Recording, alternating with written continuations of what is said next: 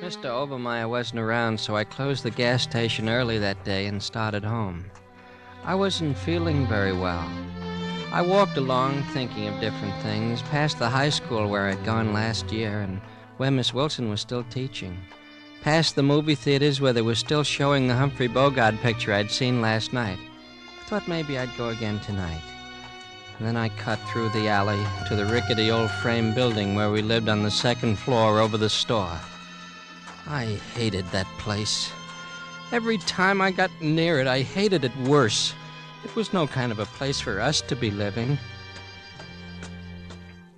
I went up the back stairs. I could hear Mom and Sis in the kitchen, so I went straight to my own room and locked the door. I pulled up the old floorboard and got out my things and spread them on the bed. I pinned on the Flyers watch, that is his wings, and strapped on the chronograph-type watch. It said "To Jimmy" from Jane on it. I looked at myself in the mirror. I could have been a famous flyer. I took off the watch and wings and looked over the other things. There was the gold fountain pen that I had only a week. It said LIB on it. It was the kind that big executive used to sign important papers. I tried it out a few times in front of a mirror. Elwood? Yes? Elwood! All right, Mother. All right.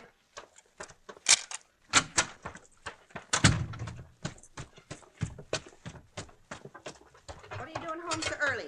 Did you get fired? No, I just closed up a little early. Well, you will get fired. Mr. Obermeyer catches you closing up early. Oh, no, I won't. And don't think you're going to lie around this house when you do. Your sister and I have a hard enough time as it is without having you on our necks. Well, I don't feel very well today, Mom. Don't feel very well. Is supper ready? No. Is that all you can think about when you come home? Food? There isn't much else, is there? Is that so? Well, any time you get tired of using this place as a boarding house... Forget it, Mom. What's this? Leave it alone. Do you have to look at everything? Well, what is it? An old album of snapshots I found in the trunk today. Didn't know I still had it. Gee. Is this me? Let me see. That's you. How old was I then? Oh, let me see, about 6. You were real cute then. Are there any pictures of Dad? No. Say, I remember this place. This is where we lived just before we came to Fairfield, wasn't it? Quite a while before. You were about 8 then. Who's this? Who's this man? You ought to remember him. You were almost 9 when he went away. I don't. Who was he? He was your stepfather. What's the idea of tearing that up? Because I want to. Cut it out. You got no right to tear up that picture. The Lord knows I got no use for that man, but you got no right to tear it up. Ah, you had no right to marry him either. Shut up! Oh, get out of here before I hit you again. Get out of here! Get out!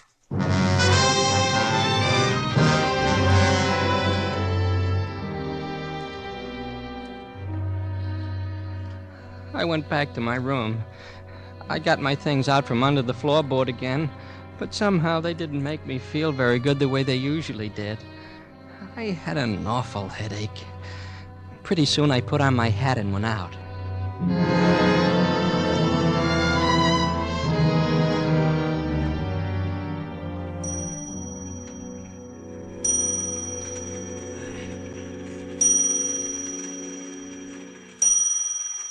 Is the oil and water all right, Miss Wilson? I think it is, Elwood, yes. Well, that'll be $1.80 then. All right. Here. Thanks. How's the new term going, Miss Wilson? Oh, fine so far. I am sorry you're not with us, though, Elwood. I was so looking forward to having you in my class Well, this year. some things just can't be helped this year, I guess. Do the students like your course, Miss Wilson? They seem to like it fine. I wish I could be there. Is there anything about abnormal psychology, Miss Wilson? We touch on it towards the end of the course. Oh, I read something about it. I read some of the Freud and Adler stuff, too. Have you, Elwood?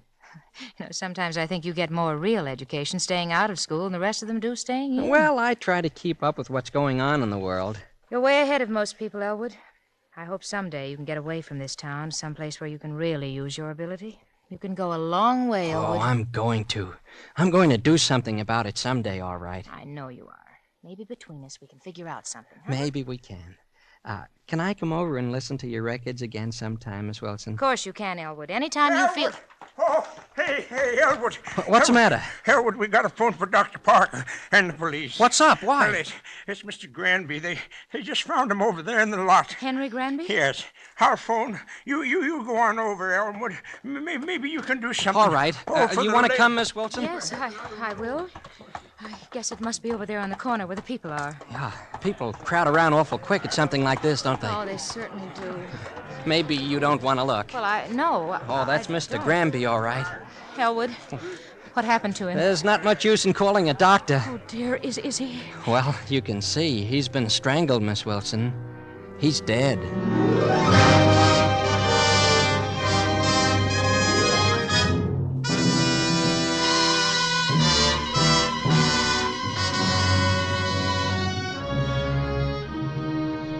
For Suspense, Roma Wines are bringing you Eddie Bracken in Elwood. Roma Wines' presentation tonight in radio's outstanding theater of thrills, Suspense.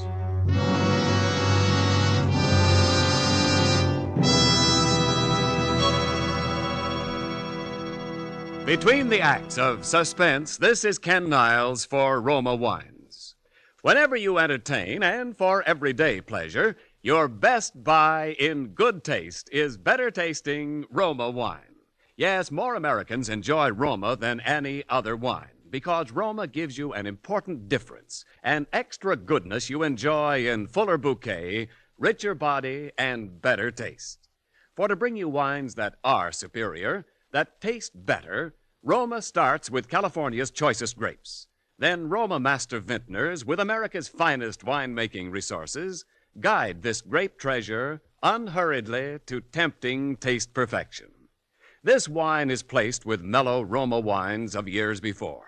And from these reserves, the world's greatest reserves of fine wines, Roma later selects for your pleasure. That's what makes the difference, the better taste you enjoy in Roma, California wines. So whether you prefer sherry or port, muscatel or tokay, insist on Roma wine. R-O-M-A, Roma, the greatest name in wine. And now Roma Wines bring back to our Hollywood soundstage Eddie Bracken in Elwood, a tale well calculated to keep you in suspense.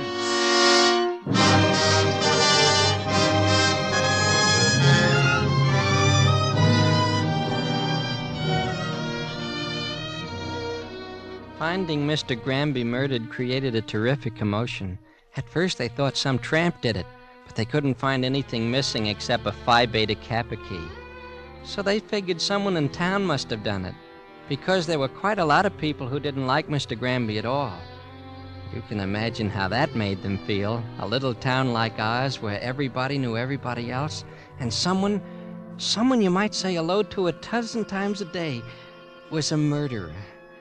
Friday was my afternoon off, and I was walking around town, and I ran into Miss Wilson and Winnie Hawks. Why, hello, Elwood. Oh, hello, Miss Wilson. Hi, Winnie. Elwood Parsons, I do wish you'd stop calling me Winnie. My name is Winifred. In fact, it's Miss Hawks to mere acquaintances. I always used to call you Winnie. That was years ago when I was just a child. Winifred's 17 now, Elwood. She's a young lady. Well, at least I'm old enough to be addressed by my right name. Okay, Winnie. All right then, Ellie. Say, Winnie, what's that? What? That hanging on your bracelet. Oh, that. That's just a little gold football. Andy Sawyer gave it to me. Gee, that's nice. Oh, it's all right. The whole varsity got them. Anybody might have one. Anybody? Yes, even you, if you'd ever taken the trouble to go out for the team. The football equipment cost too much. Say, hear anything new about the murder? New? My father says that if the police can't do anything, it's high time the citizens took things into their own hands. He's forming a vigilante committee. Oh, Winifred. Well, we have to do something, don't we? After all, there's a murderer running around loose. How do we know? It might be anybody. Sure, it might be anybody. Well, of course, I suppose it might, Listen, will both of you swear not to tell us to a living soul? What, Winifred? My father thinks he knows who did it. The murder. Does he? He thinks it's old man Krantz. In the first place, there's something wrong with him living up there in that old shack all alone. And in the second place, he's a foreigner. Winifred, what's that got to do with it? Well, he could have done it. My father thinks he's somebody who's crazy. A fiend. That's the craziest thing I ever heard. Old man Krantz, a fiend. Well, just because you're such bosom pals Tell your with father to guess again, Winnie. Old man Krantz wouldn't hurt anybody. How do you know? Old man Krantz, he wouldn't hurt a fly. He wouldn't dare.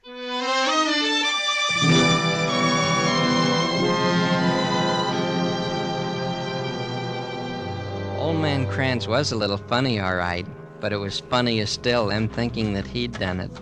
That gave me the idea to go up and see him. His big dog Bismarck started making an awful fuss the way he always did, but I just banged on the door anyway. Who is it? It's me, Mr. Krantz, Elwood. Oh, why didn't you say so? Quiet, Bismarck. Wait a minute, I'll unbar the door. Hello, Bismarck, old fella. So, you finally come up to see old man Krantz again, huh? Yeah, and I brought you some old horseshoes. I'll just put them down here. Say, I thought I ought to tell you. I heard the screwiest thing in town today. Oh, so? What was that? You know about the murder? Yes, I know. Somebody said you did it. Oh, they did, huh? Uh-huh. They're getting up a vigilante committee. But let them come with their vigilante committee. I got my shotgun. I take care of myself. Oh, all right. they won't bother you, Mr. Krantz. I told them they were crazy. They better not bother me. As far as that goes, I don't think they'll ever find out who did it. No? I don't think so. Do you? Well, somebody did do it. Oh, sure. Somebody did. He was strangled, I hear. He was. I saw him. Take a strong pair of hands to do that. Yeah, I guess it would. Well, what have you been doing lately, Mr. Krantz? Oh, nothing. Reading little philosophy this last few days. No more psychology? Oh, sure, but now I read a little philosophy just for a change. Been reading Schopenhauer. You know how he says it's the only way to escape the world? Suicide. Suicide. But he's crazy.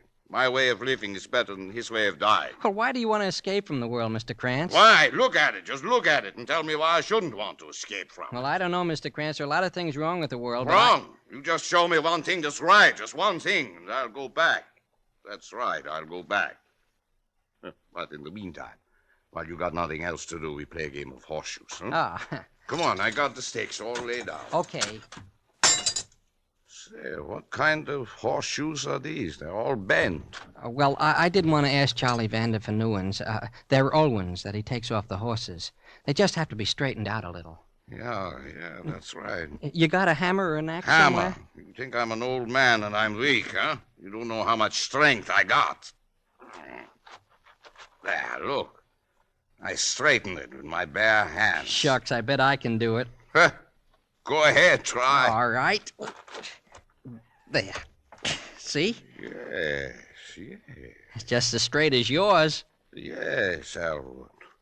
It takes a strong pair of hands to do that.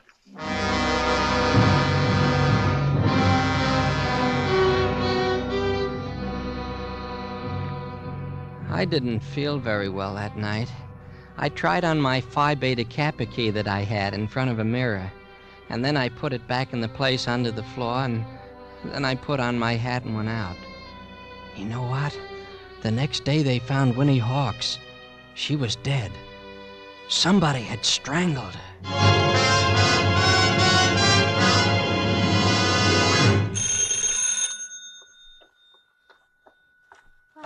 Hello, Elwood. Come in. I haven't seen you for quite a while, and I know. thought... Everyone's been so upset. It was such an awful thing. What? About Winifred. Oh, yes. It's strange what fate does. Oh, it's something a little more horrible than fate, I'm afraid. I thought maybe you wouldn't want to go out. I thought maybe you might like to listen to some music tonight, Miss Wilson. Why, yes, I'd love to. As a matter of fact, I've just got a new album of Stravinsky. They say it's very good. Oh, Stravinsky's wonderful.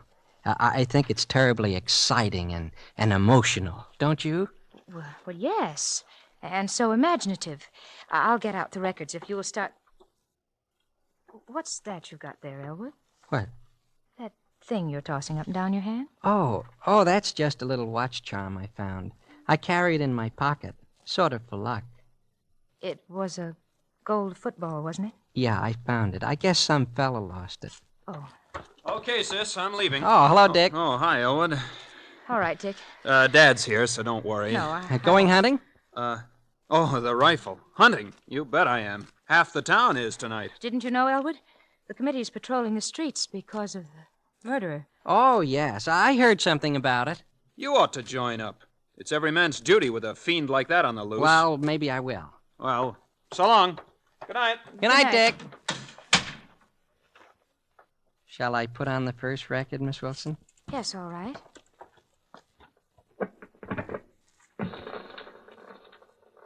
Elwood, Yes? where did you find that gold football? Down by the railroad tracks. I guess some fella lost it who was passing through. I sort of collect things like that, you know. Oh.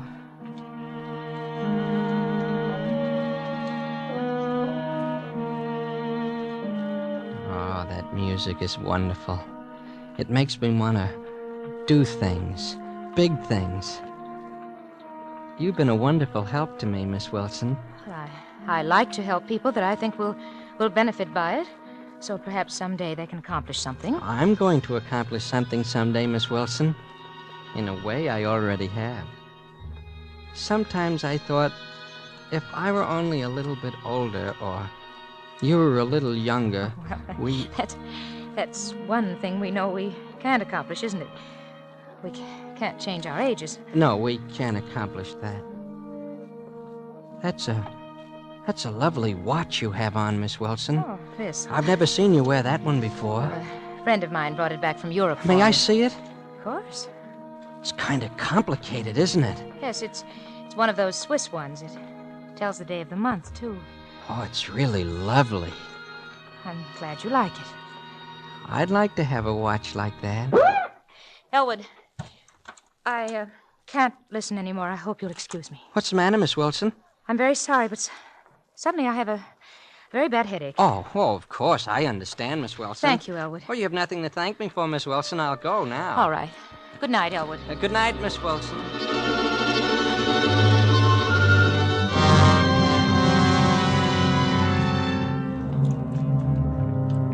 I went home and put the gold football in the place under the floor.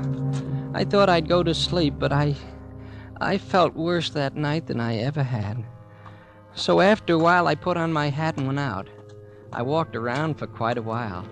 Once I saw some of the fellows driving around in a hopped-up Ford, all with rifles and shotguns. How are things at the station, Elwood? I just waved to them and kept on walking. I was down around the station just as the 1140 was pulling out. A man had gotten off and was crossing the tracks to take the shortcut. It was dark. I couldn't see who he was, but he had a brand new briefcase, a lovely one, the kind they call a dispatch case. I followed him. The shortcut is a path up over the ridge below Mr. Krantz's shack. It winds quite a lot, so at first he didn't notice I was following him. I got pretty close before he did, and he turned his head. He began walking faster, and so did I. In a minute, he looked back again, and it must have come to him who I was because he started to run. Then I ran, too. When he saw he couldn't get away, all at once he made a quick turn up the hill towards the lights in Old Man Krantz's shack. He didn't yell or anything, but he dropped his briefcase now, and he was running as hard as he could. So was I, and I didn't stop. For a second, I was afraid he might wake up Old Man Krantz's dog before I caught up with him. He tripped over something and fell, and I was there before he could get up. He turned his face. Then suddenly it happened again. The same thing that happened with Winnie Hawks and Mr. Granby. It wasn't his face that I saw. It was the face in that picture. The face of my stepfather. My hands were closing around his throat.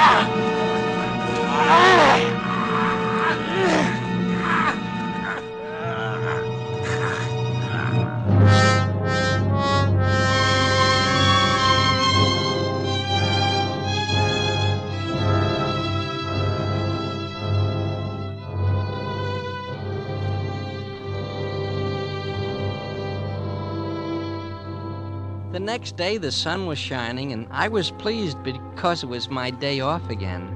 I'd slept late. But when I started over into town, I saw a lot of kids running up towards the ridge, so I guess they'd found him. I followed along, but when I got there, I saw they were going up further, to Old Man Krantz's shack. There was a big crowd there, and the sheriff and 3 or 4 cops, they didn't seem to be doing much. It was some other men, like Mr. Wilson's brother, that seemed to be in charge. One of them had a rope, and he was slinging it over a tree. And then I saw the dog. Somebody had shot Bismarck, and he was lying there in the grass, all covered with blood. And then they were dragging Old Man Krantz out of his shack. I'm an old man, boys. I don't do it. What would an old man like me want to do a thing like that? Shut up! No. Now, quiet. Listen here, men. Quiet. I gotta warn you. What you're doing is illegal and contrary to the law. We're in charge now, Sheriff, and let me warn you. Don't try to interfere. Bismarck, old Bismarck, what have you done that for? To a poor dumb animal. He didn't do nothing. Come on, get the rope. No. Wait, he didn't do it! How do you know? Well, he couldn't have... Why, there's the one who did it. Right there. I was down the hill before they even had time to fire a shot. That's all it had taken. Just those few words and they knew. But it was too late now. There was a freight train coming through just as I got to the tracks. I got across ahead of it. That cut them off for a minute and gave me time to think. But I knew I'd never get very far in the open daylight. Then I saw an oil tank car standing on the siding with the top up. I scrambled up onto it and down the little ladder inside. It was empty, but I was barely inside when they were across the tracks after me. I hardly dared breathe, standing there in the darkness with the oil on the bottom of the car seeping into my shoes. I almost fainted thinking of what would happen if somebody got the idea of looking into that tank car. It was good and dark. About 8 o'clock, I guess, before I dared to climb out. I was still frightened, but I was excited, too. They were looking for me. Everybody. In a couple of days, the whole country would be looking for me. But they wouldn't find me. They'd never find me. For years, they'd wonder how I got away, and then I saw 2 men walking up the track to the freight agent's office. I was frightened all over again. Haven't seen any sign of him, have you? No, I just wish I had. I got old Betsy here all crying. They were all over, everywhere. But just the same, I had to get to see Miss Wilson. Somehow I just had to get to see her. I started back over the ridge. I figured that would be the last place they'd be looking. But at every little sound in the brush, I'd go weak all over from fear. I got there, though, through the backyard. And I was just hiding in the bushes alongside the house when I saw her come out the front door with Dick. I'll walk you down there, sis. We're patrolling the streets by the school anyway, so you'll be all right. Keep plenty of lights on, though. It's so brutal. Brutal? Yes, and you enjoy it, all of you, hunting him down like an animal. What? Good Lord, sis. He is an animal.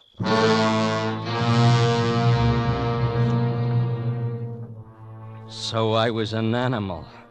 Well, all right, then, I was an animal, but I was a lot smarter animal than any of them. I knew she was going to the school, and I knew how to get into the basement. It was awful easy, really. And I was already inside when I heard her arrive. She had the place blazing with lights, but her room was right next to the basement stairway, and there was a fuse box just at the head of the stairs. It was almost too easy. Of course, I couldn't see her in there when I opened the door. Who's there? Miss Wilson? Don't be afraid, Miss Wilson.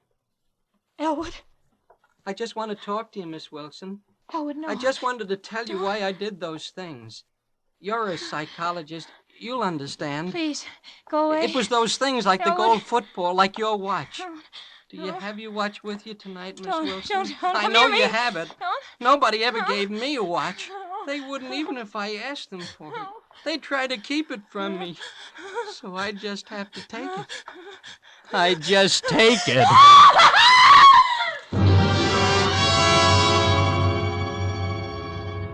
They were coming down the hall. The lights were on all of a sudden. There was only one way out. The window. I was cut some when I hit the ground, but I was all right. I started to run. And then I saw someone in front of me. He was aiming right at me. I turned and I ran the other way.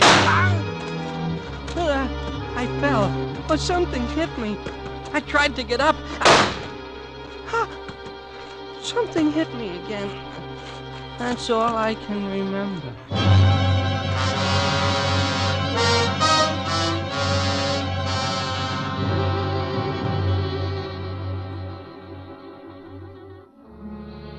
They say I'm what's called a criminal psychopath. They say I took those things because they were symbols of love that I never had.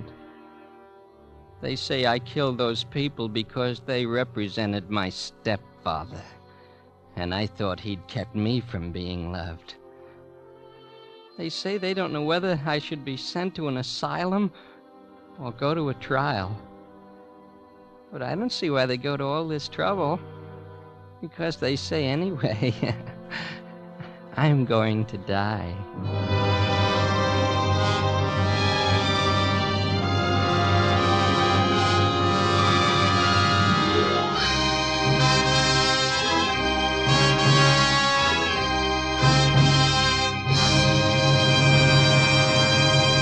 Suspense. Presented by Roma Wines, R-O-M-A, Roma, America's favorite wines.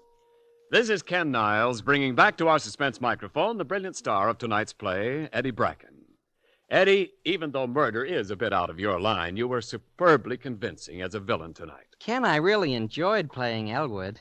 Say, that's a handsome watch you're wearing. You mind if Elwood, Eddie, don't let go of my wrist. The play's over. Oh, but I like nice things. Valuable things. Well, then, you'll like this gift basket of Roma, California wines. It's a present from Roma, your host tonight, with compliments on a most realistic performance. Oh, gee, thanks, Ken. I'll have to remember that routine. It pays dividends. And remember this, Eddie, when friends drop in, it pays dividends in hospitality to add warmth to their welcome with glasses of that delicious Roma port in your gift basket. For ruby red, rich-tasting Roma port is a warm, congenial wine, the first choice of millions for smart entertaining. And at dinner time, fragrant Roma port is so good, so gracious with dessert. Yes, real hospitality calls for Roma port on hand, always. Well, I know how popular Roma port is, Ken. Well, Eddie, here's the reason. You see, in all Roma wines, you enjoy an important difference, an extra goodness born of fuller bouquet, richer body, and better taste. And because only Roma wines give you this extra goodness, more Americans enjoy Roma than any other wine. Solid, Ken, solid. Thank you and good night. Eddie Bracken may be heard on his own program, For Texaco, and is currently being seen in the Paramount production, Ladies' Man. Tonight's suspense play was written by Robert Richards. Next Thursday, same time, you will hear Mr. Howard Da Silva as star of Suspense. Produced by William Spier for the Roma Wine Company of Fresno, California. In the coming weeks, Suspense will present such stars as James Stewart, Nancy Kelly, and others. Make it a point to listen each Thursday to Suspense, radio's outstanding theater of thrills. This is CBS, the Columbia Broadcasting System.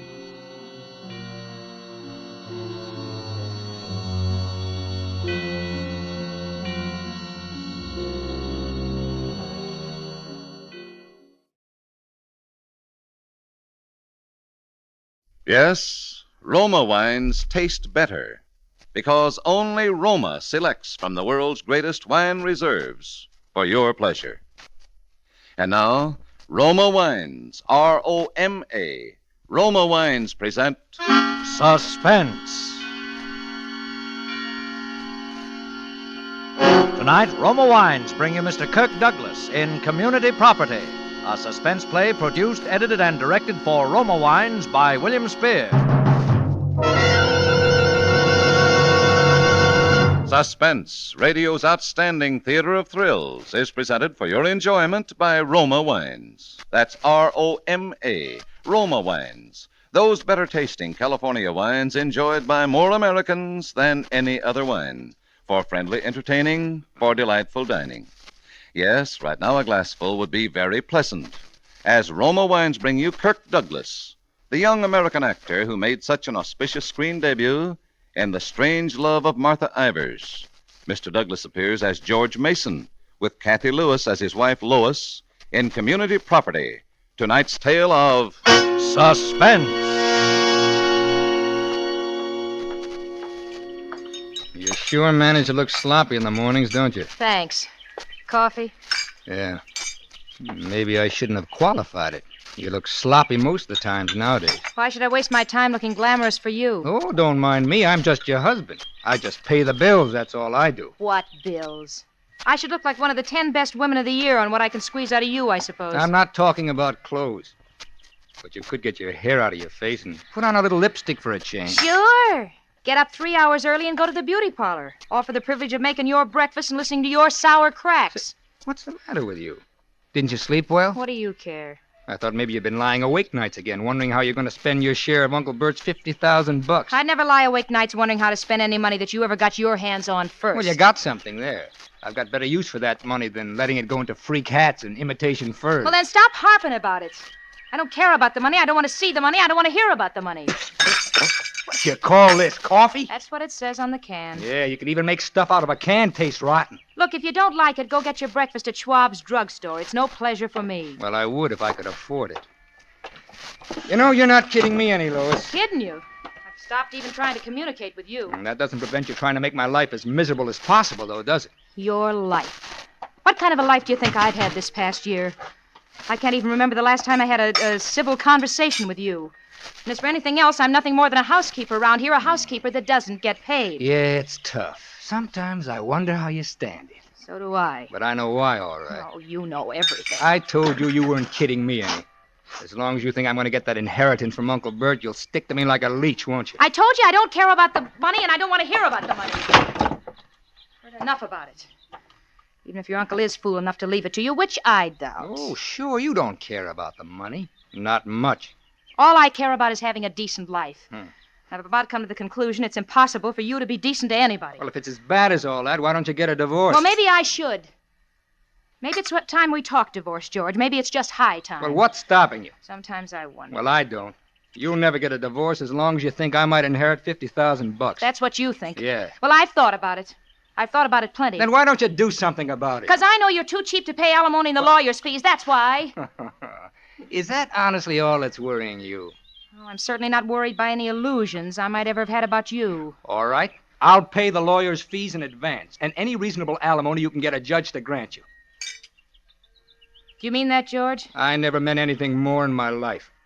Brother, you've got yourself a divorce.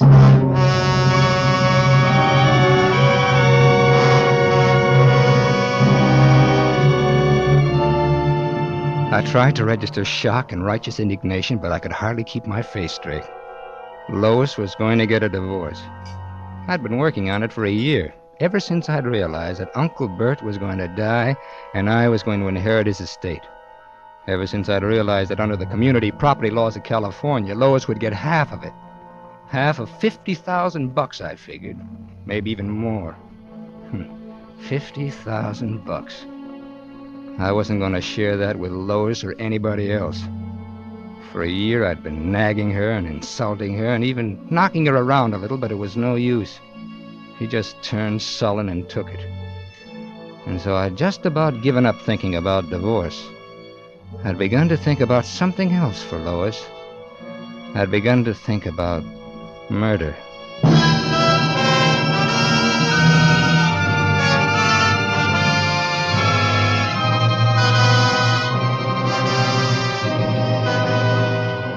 For Suspense, Roma Wines are bringing you Kirk Douglas in Community Property. Roma Wines' presentation tonight in radio's outstanding theater of thrills, Suspense.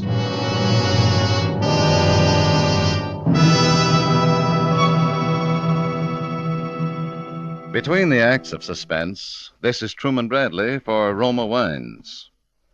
To enrich your quiet evenings at home, to add warmth to your welcome when friends drop in, serve Roma wine.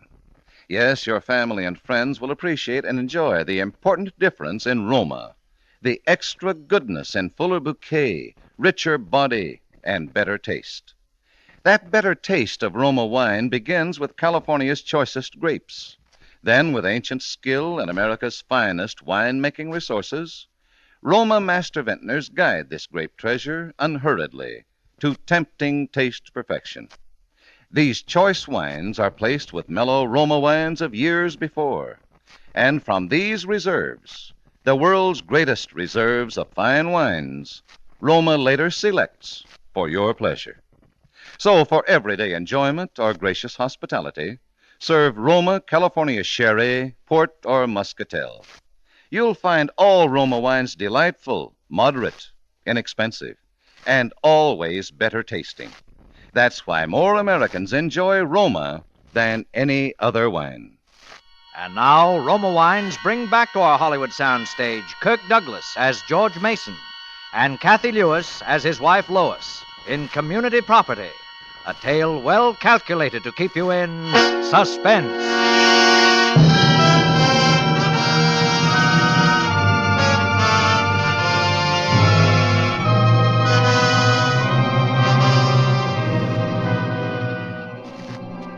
So now Lois is going to give me a divorce. At last. And Uncle Bert's $50,000 would be mine, as long as she started proceedings before I inherited. And knowing Lois, I figured now that she'd finally decided. She'd probably go to work on it that very afternoon. When I drove out to Uncle Bert's later in the day, I was feeling like a kid just out of school. It was one of my regular visits, and I never missed. 3 or 4 times a week. That was a bore and a pain. But I'm a guy that can put up with $50,000 worth of almost anything. Good afternoon, Mr. Mason. Oh, hi, Judson. How's the old boy feeling this afternoon? Not too well, I'm afraid, sir. Oh, gee, I'm sorry to hear that. One of his bad days, eh? Rather difficult, yes, sir. Well, do you suppose it's all right for me to see him? Oh, yes, sir. It's nothing that serious, I should say. He's called for his lawyer, Mr. Bernard, and for Dr. Thorpe. I should imagine he'd be quite able to see you as well. Yes. Yes, what is it? Your nephew, Mr. Mason, is here to see you, sir. All right, show him in. Hello, Uncle Bert. How you feeling? Oh, not well, my boy. Not well. Not well at all. Well, go on, Judson. Close the door. Go about your business. Yes, sir. Judson was saying you've had sort of a bad day. Yes, I'm completely bedridden now, as you see. I'm afraid the end is not far off, my boy. Oh, don't be silly, Uncle Bert. You'll live to be 100. No. I've called Dr. Thorpe. Oh, you can't scare me. Well, you call Dr. Thorpe every other day. I tell you, I'm sick. I'm dying. Are you going to sit there and argue with me? Oh, well, no, Uncle Bert, but, gee, I hadn't realized it was that serious. Well, it's most serious. I'm glad you came today. I'd have called you if you hadn't. Oh, I understand your lawyer is coming over here. Oh, yes. I wish to be absolutely certain that my affairs are all in order before the end. Gee, Uncle Bert, well, gosh, it's hard to believe that anything could happen, well, like that, I mean. Ah, my boy, there's no disputing with the Grim Reaper when your time comes. Oh, pull your chair a little closer. Sure. That's it. George, you've always been a good nephew to me. Of course, I know you're always thinking of the money. But that's only natural. I don't care. Uncle Bert, now that's not fair. You're a liar, George. But you're a good liar. And that's a comfort to an old man. Of course, I don't know what you're like in daily life. I've been ill so long. Just average, I guess. Well, I wouldn't think so. Now, I imagine you're mean and greedy and thoroughly dishonest when it's safe to be, as I was. It runs in the family. It's only natural, too. You make me sound like a pretty bad guy, Uncle Bert. All right. Only true to human nature, George, with a little dash of Mason family thrown in. Yes, you've always been a good nephew to me, George, even though you may have been a hypocrite about it. And that's all anyone has a right to expect at my age. You won't have any reason to regret it. Well, I wish you wouldn't talk that way, Uncle Bert. What way? Well, about the money and things like that.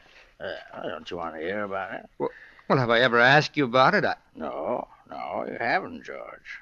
You've been very clever about that. But you may as well know now. Well, As my will stands now, my estate will be divided into 2 parts. Oh. Yes. One half of my estate will go as an endowment to my old school, Weymouth College. Half? Yes. Oh, is that? Come in. Well, hello, Mr. Mason. How are we today? Old man's handing out bad news today. Hmm? Now, in your case, I'm afraid you're about to lose a steady source of income, Doctor. Oh? Meaning... Meaning me. Yes, I'm afraid you're going to have to find some other victim to pay your office rent very soon now. Oh, well... Yeah, you know my nephew, of course, don't you? Sure. Hi, Doc. Hello, George. Oh, by the way, George, here's a prescription your wife asked me to write out for her. You might have it filled on your way home if you have the time. Sure, thanks. Yes, bad news all around. Now, George here, I've just informed him that I'm leaving half my money to my old school. He looks mighty disappointed, doesn't he? Oh, now, Uncle Bert, it's your money. Why should I be sore? Now, the pulse, please, Mr. Mason. Yeah. Thank you. Of course, I haven't told him all of it yet. You want to hear the rest, George, huh? Well, whatever you say, Uncle Bert. Really, Mr. Mason, you shouldn't be talking too much. Your condition's not as good today as it might be. Oh, I know that. But as I was saying... George... what was I saying? Oh, yes, the will.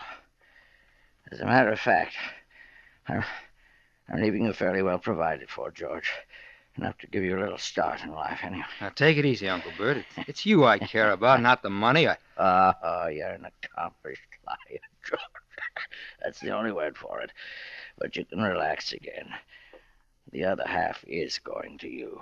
Well, you know you didn't have to do that, Uncle Bert. Well, not that I don't appreciate it, but... I think it will help a little, George. You'll be able to use $500,000, won't you? What'd you say? Really, Mr. Mason, I must forbid you to get excited now. Your condition... Didn't you hear me, George? I said 5. Uncle Bert. Mr. Mason. Uncle Bert. Uncle Bert, listen to me. I'm afraid he's gone. Tell me what you said. For heaven's sake, man, have a little decency, can't you? He's dead. He can't be. It's some kind of a gag. Did you hear it? $500,000. Oh, come in. Mr. Bernard is here to see. I'm afraid you're too late, Bernie. Oh, Bernie, you drew up the will. You'll know. Oh, hello, George. Bernie, he said 500,000. 500,000. You mean your inheritance? That's roughly what it comes to. Wow, $500,000. And permit me to be the first to congratulate you, George, on bearing up so well under your bereavement, that is. $500,000, and he never told me. Why, the rotten old liar.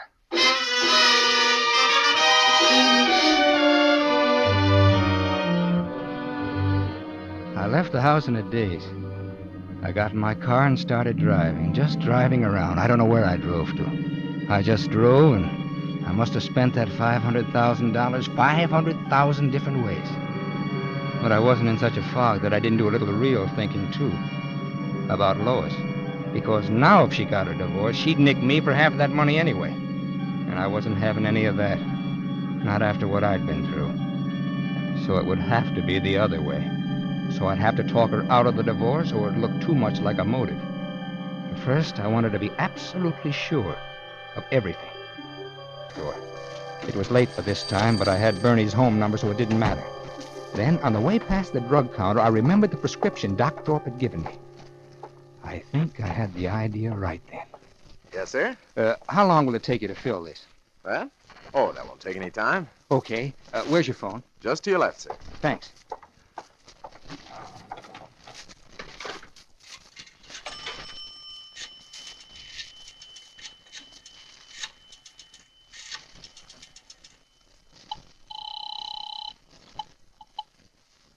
Hello? Bernie? Yeah. George Mason. Why, hello, George. I'm afraid you can't have the money tonight, old boy, but come in first thing tomorrow. Great kidder, aren't you? Listen, Bernie, I wanted to ask you something. Anything you ask will be charged against you from now on, George. Now, seriously, though, I met a friend of mine today, a Texas oil man, but he married out here, and, Well, he's having a little trouble with his wife. Send him around. I'll give him a discount. Well, maybe I'll do that, but all he wants now is free advice. You see, he's worried about this community property law. Well, it seems he came into quite a hunk of dough out here lately, and... Coincidence department, huh? Well, not exactly. This was, well, a deal, real estate.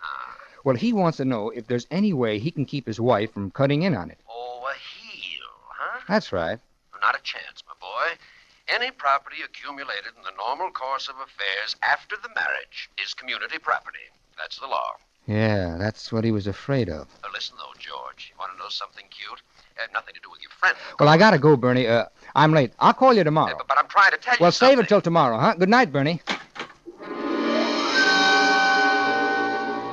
I was in no mood to listen to bright sayings. I had too much else to do.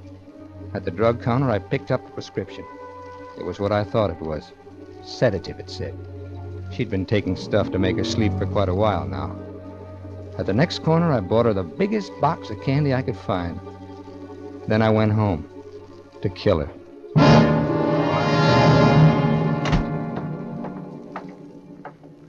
Lois? Is that you, George? Yeah. You going to bed? Yes. You're late. Yeah, Well, I'll tell you about it. You don't need to. It's nothing unusual. I know it isn't, Lois, and... Well, that's what I want to talk to you about. Oh, here's something I picked up for you. What's this for? Nothing. I just thought you might like it. You must have wrecked the car or something. No, but... Well, I've been doing a lot of thinking today, Lois. So have I. Well, you haven't done anything about that yet, have you? I mean, the divorce. Not yet. I know you're in a big hurry, but tomorrow will be time enough, won't it? Oh, now listen, Lois. Like I said, I've been doing a lot of thinking today. Well, it was quite a shock when you said that this morning. When I said it? Well, when it came up that way. Gosh, I got to thinking. Well, I've been pretty rotten to you these last few months. And, well, I don't know why, but I have, and I know it. You haven't been exactly the ideal companion, George. Well, it's as though something was driving me, making me do things and say things that I didn't mean and I didn't want to, and I couldn't help myself. Gosh, I don't know what it's been. Worry, trying to scrape along with everything going sky high and running into debt and thinking about the old man's money. I don't know what it's been, but I know it's been awful. For me, too. And I know it's been 10 times as bad for you. I know, George, but everybody has those kinds of worries nowadays. Well, I know, and, well, they don't take it out on somebody else the way I have, but when you talked about divorce, well, gosh, it made me realize... I love you, Lois. I don't know how I could ever get along without you. Do you really mean that, George? I never meant anything more in my life. Just give me another chance, Lois. I'll do anything. I'll go to a psychiatrist or something. I know it's been my fault, but I can change. If you'll help me, I can change overnight. It'll be the way it used to be, huh? Oh, George. Oh, now, darling, I know I've been a terrible heel. I knew it wasn't really you. It hasn't been all your fault either. Yeah. I've been sullen and nasty, but I had to do something just in self-defense, just to keep from going crazy.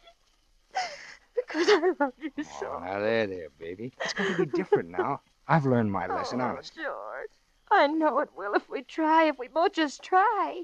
We used to be so happy. We're going to be happy again, too. You see, happier than ever. I know it. You know, I think I'll really sleep tonight for the first time in months. Good. I've been so nervous lately, I've just been a wreck. Oh, say, that reminds me. I ran into Doc Thorpe today, and he gave me a prescription of yours. I had it filled on the way home. Here. Hmm? Oh, my sleeping pills. That's funny, you thinking about that now, and I probably won't need them anymore. Well, you better take one anyway, just to be on the safe side, huh? Say, maybe I'll take one, too. Gee, it's been a pretty tough day. All right. I guess tonight maybe I'm almost too happy to sleep. Would you warm up a little milk for me, darling? To take him with? Well, sure, honey. I'll fix you right up. Thanks, darling. I went downstairs and started warming the milk. I'd had the stuff hidden away for a couple of months now. It was a narcotic that would have the same effects as the sleeping pills and show up the same way in an autopsy. I put some sugar and cinnamon in the milk to cover the taste, and then dumped in enough of the stuff to kill a horse. Then I took it up to her. Thanks, darling. Yeah. Huh. That's nice. What'd you put in it? Oh, just sweeten it up a little. Sweets to the sweet. Oh, here's your pill. Thank you. Oh. It tastes a little funny. Oh. It's nice, but kind of funny. Oh, yes, maybe I got the milk a little too hot, huh? It always tastes funny when it's boiled. Maybe. That's it. Drink it all now. That's a good girl. There. That's the ticket. Feeling sleepy? All of a sudden. Well, now you lie down and let me tuck you in and you get a good sleep. And tomorrow, we'll start all over again. Oh, yes. A new life. That's right. Tomorrow, there'll be a brand new life.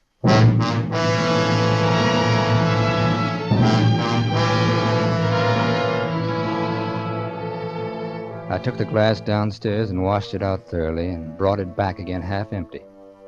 I dumped about 3/4 of the sleeping pills down the drain and then tipped the bottle over on the bedside table to give things that reckless look and went to bed. You think that's pretty funny, I suppose? Lying down in the next bed to someone you know is dying, will be dead before morning? Someone you just murdered? Well, maybe it is. But all I was thinking of was that $500,000 and spending it over and over another million different ways as I went off to sleep, and believe it or not, I slept like a baby.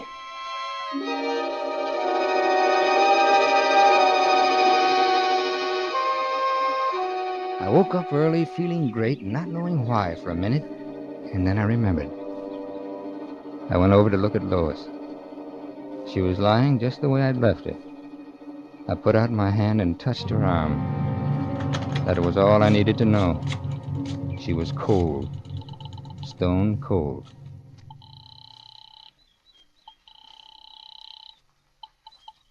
Dr. Thorpe's office. Give me the doctor. Quick, quick. Calling, please. What's the George Mason, hurry, please.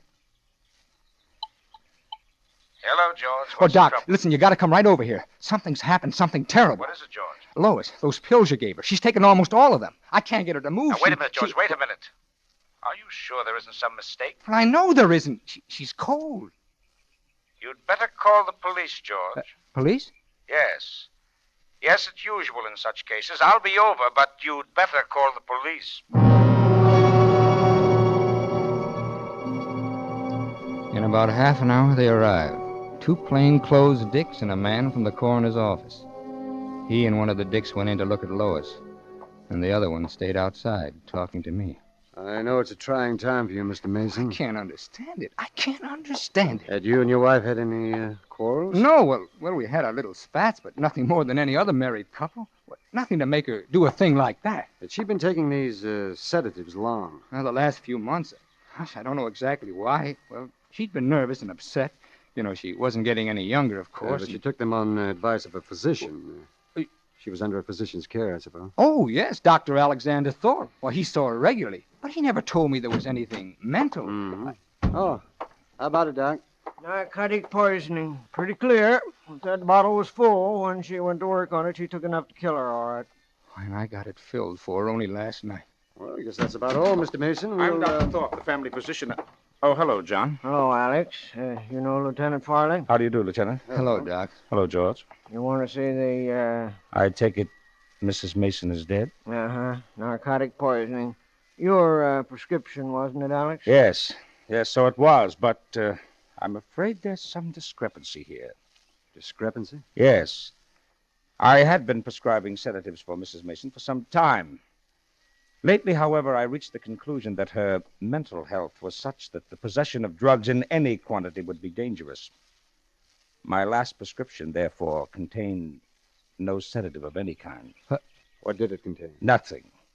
Sugar and a neutral base. Why, if Mrs. Mason died of poisoning, the poison was administered to her in some other form. You said, administered? I did.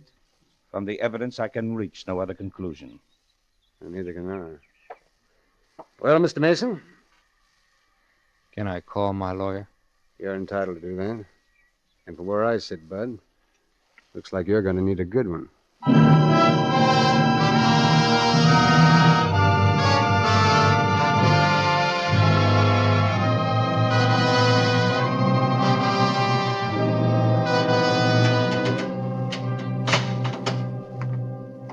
Well, let that be a lesson to you, George. Before you commit a murder, always check with your attorney. Great kidder, huh, Bernie? Sure. If you'd only told me this on the phone yesterday instead of that cock and bull story about a friend from Texas, I could have saved you a lot of trouble. How? I tried to tell you. Money that you earn or make in business is community property. Money that you inherit is not. What? That 500 grand would have been all yours, George. You see what I mean? Next time, check with your attorney. Check with your attorney. A great kidder. Now he says, don't worry. If he can get me off the gas chamber, I'll still have the worst years of my life ahead of me. How do you like that?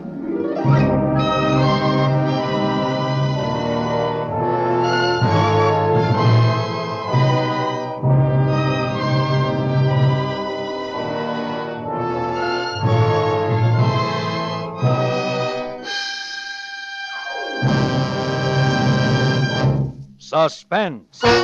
Presented by Roma Wines, R-O-M-A, Roma, America's favorite wines. This is Truman Bradley, bringing back for a curtain call our suspense star of the evening, Kirk Douglas. Kirk, you know, millions of our suspense listeners will remember you as Barbara Stanwyck's husband in The Strange Love of Martha Ivers.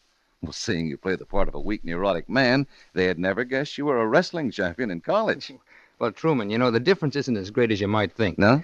You see, college wrestling was my first acting experience. See, that's where I learned to portray suffering. Well, since you were undefeated champion, Kirk, I imagine most of the suffering was done by your opponents.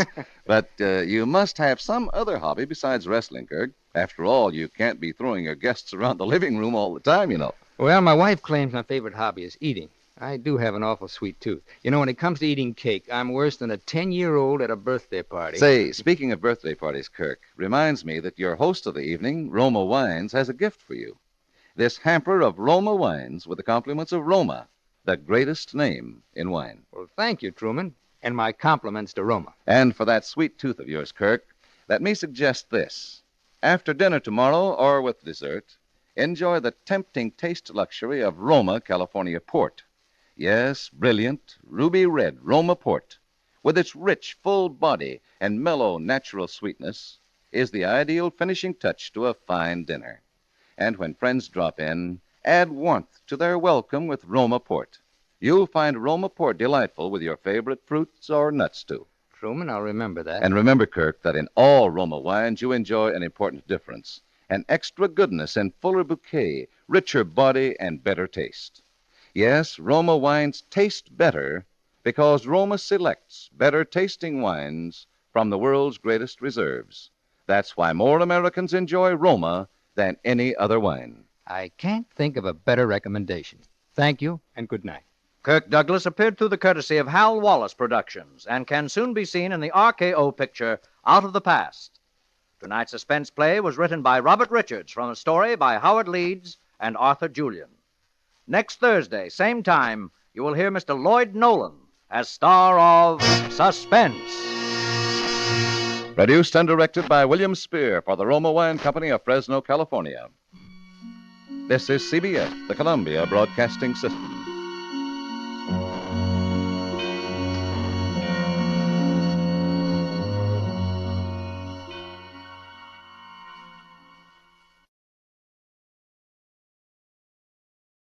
Yes, Roma wines taste better because only Roma selects from the world's greatest wine reserves for your pleasure. And now, Roma Wines, R-O-M-A, Roma Wines present Suspense. Tonight, Roma Wines bring you Mr. Lloyd Nolan in Green-Eyed Monster, a suspense play produced, edited, and directed for Roma Wines by William Spier. Suspense, radio's outstanding theater of thrills, is presented for your enjoyment by Roma Wines. That's R-O-M-A, Roma Wines. Those better tasting California wines enjoyed by more Americans than any other wine. For friendly entertaining, for delightful dining. Yes, right now a glassful would be very pleasant. As Roma Wines bring you Lloyd Nolan in a remarkable tale of suspense. I got to sleep pretty late. I'd been reading a book about the Civil War, and I got interested in the section on Gettysburg. There was some material that I hadn't known about. I didn't sleep very well even after I'd turned off the bed light. You know, when you're accustomed to having someone else in the house, it's an uneasy feeling to know that you're alone. I remember hearing the clock in the front room strike 4, and then I must have fallen asleep. I was dreaming, as I recall it, about a very bloody battle between the blue and the gray.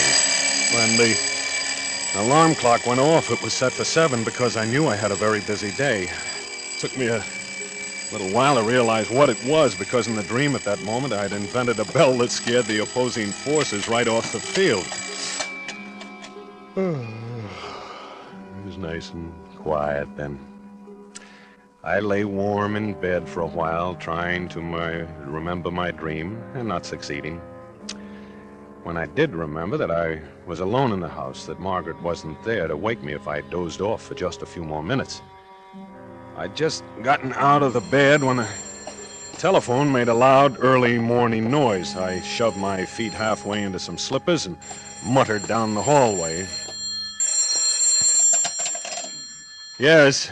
Sorry to disturb you. Is this Michael Dawson? It's a little early, but I think so. Do you drive a Pontiac convertible license number 99R479? Yes. Where's your car now, Mr. Dawson? It's right in front of the house. What's up? Will you look and see if it's there? Well, who is this? Police Department, Sergeant O'Connor. Oh, well, just a minute. I thought it's awfully early in the morning for this to happen, but it's awfully hard to think clearly when you haven't had a cup of coffee or a cigarette. I walked to the front window and my car wasn't there. Then I went back to the phone, still thinking how hard it is to think clearly when it's early in the morning. Oh, hello. Oh, right here, Mr. Dawson. It's gone, the car. I just wanted to be sure. Your car was stolen last night, Mr. Dawson. It's pretty badly banged up. Oh. Are you insured? Well, I think so. I don't know. Well, I suggest that you report the theft to the insurance company and come down to the police garage with a pink owner's slip. Well, all right. I'll be down as soon as I can. I got dressed then and made coffee, drank it, had a cigarette. I called Tommy Castle, my insurance man. Told him that the Pontiac had been stolen and what the cop had told me to do, and he said he'd drive me down to the garage. I had the pink slip on the desk, and I took it with me. It was 7:15 when Tommy picked me up in front of the house. We drove to the police station and started walking around to the garage. You don't need to worry, Mike. You're very well covered. Now, aren't you glad you took all the insurance I recommended? Well, I suppose so. Because you're very well covered. Well, it's swell, but if it's completely wrecked, where am I going to get another car? They could probably fix it like new. And it won't be long before the market will be flooded with new cars. Mr. Dawson? Yeah? Sergeant O'Connor, the car's over there, Mr. Dawson. Where? Oh, yeah, I see it. It's pretty badly smashed up. Now, let's look it over closely, Mike. What a mess. Well, you know, that serves me right for leaving it out in the street all night. Never would have happened if my wife had been home. Margaret's much more thorough than you are, Mike. Is Mrs. Dawson a blonde, about 5'3"? Yeah. Why, do you know her? Is that your wife, Mr. Dawson?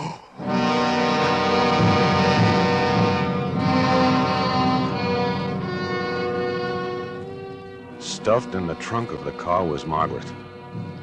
She was wearing the same dress that she'd had on the day that she'd gone to visit her mother. Well, the whole scene was very clear. I can remember easily. Her face was smudged, and I thought she wouldn't like to be seen with her face dirty. And her clothes were badly rumpled. And just below the left shoulder blade, sticking up straight from her back, was the handle of a brass letter opener. I must have started to weave a little then. Hey, you all right, Mr. Dawson? Easy, Mike, easy. Come over here and sit down. I'm all right. I'm all right. I'm sorry I told you that way, but we had reasons. Reasons? Well, it seems to me Who could have done it? Who wanted to kill Margaret? She had a few little faults, the same as all of us. Why would anyone want to kill her for the... Come on now, come on. Sit down here. Sit down. Looks like our local Jack the Ripper again. Stabbing, the whole general She never setup. did any harm to anyone.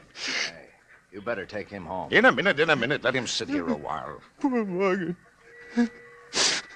Poor little blonde Margaret.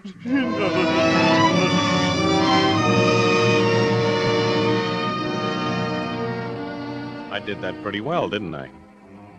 Because I wasn't surprised at all. I'd planned that whole morning. I didn't think it would happen that early, but I knew it would happen. You see, I had stolen my car and left it wrecked for the police to find.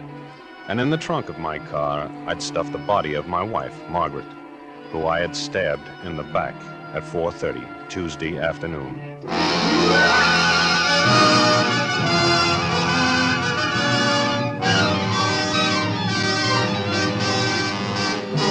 For Suspense, Roma Wines are bringing you Lloyd Nolan in Green-Eyed Monster.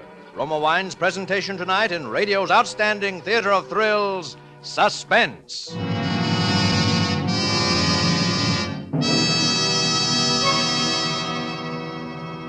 Between the acts of Suspense, this is Truman Bradley for Roma Wines.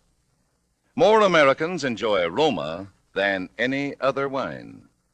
Yes, Roma is America's favorite wine for everyday pleasure, for gracious hospitality. Because in Roma, you enjoy the important difference of better wine, extra goodness in fuller bouquet, richer body, and better taste. And there's a reason Roma wines taste better. First, Roma selects California's choicest grapes. Then, with ancient skill and America's finest wine-making resources, Roma master vintners guide this grape treasure unhurriedly to tempting taste perfection. These choice wines are placed with mellow Roma wines of years before. And from these reserves, the world's greatest reserves of fine wines, Roma later selects for your pleasure.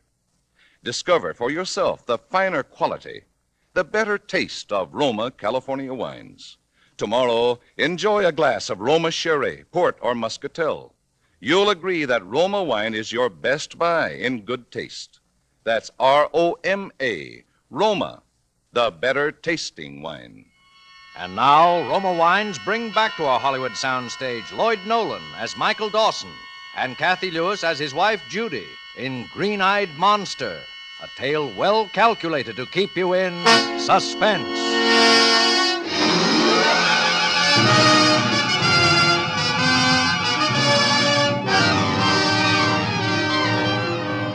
I was, of course, the prime suspect in the murder of my wife, Margaret.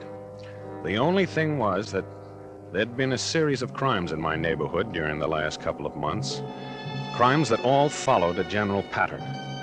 And since I was clever enough to fix Margaret's murder so that the death was as neat as the others had all been, it was decided at the coroner's inquest that the murder had been committed by a person or persons unknown, by which they meant the Jack the Ripper character that was running around loose. And I wasn't held.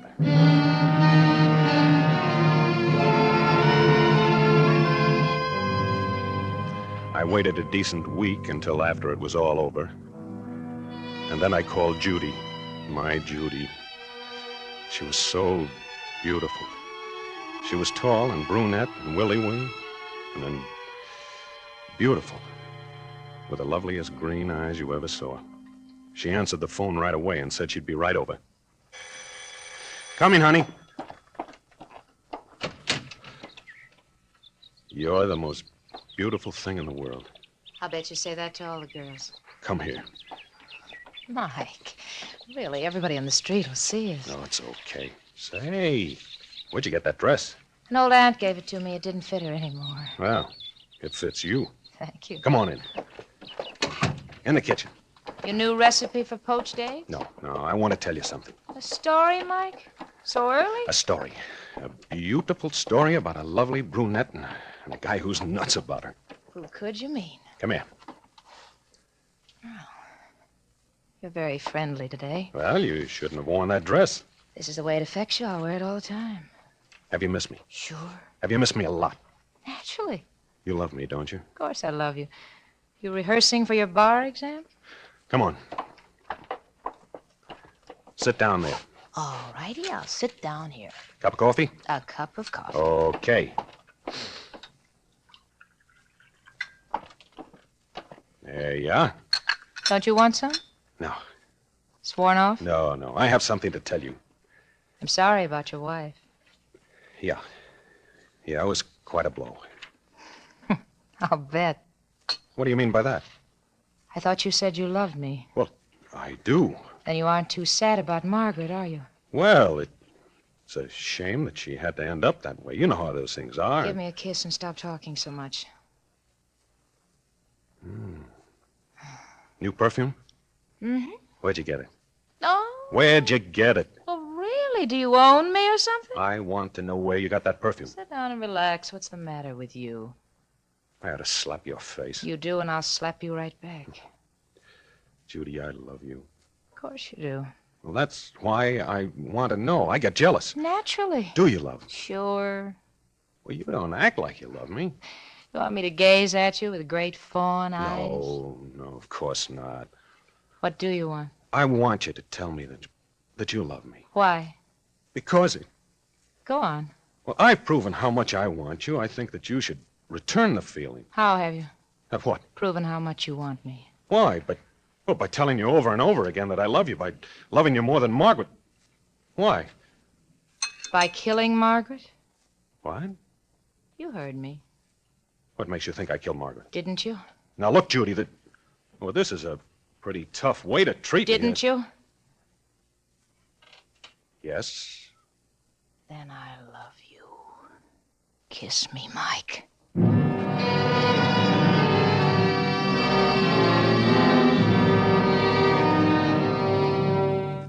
She loved me. She really loved me. That was all I cared about, all I could think about. She was so wonderful. We got a little house in Glendale and were married out there where nobody knew us. And then that first evening, that very first hour almost, that we were alone together in our own home, somebody came to the door. It was Tommy Castle. He barged in and he talked you about know I'm insurance. your friend, Mike, and yours too, Mrs. Dawson. That's why I feel it's my privilege, yes, my duty to talk to you this way. Now, I'm the last one in the world that wants to stir up any unhappy memories, but, well, if you remember, Mike, I urged you repeatedly to take out a joint insurance policy on yourself and on your, that is the former... You mean Margaret? Yes, thank you. And, well, you know what happened. What happened, Mr. Castle? Well, he never took out the insurance, and so when Margaret, well, I mean, she simply wasn't insured. Maybe that's just as well, Mr. Castle. I'm afraid I don't follow you, Mrs. Dawson. Well, if Mike had collected any insurance when Margaret was killed, those silly policemen, you know how they are, they might have thought Mike had some reason. Judy. Well, as I was saying, now, you two are just married. A whole new life ahead of you. And now's the time to think about the future. Now, listen, see? I don't like this whole conversation. This is no way to talk to a man on his wedding day. And But Mike, that's where you're wrong. This is just the way to talk to a man on his wedding day. Now, look, can I talk to you for just a second, Mike, private? Oh, no, please don't go, Mrs. Dawson. This will only take just a second. Now, look, Tommy, this is our wedding day. Now, Mike, listen. You really ought to sign an application on Judy's life. Why, do you know how many women are killed in automobile accidents every year? And here in Los Angeles, this Jack the Ripper character only kills women, you know. Why, I'm telling you. All right, let me sign it, and please, I certainly Tommy, will. Well, there we are. Of course, you'll have to take a physical examination, but that'll be nothing to a youngster like you know. Well, folks, I can't tell you how much this will mean to you what did I do with my hat? Oh, yes, there it is. I can't tell you how much this will mean... Mr. Castle, you're going straight back into town. Why, yes, I am. Is anything I can do? I think I'll ride in with you if you don't mind. What? Oh, no, I'd be delighted. Judy. I'm sorry, Mike. I forgot to tell you. An old girlfriend of mine called me today. She's in town just this one night, and I told her I'd see her. But, Judy, it's... I know, but just one of those things, dear. We ready, Mr. Castle? Yeah, sure, I'm ready. Don't worry, darling, and don't wait up. Well, I just stood there. I didn't know what to say or what to do. It was our wedding night. I moved the curtain aside and watched her go down the walk with Tommy. She was holding onto his arm real tight, too tight. She smiled up at him. I went into the living room and tried to read Sandburg's Lincoln. It was quite a book, 5 big volumes. But I couldn't read. Well, by midnight, I was in a blind rage. I was going to get in the car and go look for it. I was going to call the police. And then a minute later, I was in a cold sweat of fear that something might have happened to her. And then back to a blind, scalding jealousy again. Finally, it got to be 3:30 in the morning.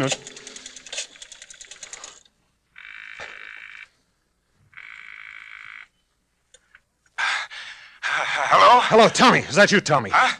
Oh, Mike. Yeah. Listen, I just came in. I heard the phone ringing. Ran up the stairs. I'm a little out of breath. Where's Judy? Judy? Oh, you mean the missus? Why, I don't know. Where did you see her last? Why, I let her out at Sunset and Western, and that was about... Oh, you did you? Well, of course I did. Gosh, Mike, you don't think that Oh, hello, darling. I told you not to wait up. It's 4 o'clock in the morning. I know it is, and I'm sorry. Poor Ethel wanted to talk about her troubles. I just couldn't bear to leave. Hey, I smell coffee. Poor Ethel. This was our wedding night. Darling, you're white as a sheet. And you're trembling. Well, sure I am. And wandering around at this hour. This Jack the Ripper character. What was that? Where have you been? What have you been doing? Well, I just told you, Mike. Ethel Darcy. Now, you listen to me. You listen to me. If you ever do a thing like this again... Now, darling, you listen to me. You're not going to try to run my life for me, are you? Your life? I'm thinking about our life. I'm thinking about the things... Mike, that's what I'm thinking about. Our life. And that's not all I'm thinking about. Well, all right then. I'm thinking about Margaret. Margaret?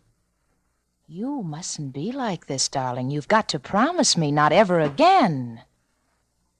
Because I don't think Margaret would like it. Well, she couldn't have made it much plainer, could she? And that's the way it was. From then on, my life was a nightmare. Someone you're crazy in love with and crazy jealous of, wondering where they are and who they're with and not able to do a thing about it. Sometimes I'd think it was getting better. It was going to be all right. She'd stay at home for days at a stretch or a couple of weeks. And then it would begin all over again. She'd just take the car and go. Always some girlfriend, she said. Girlfriend. Finally, I guess I did go a little crazy. I had to know one way or the other. So one night when she was getting ready to go out, I went to the garage and jimmied the lock on the trunk compartment of the car so it couldn't be snapped shut. I crawled in and pulled the lid down after me. I must have been crazy because it never even crossed my mind until I was lying in there all scrunched up in the dark about the last time anybody'd been in there.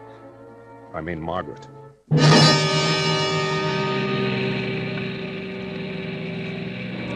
She drove for quite a while. It almost seemed as though she was just cruising around. I mean, not heading for any place in particular. And finally she stopped. I heard her get out of the car and go in somewhere. When I was sure she'd gone, I cracked the lid of the trunk and looked out. It was dark. She was going into a crummy little cafe. She was in there a long time. And when she came out, there was somebody with her. It was a girl. It's no trouble. I'll drive you home. Oh, it's kind of a long ways. Could get a taxi. Oh, I don't mind. Come on, get in. Well, thanks.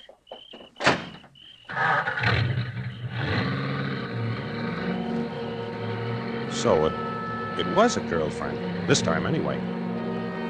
And then the car was stopping.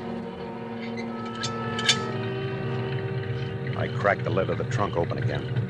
It was a nice night, and the convertible top was down, and I heard it all. But this isn't the way. Why are we stopping? You'll find out. Get out. Get out? Don't argue. Get Say, out. If this is your idea of a joke or something, all I can say...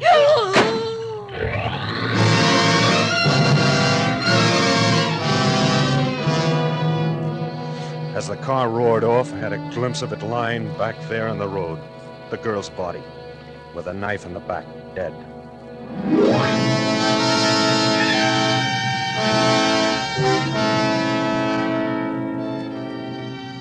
After the car was back in the garage, it seemed as though I lay in that dark trunk for hours, shaking and trembling all over. After a while, I crawled out of the trunk, all cramped and stiff, went into the house. And there she was, in bed. She looked at me with those half-closed eyes, those lovely, lovely green eyes. And then she turned over with a little sigh and was fast asleep.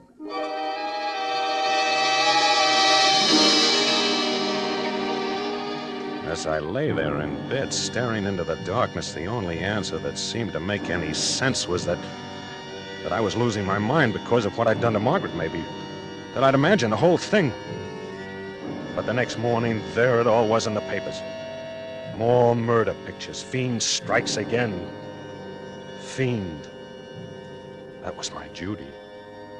My lovely, wonderful Judy. The woman I was in love with.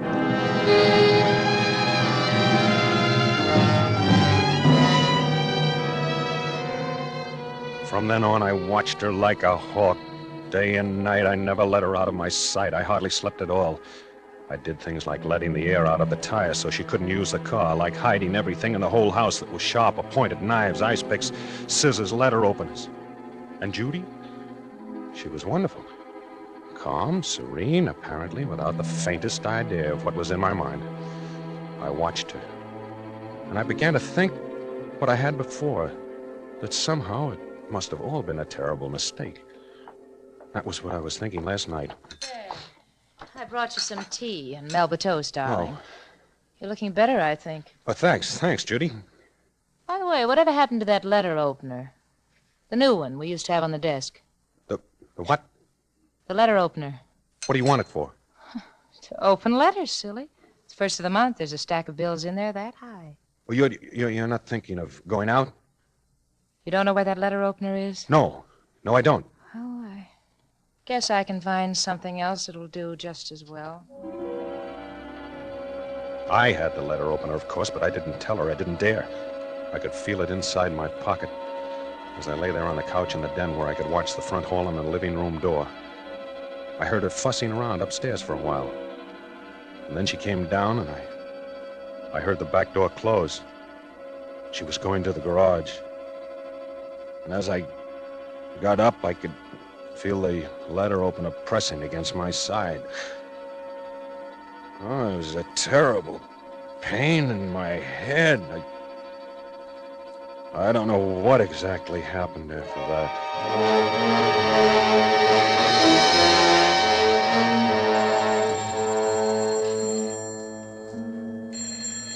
And the next thing, the phone was ringing. It was morning. I got up off the couch, stumbled out into the hall to answer. I'm always groggy in the morning before I've had my coffee and a cigarette, but this morning was though I'd been drugged or something. I couldn't think at all. Hello? Mr. Dawson? Michael Dawson? Yeah. You drive a Pontiac convertible, license number 99R479? Yeah, I think that's the number. Why? Well, we've got your car, Mr. Dawson. Your insurance agent, Mr. Castle's down here already. Oh, yes. Yeah. We'd like to have you come down here right away and bring your pink owner's slip. Who is this? This is the police department. I was still pretty much in a fog when I got down there. I couldn't quite figure things out. My car must have really been stolen again. Really stolen this time. Wrecked, I suppose. And where was Judy? Maybe she'd wrecked it. Or maybe they'd caught her. But then they'd have told me about it, not just asked me about the car. Tommy met me outside. He must have been waiting for me. How are you feeling, old man? I'm all right, I guess. I'm afraid you're in for kind of a shock. Was it pretty bad? Yeah, pretty bad. Oh, yeah, there he is now. Mr. Dawson? Yes? Come this way, please. There, is that your car, Mr. Dawson? Yes. It isn't wrecked. There doesn't seem to be anything the matter with it at all. Lift up the trunk, will you, Sergeant? Yes, sir.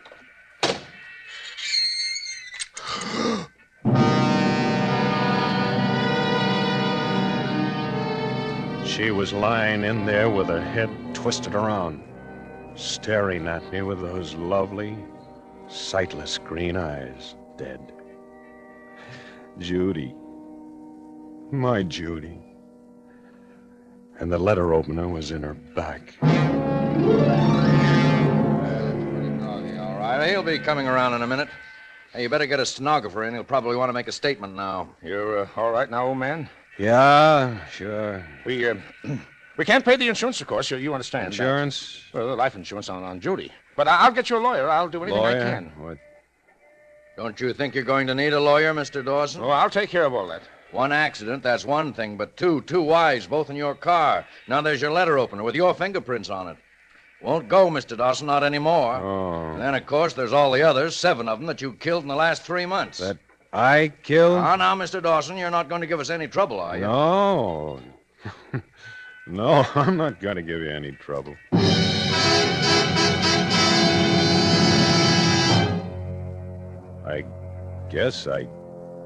I guess I killed her, all right. I must have.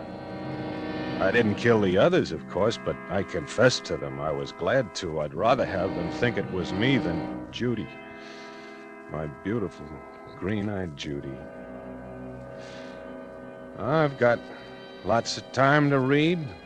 I'm almost through the 3rd volume now of that Life of Lincoln. Only 2 more volumes to go.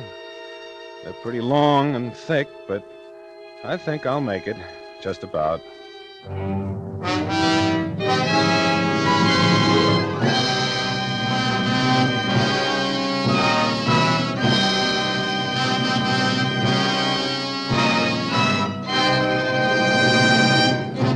Suspense. Presented by Roma Wines, R-O-M-A, Roma, America's favorite wines. This is Truman Bradley bringing back for the curtain call our suspense star of the evening, Lloyd Nolan. Lloyd, ever since I saw you in Lady in the Lake, I've been wanting to ask you how you liked acting directly into the camera. You know, talking and looking right at the lens as if it were an individual. Well, really, I enjoyed it, Truman, but it was a little tough. See, acting is easier when you're talking to another person. It helps you watch his reactions, see his expressions change as you deliver your lines, you know. I see, Lloyd. Well, if you like to watch reactions, just try this idea, Lloyd. To see your friends' expressions reflect pleasant anticipation, serve them Roma, California sherry from this hamper of Roma wines. Yours to enjoy with the compliments of Roma, the greatest name in wine. Thanks, Truman, I will. And, Lloyd, I'm sure you'll find, as I do, that everyone enjoys Roma sherry. For this golden amber fragrant wine with its tempting nut-like taste is so good so many ways. Roma sherry is the perfect first call to dinner, the ideal start to a pleasant meal every day. And Roma sherry is delightful and right for friendly entertaining anytime. Right, Truman. Roma sherry is always in the best of taste. Yes, Roma sherry does taste better because Roma selects the better tasting wines from the world's greatest wine reserves. That accounts for the delightful difference in Roma wines, the fuller bouquet, richer body, and the better taste. That's why more Americans enjoy Roma than any other wine. 3 very good reasons, Truman. Well, thank you, and good night. Lloyd Nolan appears through the courtesy of 20th Century Fox, producers of the late George Apley. Tonight's suspense play was written by Elliot Lewis and Robert Richards. Next Thursday, same time, you will hear Mr. Richard Conte as star of Suspense. Produced and directed by William Spier for the Roma Wine Company of Fresno, California. This is CBS, the Columbia Broadcasting System.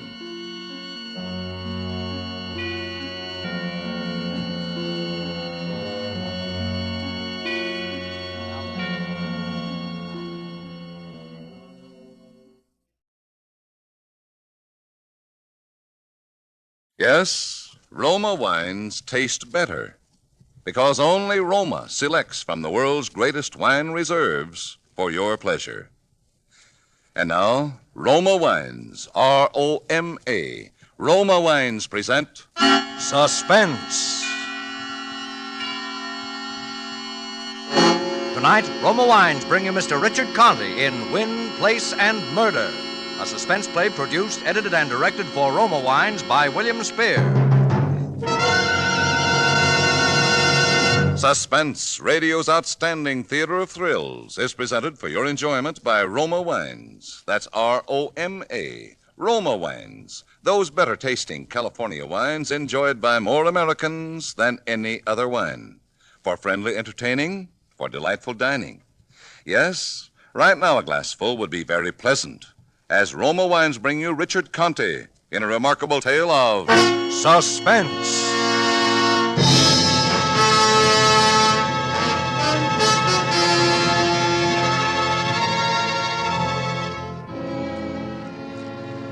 Most of this took place because you can lead a horse to water. And And sometimes you can make 'em drink, but you can never make 'em win a race. I learned that from a horse named Mosquito down at Tropical Park. I was in New York and things weren't easy. The private detective business had gone flatter than a glass of beer in a boiler room. I needed to borrow money. The only place I could get it was from a girl named Laura Lee. I'd been going with Laura before I got hit by that monsoon at the $2 window. And I'd marry if she could shake her father with $5 million and a big stick. Anyway, I scratched together a little dough and I'd sit in my office brooding about how crime doesn't pay. It didn't help any when Laura took an office across the hall and called herself a private detective. With $5 million, you can afford to play games. After that, things went from bad to worse. And then last week, Thursday, I noticed in the paper Mosquito was running down to Jamaica. I picked up the phone to call a bookie joint run by a guy named Joey Galt. And that's how it started.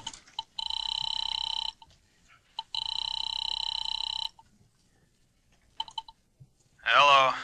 Let me talk to Joey Galt. I got a bet. He can't talk now. It's only going to take a minute.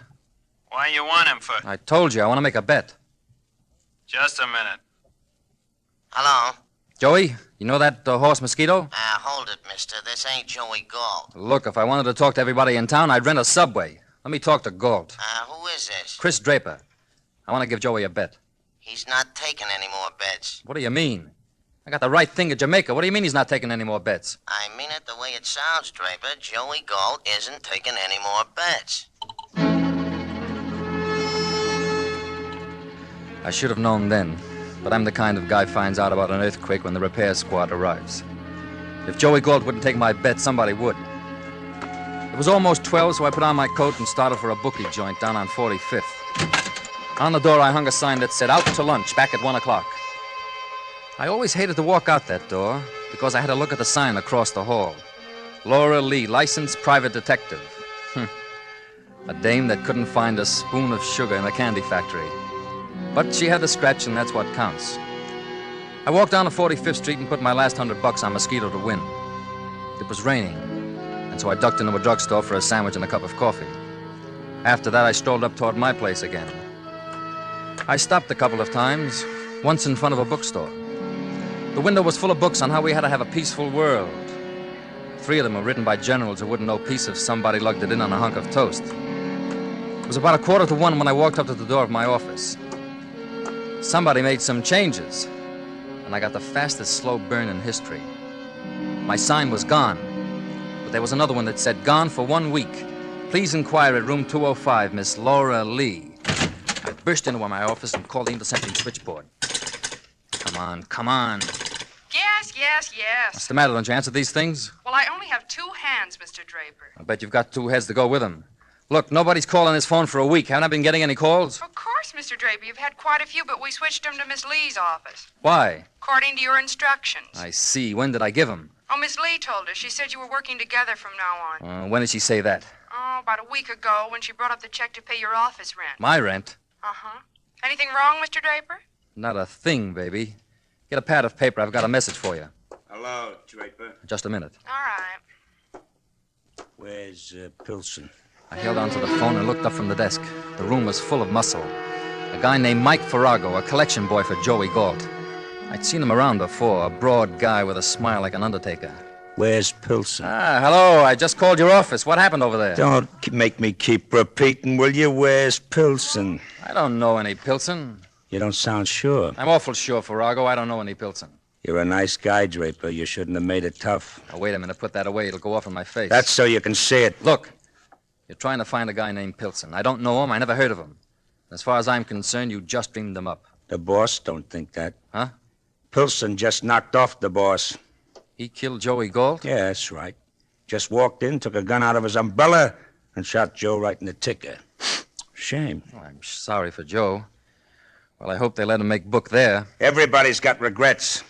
We got 'em about you, Draper. I don't know your boy, Farrago. Well, you had your chance, Draper. Now... Hello, Lieutenant? Lieutenant. Put on that phone. I got him on the wire, Mike. You should have asked. Hello, Lieutenant. I've got one of Galt's boys up there. All right. He's pushing me around a little. If he pushes too hard, you know where to look. Okay, you win this one, Draper, but I'll be back when you're not so lucky. I'm always lucky. I don't believe it. I've seen your mutual tickets. I'll be back. Goodbye. Goodbye. Goodbye.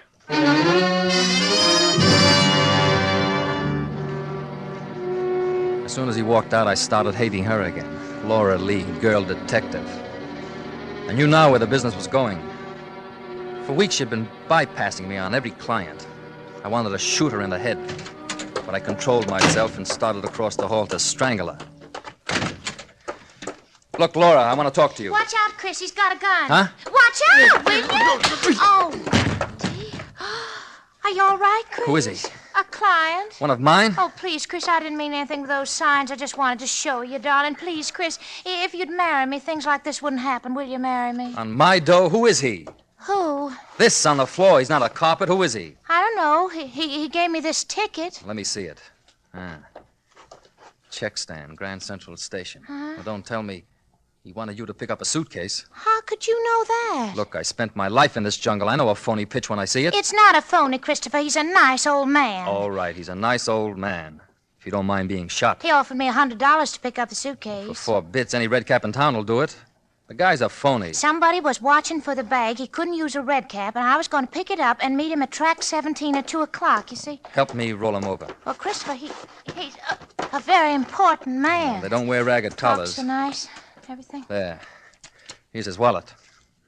You're right. He is an important man. Let me see. Frank Pilson, age 47, cashier, Everywhere Umbrella Company. Pilson, yeah. Pilson. You've got yourself a tough client, baby. This guy's wanted for murder. He couldn't be. He shot up a bookie named Joey Galt. Oh, there's some mistake. Joe doesn't think so. Well, the police will find out. They'll understand. You'll have to make a bigger sale. All the hoods in town want him. Well, I don't believe it. I'm going to take the ticket and meet him with the suitcase. Now, give me that ticket. No, now you stay away from me, Chris. You're not big enough, sweetheart. Let loose. Are you going to marry me, Chris? Not today. All right, Chris. I'm sorry, darling. I'm a big girl.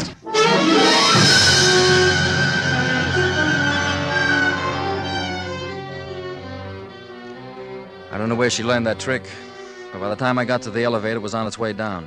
When I got to the street, she was up near 7th Avenue climbing into a cab. There was only one other cab in sight, but I couldn't do business there because Farrago moved into it and started to follow Laura. If I was going to get there, I had to grab a cab down the street. I turned and ran right into a lieutenant from Homicide named Herbie Knapp, a guy that learned how to dress from Brooks and how to talk from Damon Runyon.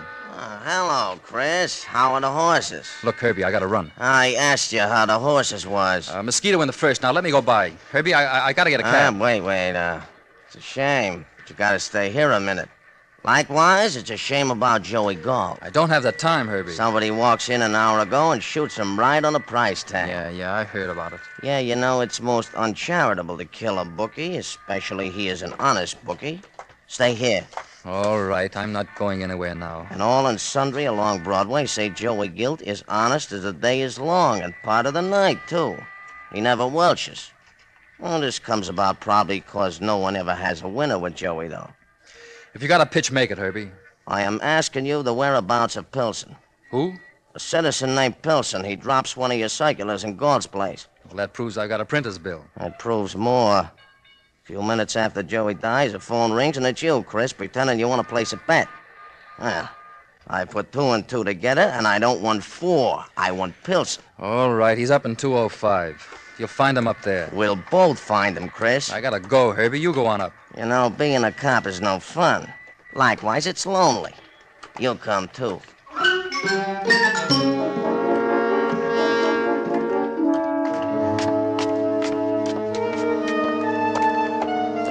I could see Herbie wasn't going to let me chase that cab, so I got him up to room 205. I opened the door to Laura's office.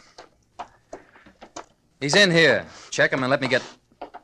Hey. He is a wee fella, Chris.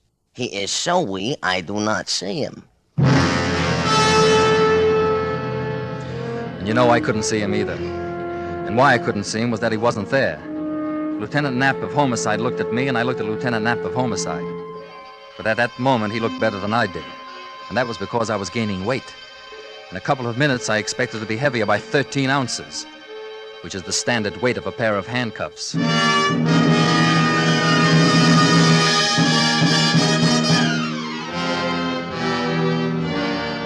For Suspense, Roma Wines are bringing you Richard Conte in Win, Place, and Murder. Roma Wines' presentation tonight in radio's outstanding theater of thrills, Suspense.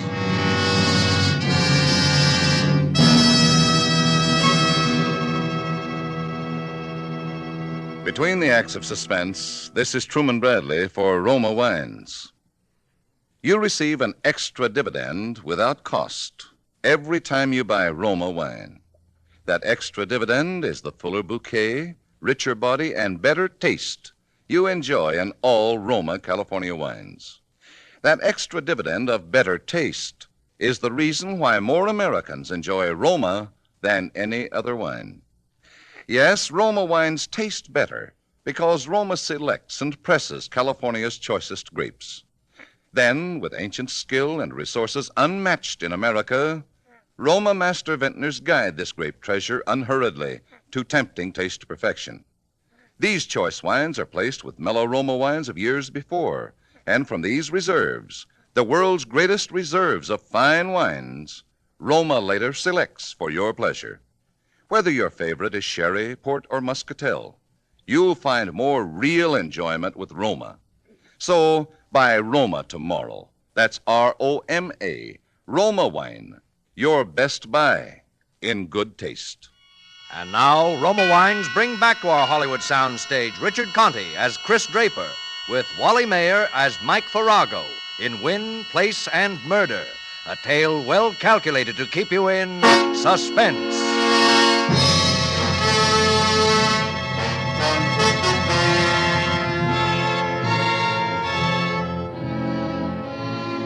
I felt embarrassed, to say the least. Here I've invited Lieutenant Knapp up to meet somebody who was of mutual interest to both of us. And now I had to pick up the check. Well? Well, he was here 5 minutes ago. Hey, look, chum, don't pull my leg on account of I will use it in your teeth. Well, he was here 5 minutes ago. I hit him and thought he was out. He must have gone down the fire escape. First you never hear of Pilson, then you have him upstairs, and now he goes out the back way, huh? Whose place is this? It's a girl's office. Miss Laura Lee, debutante detective. How come Pilson was here? He came by mistake. That's the way I'm taking you to the jug. I have a brother-in-law handles cases cheap. Look, would I hide him on you, Herbie? I'm taking you downtown, Chris. Now, wait a minute, Herbie. Unless you pull Pilson out of the woodwork. All right. He's over in my office. That's better. Across the hall here. Did he go down the fire escape on this side, too? No, he's over here in the closet. I had to lock him in. There. You can have all 5 feet of him. Where? I don't see no... In the back there. Let me see. Sure. Look him over good. Hey, wait a minute, Draper. Sorry, Herbie. Hey, let me out. I told you I was in a hurry. I'll shoot the ball now. Bring all the tenants in. The police force will look funny locked up in the closet. I'll be back in an hour. An hour? Hey, wait. Wait a minute, Chris. Yeah. Look, that filly, Mosquito, she's running in the first? Like crazy, the word is. Look, if you keep me in here an hour, I will not get a bet down, chum. Suppose she wins. She's a 58-1 shot, too. Oh, 50. Chris, look, I will consider it a great favor if you put 20 skins on Mosquito's nose, huh? All right, I'll give it to Lou Golding. He works the corner. Pass it under the door. No, what if it stinks? If it's horse money, it's thin. Pass it under. Oh, all right. You got it? Yeah. Be sure she wins. I'll tell her about your $20. Thanks, Chris, thanks. I won't forget you for this. Now go easy, she may lose. That's what I mean.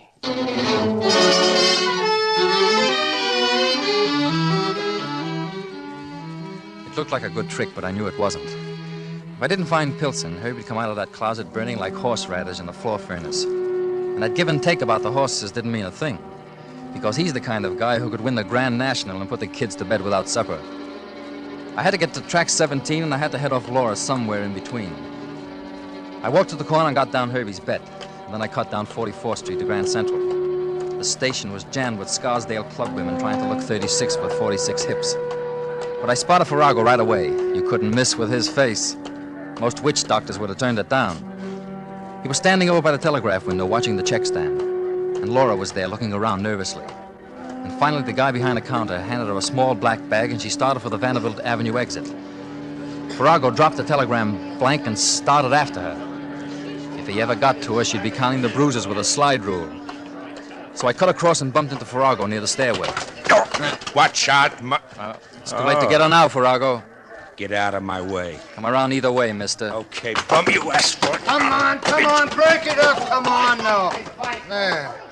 If you want to fight, get a matchmaker. You're a cop. He was bothering a lady. Where is she? She's gone now. What did she do, ride a deer? I just walked up. Were you bothering a lady? I don't know none. Forget about it, both of you. Get out of here. Okay. I'll tag you later, Draper. And you get moving too, fella. I'm sorry about this trouble. Here, you want a cigar? Is it one of those nickel things? Yeah. You keep it. I don't smoke nickel cigars. I didn't say you had to smoke it, officer. Just chew it.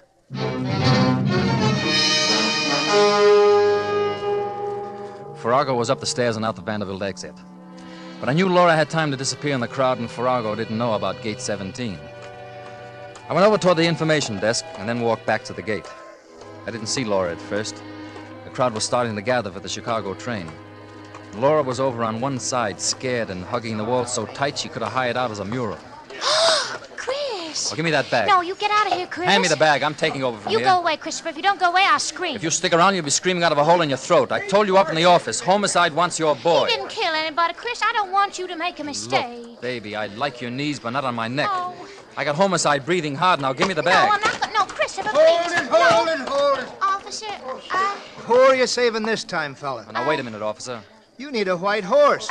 Is he bothering you, lady? Yes. I'm not bothering her. I know her. She works across the hall. Oh, sometimes that helps. Goodbye, fella. I never saw this man before in all my born days. Now, look, don't get the wrong idea. This is important. On your way, fella. Stop bothering the lady. It's important, I tell you. It's a matter of life and death. That's the first time I ever heard a guy put it that way.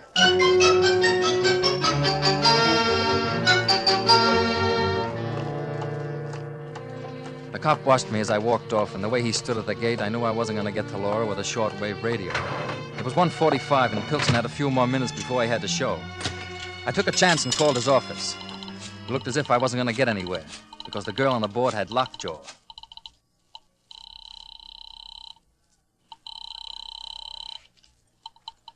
Hello.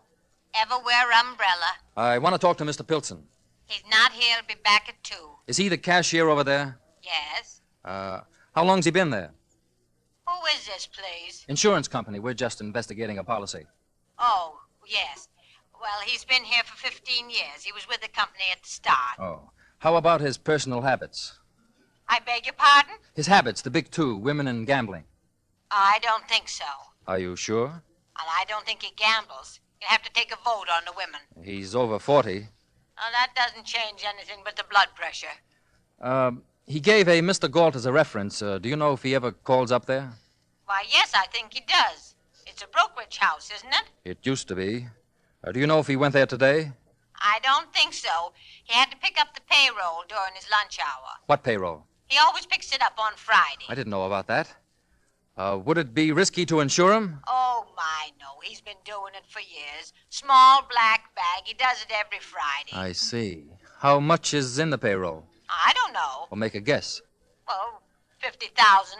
I'm not sure. It may be. That's right. What? Maybe.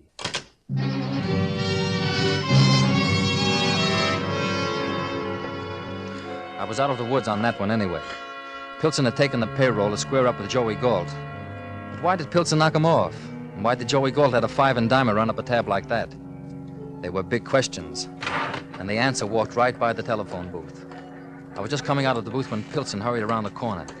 All I had to do was reach out and yank him. Come here, Pilson. Get in that booth. No, you're gonna hurt me. In the booth. Come on. Don't, please. Now sit in there and talk in a hurry. Don't hurt me, mister. You can have the rest of the money. What money? The other 26,000. The payroll dough? I didn't want to take it, but he made me take it. Your friend made me take it. I don't have any. Farrago, he made me take it. He's on the other team. I'm Chris Draper. You're Mr. Draper? Yeah. But Miss Laura Lee said that you were... Yeah, I know. She said she was handling my cases. Why did you want a detective? Oh, I was in trouble. I thought you could help me. I can't square a murder rap. I just took the money. There's no murder. Galt's cold enough to prove it. Galt? And you're wanted for murder. You've got to help me, Mr. Draper. You're tough enough by yourself. No, Mr. Galt was all right when I left. He and Farrago were talking. Farrago, huh? He's the one who fixed it up so I could go to Chicago. Why? He said I'd get in trouble unless I skipped. He said to take what was left of the payroll and skip. He said I had to do it. Or throw a lot of sevens before 2 o'clock. No, but I got scared. When Farrago came down the stairs, he gave me the gun and said I had to take care of myself, but I got scared, and that's why I went to see you. He didn't like me. You're guessing. No, he wanted that money. I know he kept asking where it was, but I didn't tell him. And then I got away from him and I came to see you. You've got to help me. On that much story? Oh, no, please, Mr. Draper. I didn't kill him. I wouldn't do that. You can ask anyone. Can I ask Joey Galt?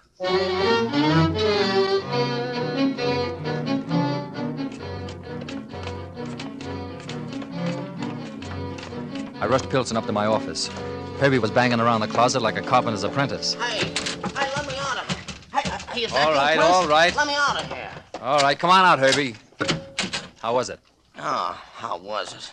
Humiliating, that's how it was. By the same token, it is distressing. Yeah. Likewise, it is distressing to throw you in the clink. You don't have to. Here's your boy, Pilson. Oh, he goes to the clink, too. Oh, tell him no, Mr. Draper. Tell him no. The drag Draper's got won't pull a flea over a silk thread. You go to the clink, Pilson. He says he didn't do it. Yes. Mr. Pilson. Chris, I want to talk to you. Now, wait a minute, Laura. What are you doing with Mr. Pilson? Christopher, I want to know what you are doing. Hey, Draper, who is this Judy with a loose tonsil here? Now, wait a minute. Calm down, Laura. Give me that bag. No, I'm not. Give me that bag. Herbie, do me a favor. This afternoon, I would not do Busher a favor. Do me a favor and get in that closet with Pilson. You've miscounted the holes in my head. It'll only be for a while. Please, Herbie, do me a favor. You can't lose anything now. That's it. Just stay in that closet. Chris, I got the only sunstroke in April. Yeah, that's a boy. All right. Now get in there, Pilson. When do I get out? I'll let you know. Christopher, I won't let you do that to Mr. Pilson. Now keep still and come over here by won't? the desk. No. And help me get this bag open. Oh. There. Now we'll have a look. My stars. Chris, in the bag. Yeah, Pilson's Laundry. 26,000 green shirts. Here, help me put them on the table. How do you know there's 26,000? Just put the dough on the table. Well, I'm trying. Don't bother to count it. I'll have more time. Hello, Farrago. I was afraid you'd follow her. Just scoop it in the bag, Draper. Well, you don't need this. You got the rest of Pilson's payroll. I'm just greedy. Put it in the bag. Pilson doesn't get much out of this. He gets a lesson. Well, he was right then. You were after that dough. You knocked off Galt and took the dough Pilson paid him. And I want the rest of that payroll. Chris, I was right. Pilson didn't do it. That's right. Farrago palmed off the murder gun on him. Well, I won't let him take the money. Give me that bag. Wait a minute, lady. I will. Here. All right, lady. Get down on the floor and pick it up. And while you're down there, say a prayer for me, too. Heavens, it's all over the floor. Prayer. What do you mean? He's hot now. His only chance is to knock us off. That's right. Now hand me the bag. Thanks. You're welcome. It's the only way, Farrago, but it's a big mistake. As I was saying to Lieutenant I'll Knapp... worry about that, Draper. I'm sorry about you, lady. I got regrets, but I'll get over them. Use your head, Farrago. If Herbie were here... Sorry. Pick an angel, Draper. Farrago, I don't want to fast talk you, but there's a copper in that closet. Don't kid me. If he'll step out of there, he'll put you away for good. I wasn't born yesterday. But you'll die today, mister.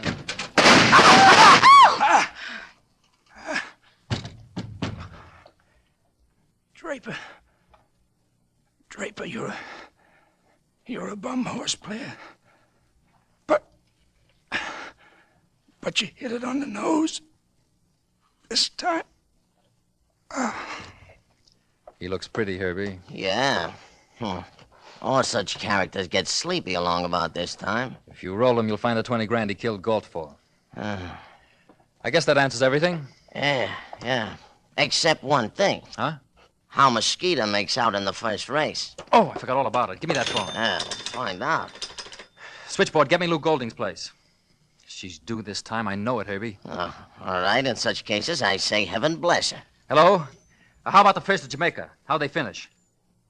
She won, Herbie. What? Yeah? She came in and paid 58 to 1. How do you like that for a horse? 58 to 1? $20 I got on the schnoz. Think of it, Laura. 100 skins at 58 to 1. Oh, my stars. Christopher, it's $5,000. It's more than that. It's enough to get married on. You've got to do it now, Chris. You've got to marry me now. Well, okay, I accept. Oh, Chris, darling. Come here, baby. Oh. Hey, what do you think of her, Herbie? Isn't she a knockout? Oh, to be sure, yeah. Isn't she the most beautiful thing you ever saw? In my born days. Of course she is. I tell you, Herbie, there'll never be another filly like Mosquito. Oh, Christopher, darling, we'll be a real darling. We'll have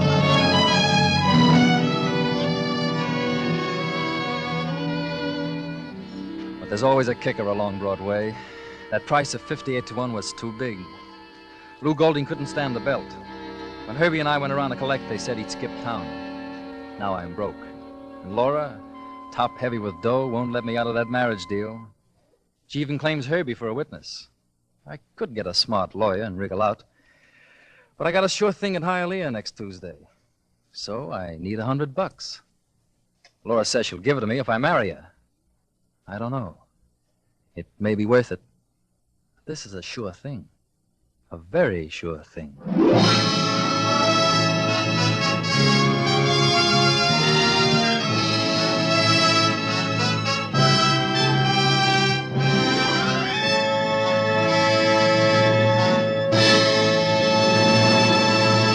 Suspense.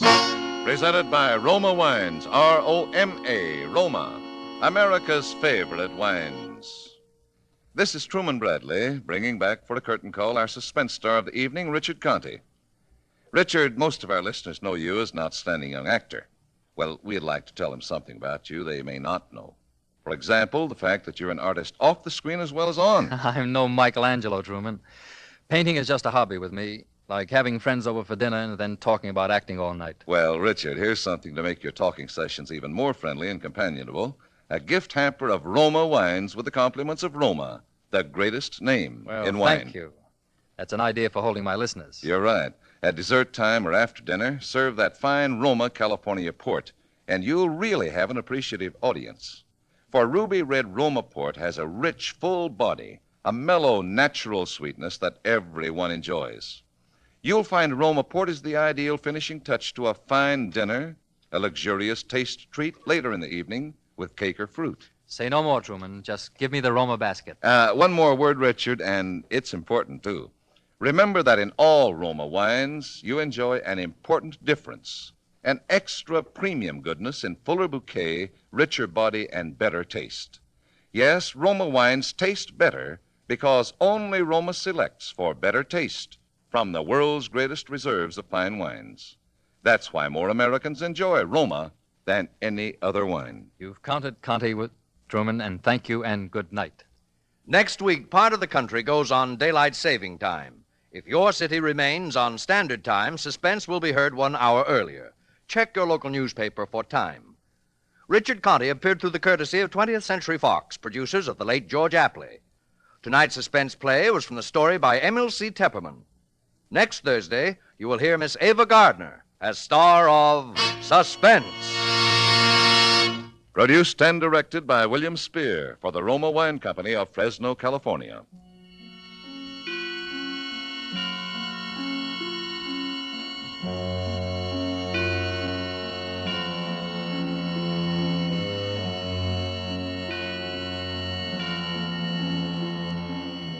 This is CBS, the Columbia Broadcasting System.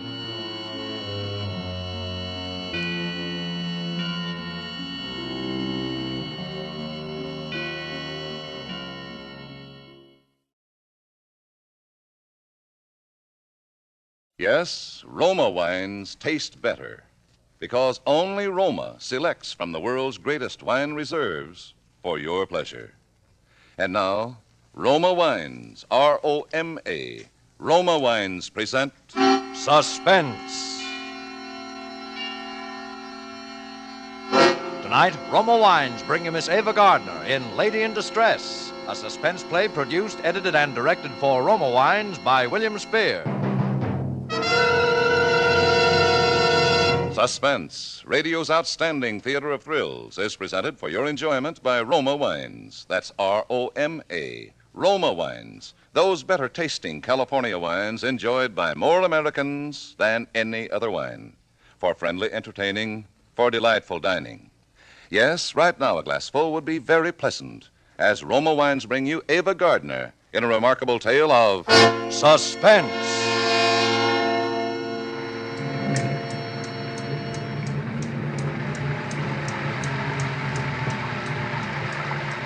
The rain was coming down in torrents, washing huge streaks of gravel from the hillsides onto the road.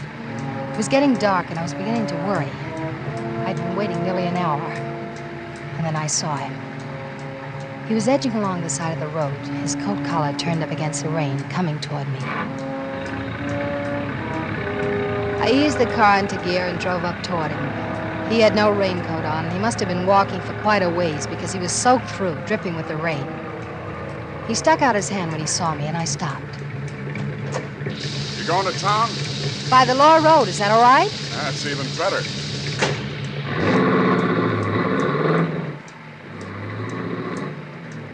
Thanks, lady. Out of the corner of my eye, I looked him over. He was fairly young, a little pale and nervous, but there was no real fear there, and there was a lot of strength. The kind I liked. It's a miserable-looking world tonight, but it's great to be out in it. Maybe you're right. I know I'm right. Wait till somebody takes the privilege away from you of going where you want to go and doing what you want to do. Then you know how good it is to be out.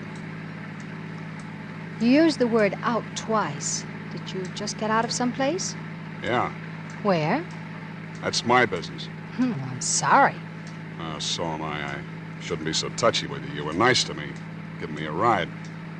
Only if I told you where I came from, it might frighten you. I don't think it would. Look at me. There's only one place a guy like me would get out of. Jail?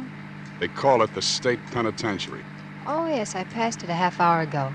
Did you just get out? Just got out this morning. This is morning. This is Sunday. So what? Well, the state penitentiary doesn't release men on Sunday. Only on weekdays. Well, they released me.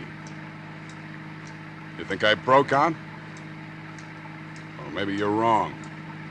And maybe you're right. What are you jumping for? Just reaching for a cigarette? Mind if I smoke? No, you can smoke. Cigarette? No, thanks. What are you getting nervous about? Well, I'm not nervous. See? I told you. If you knew where I came from, you'd be frightened. It's natural. Why did you tell me? I just felt like talking. I haven't talked to a dame, a lady, for some time. You like it? Yeah, I do. And I don't think I ever talked to one quite like you before. What do you mean, quite like me? You know what I mean. You know what you got on the ball. Every bit of it. You like that? I could try. Don't get me wrong. I don't usually pick up people. Okay, relax. I'm not gonna do anything to you. Just drive me into the city and let me off. Of course, it would be nice if you didn't say anything to anybody about picking me up. Oh, I won't say anything. What are you turning in here for? I'm hungry. I haven't eaten all day. You can wait a little while longer. We have 90 more miles to drive, and I'm going to get a sandwich now. Okay. Wait a minute. Let's just understand this. You know what this is, don't you? It's a gun. And it shoots. Don't forget that. I won't. Okay, on your way.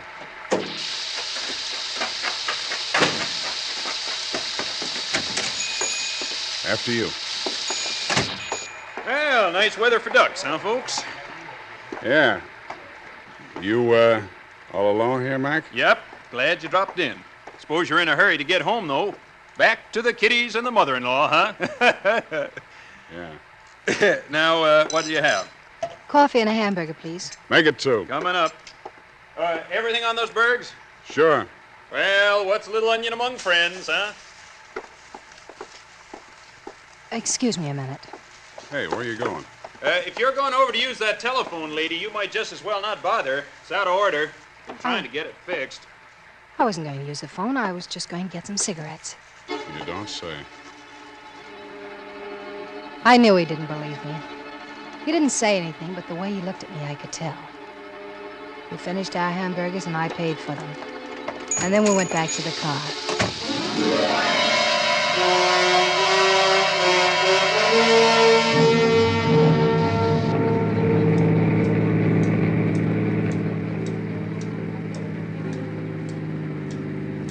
What'd you want to make a telephone call for? I wasn't going to. Wasn't because of me, was it? I told you I wasn't going to make a call. I just wanted some cigarettes. You turned down my cigarette a little while ago. They were the wrong brand. You bought the same brand I offered you. Who are you trying to kid, beautiful?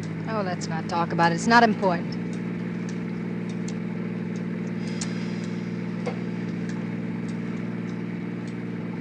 What are you going to do now that you're out? I got a job to do. I got to take care of somebody. You mean your family? No, beautiful. Somebody I got to buy a coffin for. As a matter of fact, I'm not even going to buy the coffin. I'm just going to make it easier for somebody to get one. That sounds an awful lot like you mean you're going to kill somebody. It's as easy as that. I am. But why? I told you I just got out of prison, didn't I? Well, you don't want to get back in. It doesn't happen to make much difference. You see, there isn't much useful left in my life. I'm through. Revenge, huh? Yeah. With all these debts settled, a guy could die happy. That's a strange philosophy. Is it? What are you driving so fast for? I'm in a hurry. I have to get home. Well, it's okay with me. The sooner I get this thing over, the better. Get what over? Hey, that's a cop. That's what you get for driving so fast. I didn't realize it. Pull over. If they ask any questions, tell them I'm your brother, see? Your brother. I will.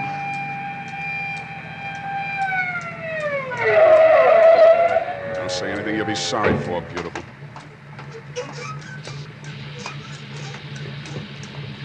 You're going pretty fast for these wet roads, lady. I'm sorry. I didn't realize it. If you'd skidded into a telephone pole, you would have. Let me see your license. It's here somewhere. That your husband? No. That's my brother. Oh, here's the license. Thanks. Oh. Where have I seen this name before? I don't know. Well, sure. Well, your husband's in the department, isn't he? Well, yes, he is. Nervous about something? No, I'm just tired. Okay. Well, just take it easy from now on. Here's your license. I will. Thanks a lot.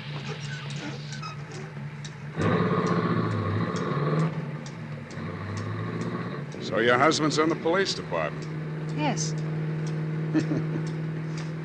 Well, maybe he'll get a promotion. For catching you? Don't be foolish. Nobody's gonna catch me unless I want him to. Not even you, beautiful. What did you mean about my husband? Getting a promotion. Well, just between you and me, if you know what I mean, there's somebody I gotta take care of is also in the department. What department? Don't act dumb. The police department. Oh. Keep your eyes on the road. I am. You were not. You were looking at me. Well, what do you expect me to do? You don't exactly make me comfortable sitting there. You recognized me, didn't you? Didn't you? I'm not sure. Yes, you are. And that could be a mistake. Believe me, I don't know who you are or anything about you. That's a lie. Stop looking at me. All right. I'm gonna kill Ralph Harris. I don't want to know anything about it. Yes, you do. You know Ralph pretty well. No, I don't. I never heard of him. Stop dummying up. I saw the license when you handed it to the cop. I'm gonna kill your husband, Mrs. Harris. You knew it back a few miles on the road. I could see it the way you looked at me. You know, somehow I get the idea you're not gonna mind that like you should. Why don't you say something? I can't think of anything. Now that you know, I think you and me are gonna have a little understanding. What are you doing? Nothing. Just reaching for your pocketbook. I only have $10 in it. I don't need money that bad. And what? I want to get your address. You women carry more things. Here it is, 627 Mill Street, huh? Here, you can have your pocketbook back. I'm going to take the license. I want to make sure I don't forget. What are you going to do with me? I haven't quite decided yet, beautiful. I haven't quite decided.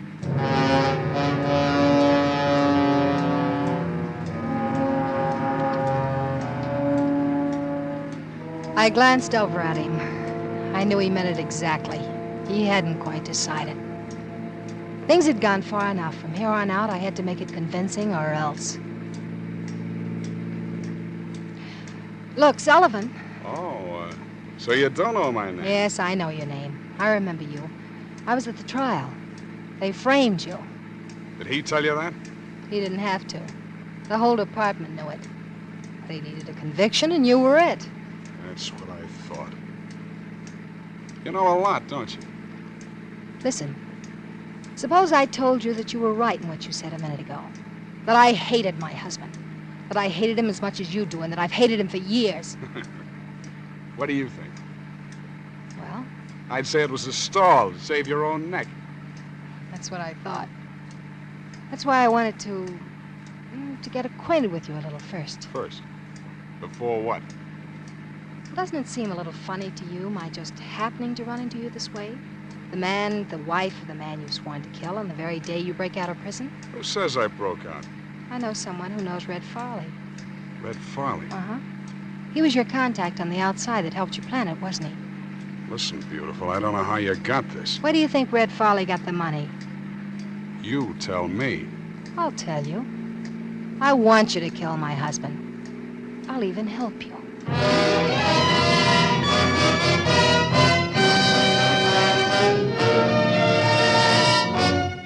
For Suspense, Roma Wines are bringing you Ava Gardner in Lady in Distress. Roma Wines' presentation tonight in radio's outstanding theater of thrills, Suspense.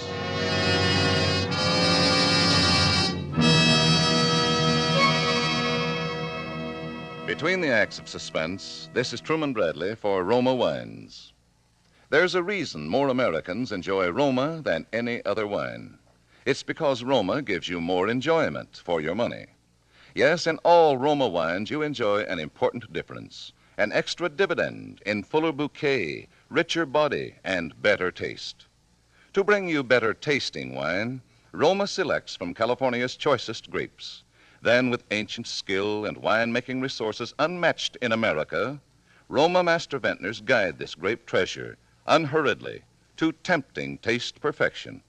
These choice wines are placed with mellow Roma wines of years before, and from these reserves, the world's greatest reserves of fine wines, Roma later selects for your pleasure. So, to enjoy more pleasure for your money, insist on Roma. That's R-O-M-A, Roma California wine. And whether your favorite is sherry, port, or muscatel, you'll find Roma your best buy in good taste. And now, Roma Wines bring back to our Hollywood soundstage Ava Gardner as Evelyn Harris, with Howard Duff as Sullivan in Lady in Distress, a tale well calculated to keep you in suspense.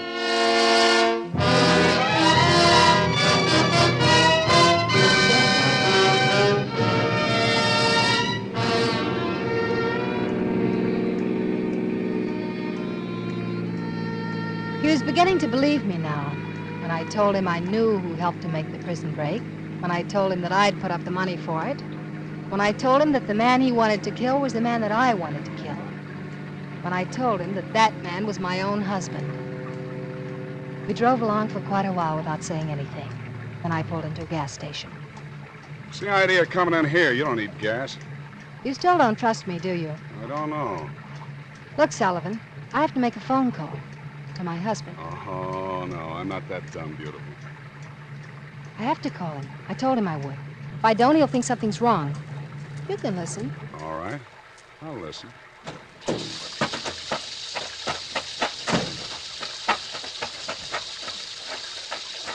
Where's your phone? Oh, it's just inside the door. Thanks. It's right in here, lady. Right on the wall here, lady. Got your nickel? Look, I know how to use a phone. You don't have to act like you're Orson Welles.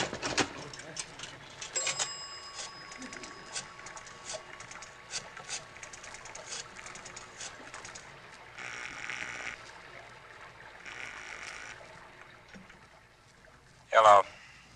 Ralph, Yeah. this is Evelyn. I'm 25 miles from the city. The rain slowed me up. You should have started earlier. I know, but I didn't. Everything all right? Yes, everything's all right. Well, I'm glad to see you're getting some sense in your head. Hurry up and get here. Well, it won't take long. You're not going to give me any more trouble, are you? No, Ralph. From now on, I don't think you'll have a thing to worry about.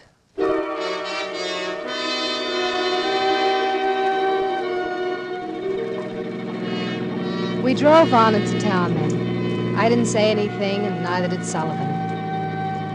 But I knew I had him. He was still playing cautious, but I knew I had him.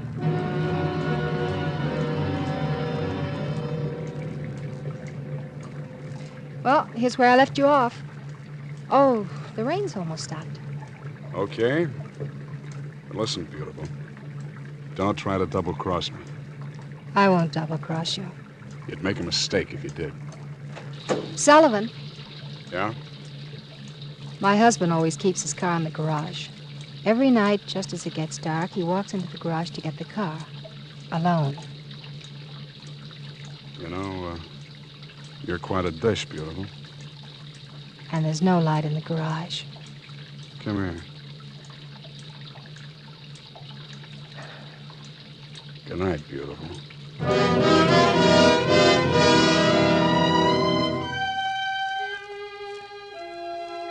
It was only a few more blocks to the house. Ralph was waiting up for me, and he seemed genuinely happy to see me. A month ago, Ralph and I had had one of our usual fights, and I went north to stay with my mother. But I realized that I couldn't stay with her forever, and the only thing left for me to do was to come back. And I hated it. Crawling back to a man who had no heart, who ran his home like the lock-up pen down at police headquarters. But I had no choice. Ralph was smug about my coming back, as I knew he would be. I kept wondering if Sullivan was actually going through with it. 2 days later, I knew.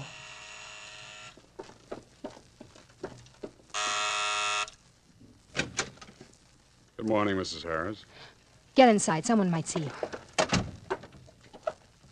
How did you know I was alone? I got friends. Your husband's working right now. Won't be home for 5 hours. What do you want, Sullivan? Let's not act like children. I said I was going to kill your husband, and I meant it. But what are you coming here for, at this time of day? See this? That little box? Yeah. When you do the wrong thing with it, it blows up. Oh. All I do is put this under the hood of somebody's car, hook it up to the starter, and when somebody gets in his car to drive off somewhere, all he does is step on the starter, and he doesn't have to worry about driving a car ever again. Oh. Let's go out to the garage, sweetheart.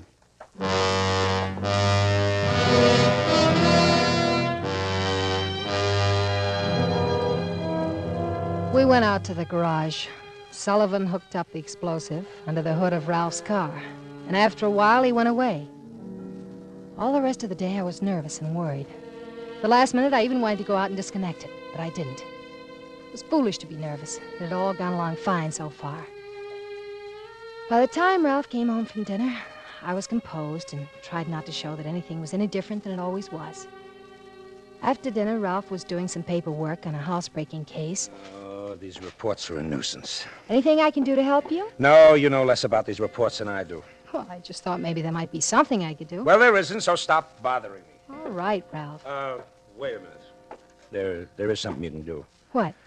Go out and get the car and bring it around to the front. No. What are you looking so surprised about? As soon as I finish the report, I want to run down to the station. It'd save time if you got the car out. I'd rather not. What's the matter with you? Why, I have trouble getting out of the driveway. It's too narrow. Oh, you've taken the car out 100 times. What are you talking about? Well, Ralph, I have a cold coming on. I'd rather stay inside. Put a coat on. It isn't cold out anyway. Well, I don't want to drive your car. Look, the least you can do is help me out once in a while when I ask you to. Heaven knows you never do anything for me anyway. Well, it won't save that much time. Go out and get the car before I get mad. All right, Ralph. You want me to, I'll get the car.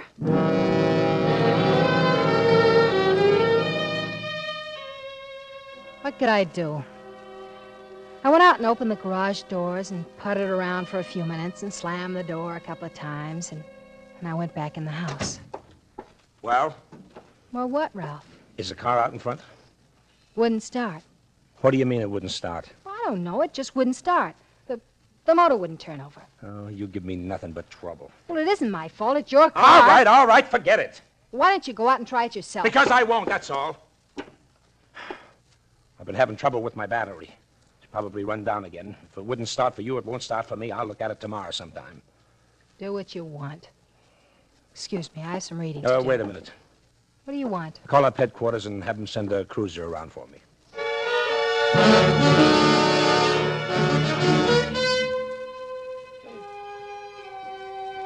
I could hardly sleep that night. Why, of all times, did Ralph have to ask me to get his car? It was almost as if he suspected. I knew he'd have to get the car sometime, but I was afraid that he might check over the car to find out what was wrong with it and discover the mechanism. Or he might send a mechanic out from a garage to look at it, and an innocent person would be killed. And I was afraid of Sullivan by this time, terribly afraid.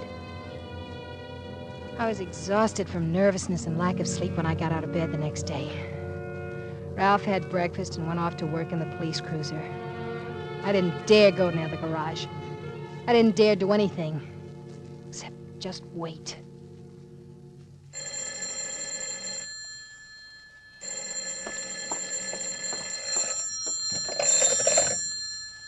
Mrs. Harris? Yes.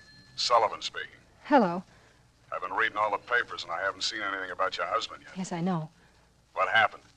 Last night, he didn't take the car out. Why not? I don't know why not. He just didn't, that's all. Mrs. Harris, you wouldn't try to stall me, would you? No, I swear that's what happened. He left the house in a police cruiser. He didn't take his car. You know what I think? No, what? I think I'm going to take a run out there and check up myself. Your husband isn't home, is he? No, he won't be home for 3 hours. Okay, beautiful. You can expect me.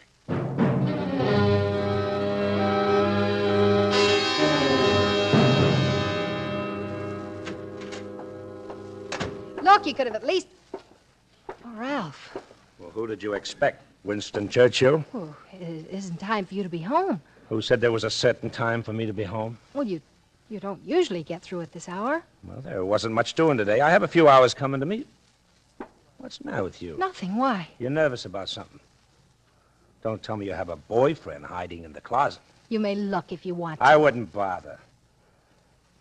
All right. Come on out with it. Come on. What's on your mind? What do you keep looking out the window for? Oh, stop examining me like a criminal. I just didn't sleep well last night. I'm tired. You don't do anything to get tired. Where you going? When you came in, I was just on my way to market. Do you mind? I have to get my coat. Do you want me to explain any more? Well, Evelyn, What's wrong, Ralph? I just thought I saw somebody go into our garage. Come here. Look. Garage door's half open. Oh, yes, I forgot to tell you. I called the garage and had them send a man out to look at the battery. He'll take care of everything. I'm going out and take a look for myself. Well, you don't have to. He knows his job. Sometimes I don't think you have any brains at all. I'll be right back.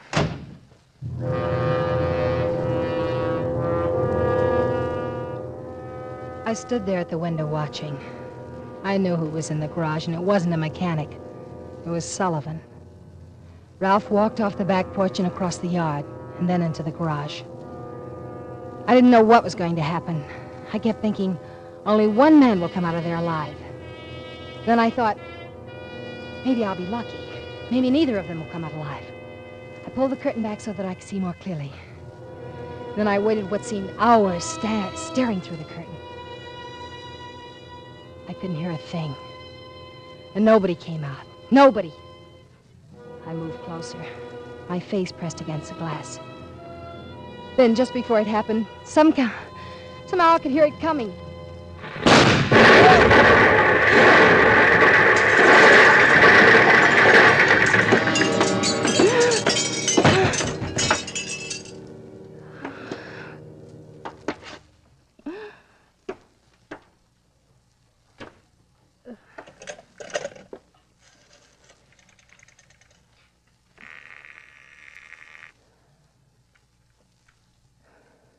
Operator, Get me the police headquarters. just a moment.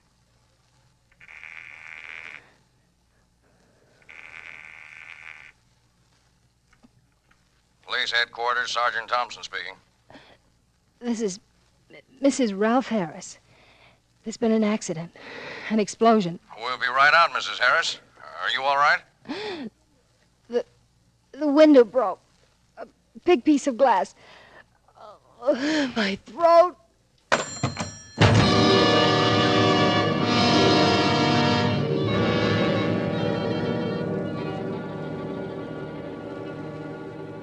One way I was lucky. Either of them did come out alive. But another way I wasn't. I was going to die.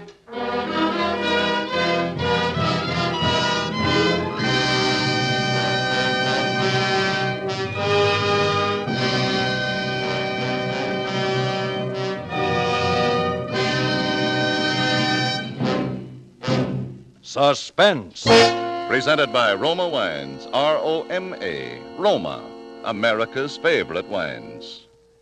Before we hear again from Ava Gardner, star of tonight's suspense play, This is Truman Bradley reminding you that in all Roma wines, you enjoy an extra premium goodness in fuller bouquet, richer body, and better taste. Yes, Roma wines taste better because Roma, and only Roma, selects better tasting wines from the world's greatest wine reserves. That's why more Americans enjoy Roma than any other wine. So ask for Roma wine, R-O-M-A, Roma, a premium wine in everything but price. Enjoy Roma California Sherry before dinner tomorrow. This is Ava Gardner. It's been a great pleasure to appear on Suspense, which is such a favorite with all of us here in Hollywood. Next Thursday's Suspense show will be one that I certainly won't miss. The most coveted honor which a radio program can achieve is the annual award given for excellence in drama by the George Foster Peabody Foundation. This year, the citation was given to Suspense, and one of the 3 Suspense plays which is particularly mentioned in connection with the award was that which will be rebroadcast next Thursday. It's called Dead Earnest. Good night. Ava Gardner appeared through the courtesy of Metro-Goldwyn-Mayer, producers of the Technicolor picture The Yearling, starring Gregory Peck, Jane Wyman, and Claude Jarman, Jr. Tonight's Suspense story was written by John Michael Hayes. Next Thursday, same time, you will hear an all-star cast of Hollywood's finest radio players headed by Wally Mayer in Suspense. Produced and directed by William Spier for the Roma Wine Company of Fresno, California.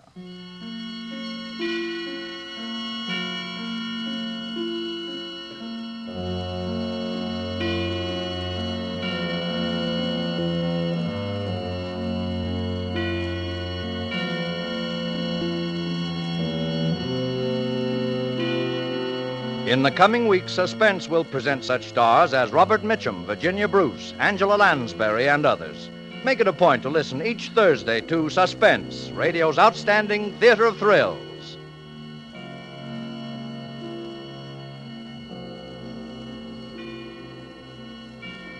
Stay tuned for the thrilling adventures of the FBI in peace and war, following immediately over most of these stations.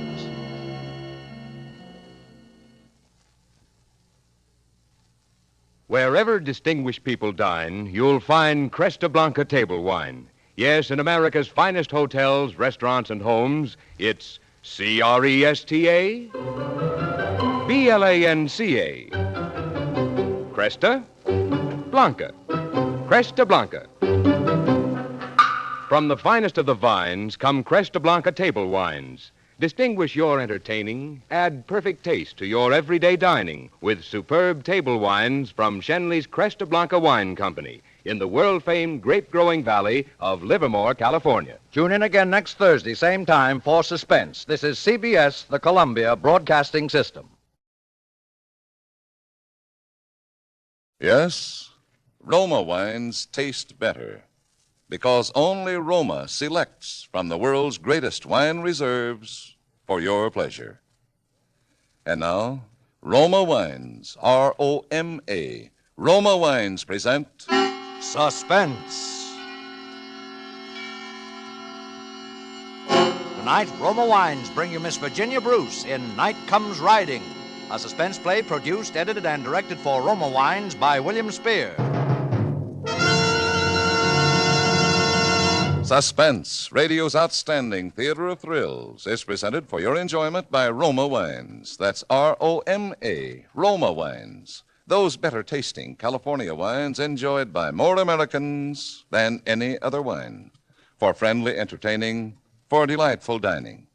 Yes, right now a glassful would be very pleasant, as Roma Wines bring you Virginia Bruce in a remarkable tale of Suspense.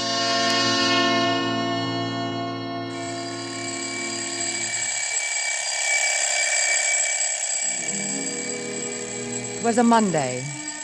Most ordinary Monday in the world.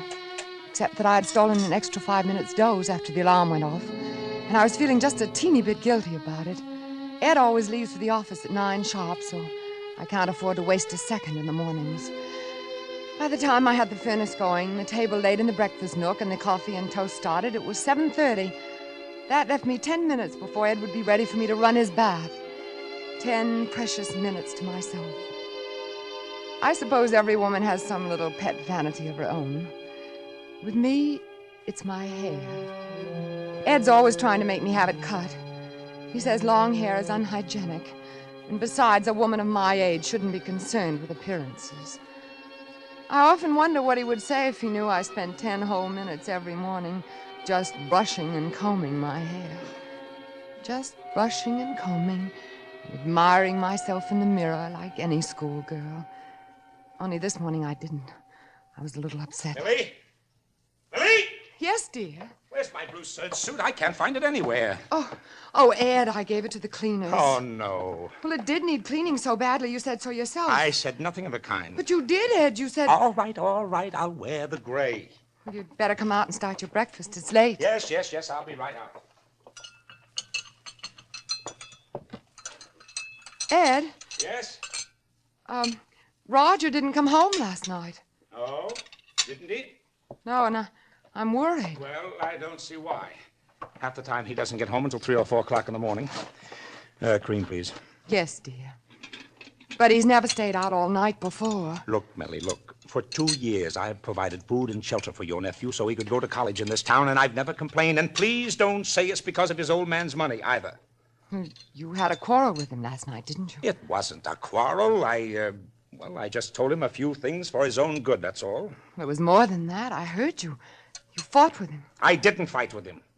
There was a little scuffle, maybe. There was blood on the lapel of your suit, too. All right, maybe there was, but... Say, what are you driving at? Nothing, Ed. I'm just wondering why Roger didn't come home. Well, don't worry, he'll show up. Well, I gotta get going. But it's only 8:30. I've got to walk today. I had trouble with the car last night, and... Say, that reminds me. Millie, what are all those glass jars doing up on the shelf in the garage? Oh, my preserving jars. Well, whatever they are, they certainly don't belong in the garage. But, Ed, I never start with my preserves until the 15th, you know. Oh, look, Millie, look.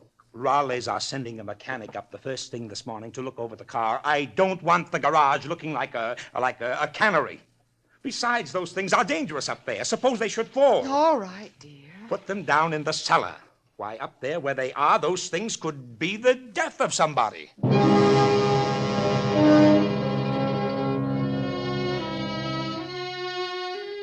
By the time I'd washed up the breakfast things and fed Bobby's my pet canary, it was 10 o'clock.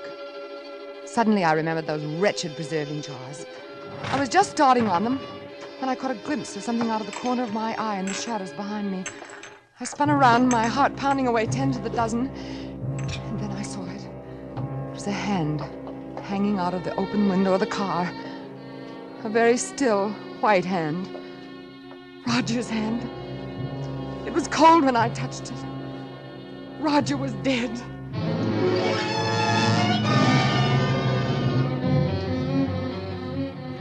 I don't know quite what happened after that. I know I was running away from that awful darkness and out into the sunlight of the yard, and I was screaming, I guess, and then I must have fainted.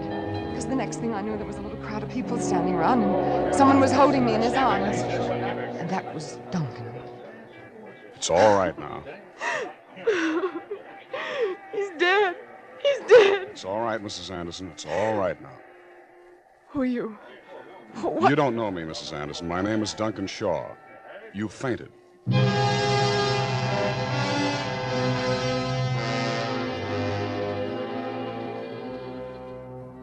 The next few weeks were like a nightmare. The local police and then the state authorities, too, questioning, looking, snooping. They knew he'd died of carbon monoxide poisoning, but there were some wounds, too, on his head, and they couldn't explain them. All this and what happened to poor Roger and Ed being so nervous and irritable. Finally, there was an inquest. I didn't even go to it, but it was all in the papers the next day. You're not eating your breakfast, Ed. Well, I don't feel hungry. Oh, all right. Ed? Yes? What does an open verdict mean?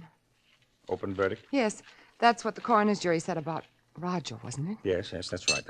What does it mean? Well, it means that they don't know. They just don't know how it happened. You mean whether it was an accident or something else? Yes. I don't think it was an accident. Do you, Ed? I don't know, Millie. I don't know what it was. Who do you think did it? What do you mean by that? Just what I said. Who do you think did it? I don't know. What do you mean? It probably was an accident. Maybe it was suicide. How do I know? Well, somebody hit him. All Ed. right, maybe somebody did. I don't know, and I don't care. You don't what? I said I don't know. I don't know anything about it.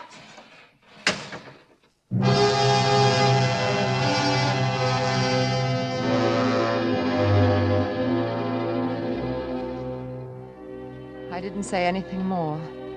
I just watched him as he stormed down the path to the garage. I suppose it was the way I felt about Ed that was the reason for what happened next. I mean, I'd always felt that way about Ed in some ways, I guess. But now it was different and worse.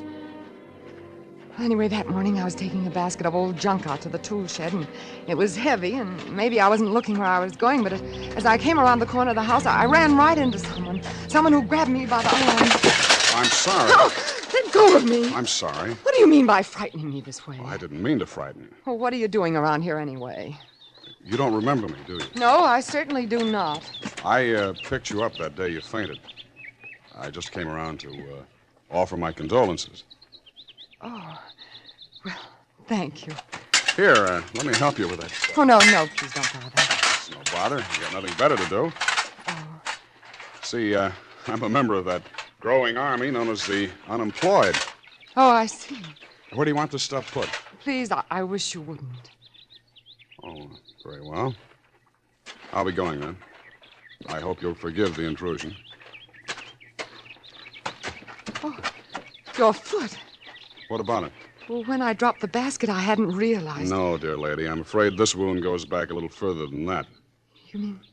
Oh, I am sorry. Please forgive me. That's all right. But really, I feel terrible. A veteran and no job. And here I've been... Well, there must be something I can do to make up for... Oh, don't feel that way. But perhaps... And believe me, this isn't charity. Perhaps you'll let me make you some breakfast? Breakfast? Well, then that's settled. Come along. You must be a stranger in these parts. You might call me that. What in the world ever brought you to a little out-of-the-way place like Richmond? Oh, this and that. Anything more you'd like to know? Why, no. You mustn't think I... Well, here we are. You just sit down now and make yourself comfortable, and I'll have something ready in a jiffy. I've been rude. I'm sorry. You're terribly nice, Mrs. Anderson. Oh, not at all. Tea or coffee, mister? You know, I've forgotten your name. Shaw. Duncan Shaw. And tea. You know, Mr. Shaw, I mean, I've been thinking and... No, I won't be offended. Well, it's just that my husband's always talking about the state the garden's in, and I never seem to have time to do anything about it myself, and there's a lot of other things, like the mailbox and the fence in the back that's falling apart, and, well... You're sweet. Of course, I couldn't pay very much, so if it's going to interfere with any other plans... No, I don't think it would interfere with any other plans. I don't think it would interfere at all.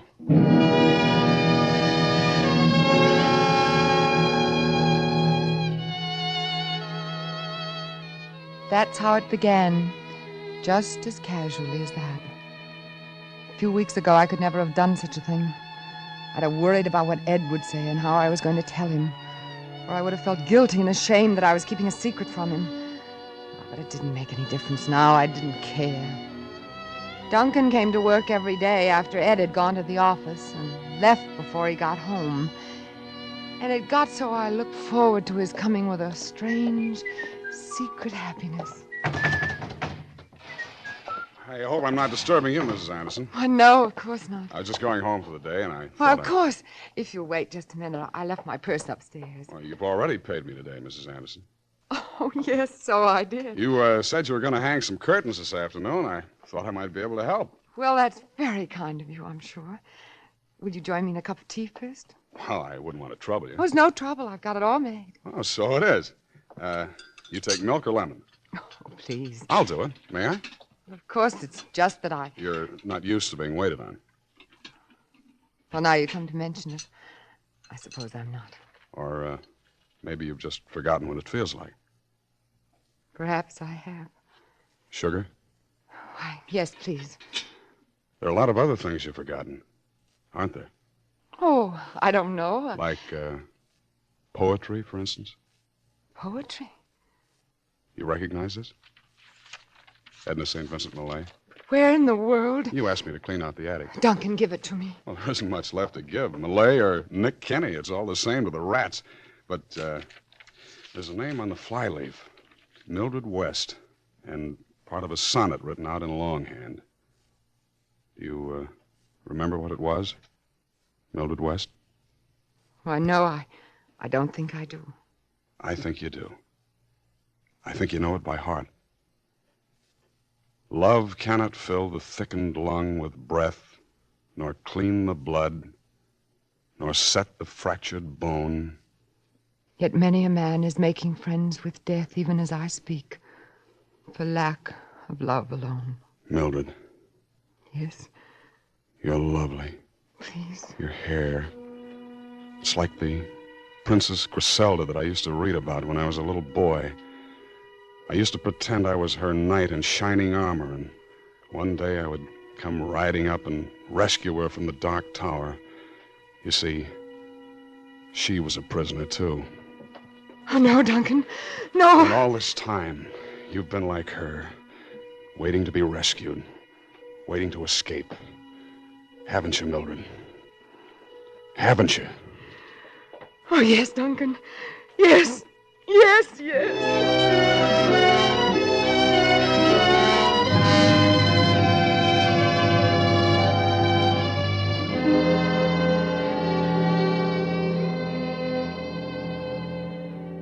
Oh, Duncan, I'm afraid. Of what, darling? Being happy? No, only of how it will end. Why does it have to end? It will. And then I'll want to die. There's somebody at the door. It must be Ed. I'll go. Wait, you don't have to. I've been going to tell him anyway, and now's as good a time as... Tell him. Millie, where's the... Oh, Ed. Oh. This is Duncan Shaw. Duncan Shaw? Yes, he's been doing some work around the place. Oh, he has he? I'll be going, Mrs. Anderson. I'll see you tomorrow, Duncan.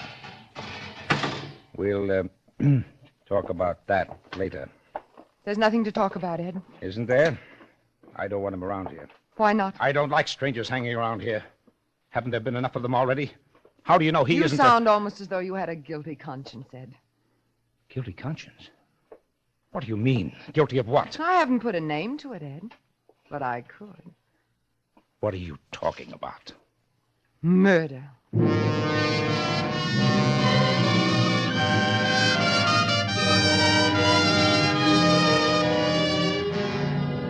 For Suspense, Roma Wines are bringing you Virginia Bruce in Night Comes Riding.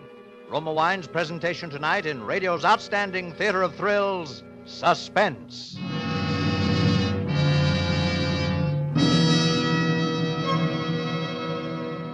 Between the acts of Suspense, this is Truman Bradley for Roma Wines. For entertaining friends, for everyday pleasure, more Americans select Roma than any other wine. That's because you enjoy an important difference in Roma, an extra dividend of pleasure in fuller bouquet, richer body, and better taste. To bring you superior wines, better tasting wines, Roma selects from California's choicest grapes. Then, with ancient skill and winemaking resources unmatched in America, Roma master vintners guide this grape treasure, unhurriedly, to tempting taste perfection. These choice wines are placed with mellow Roma wines of years before, and from these reserves, the world's greatest reserves of fine wines, Roma later selects for your pleasure. So why not enjoy a Roma California wine tomorrow? Whether your favorite is sherry or port, muscatel or tokay, you'll find any wine by Roma is better tasting wine. That's R-O-M-A, Roma wine, your best buy in good taste. And now Roma Wines bring back to our Hollywood soundstage Virginia Bruce as Mildred Anderson, Wally Mayer as her husband Ed, and Howard Duff as Duncan Shaw in Night Comes Riding, a tale well calculated to keep you in suspense.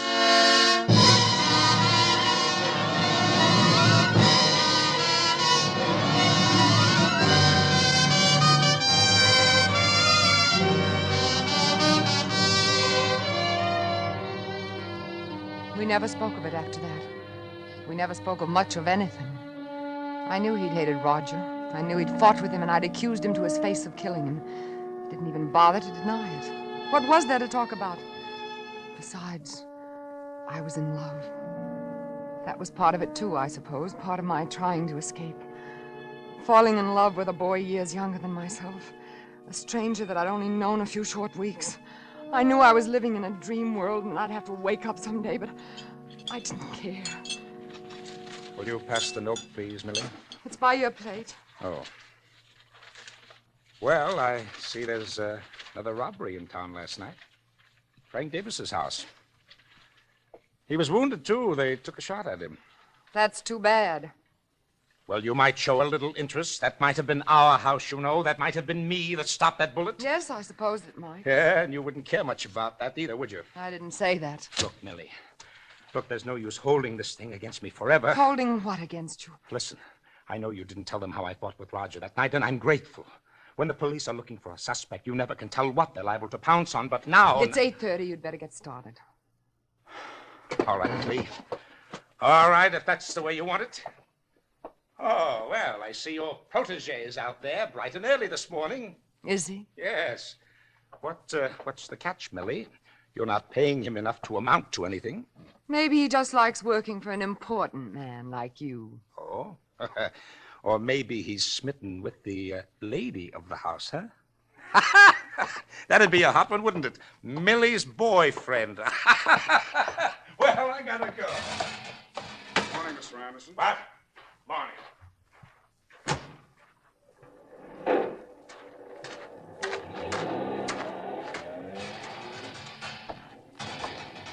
Hello, Griselda.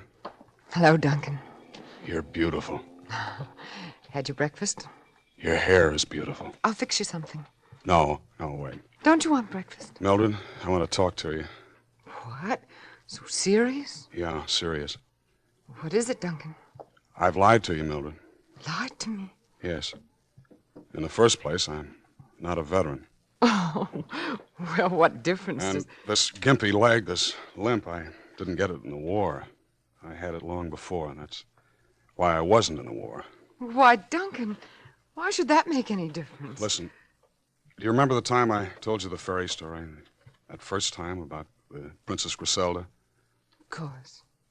I should have told you another story right then. Does it have a happy ending? No. Then I don't want to hear it. You've got to hear it, sooner or later. Duncan, please. Now, listen. Once upon a time, there was a little boy. He wasn't much different from any other kid born on the wrong side of the tracks then. He just happened to be behind the door when the silver spoons were passed out. But he didn't care. And he did have one break. He had an older brother, Mike.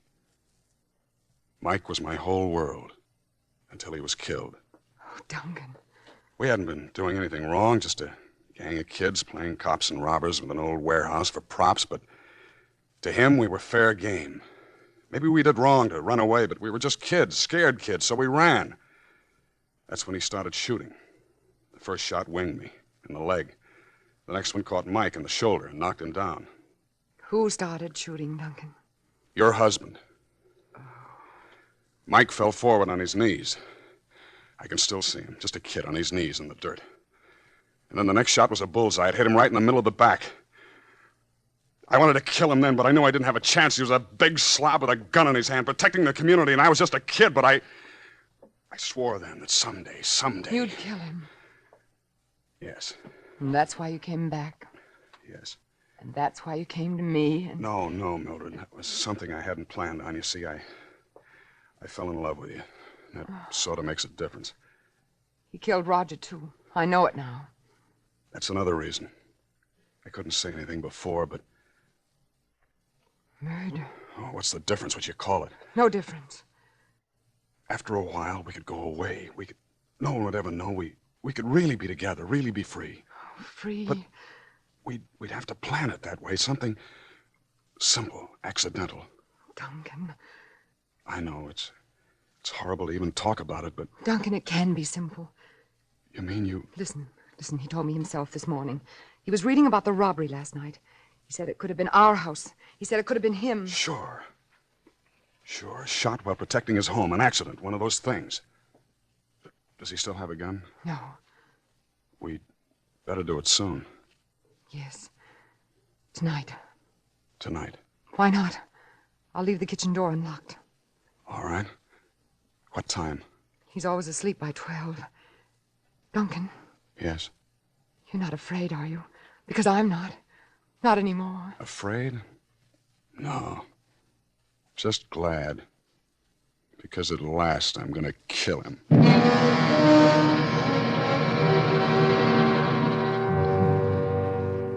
I was quite calm after that. I got supper as usual, as I had for the past 10 years. Ed would be home for supper at 7:30.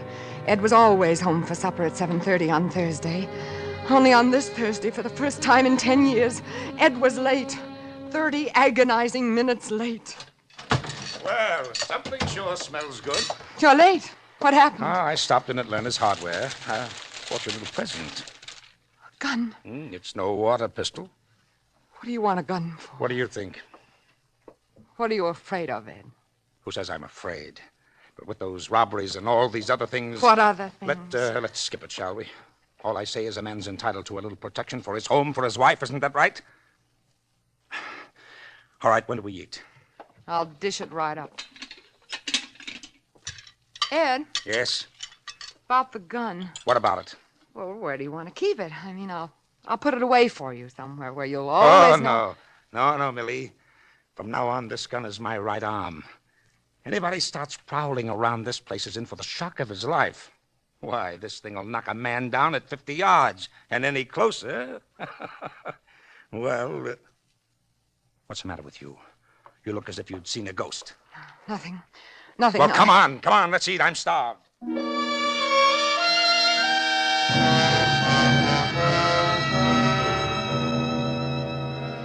He kept it right next to his plate all through dinner. Finally, after about an hour of listening to the radio, he got up to go to bed, and he took that gun with him. I followed, as I always did, to turn his bed down for him, and as I came into the room, I saw him putting it under his pillow. After that, it seemed hours and hours, lying in the dark, watching the luminous hands of the little bedside clock creep on to 11, 11:15, waiting until I was sure he was asleep. Slowly, ever so slowly, I slipped my hand under his pillow, reaching for the gun. What's the matter? What's the matter? I think I forgot to lock the kitchen door. Oh, go to sleep, Millie. Go to sleep. I locked it myself. I looked at the clock. Nearly 12:15. There was no time for anything else now. I slipped out of bed and down the back stairs to the kitchen as quickly and as silently as I could. I was just pushing open the screen door when I felt a hand like a vice close on my arm. Are you out of your mind? Duncan, you've got to get away from here quickly. Oh, have I? He's got a gun. He got it this afternoon. He's got it with him now. So that's it. I thought you'd never go through with it. Duncan, listen to me, please. He'll kill you. You listen to me. I ain't doing the killing tonight. Don't think you can save him at the last minute. Nobody can. What do you think I made love to you for all these weeks for? You think it was fun playing Iceman to a frumpy housewife? Oh, Duncan. You might as well know it. You might as well know all of it. It was me that killed your nephew, too. I thought he was your husband. Now, get out of my way before I kill you, too. Oh, Duncan, listen to me. I don't care. I don't care what's happened, but if you go up there, he'll kill you. And I don't want you to die. Maybe I still love you. Maybe I'm crazy, but I don't want you to die. Let go of me! Oh, Duncan! The blow stunned me and I fell. But only for a few seconds. And then I was scrambling to my feet again and running blindly across the dark kitchen and up the back stairs. There was still time. I could still stop it. Please, let there still be time.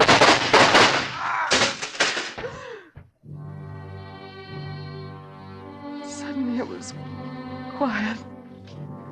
Deathly quiet. Then the lights blazed on in my eyes, and from what seemed a million miles away, I heard someone calling my name. Millie, I got him, the burglar, I got him. It's all right, Millie, it's all right. He's dead. He's dead in a mackerel. Yeah, look. Well, what do you know, Millie? It's your boyfriend. Your boyfriend, Millie. Duncan Shaw.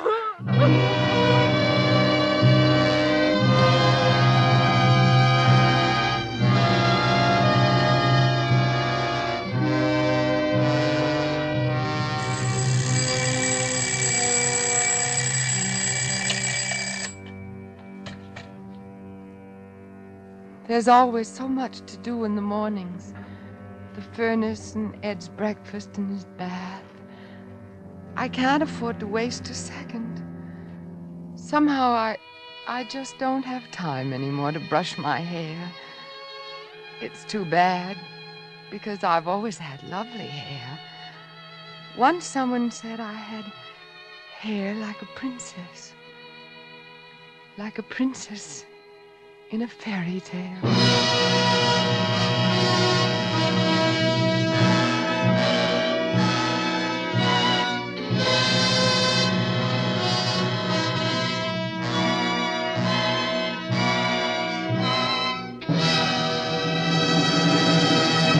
Suspense. Presented by Roma Wines. R-O-M-A, Roma, America's favorite wines. Our star of the evening, Virginia Bruce, will be back with us in just a moment. This is Truman Bradley inviting our new Suspense listeners to discover what our regular listeners already know, that there's an important difference in Roma wines, a difference you enjoy in fuller bouquet, richer body, and better taste. Yes, Roma wines taste better because Roma selects better tasting wines from the world's greatest wine reserves. That's why more Americans enjoy Roma than any other wine. For a tempting taste treat tomorrow, serve Roma California Sherry, perfect first call for dinner, delicious for entertaining any time. And now, Virginia Bruce. Thank you, Truman. I just want to tell our listeners how much I've enjoyed appearing on Suspense, and how much I think they'll enjoy next week's Suspense show starring Angela Lansbury. Good night, everyone. Tonight's suspense story was written by Pamela Wilcox. Next Thursday, same time, you will hear Miss Angela Lansbury as star of Suspense. Produced and directed by William Spier for the Roma Wine Company of Fresno, California.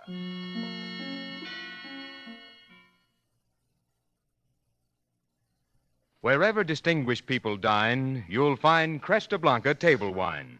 Yes, in America's finest hotels, restaurants, and homes, it's C-R-E-S-T-A, B-L-A-N-C-A. Cresta Blanca. Cresta Blanca. From the finest of the vines come Cresta Blanca table wines. Each Cresta Blanca wine is a vintner's masterpiece, carefully created for the discriminating taste. Distinguish your dining with Cresta Blanca table wines. Shenley's Cresta Blanca Wine Company, Livermore, California. Tune in again next Thursday, same time, for Suspense. This is CBS, the Columbia Broadcasting System. Yes, Roma wines taste better because only Roma selects from the world's greatest wine reserves for your pleasure. And now, Roma Wines, R-O-M-A, Roma Wines present Suspense. Tonight, Roma Wines bring you Miss Angela Lansbury in A Thing of Beauty, a suspense play produced, edited, and directed for Roma Wines by William Spier.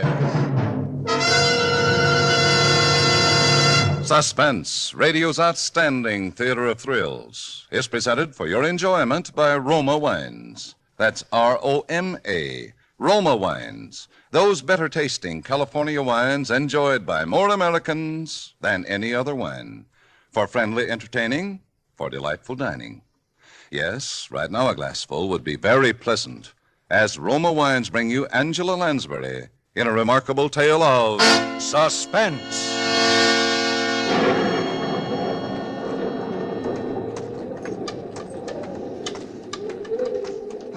Now, if you will give me your arm. Yes, sir. Thank you. I think we shall just miss the storm if we hurry. Rather somber place, isn't it? Oh, it gives her seclusion, and that's all she's ever asked for since she came here. That and what little spiritual comfort I've been able to give her. How long ago was that, sir? That she came here, I mean. Oh, let me see. No, 9 years ago in May. But it was long before that she left the stage. Well, she was in an institution for nearly 10 years, a mental disorder, though it's not her mind was ever sick or I'm mistaken. They do say she's a bit on the eccentric side, though. Oh, well, you'll be her spiritual advisor yourself soon enough, when I've retired.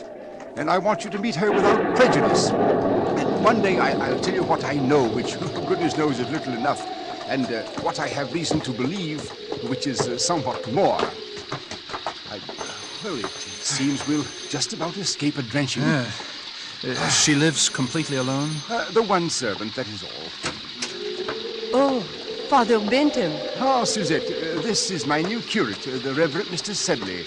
We're here to see Miss Tremaine. Well, does she know you are not alone? Oh, good Suzette, I haven't any idea. But you might let us in out of the rain if you don't mind, while you so inform her. But if... Very well. Come in. Ah, thank you. If you would wait in the study, I will ask if Mademoiselle is able to see. What in the world's got into that woman? She knows Miss Tremaine's been seeing me every fortnight at the same time for 9 years. There's a picture here. Is it of her? Probably. My word, she was a beauty. Your father could have told you. Ah, yes, she was a legend of 2 continents. Must have been a very tragic thing to make a woman like that shut herself away. Is it true, sir, that she sees no one but you? No one. As far as I know, she has never set foot outside this house in all the time she's been here. Nor has she ever had a single visitor beside myself. But why? Mademoiselle will see you now, Father, in her parlor, across the hall. Oh, thank you, Suzette.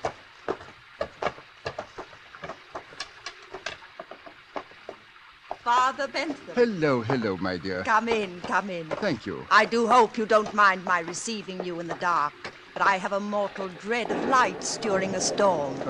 Not at all, my dear. You'll find 2 quite comfortable chairs just there by the window, I think. Oh, thank you.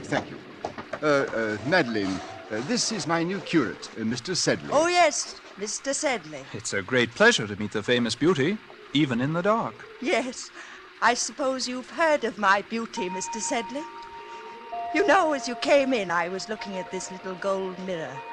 Engraved on the back are the words, "A thing of beauty is a joy forever." Ah, Keats. Yes, Oscar gave it to me. Oh? He said it was a magic mirror.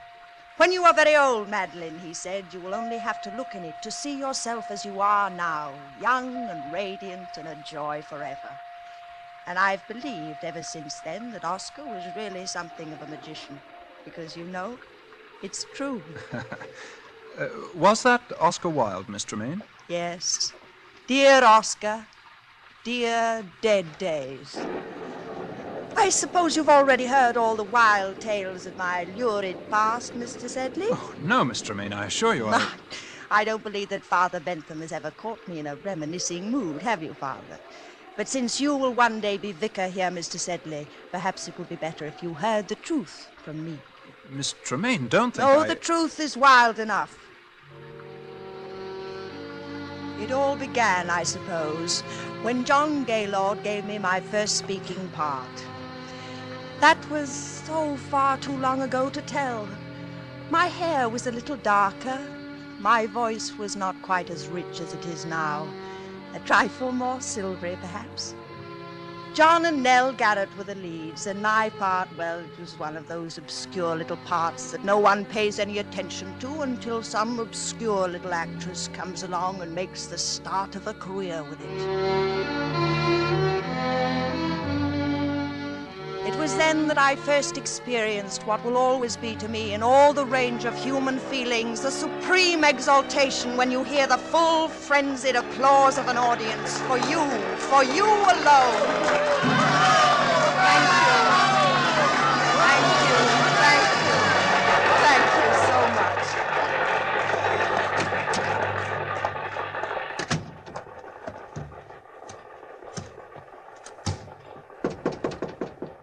Yes? Madeline, may I see you? Oh, come in, John.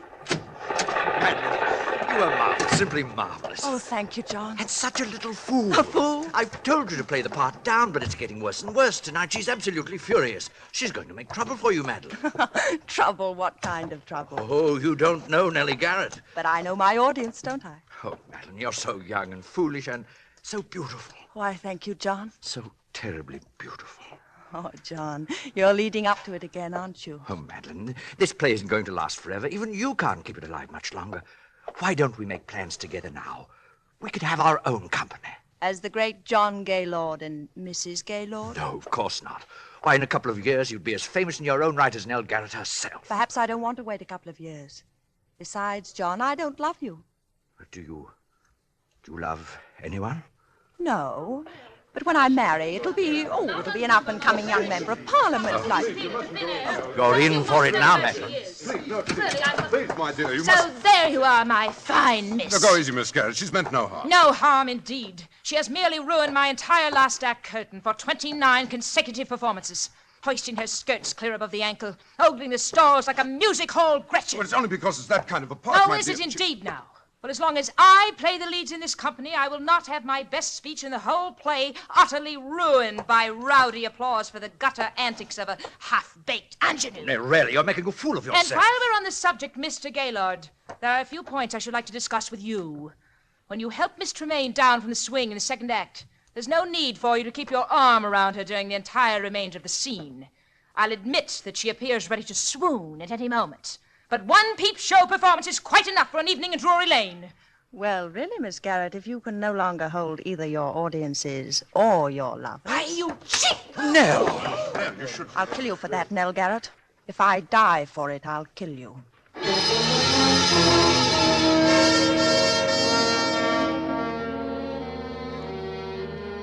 I left the theater and walked aimlessly out into the night, my eyes blinded with tears. Young, yes, and foolish as I was, I believed my poor little heart was truly broken.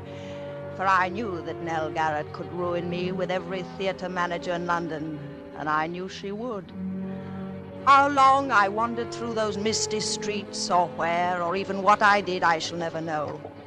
But just as dawn was breaking, I found myself, by some odd twist of fate, passing by the lodgings of John Gaylord. On a sudden impulse, I climbed the steps to his door. Yeah? Madeline! Hello, John. Darling, did anyone see you? See me? Come in. Where have you been? Just walking. Good Lord. Alone? Yes, why? Don't you know? Yes, John. I'm afraid I do. My career... Your career? Oh, my poor child. John, what is it? Don't you know that Nell Garrett's been found dead with a knife in her back? Dead? Murdered. Oh, John. The police have been looking all over London for you. I've been expecting them here every moment. For me? Of course, for you. But why? Madeline, last night you threatened to kill her in front of a dozen witnesses. Why wouldn't they be looking for you? Now, Madeline, darling, listen to me. Where did you go? What did you do? Didn't anyone see you? Didn't you talk to anyone? No, You've got to tell them something. But what can I tell? Because if you don't tell them, they'll... John, Yes, they'll hang you, Madeline. No. Please, Madeline, you've got to think. Try to remember something. I'm so alone. If only I had a friend. You have got a friend, Madeline. I'm your friend, But believe someone me. who loved me enough to at least say they were with me. Yes, who is it? Inspector Trellis, Scotland Yard. In there, quickly, the bedroom. John. Don't worry, I'll tell him something. Hurry. Yes, coming. I'm sorry to rouse you at this early hour, sir. It's quite all right. Come in. You are Mr. John Gaylord? Yes. Of the Queen's Players Company, Drury Lane? Yes. Can you tell me, Mr. Gaylord, anything of the whereabouts of Miss Madeline Tremaine? Madeline Tremaine? Yes. Why, Did you call me darling? Oh, excuse me. Who is this lady, Mr. Gaylord? Well, who are you? I'm from the police, madam. Police? There's been a murder. Miss Nell Garrett of the Queen's Company was found stabbed in her home last night. Nell Garrett? Yes. Do you know her? Why, of course. This is I'm afraid, madam, that I shall have to ask you for your name. I'm Madeline Tremaine. I'm sorry that you find me in somewhat disarray. Miss Tremaine, I'm afraid I shall also have to ask you to account for your whereabouts after you left the theater last night. Very well. Mr. Gaylord can account for my whereabouts. Well, Mr. Gaylord? Why, You see, Inspector, it's rather a delicate matter, because since I left the theater last night, I've been here. Is that true, Mr. Gaylord? Yes, quite true, Inspector. I see. Is that satisfactory, Inspector? Yes. Well, I don't think I need trouble you any further. For the moment. Well, I quite understand your position, Inspector. It's a terrible, terrible thing. Yes. Well, good day to you. Good day, sir. Oh, Madeline. Oh, Madeline. You shouldn't have done it. They'll have the scandal all over every newspaper in the city. Well, a scandal is better than a hanging, isn't it? There must have been some other way. Now they'll tear you to shreds. They won't have you in anything better than a music hall for the rest of your life. John, there won't be any scandal. If what?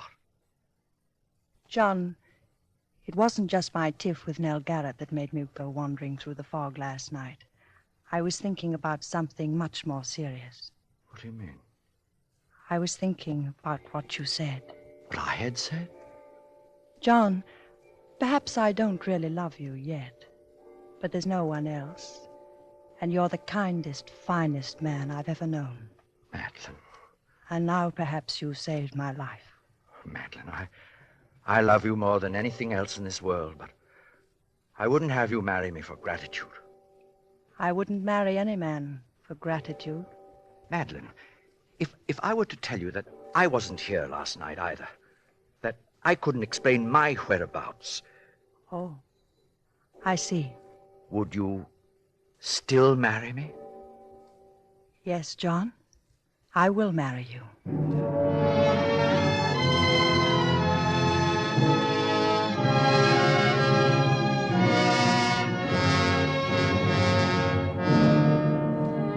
For Suspense, Roma Wines are bringing you Angela Lansbury in A Thing of Beauty. Roma Wines' presentation tonight in radio's outstanding theater of thrills, Suspense.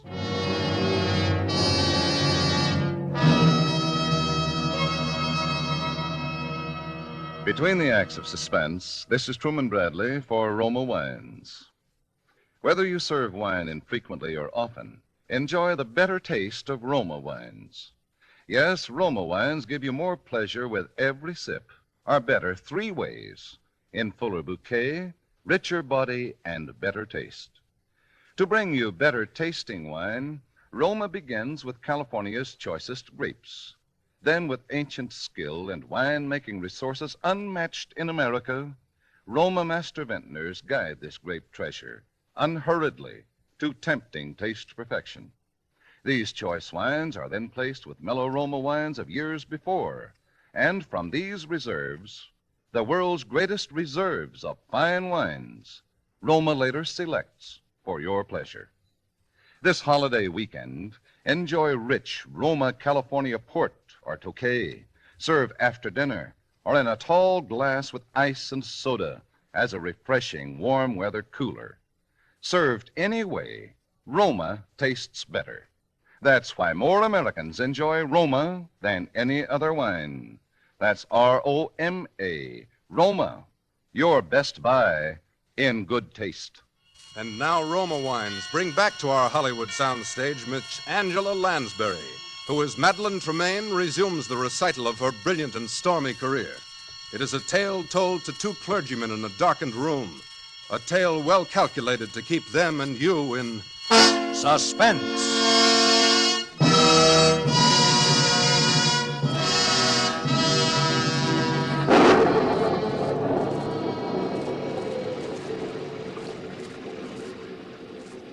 Shall I continue, gentlemen? Oh, yes. Please do, Miss Tremaine. It's most absorbing.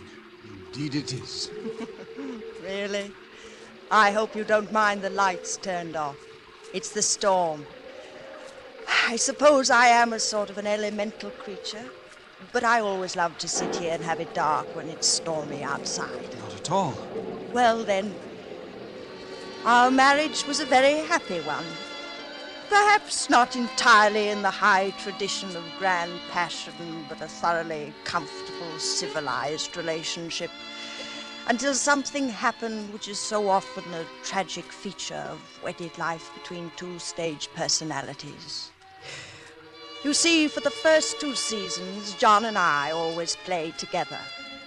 And then managers began to ask for me alone. What could I do? I was young, just reaching the peak of my career. John was past his prime and popularity, And so at last he no longer even tried to have a career, but lived along on false hopes and idle dreams and tiresome reminiscences, and took up those little hobbies to pass the time away. Even grew a little stout. It was very difficult for both of us. And then for me came the time and the opportunity that every actress dreams of.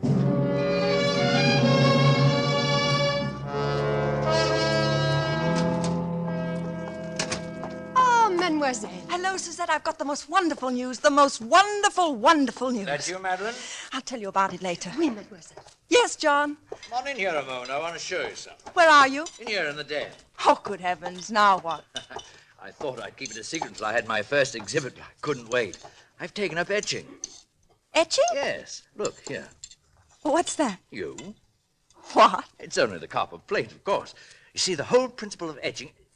Madeline, look out. What's the matter? You almost knocked over that vat of nitric acid. Oh, one drop of that on your beautiful white skin would burn a hole right through you. Well, must you have that sort of thing around, darling? Of course, that's the whole thing. You see, the sketch simply scrapes the wax off the copper plate.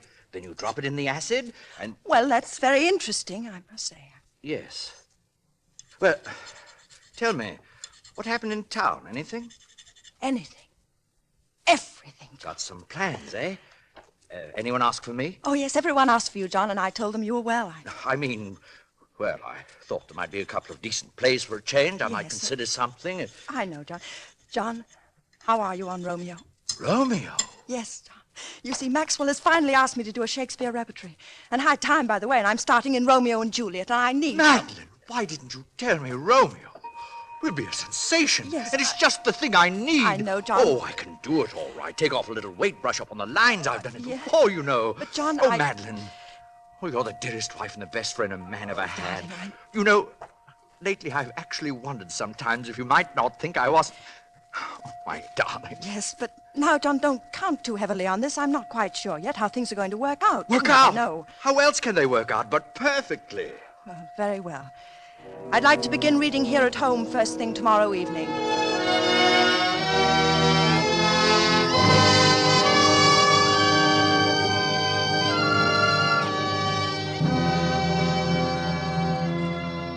Now, shall we take it from, yet I should kill thee with much cherishing? Yes. Yet I should kill thee with much cherishing. Good night, good night. Parting is such sweet sorrow that I shall say good night till it be morrow. Sleep dwell upon thine eyes, peace in thy breast. Would I were sleep and peace so sweet to rest. Yes, darling, but you see on those last, you should already be moving off the stage. You don't want to take too much of them after all. The scene really ends when Juliet leaves the balcony. Well, I know, but you can't just throw them away, Madeline, dear. Those are very famous Yes, lines. I know, darling, but we mustn't think so much in terms of lines as of performance. Pardon, mademoiselle. Yes, Suzette. Monsieur Alexandre Duncan is here. Oh, show him in. Oui, mademoiselle. Alec Duncan, what's that young ham coming around for? Well, John, I've been meaning to tell you. Hello, Madeline. Hello, Alec. You know my husband. Oh, why, yes, of course. How do you do, Mr. Tremaine? My name is Gaylord. Of course, Mr. Gaylord. Well, I say, aren't I the luckiest fellow in the world? Are you? John. To be playing Romeo opposite Madeline Tremaine. Madeline, when I got your cable, I could hardly believe it. I jumped on the boat without even packing a bag. Something wrong? John, I have been trying to tell you, but I didn't want to hurt your feelings. If I've interrupted anything. No, it's all right, Alec. John, please don't make a scene. I had to have somebody to rehearse with until Alec got here, and I knew you wouldn't be the slightest help to me if you thought... Oh, John, why must you make an issue of it? I've always known you were a thoughtless, selfish woman. But I never would have believed that you could do anything quite so vile. How dare you speak to me that way? You didn't really think that a man with a 40-inch waistline and a double chin could ever play Romeo, did you? Madeline! I say, you... Get out of here. Get out! Get out! Get out! I say, Madeline. Oh, Alec, I'll have to go and apologize.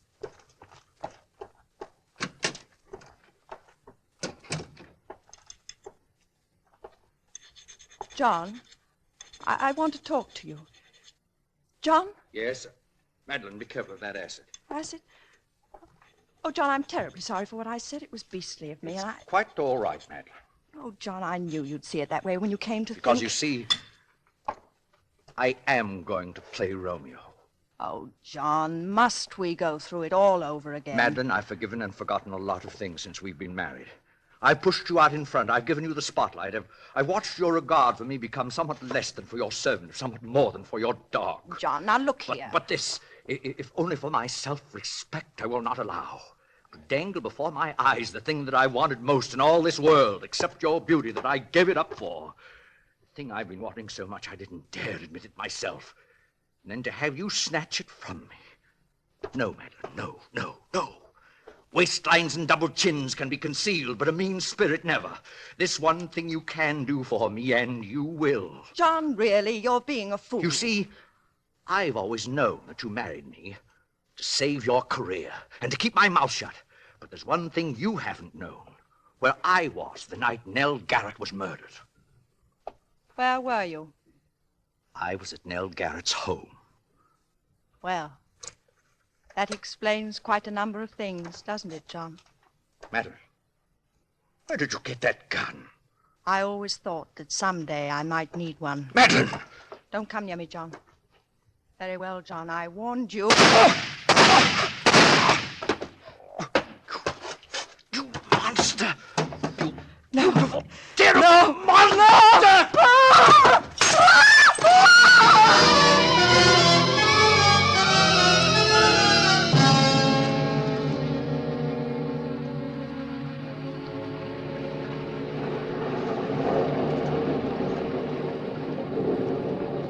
You see, as he sank to the floor, he hurled the bowl of acid at my face. It was a frightful thing. Of course, it was self-defense. I was never even brought to trial, particularly when I told it was he who had killed poor Nell Garrett. But I suffered a complete nervous collapse, and I suppose I've never really recovered.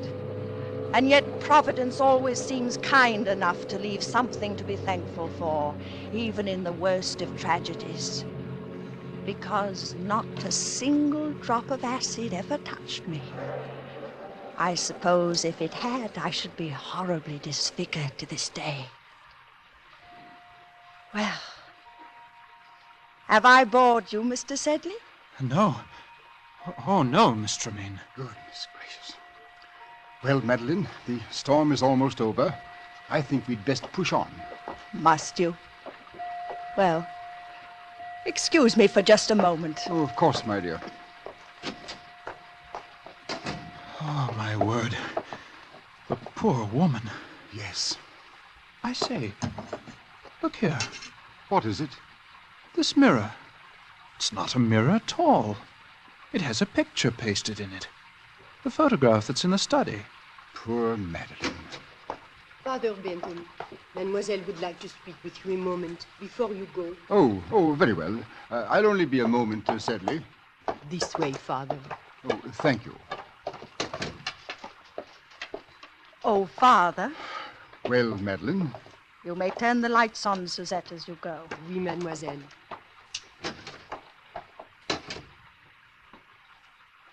So that is your young curate, Father Bentham? Yes. Do you like him? He seems like a dear boy, But what, Madeline? I'm afraid I can't see him again. Madeline, why? Well, I don't want to hurt his feelings, but it would not be the same. You've been my only true friend in all these years. And when you are gone, I would rather be alone again than... I'm sorry, sir, but Mrs. Stotz is outside. Her little girl is dying, and when she heard you were here, she... Go away. Madeline. Go away. Come, sir. Go away. Oh, good Lord. Poor Madeline. It was too much for her. Yes.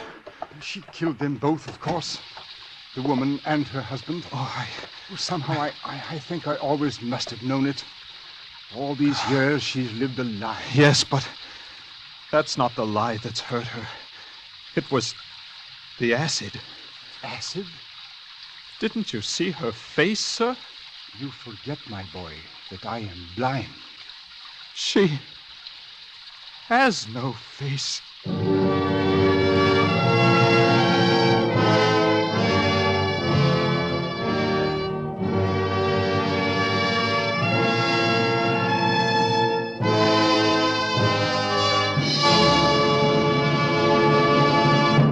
Suspense. Presented by Roma Wines. R-O-M-A, Roma, America's favorite wines. Before we hear again from Angela Lansbury, star of tonight's suspense play, this is Truman Bradley reminding you that in Roma wine, you enjoy an important difference, an extra dividend of pleasure in fuller bouquet, richer body, and better taste. Yes, Roma wines taste better because Roma selects better tasting wines from the world's greatest wine reserves. Discover for yourself why more Americans enjoy Roma than any other wine. This weekend, serve Roma California Burgundy or Sauterne with dinner. You will agree that Roma is a premium wine in everything but price. And now, Angela Lansbury. Hello. I've had many a thrill myself listening to Suspense, and I hope we were able to send a few chills up and down your spines tonight. I'm sure next week's program will, when Roma Wines bring you Hume Cronin in Make Mad the Guilty. It's a real thriller, so don't miss it. Good night. Angela Lansbury appeared through arrangement with Metro-Goldwyn-Mayer, producers of High Barbaree, starring Van Johnson and June Allison. Tonight's suspense play was written by Robert Richards from an original story by Elizabeth Heaston Heisch. Next Thursday, same time, you will hear Mr. Hume Cronin as star of Suspense. Produced and directed by William Spier for the Roma Wine Company of Fresno, California.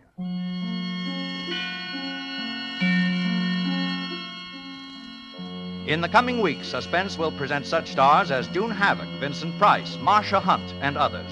Make it a point to listen each Thursday to Suspense, radio's outstanding theater of thrills.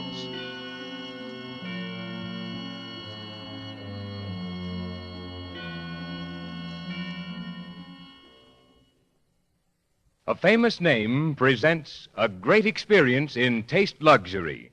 C-R-E-S-T-A? B-L-A-N-C-A. Cresta Blanca. Cresta Blanca. Yes, for the most discriminating, Cresta Blanca offers two rare California sherries, Dry Watch and Triple Cream. Compare Cresta Blanca Dry Watch and Triple Cream with the world's finest sherries, regardless of price. You'll find Cresta Blanca Dry Watch and Triple Cream unequaled in America, unsurpassed anywhere. Shenley's Cresta Blanca Wine Company, Livermore, California. Listen to Suspense next week, same time, same station. This is CBS, the Columbia Broadcasting System. Yes, Roma wines taste better. Better because only Roma selects from the world's greatest wine reserves for your pleasure. And now, Roma Wines, R-O-M-A. Roma Wines present Suspense. Tonight, Roma Wines bring you Mr. Hume Cronin in Make Mad the Guilty, a suspense play produced, edited, and directed for Roma Wines by William Spier.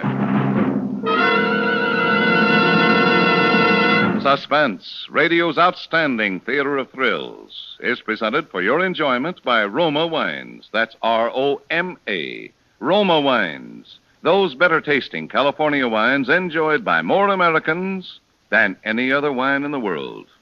And tonight, Roma has great news for you. Big money-saving news that will let you serve Roma wine more often without increasing your budget for friendly entertaining, for delightful everyday dining. Now, Roma Wines bring you Hume Cronin in a remarkable tale of suspense.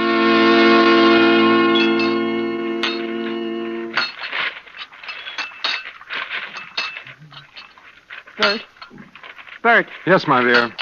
Well, have you found anything? I'm looking, my dear. On the theatrical page, I suppose. Of course, my dear. Looking. You've been doing that kind of looking for 6 months. Give me that paper. Bet I'll find your job in about 6 minutes. Yes, my dear. It is true that the theatrical season, particularly in San Francisco, particularly for Shakespearean actors, was inclined to be sluggish. And it is true that I had never had the great leading roles. Hamlet, Othello, Lear. Although my success in supporting parts amongst amateur groups had been little short of dazzling. It is also true that these successes were of some 15 seasons past. Still, the talent of your true artist is not to be thwarted or denied. But this was a matter which I had never properly succeeded in demonstrating to my wife, Elizabeth, until at last, perforce, I was persuaded that the poor creature's life was dominated by only the most mercenary considerations. Face it, little man, you were washed up as an actor before you started. You've just been looking in the wrong part of this paper. Merciful heavens, desist! Have I not, in deference to your penurious concern, found you a boarder? Young Longstreet? Him. A sublime specimen of lusty manhood. Don't try to change the subject. Yes, my dear. Oh, hey, here's something. Listen to this. Yes, my dear. A man with personality, poise, presence to appear before the public must be able to dress and act the part of impeccable good taste.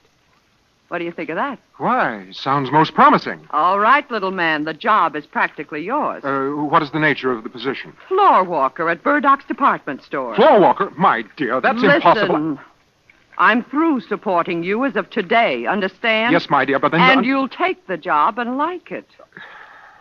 Yes, my dear.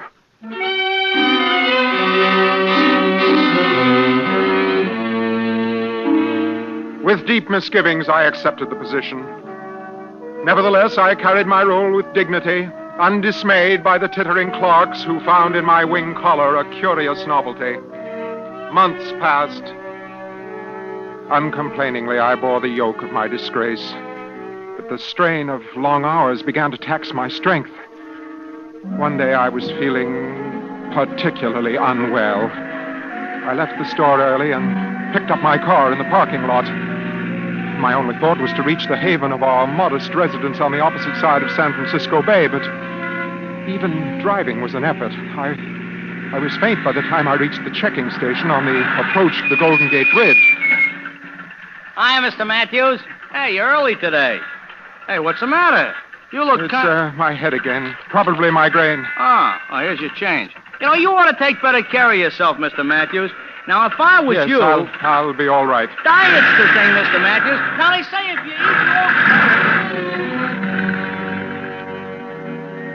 As I drove slowly across the great high span of the bridge and on through the Marin County hills, I knew, by some sixth sense perhaps, that this would be the day.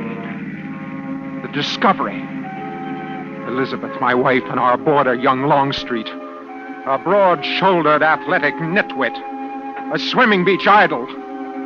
I was returning early, you understand, and unexpectedly. Cautiously, I avoided the flagstone walk.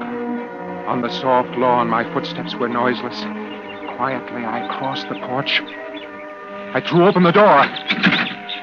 Sure enough, suitcases packed for flight stood ready on the floor. Bert, you... Now, Mr. Matthews, Oh, shame! Oh, despair! Oh, nuts. Don't look so shocked. What did you expect? This is my burden of grief, my cross to bear. Oh, shame, where is thy blush? Come down off your high horse, Bert. You wanted to get rid of me, didn't you? Well, I'm leaving. If you don't like it, you know what you can do. In silence, I have suffered your petty deceptions, your taunts, your gross vulgarities. But now, at long last, the worm turns. Bert, put down that gun. Hey, hold on a minute, Mr. Matthews. My heart has turned to stone. Bert, you're ridiculous. Don't make me laugh. Ridiculous? On the contrary, my dear wife, I am, for the first time in 15 years, a man. Now listen, Mr. Matthews. Look at him. Always the tragic actor, the great tragedian. You're positively silly with that revolver trembling in your hand. Give it to me. Keep your distance. I warn you. Now, look here, Mr. Matthews. Betty and I are going... Don't worry, handsome. The little man won't shoot. I know him too well. Now, give me that gun. I warned you. I said give me that gun. Oh, that you had 40,000 lives. One is too poor, too weak for my revenge. Hit him, handsome. Well, we're on our way. Bring the suitcases, handsome. Shall I hit him again, Betty? Oh, the little man won't bother us anymore. Oh, just one. For luck, huh? Suit yourself. Yeah. To remember me. Bye. Be seeing you, little man. Wait.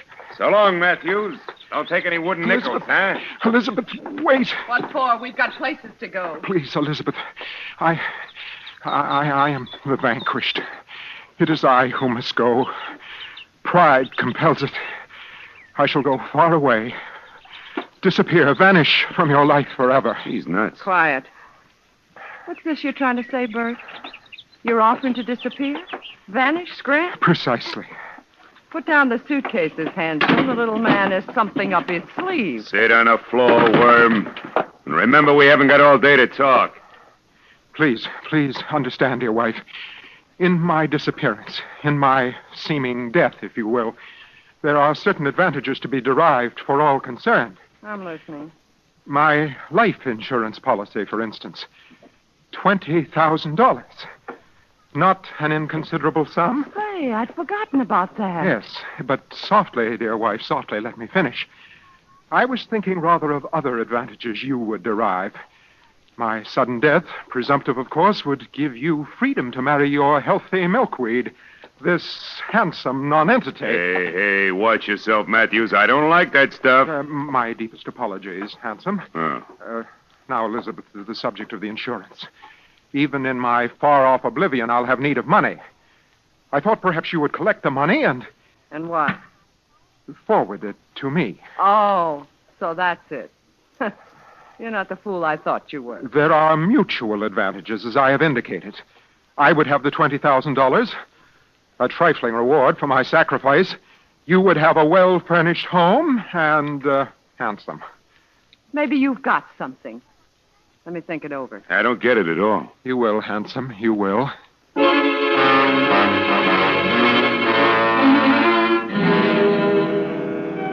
Elizabeth agreed, as I knew she would. She was, in fact, delighted. Longstreet gave us brief pause, but in the end, my charming wife persuaded him. Due to early training in the theater, the strategy of my demise was masterful. After 3 days' rehearsal with my 2 accomplices, I drove to the checking station of the Golden Gate Bridge. I was careful to enter the gate manned by my acquaintance. How you feeling today, Mr. I Matthews? protest, sir, with emphatic emphasis. I don't get you. This toll levy upon the use of a public thoroughfare, by my conscience, it's unsocial, immoral, a downright swindle. Hey, what's got into you? Come on, pay your fare. I know you not, magpie. Huh? Are you carrion? Who, me? Are you fowl, flesh, or fish? Here, vulture, your pound of flesh. Hey, look, Mr. Matthews. Hey, you better see a doctor.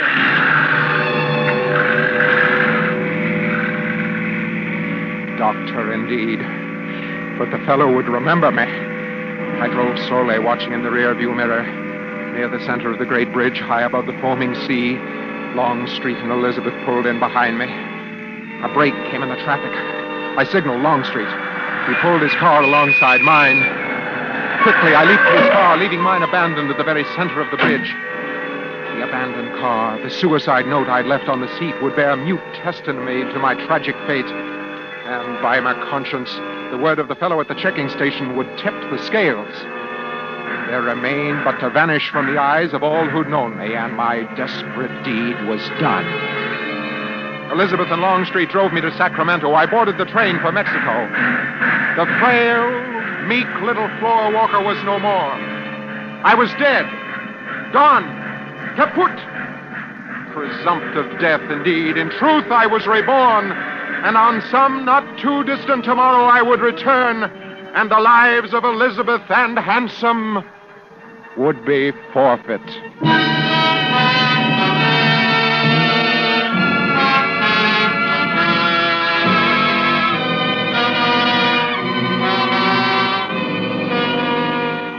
For Suspense, Roma Wines are bringing you Hume Cronin in Make Mad the Guilty. Roma Wines' presentation tonight in radio's outstanding theater of thrills, Suspense.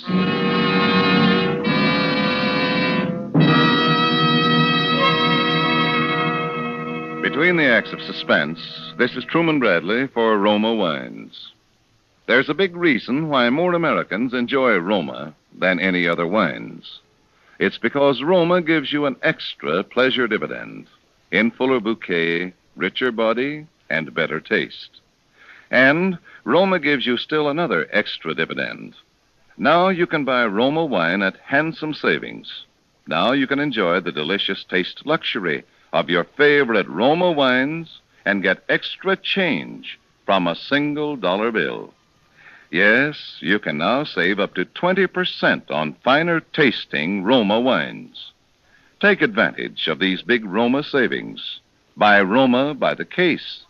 Enjoy delicious Roma wine more often with meals or when you entertain, and save money on every bottle. Ask for Roma, R-O-M-A, Roma wines, for extra good taste and extra cash savings. And now, Roma Wines bring back to our Hollywood soundstage Hume Cronin in Make Mad the Guilty, a tale well calculated to keep you in suspense.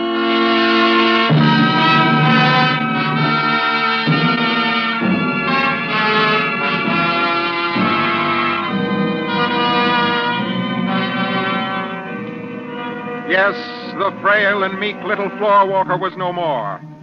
In Mexico, a new man wore my shoes. I became a man of purpose and daring. Through the art of makeup and disguise, I gave myself a villainous and frightful appearance, corresponding to my new character. I returned boldly to San Francisco with no fear of recognition. Thus was I privileged to read in the local papers of my own suicide and later of my wife's marriage to young Longstreet. Weeks passed. I learned Elizabeth had received the insurance money. I was well aware, of course, that she had no intention of giving me any part of it. The moment of final settlement had arrived. Late at night, as befits one returning from the grave, I rang the bell at the cottage I once called home. Oh! It is I, your lately deceased husband. Bert, you handsome. May the dead enter with the quick? Permit me to force my entry. Handsome. On my word, you're frightened. Well, that ridiculous makeup you have on. Why do you have to go around like a scarecrow frightening people? Hey, what goes on here? Hurry, Bert's here. Ah, handsome. In nightshirt and armed with a kitchen knife. An heroic figure, to be sure. Matthews. Gosh, your face. The face of Lazarus, risen from the dead, transformed by the chemistry of death. Don't be funny, Bert. What do you want?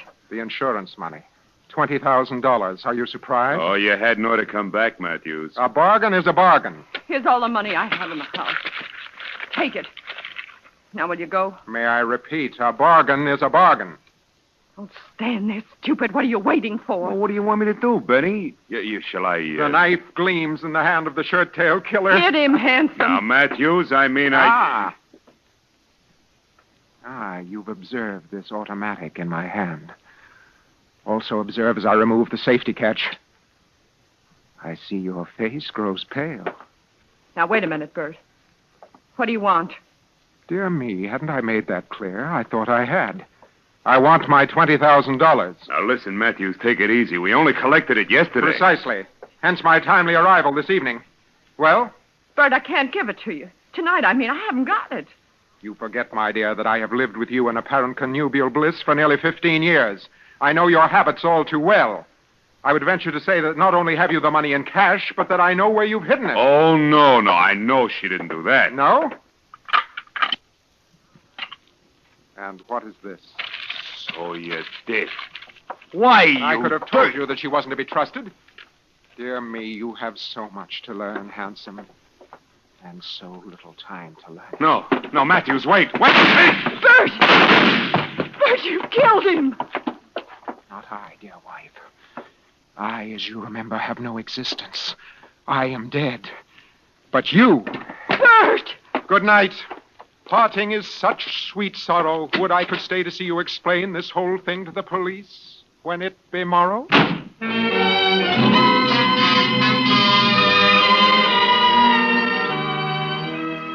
Perhaps you see it now, eh? Perhaps now you fully understand the sweep and majesty and genius of it. For you must know I had planned it. Yes, planned it every step of the way from the day I introduced Elizabeth to Longstreet until the poor wretch was found hovering over his corpse.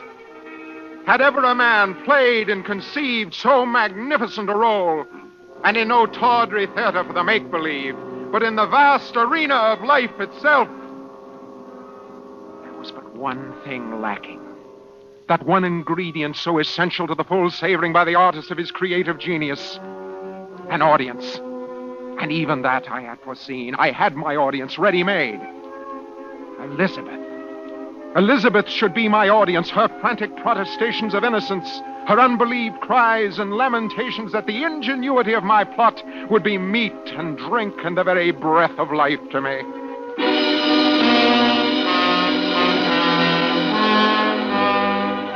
By a slight alteration of my appearance, I was able to attend her trial. Like a spectator at my own play, I could not have directed the performance better myself.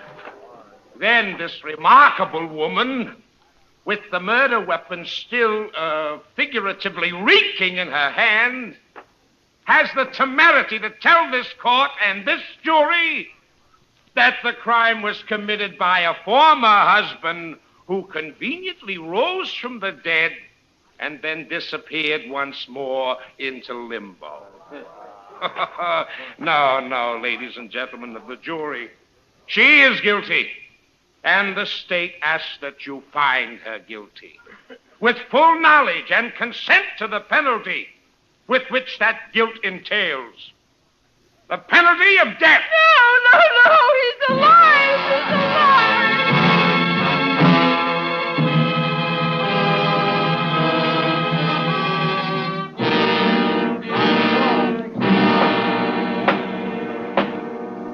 Now, ladies and gentlemen of the jury, have you reached a verdict? We have. I'll find you the defendant, Elizabeth Longstreet, guilty or not guilty. Guilty.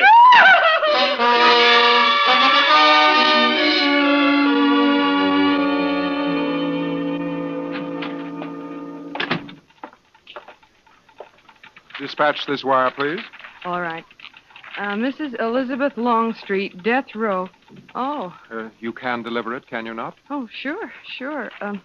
You have a rendezvous with death. From the depths of experience, can assure you he is by no means an unfriendly companion. Unfriendly? Oh, unfriendly companion. Heartfelt sympathy, courage. 39 words. Let's see, that'll be 78 cents out of $1. Thank you. Really is sad when you come to think of it. I guess you were a friend of hers, huh? In a sense, to be sure. Yes, in a sense. Oh, wait a minute. You didn't sign it. Just sign it, Little Man.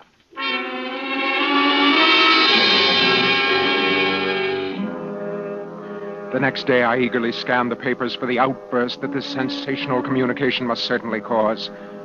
But there was nothing. So I sent a letter, something a little more direct. I scanned the press anew, but still no sign. No single word to tell me how she had received it. What was it?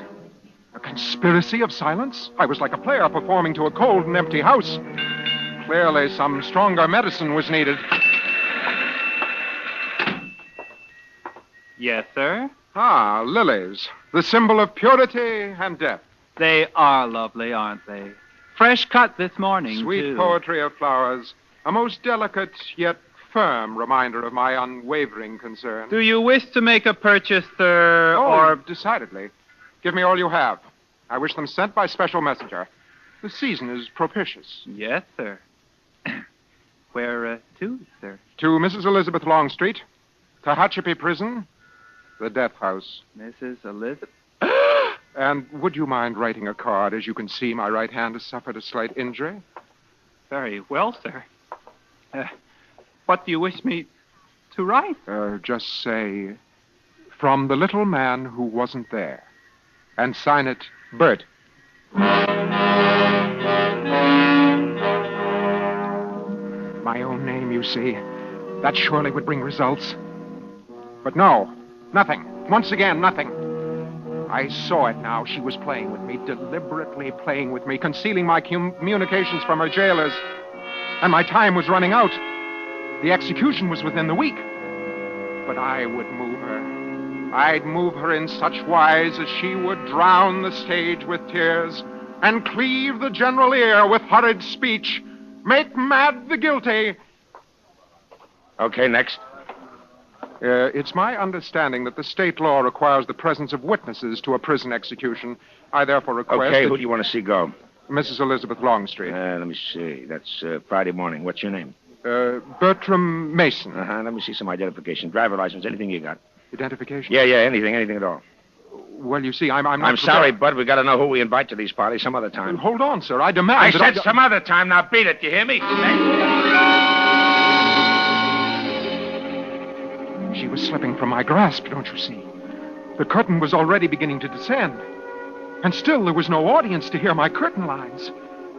That night I paced the streets in a torment of indecision. Then, as dawn was breaking, I realized what I must do. A drastic, desperate measure. But I must take it. The execution was the following morning, and at the earliest moment I presented myself at the prison gate. Yeah? What can I do for you? It's imperative, absolutely imperative, that I be present at the execution of Elizabeth Longstreet. I'm sorry, mister. Now, wait. You don't understand. Can't be done. Oh, if you was a relative, say... That's it. That's what I'm trying to tell you. I am. I am related. Yeah? Well, that might be different. How you related to her? I am her husband. Her husband? Oh, now don't try to get funny, mister. It just so happens she murdered her husband. No, not him. Her former husband. The man whose name was mentioned so often at the trial. They thought I was dead, but I'm not. I'm Bert Matthews. Oh, a crackpot. Now, save it for a soapbox, brother. No, now, wait. I can prove it. She will recognize Sure, me. I know. Now, run along. I implore you. I beg you, call the warden. Tell him that there's a man here... What was that? Not now she won't recognize you. What do you mean? I mean, that's it. It's all over. Finished. Oh, no. Not dead. That's right, brother. He's dead.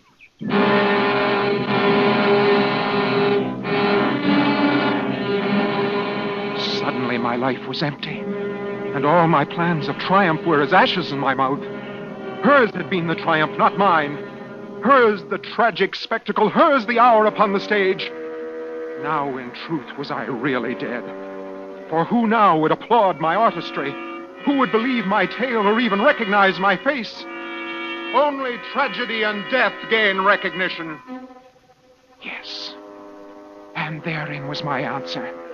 Therein at last would I breach the portals of undying fame, leaving behind me a manuscript setting forth the facts in full detail. I would actually die. The first man in history to die and come to life and die again since Lazarus.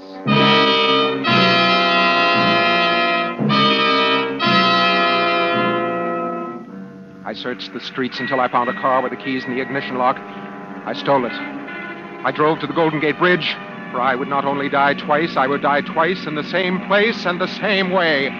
I drove past the gateman and on. Hey, wait! On to the very highest part of the parapet. I would stand while horrified onlookers gazed helplessly. Then, as eager hands reached out to save my life, I would leap. I was dimly conscious of the siren behind me, but paid no heed. I drove faster to my splendid doom. Suddenly I heard a shot, then another. The car was out of control, swerving, lurching, swerving like a crazy thing.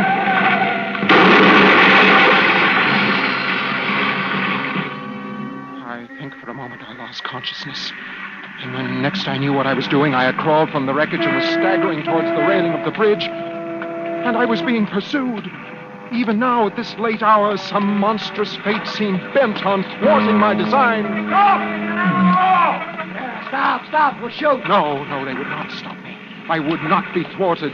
I staggered on. Searing pain in my shoulder. I fell. I struggled to my feet again. The railing was almost within my grasp. Another shot, that rending, tearing agony of the bullet through my chest. I was on my knees again, but I must.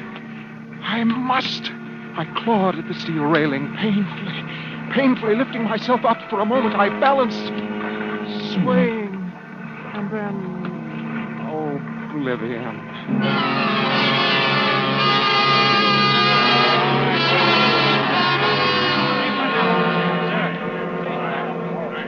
I heard their voices coming to me from a long way off, like voices of the dead. Stand back.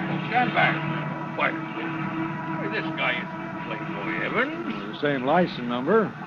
Well, I wonder why he ran. Yeah, it's tough, and he looks like such a harmless little guy.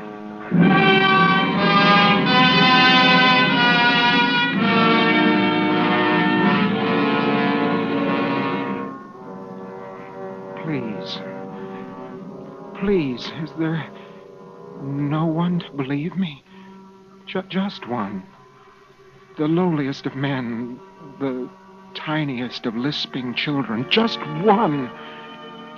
Before this stage is dark. Before I shuffle off this mortal coil. Before I die.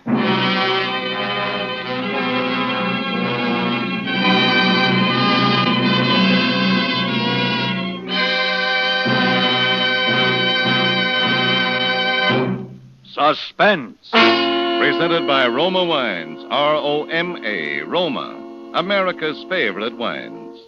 This is Truman Bradley inviting you to try Roma Wines, to learn for yourself why more Americans enjoy Roma than any other wine. It's because only Roma selects from the world's greatest reserves of fine wines to bring you better tasting wines. And now, you and your friends can enjoy delightful Roma wines more often because Roma prices have been reduced as much as 20%. So make a note tonight to stock up on Roma wines tomorrow. Take advantage of Roma's new low prices to enjoy more of Roma's premium quality. Ask for Roma, R-O-M-A, the greatest name in wine and your best buy in good taste. This is Hume Cronin. It's been a great pleasure appearing for you on Suspense. I hope you enjoyed it as much as I did. And I know you'd like to hear about next week's Suspense show when Roma Wines will bring you June Havoc in the story of a girl whose fatal resemblance to a famous movie star leads to murder. I'll see you soon, I hope. Thank you. Good night. Hume Cronin appeared by arrangement with Metro-Goldwyn-Mayer, producers of Living in a Big Way, starring Gene Kelly and Marie McDonald. Tonight's suspense play was by Irving Moore and Robert Richards from an original story by Robert Ralston. Next Thursday, same time, you will hear Miss June Havoc as star of Suspense. Produced and directed by William Spier for the Roma Wine Company of Fresno, California.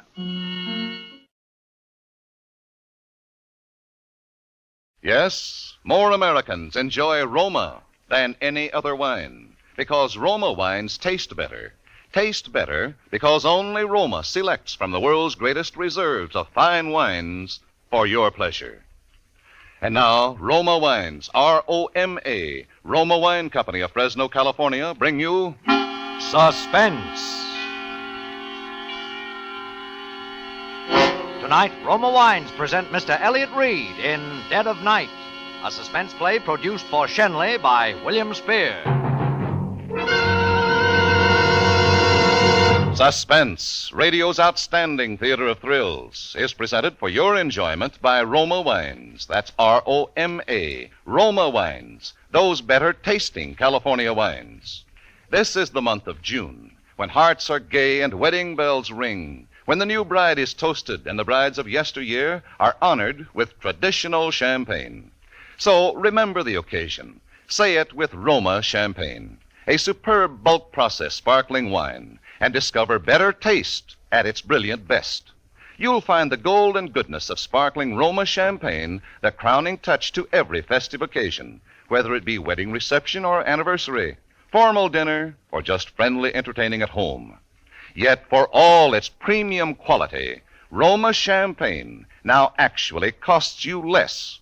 At new low prices, Roma Champagne, or any Roma wine, is your best buy in better taste. And now, Roma Wines bring you Mr. Elliot Reed in a remarkable tale of Suspense.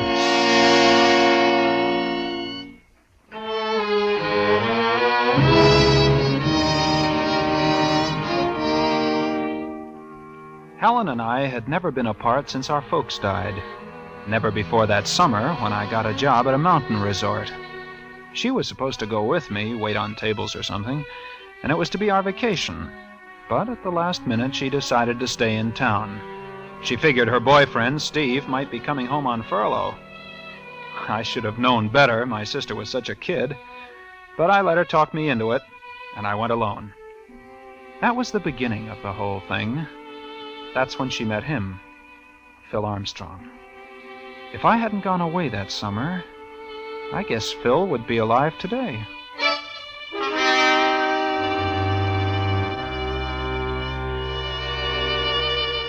All during the time I was gone, Helen didn't write much. And what letters I did get didn't seem natural. So I was anxious to finish my job and get home. I expected her to be at the bus station, but she wasn't. And when I got to the apartment, I could hear someone moving inside. The door was locked, so I knocked. Helen! Who is it? It's me.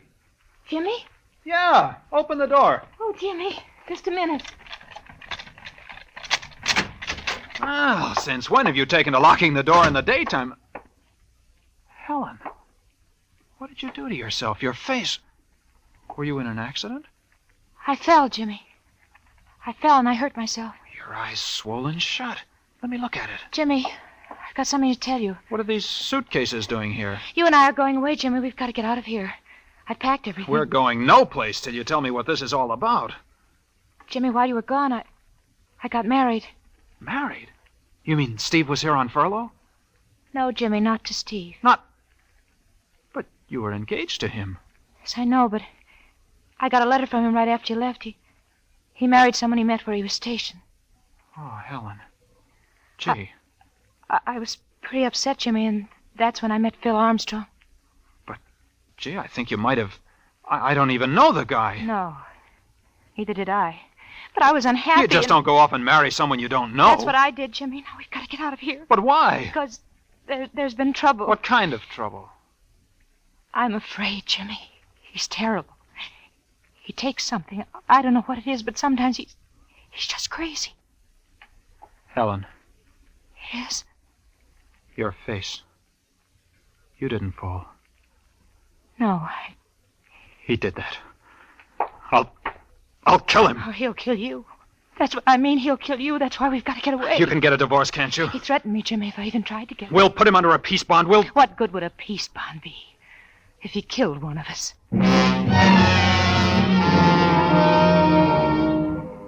So I let her talk me into running away. I guess I shouldn't have. But I knew that if I saw him after what he'd done to her...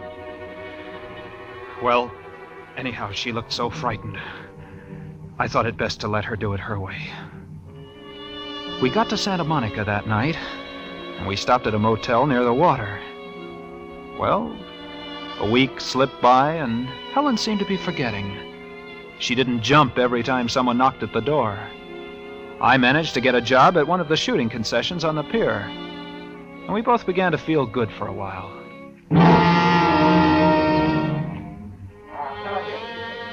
Then one night late, as I came home from work, I heard voices coming from our apartment. I knew who it was, and I knew from what Helen had told me it would be foolish for me to go in unarmed. So I ran back to the shooting concession. I knew something was going to happen.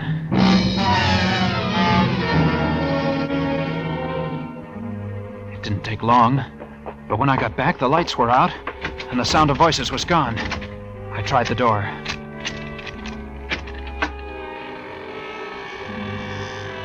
It was very dark.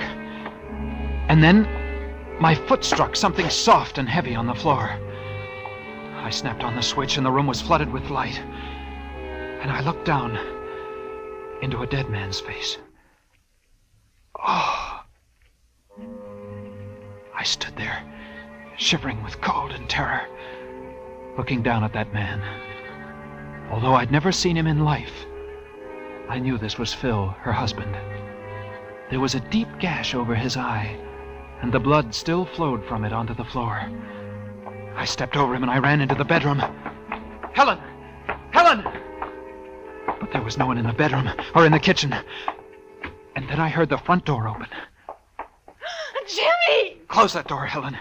Jimmy! Close it, do you hear me? Be quiet. Turn the lights out. Be quiet, I tell you. Jimmy. Oh, what have I let you in for? Stay where you are. Don't move, Helen. Who is it? I don't know. Keep quiet.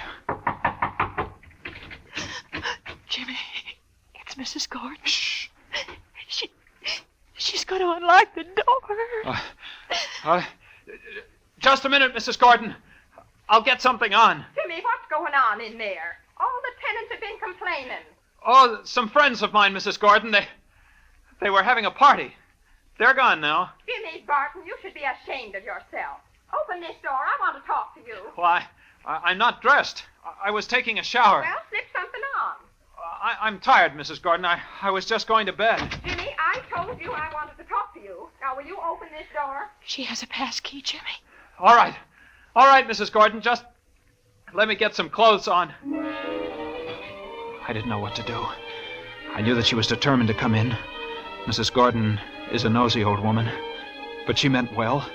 She'd taken it upon herself to mother Helen and me since the first minute she'd laid eyes on us, and we'd had a time keeping her out of the apartment with her pots of jam and her bowls of soup. What do we do, Jimmy? Helen, take him by the feet. No! Helen!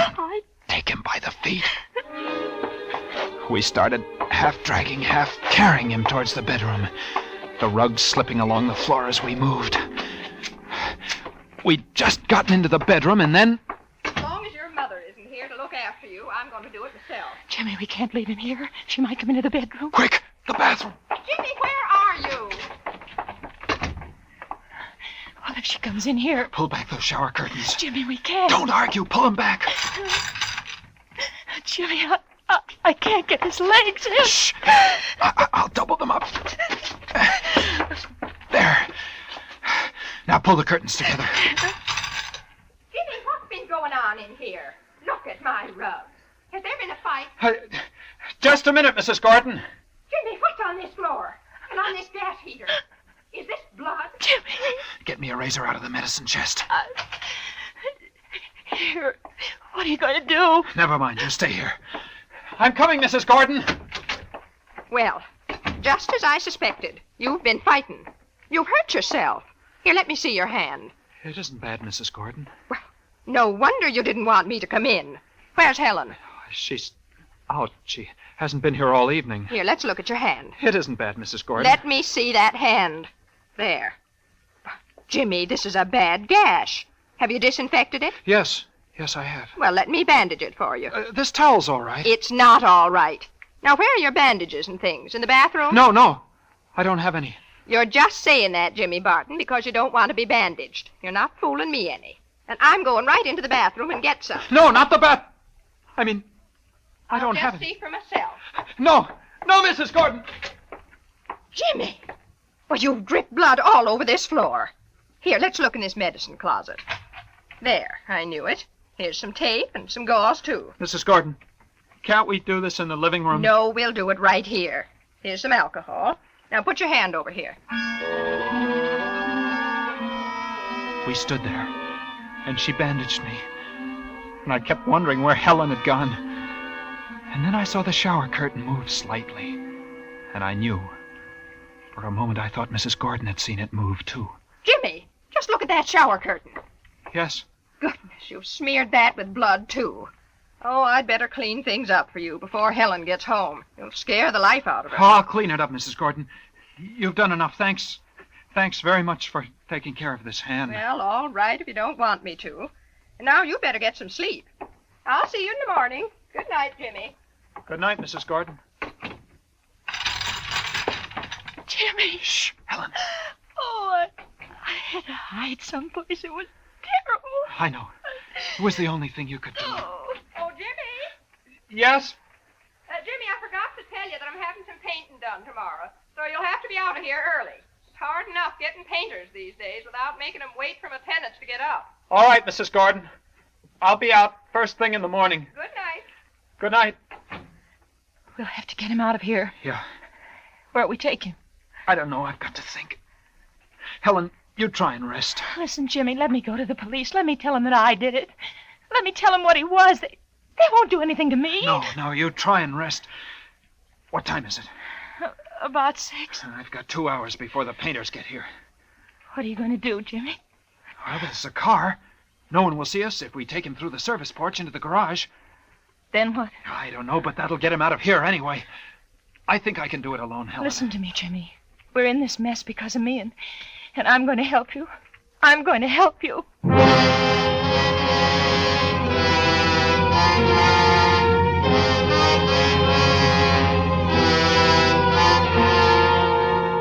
For Suspense, Roma Wines are bringing you Elliot Reed in Dead of Night. Roma Wine's presentation tonight in radio's outstanding theater of thrills, Suspense.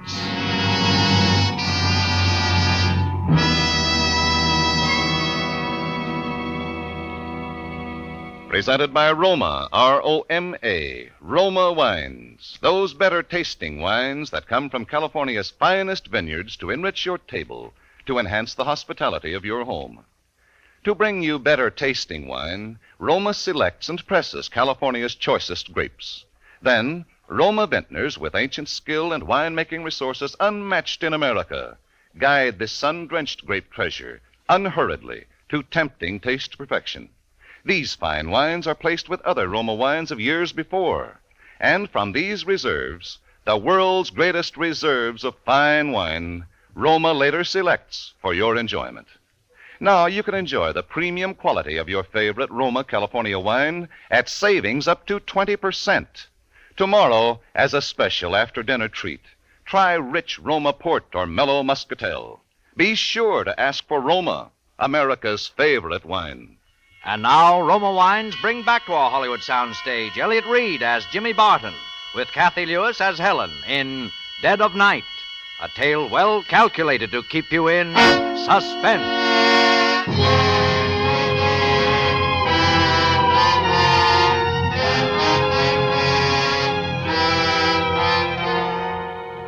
When I went into the bathroom, the shower curtains were standing open.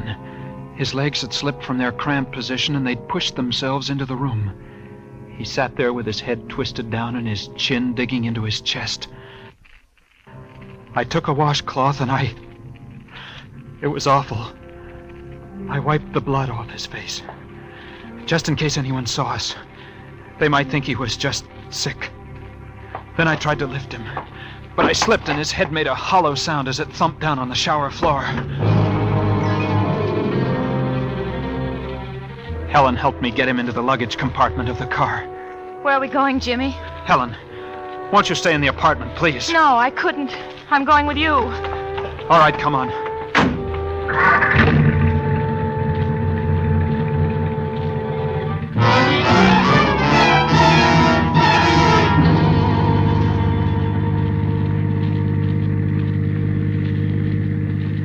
Lucky it's so foggy. Yeah. What time is it? 5 of 7. Fog will be clearing soon. It'll be harder getting him out of the car then. Jimmy. What? Jimmy, there's the Santa Monica Pier. You can drive cars out to the end of it. Maybe we could... Yeah. It's worth a try anyway.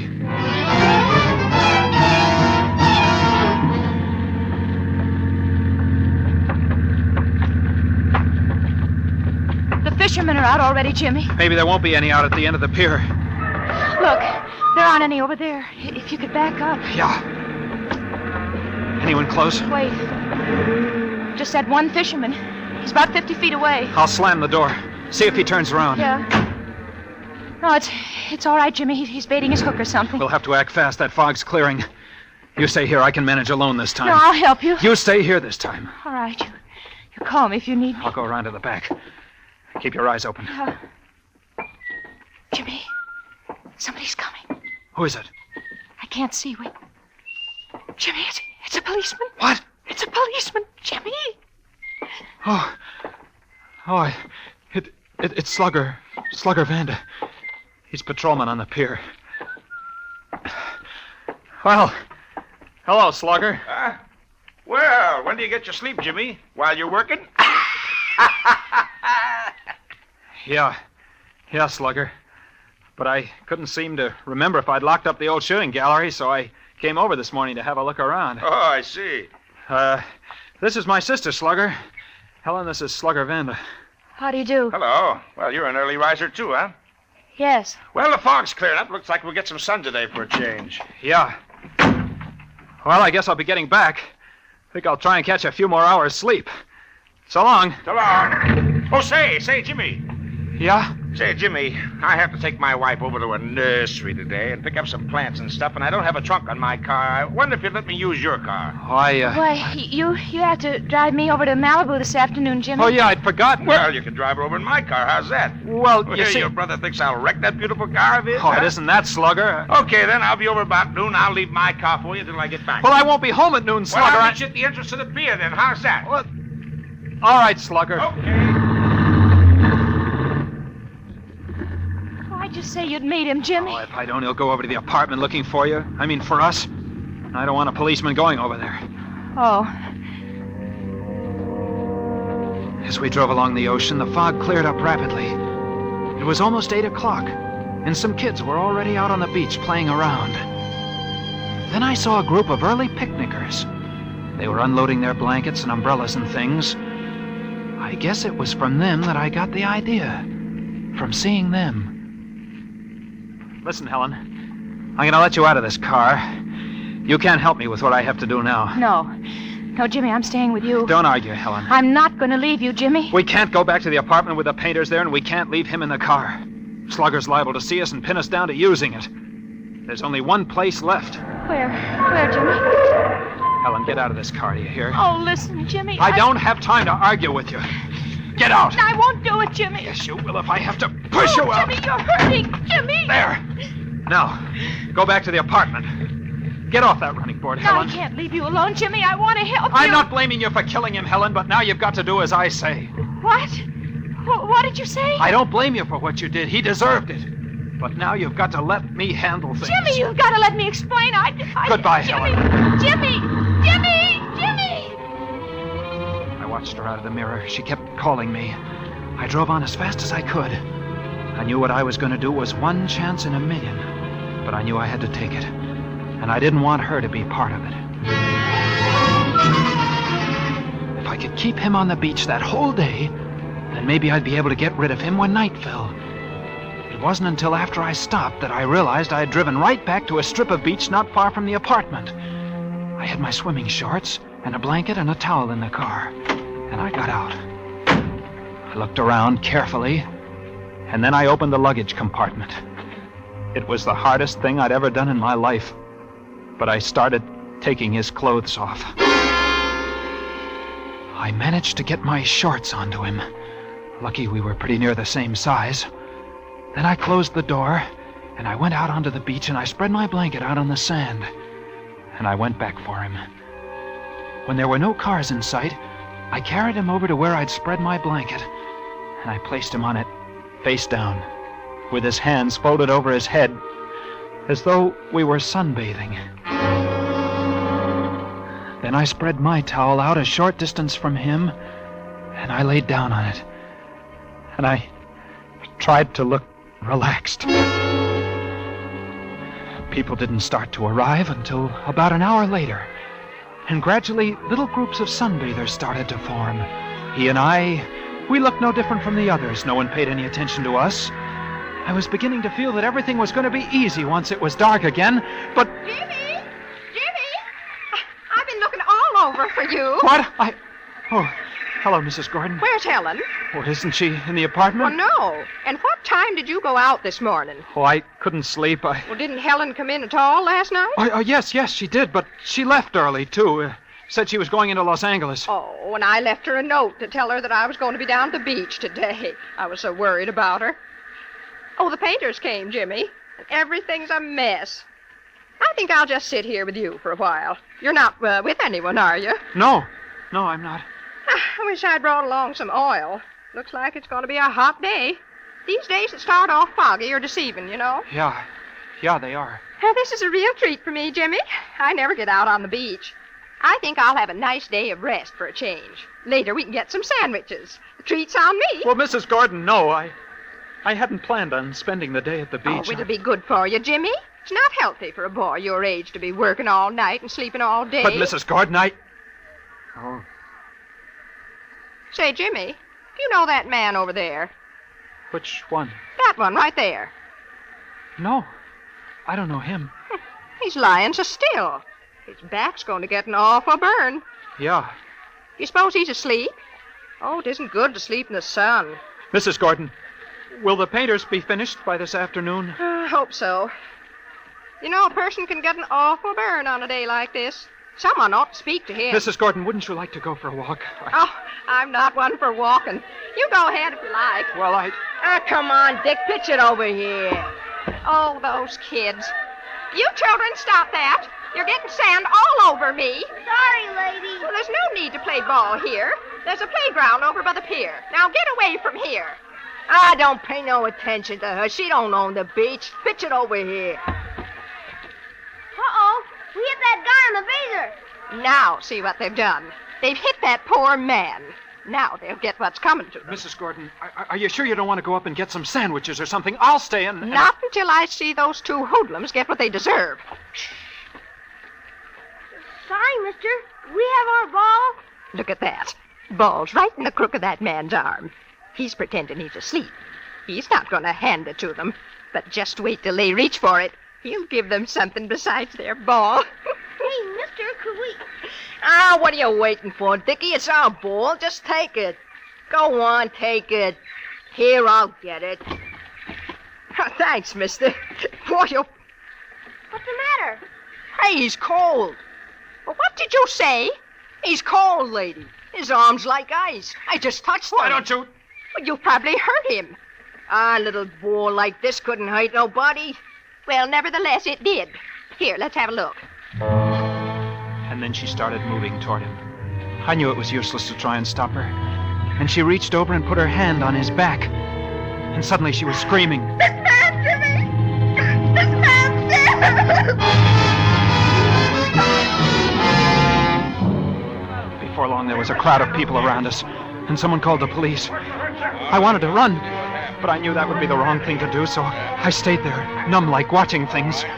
When the police came, they started questioning everyone. Mrs. Gordon was first. Why, he'd been there all morning. I came early, and he was here already, just like that, with his face down, just like he was sunbathing. Was there anyone else around when you arrived? Yes, Jimmy was here. He was here all alone with him, weren't you, Jimmy? Yes, I was. Doesn't anyone know the man? Hey, I told you kids to keep away, do you hear? We discovered him, didn't we? If it hadn't have been for us. Yeah. And if you'd been so good, you'd seen a clue. Look at his fingernails. But the child's right, officer. Huh? Look. What's that? Let's see. Yeah, it looks like powder, something flaky. You sure none of you people around here recognize him? I've never seen him. Officer, but that blanket he's lying on, it's from my motel. See, it's stamped right here, under where you moved his hand. Seaside Motor Cabins. Yeah, and you're sure he wasn't registered? I'm positive. Is there anyone around here from your motel? Look, Jimmy. Jimmy! Here comes Helen. She's crying. Miss Gordon, I asked you if there was anyone around here from your motel. Yes, Jimmy Barton here. And that girl. She's his sister. They've been with us for several weeks. And suddenly everyone was looking at me, and at Helen as she ran towards us. And like a fool, I too started to run, in Helen's direction to ward her off. I didn't get very far, though, for someone caught me by the arm. Oh, Jimmy, I've been looking all over for you. Don't say anything, Helen. Let me do the talking. Don't say anything. Jimmy, when you forced me out of the car this morning, you said you didn't blame me for having killed him. Helen, be still. Don't. Jimmy, I didn't kill him. I thought you had. I was helping you get rid of him because I thought you'd done it. Helen, are you telling the truth? I swear it, Jimmy. Phil and I were quarreling. He'd been taking something again. He was just like he was crazy. And I knew there'd be trouble when you came home from work, so I got out the back way and I went looking for you on the pier, and I couldn't find you. I went back to the apartment, and I found him on the floor. I thought you'd... But, Helen, why didn't you say so? You didn't give me a chance, Jimmy. You just took it for granted that I did. Well, then who did kill him, Helen? That's what I'm trying to tell you. Nobody killed him. What are you talking about? I went to the apartment a little while ago to wait for you, and while I was there, I remembered about Phil last night, how strangely he'd acted, and how he'd almost fallen several times while we were quarreling, and then I saw the gas heater, Jimmy. There was a sharp edge on the top of it with blood on it. What? He must have fallen. He must have. But, Helen, we've no way of proving that. Oh, there was something else, Jimmy. The wall above the heater was scratched. There might be fingerprints. There might be. Officer. Yeah? That flaky stuff you found under his fingernails. That might have been plaster. Uh-huh. I think we better get down to the station. Jimmy, they've got to believe us. Don't cry, Helen. As long as we know that we didn't do it, that's all that matters. Everything's going to be all right. Don't cry anymore. Well, that's about it. Lucky for us, everything checked pretty well back at the motel, and the autopsy showed he was full of some kind of drug. They call it highly toxic. But I guess it was really Mrs. Gordon who saved our necks for us. Besides talking so loud and so long that they'd have probably acquitted us just to be rid of her, she did dig up a witness who'd heard Helen and Phil quarreling and who'd seen Helen leave alone after he threatened her. Well, everything's all right now. Helen and I are beginning to forget. But it's Mrs. Gordon who's making quite a nuisance of herself on the beach these days as she goes along poking all the sunbathers and asking if they're sure they're all right.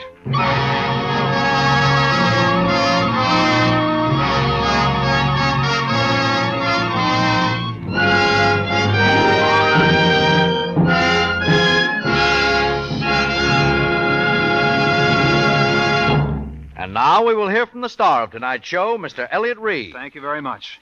It was a great pleasure to appear on tonight's broadcast of Suspense. For the next 3 weeks, Suspense will originate from New York, when you will hear Eva Le Gallion, Alan Baxter, and Gloria Swanson. Good night. Tonight's suspense play was written by Mel Donnelly. Next Thursday, same time, you will hear Miss Eva Le Gallion as star of Suspense, produced by William Spier for the Roma Wine Company of Fresno, California. Stay tuned for the thrilling adventures of the FBI in peace and war, following immediately over most of these stations. Among Americans whose wine cellars are superbly stocked, the choice is Cresta, Blanca, Cresta, Blanca, Cresta Blanca. Yes, the best serve Cresta Blanca California wines from the finest of the vines.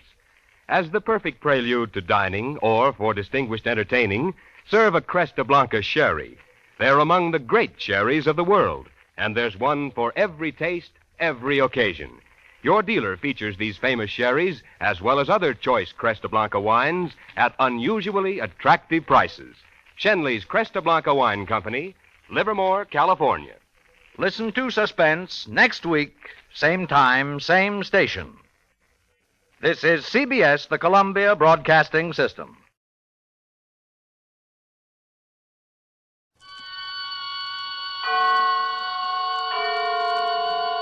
Suspense.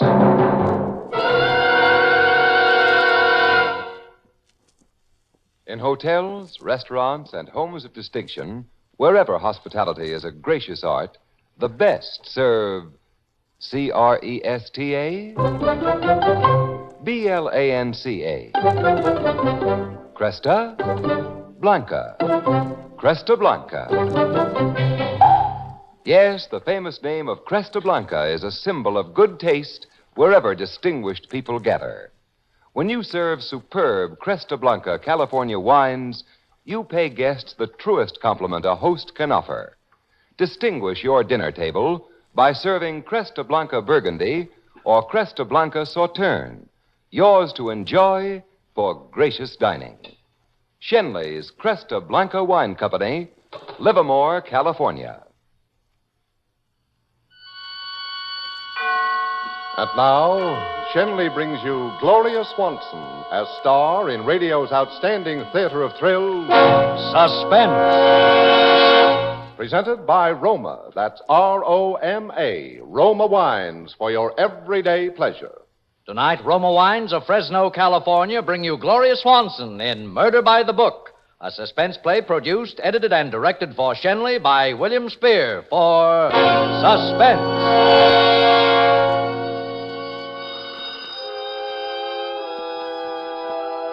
I must have been asleep. At first I thought it was one of those dreams. And then I realized the phone was really ringing. I seemed to remember. It had rung before and I hadn't answered it. But maybe it had been only this once, ringing a long time. Because just as I got there, it stopped. Hello? Hello? I suppose I'd had one of my spells. I never could remember very well just after them. But I know I'd been working or trying to. It was my latest, and I thought it would be my best. It was about a woman who killed her husband. But I'd had all kinds of trouble with the end. Everything was all right up until the explanation, how she did it. I knew, of course, but somehow I just couldn't write it. It wouldn't gel. It had been going on like that for some weeks. Then today, I must have had another spell. I'd been having them ever since the accident, ever since Ned was drowned. They'd begin with headaches. It would get worse and worse, and I'd lie down. And when I'd wake up, I wouldn't remember for a while. Sometimes when I woke up, I wouldn't even be in the same place. Instead of lying on the couch or on my bed, I'd be sitting up in a chair or at my typewriter. Once I even found myself sitting in a car out in the garage. It was a strain of everything, of course. That's why I'd started going to Dr. Winter. And now it seemed as though my poor nerves were fated, one shock after another. Because now, Dr. Winter was dead. You see, he'd been murdered.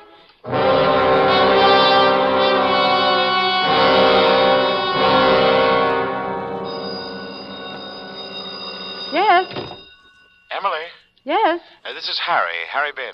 Where have you been? Why, I've been right here, Harry. Well, why don't you answer your phone? I've been trying to get you all afternoon. Oh, I must have been asleep. Oh.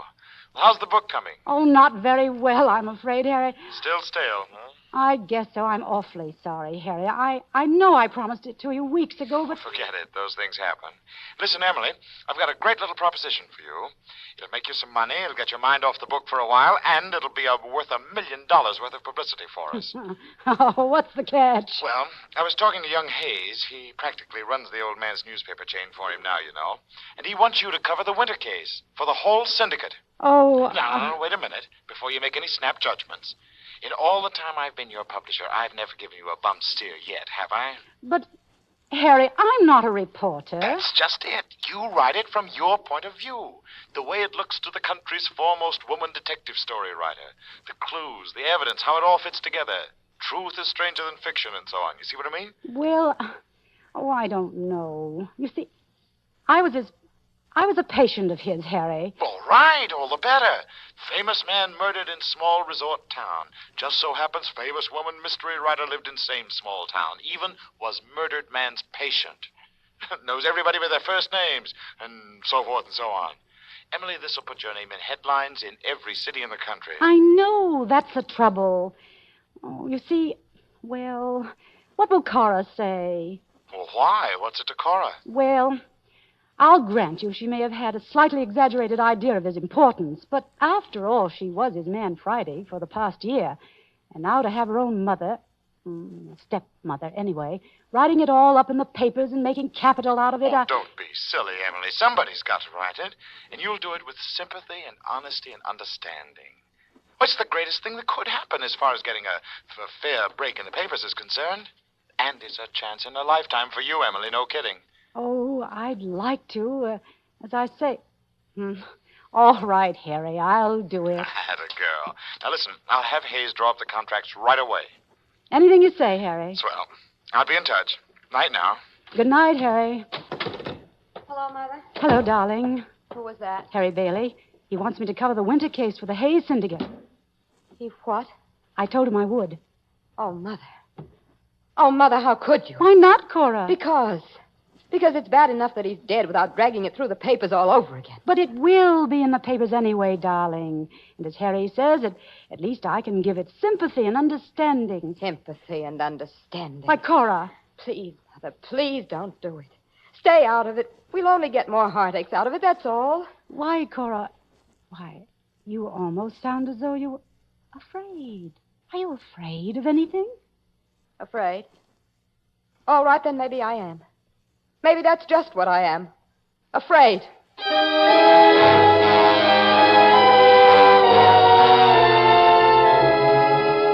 I had never really understood Cora. She was Ned's child, not mine. I was only her stepmother.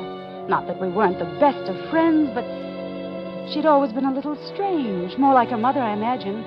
And then the shock of losing Ned, and this on top of it. There were times when she seemed almost in a daze. It was hard to blame her. The next day, Harry phoned to say the contracts were all in order, and I was to report to Lieutenant Hahn of the Homicide Bureau, who would permit me to interview the girl they were holding for the murder, and in general act as my guide, philosopher, and friend. But upon appearing at his office, I found a gentleman with his hat on his head and his feet on his desk who didn't bother to remove either and merely stared at me. Something? I'm Emily Carlyle. I was told to report to you. You're Lieutenant Hahn? Uh-huh. I was told that you would sort of show me the ropes. Mm-hmm. I deduce from your attitude that you are not particularly pleased by the prospect. I cannot tell a lie. You deduce right.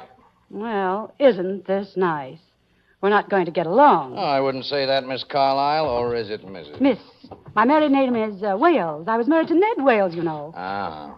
Suppose we clear the air a little, Lieutenant. I take it the barrier between us is the old one of professional versus amateur, dealer in fact versus dealer in fiction, and you disapprove of fiction? No, I got nothing against detective stories or detective story writers. I even read them myself once in a while, for laughs. Well, that is encouraging. What? To find that you can not only read, but laugh. Okay. Then just what is the difficulty, Lieutenant? I don't like to see people tried in the newspapers. I have no intention of trying this girl. What's her name? Claire Ogilvy. I have no intention of trying her. All I want to do is present the facts, tell the story. Uh-huh. Well, I guess you want to see her, don't you? Among other things, yes. Unless, of course, you have something better to do. Oh, no. You're my assignment from now on. I'm in the doghouse. Well, I can think of less appropriate places. Okay. Why? This is a big case. National sensation, special prosecutors, hullabaloo in the papers, special feature writers like you. Yes? And I'm in a minority of one around here, so nobody likes me. Stop being cryptic, Lieutenant. What are you driving at? They got a big thing on their hands and they want a conviction. I don't agree. About what? About the girl. You see, I think she's innocent.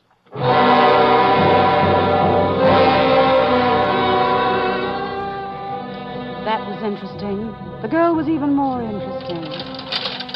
She was about 25, a pretty girl, and she was lying on her bunk in the cell, staring up at the one dim light in the ceiling. She didn't even look around when I came in. This is Miss Emily Carlyle, the writer, Claire. She wants to talk to you. I'll be back after a while, Miss Carlyle. Go away. Leave me alone. I can't, Clara. I have a job to do. That makes you different, I suppose. No, but I still have a job to do. That's what they all say. They've got a job to do. On me. Who's trying to do a job on you, Claire? A lot of smart people who make their living at it, like you. You mean that they're trying to say that you killed him and you didn't? I loved him, you fool. Why would I kill him? Why would I kill him? Why did you confess to killing him? He was dead, wasn't he? What difference did it make? That's what they wanted me to say, so what difference did it make? Then you didn't kill him. All right. I killed him. That's what you want me to say, too. All right, I killed him. I don't want you to say anything, dear. I just want to know what happened. He was killed. Murdered. That's what happened. They say you quarreled with him. I dug my nails into him. I wanted to hurt him. There was blood on my dress, and so I burned it, and they found that. Then when I heard what had happened, I ran away, and they found me. Oh, they've got everything fixed just fine. I had a job to do, that's all, and they did it. And the sooner they get it over with, the better, and then everybody will be happy. Maybe even me. Why did you quarrel with him? Have you ever been in love with some man, and then one fine day you found out you were just the last of a long list of other women? Have you? Have you? Yes. As a matter of fact, I have. Well, then you know why I quarreled with him. Yes. All right, then, and I'll tell you something else, too. I didn't kill him, but now I wish I had. Do you hear me? I wish I had!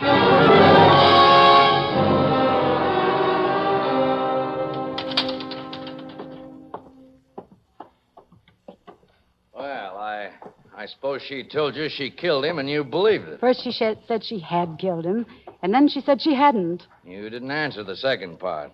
She indicated you have certain evidence. Okay. Come in here.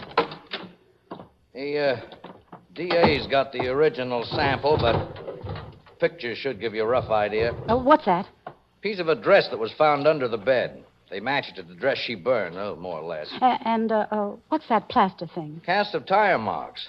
Did you read Dick Tracy? Oh, I've used plaster casts of tire marks myself in my books.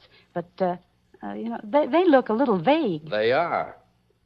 You know something, Lieutenant? I'm inclined to agree with you. About what? About the girl.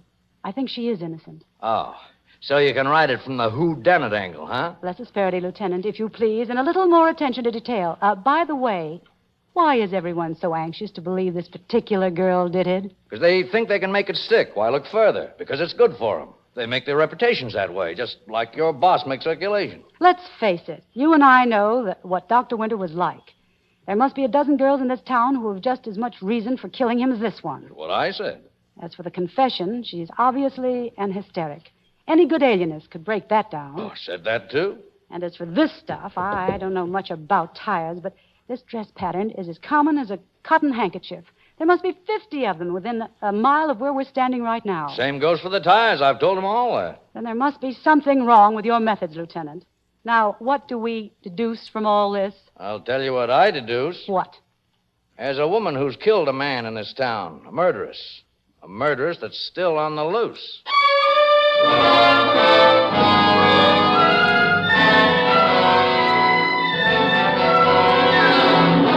For Suspense, Roma Wines are bringing you Gloria Swanson in Murder by the Book. Roma Wines' presentation tonight in radio's outstanding theater of thrills, Suspense.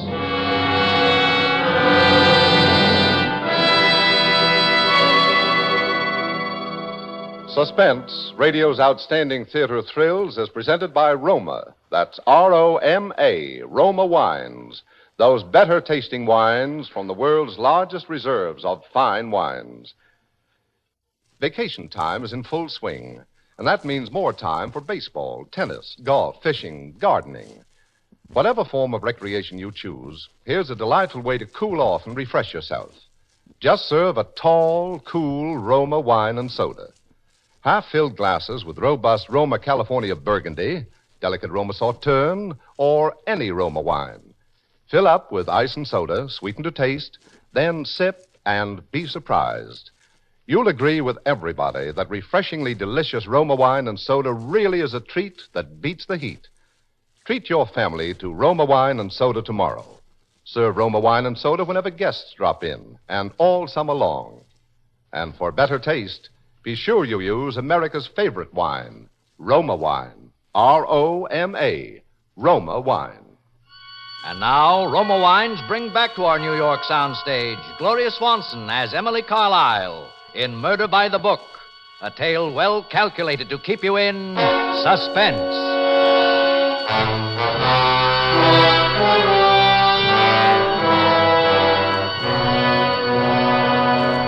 At first, I was quite excited about the whole thing, about covering a murder case, I mean.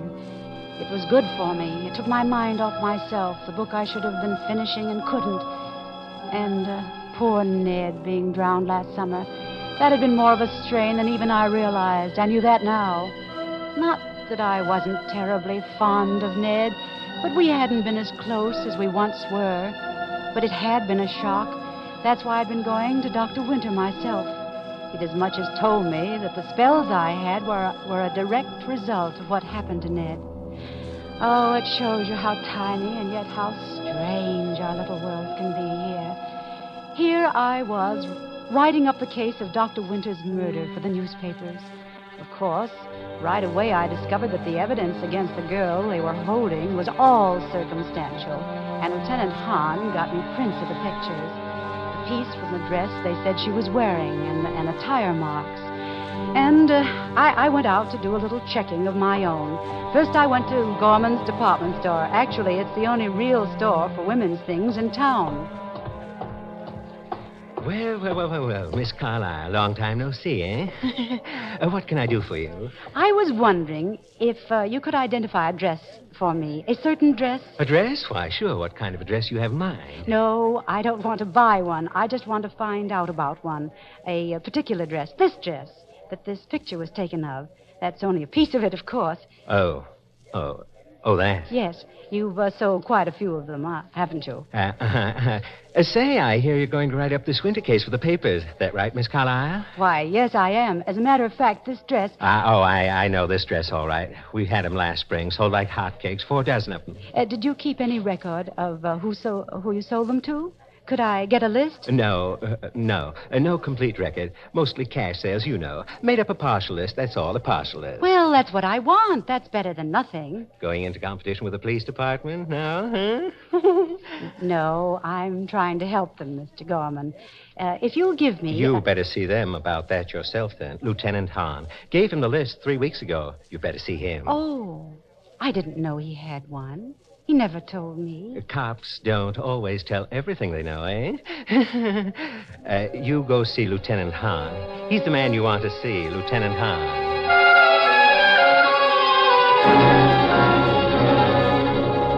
I felt a little silly. Why hadn't he told me? But then, of course, I had never asked him. My next stop was Morton's big service station on the corner of North and Main. They did practically all the tire business in town. How do, Miss Carlyle? Fill it up? Why, yes, I guess so. Oh, but I wanted to ask you something. Sure, Miss Carlyle. What is it? Well, you see this thing? It's the imprint of an auto tire, and I wondered... Oh, from the winter case, huh? The cops was already in here.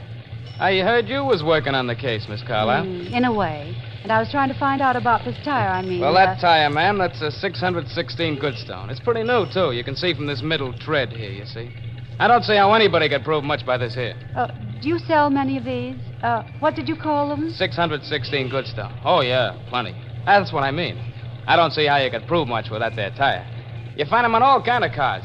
I know, but... Look here, you got them on your own car, Miss Carlyle. Same kind, 616 Goodstone. Almost new, too. You see what I mean? Oh, yes. Yeah, I see. Yeah, plenty of them kind of tires around. Hey, you want that tank of gas now, Miss Carlyle? No.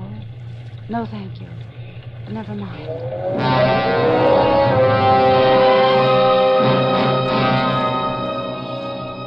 It's funny how you never notice things like tires if you're a woman anyway. Ned had always handled things like that, and then afterwards Cora had done it.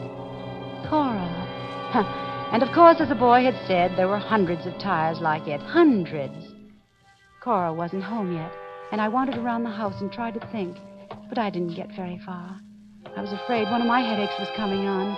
I decided to try and write my first article.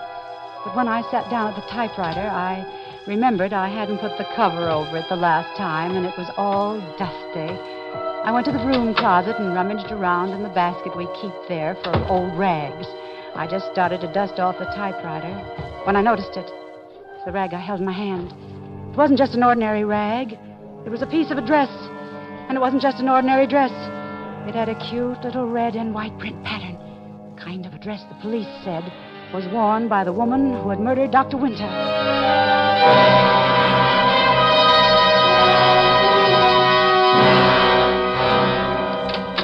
It was then I heard Cora coming in. Instinctively, I thrust the rag that was in my hand into the desk. Mother, you home? Oh, hello, darling. Been shopping? Oh, just a few odds and ends. What have you been doing? Oh, a little of this, a little of that. Cora, what about the car? Won't we be needing new tires pretty soon? Well, no, I had new ones put on all around only a little while ago. You remember? I'd forgotten. When was that? Oh, 6 weeks ago, anyway. Then it was before? Before what? The murder. Will you stop it? Do you have to go through with this thing, Mother? I think it's better for me to write it than some stranger, don't you? If you wish. But it's so different from what happens in stories. For instance, I can't even remember what we were doing the night it happened. Can you? We were home. Are you sure? Don't you remember? Isn't it silly? You had one of your headaches. I was in my room. You were in yours. Then I was asleep all evening. I suppose you were. But you don't know. You weren't with me. What a pity. I'll start supper. Oh, Cora. Yes? Whatever happened to that old print dress? It was yours, I think. What print dress? You know, with a red and white flowered print. You did have one like that, didn't you? I haven't seen it for quite a while. But it couldn't have just disappeared. The last time I saw it, you had it, and then I don't know what happened to it. I had it? Don't you remember? No. Would this be it, Cora? Oh. So this has all been a cross-examination, has it? There were certain things I had to know, Cora. Well, I won't stand for it, do you hear? You can do anything you like about yourself, but I won't let you drag me into it. I won't. You were in love with him, too, weren't you, Cora? Yes. Yes, now are you satisfied? Yes, I was in love with him. I was in love with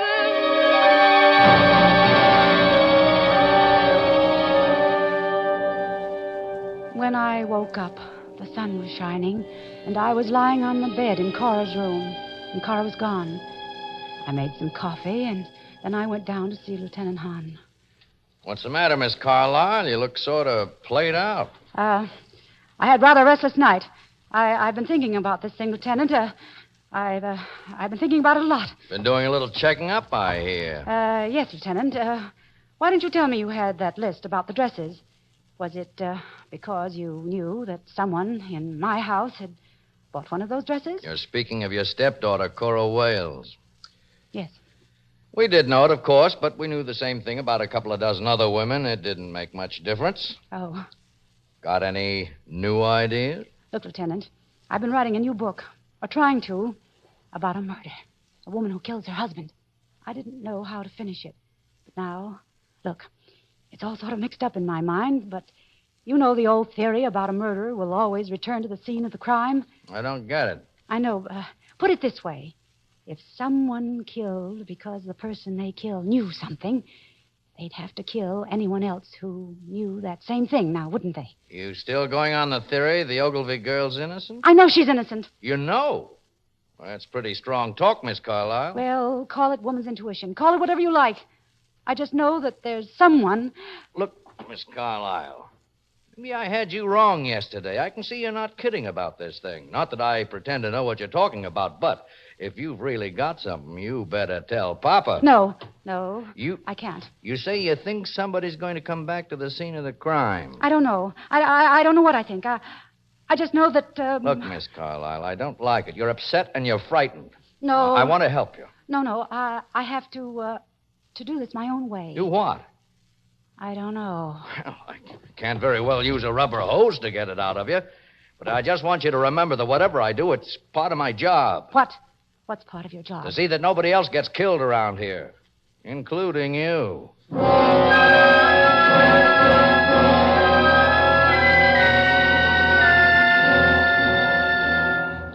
I could feel the headache coming on as I left his office. I almost ran to my car. All I could think of was that I had to get home before it happened.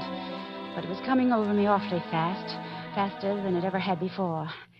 The house was empty. I threw myself on the couch and pressed my hands over my eyes. The pain was horrible. And then suddenly I had the feeling that I wasn't alone, that someone was standing there, standing over me. Someone I couldn't see. Someone who was crushing my brain, squeezing my temples in a kind of terrible, invisible vice. Someone who was trying to kill me.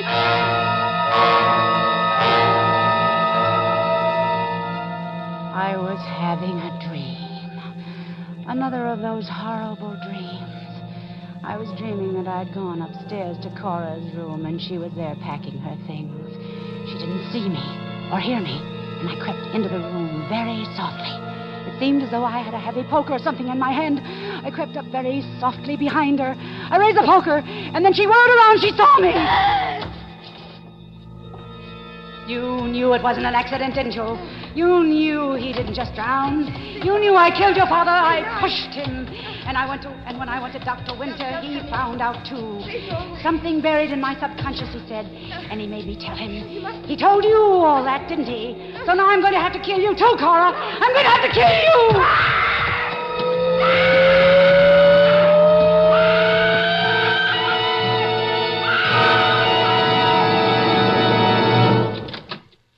All right, Miss Carlyle, all right.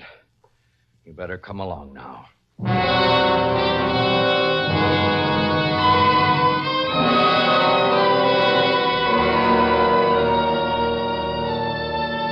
I hear the doctors keep talking about schizophrenia.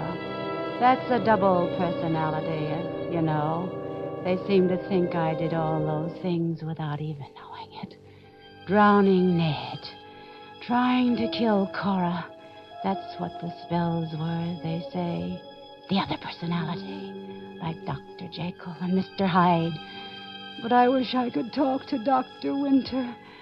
I went to him first about the spells. He said he could cure me if I told him the truth.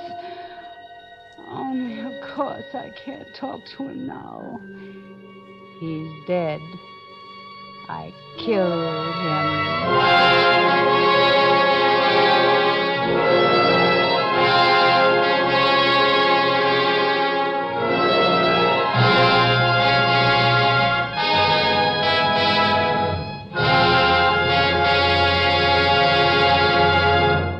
In just a moment, we will hear from Gloria Swanson, tonight's star of Suspense. Presented by Roma. That's R-O-M-A. Roma Wines, America's largest selling wines. Yes, more Americans enjoy Roma than any other wines. That's because Roma wines taste better. Taste better because Roma selects and presses only the choicest California grapes. Then these natural juices are guided unhurriedly by Roma master vintners and winemaking resources unmatched in America to full taste richness. These Roma wines are placed with mellow Roma wines of years before. And from these, the world's greatest wine reserves, Roma later selects for your pleasure. Treat your family and guests to the better taste of Roma California wines. For everyday use or for friendly entertaining, serve amber Roma sherry, ruby Roma port, or golden Roma muscatel. Roma adds so much to your pleasure and yet now costs so little that you'll want to keep a supply of better-tasting Roma wines on hand. Remember to ask for Roma Wines, America's largest selling wines. This is Gloria Swanson. It was a great pleasure to appear on tonight's broadcast of Suspense. Next week, Suspense will originate from Hollywood, when Roma Wines will bring you Vincent Price. Good night. Tonight's suspense play was written by Robert L. Richards. Next Thursday, same time, you will hear Mr. Vincent Price as star of Suspense, produced for Shenley by William Spier. This is CBS, the Columbia Broadcasting System.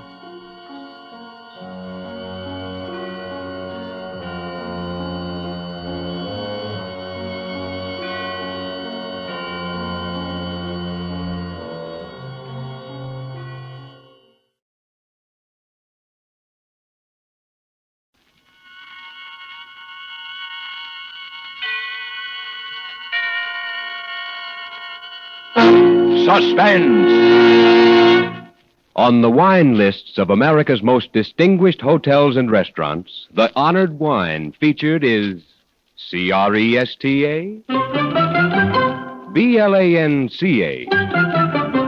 Cresta, Blanca, Cresta Blanca. Cresta Blanca. Yes, Cresta Blanca wines are featured in America's smartest dining places, because these treasured wines are favorite selections of those who know fine cuvées. Let Cresta Blanca California wines lend gracious distinction to your dining, too. Enjoy delightful Cresta Blanca Burgundy, Sauterne, or any Cresta Blanca table wine soon. Shenley's Cresta Blanca Wine Company, Livermore, California.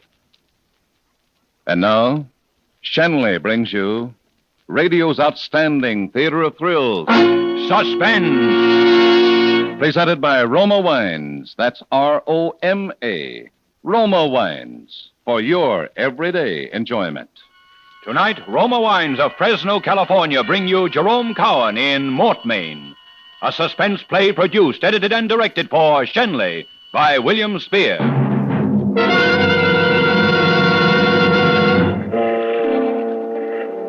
Sitting in a chair across the table from me was a dead man. His stiff, cold fingers still clutched the shotgun he'd thought would safeguard his life.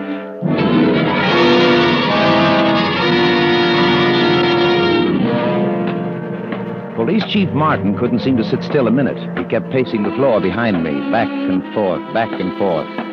We'd been waiting a couple of hours already for the coroner to arrive and examine Screed's body. Meanwhile, every cop in the city was out looking for George Perry, the obvious murderer. Where the devil was that coroner? You know, it's not the pleasantest thing in the world to sit around a dirty kitchen with nothing to do but stare into the face of a dead man and think. Think how it all started that day less than 3 years ago when George Perry, my law partner at the time, walked into our office and told me the good news. Sam, old boy, congratulate me. What for? You're looking at the next district attorney. What? You? Yep, it's in the bag. I've just come from a talk with Harry Polk, and he told me that when the committee holds its meeting next month, they're going to nominate none other than yours truly. I see. And that's as good as election in this town. Yeah, but I thought... You thought you were going to get it, huh? I'm sorry, Sam. I just assumed you did get it, really. I didn't go looking for it, you know that, but they picked me for some reason. And what's the difference, Sam? What's good for me is good for you. We're partners, aren't we? And we'll stay partners. Oh, yes, of course. Congratulations, George. You don't really mind, do you, about the nomination? Oh, no, it doesn't matter. Well, I thought not. After all, my being the DA will bring the firm a lot of business, Sam. Well, I got to go tell Alice. She'll be tickled pink to hear the news. But keep it under your hat, Sam. It's not official until the committee meeting. I understand.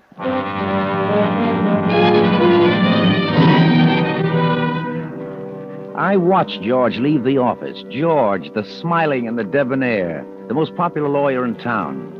But it was my work that made him look good in court, my brain that brought him every easy success at the bar. And I hated him for having so easily gotten what I'd have given half my life for. He'd gotten himself engaged to Alice, the girl I wanted almost as much as I wanted to live. Now he'd taken the first step in a political career that could lead anywhere. I'd tried by fair means to get the same things and failed. Now I would try other means. I picked up my hat and walked out of the office. I went down to the waterfront to see a certain Mr. Screed.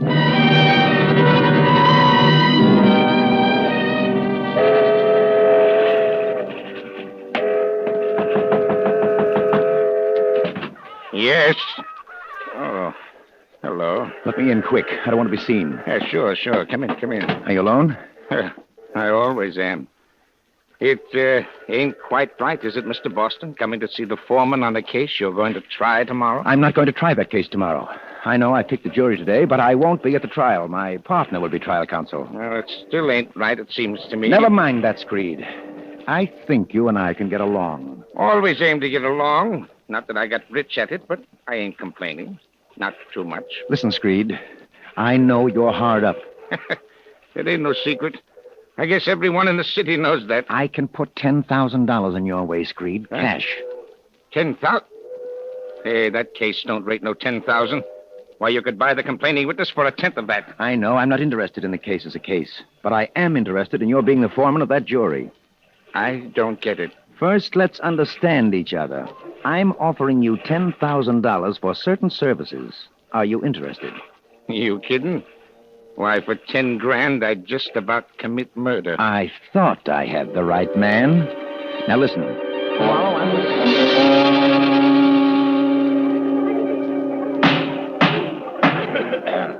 Hear ye, all persons having business before this honorable court of criminal sessions.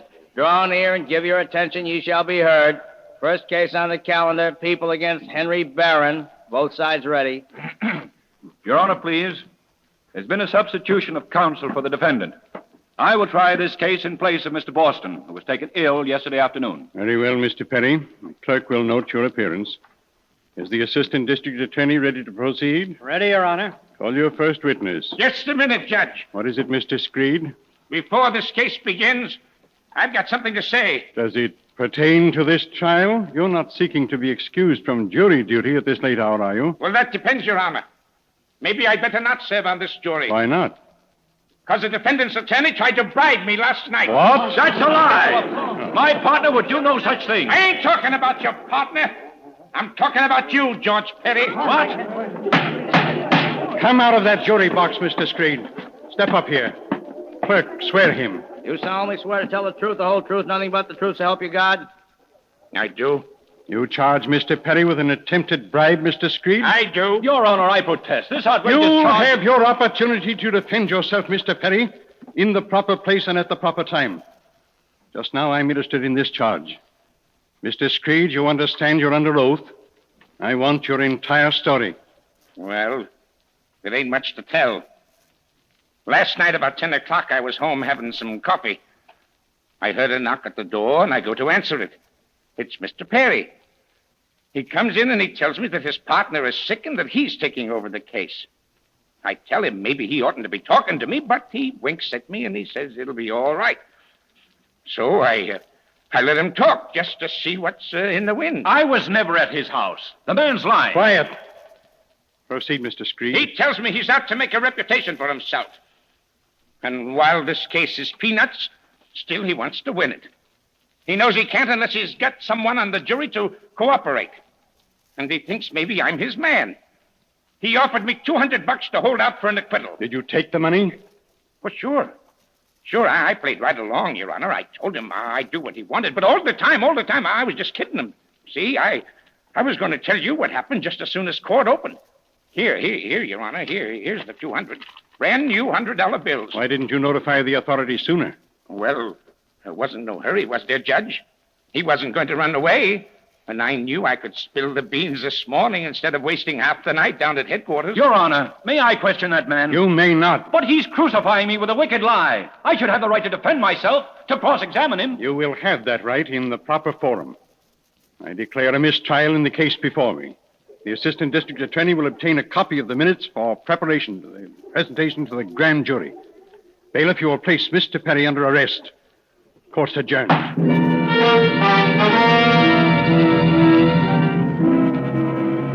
I showed the proper expected astonishment at the news. I expressed my sympathy in 100 different ways. I even arranged bail and took on my partner's defense personally. And when I spoke to George, already half broken under the strain, and to Alice, filled with worry and doubt, I was as calm and assured as a retired bank president. Why, it's as plain as the nose on your face, George. It's a political trick. The opposition somehow heard about your being the next DA and were out to spike you before you even got started. But who did it? You leave that to me. I'll get him, whoever he is, and when I do, the case will fall apart. Sam, I don't know what we'd do without you. You've been like the Rock of Gibraltar to both of us.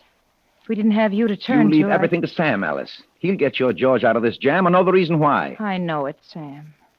Darling, you see, everything will be all right. But we haven't gotten anywhere, Sam. Not a single clue to the man behind this. Something will turn up. We still have 3 weeks before the trial. Now, if you're innocent, George, you're not going to jail. If I'm innocent? There's no question of that in your mind, is there? Well, it doesn't really matter. You're going to beat this rap. Now, don't you worry. No, Sam, no, you can't believe it. You can't really think I tried to bribe him. You know me better than that, Sam. Sure, George, sure. I don't believe it. Now, I'm naturally going to give my full time to getting up your defense, and Alice can help me. Oh, Sam, I don't know how to thank you for standing by us. I'll never forget this. Never. Well, you'd do the same for me, wouldn't you? All right, now, you two, don't worry. You've got an awfully good lawyer, you know.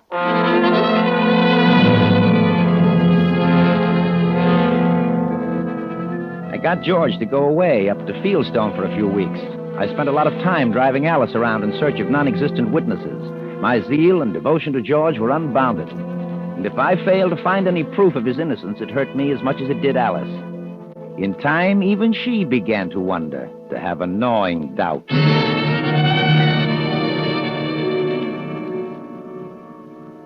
Doesn't look good, does it? No, not too good. Sam, what are we going to do? Oh, now, don't you get to worrying, Alice. A smart lawyer can do a lot, even without witnesses. Don't forget, the law assumes that a man is innocent until he's proved to be guilty, beyond a reasonable doubt.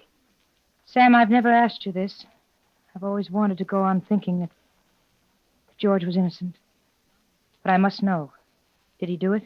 Alice. Did he, Sam? You would know. No, Oh, if I did know, I wouldn't tell you. Why, Sam? Why should he have done a thing like that? It wasn't an important case. It didn't really matter if he lost it. Well, he'd just been offered the nomination for district attorney. Maybe that had something to do with it. Who knows? All I can say is I'll do my best to get him off. Sam, you've been just wonderful.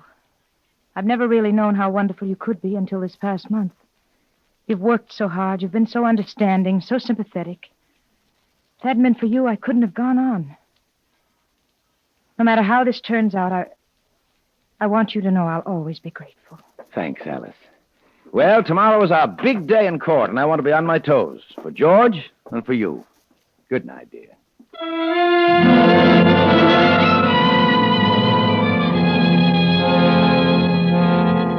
I was brilliant in court that day. Every legal dodge, every technicality that the law allowed, I made use of. From the last spectator in the last crowded row to the judge on the bench. They all knew that I was putting up the greatest legal fight they'd ever witnessed.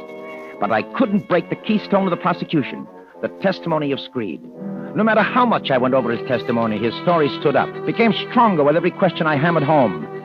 And when I put George Perry on the stand in his own defense, he still had no alibi for the hours during which he was supposed to have visited Screed. His story that he'd been riding in his car seemed almost ridiculous. When the jury came in with its verdict, I knew very well what it would be. Gentlemen of the jury, have you agreed upon a verdict? We have, Your Honor. And how do you find? Guilty or not guilty? We find the defendant, George Perry, guilty as charged. No! I'm innocent! I'm innocent! Quiet, George. And so say you all? And so say we all. The clerk will record the verdict. George Perry, rise and face the bench. Your Honor, this is a grave miscarriage of justice. The court fully appreciates, Mr. Boston, your tireless energy and diligence on behalf of your partner and friend. However, George Perry, you have been found guilty of bribery of a judicial officer under Section 371 of the Penal Code, which defines a juror as a judicial officer. As provided by law, you are subject to imprisonment for not more than 10 years and fine of not more than $5,000. Because of your previous record of good conduct, I shall impose no fine and shall not subject you to the full term of imprisonment. But you are sentenced to serve 5 years in the state's prison. You're remanded to the custody of the warden of such prison at once.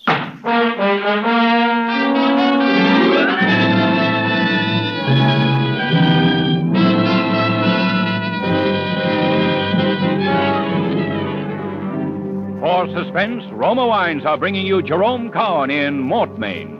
Roma Wines' presentation tonight in radio's outstanding theater of thrills, Suspense.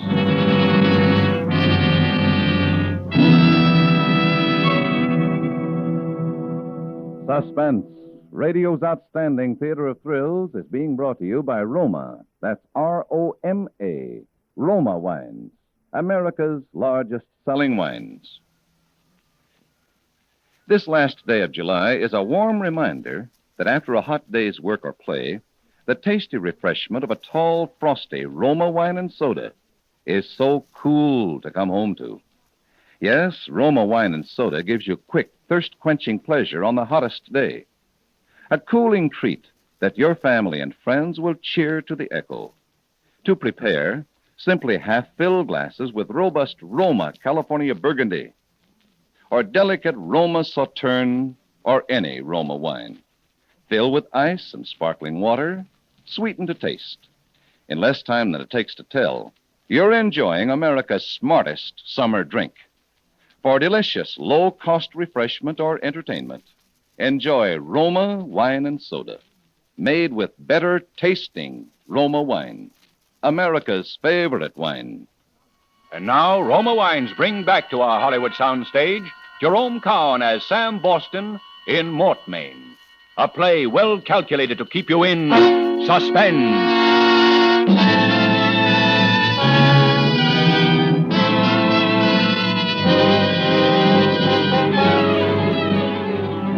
So I lost the case. But losing that one, of course, helped me. I gained a swift popularity not only with the public, but with the politicians who have an eye open for brilliant lawyers. It wasn't long before I was having a little talk with Harry Polk and was being offered the nomination that should have been mine in the first place. The next thing I wanted was Alice. For the next year and a half, I was after her until finally she said yes, and our engagement was announced. The whole town congratulated us. And then George, with time off for good behavior, came home from prison. One afternoon, I went to call on Alice. He was there. Hello, Sam. George, you're crazy to have come back here. You should have gone where you're not known. Started new, where your record won't be held against you. I don't want to start new. I came back here for a purpose. And that? I'm going to find the man who framed me, and when I do, I'll kill him. Oh, that's not good. Not good to talk that way, I know George. you both think I'm guilty. Everyone else thinks so. But I know I'm innocent, and I'm going to prove it if it takes me the rest of my life. How are you going to live? No job, no money. I'll get something to do. I'll shine shoes if I have to. Oh, I wish I could help you, George. But you realize my position. I'm not looking for help from anyone. Okay, George. But if you want my advice... I'm not taking advice anymore, Sam. Not from you or anyone else. I'm in this on my own. And I'll get him. Alice, you mustn't see George. Why not? I can't allow it, Alice. My fiancé consorting with a jailbird. My reputation doesn't permit such things. George may have been in jail, but he's not a jailbird. Well, it amounts to the same thing. I demand you stop seeing him. Sam, What? I'm going to break our engagement. George needs me. He needs me desperately, and I want to help him. Alice, you can't mean you're still in love with him. Oh, I don't know. After all these months, it's hard to say whether I'm in love with him or not. But he needs help, and I'm the only one he can turn to. Well, what about me? You don't need me, Sam. I don't need you the way he does for a prop and a consolation prize. I love you, isn't that enough? You don't love me, Sam. I've always been second to your career. And now you're doing your best to ruin that career for me. How so? Don't you see what it'll mean? You're breaking your engagement at this time, just when I'm about to get the nomination for judgeship? Nobody respects a man who's been jilted. Just keep on going with me as though nothing had happened. Afterward, we can break off gradually. Yes.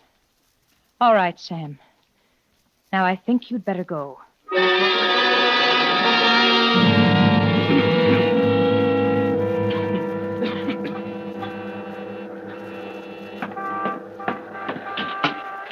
Evening, Mr. Prosecutor. Come in.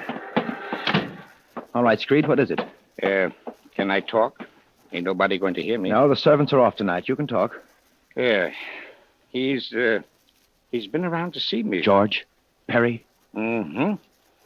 He wants to know who was behind it. Well, naturally, you sent him about his business. Not quite. Said I might have something for him, maybe. What do you mean? He showed me a roll of bills. Came close to 5,000. It was mine for just one name. That's all he wanted, just the name. Do you know what would happen to you if you so much as hinted at it? I know I'd get $5,000 from Mr. Perry. And 10 years in jail for perjury and accepting a bribe. I still have your written statement, you know, right here in my safe. You couldn't use it. Oh, couldn't I? Why not? A confession that you'd been bribed to frame Perry. Bribed by an unknown man representing Perry's political opponents. How would you explain you're not using it before this? Oh, very easily, Mr. Screed. It just came into my possession. Came to me in the mail. I still don't think you'd use it. You see, I kind of figure you'd be dead before that. That Perry, he means business. Got it all figured out, haven't you? Mm-hmm. Yes, I reckon I'm sitting pretty. All right. How much? Well, now, I won't be a hog. Let's say another 10, huh? You can scrape that much together, I reckon. On one condition. Oh, yeah? What's that? That you go away and never come back. Oh, I like it here. Then it's no deal. Okay, I can still get that 5,000. Wait. I know I'm a fool to give it to you, but there's nothing else I can do. When do you have your appointment with Perry? I don't have one. I told him I'd get in touch with him. I'll have the money for you tomorrow night. Don't come here. I'll bring it to your house. Don't try any cute tricks. I'll see you tomorrow night, okay? Okay. Good night, Mr. Prosecutor.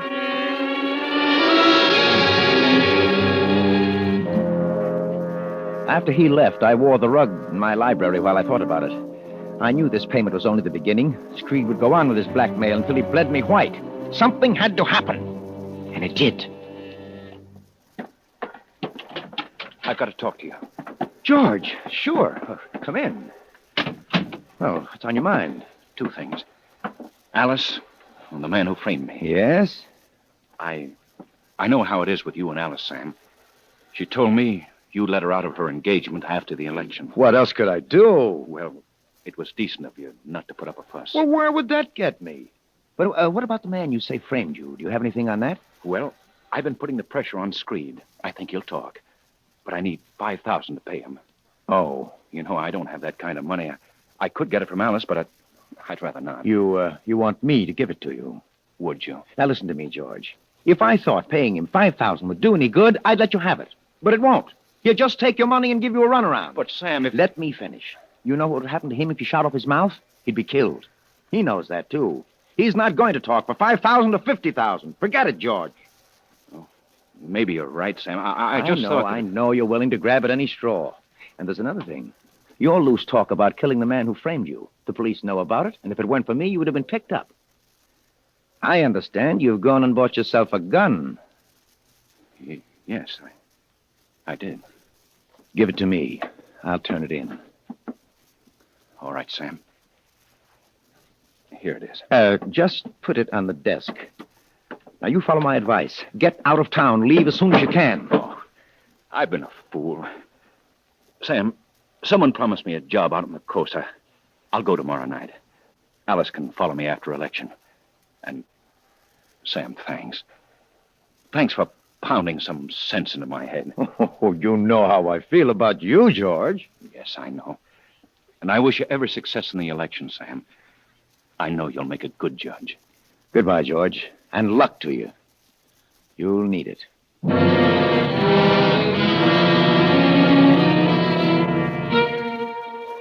It was shortly after 10 the following night that I drove out to Screed's with George's gun wrapped in a handkerchief in my pocket.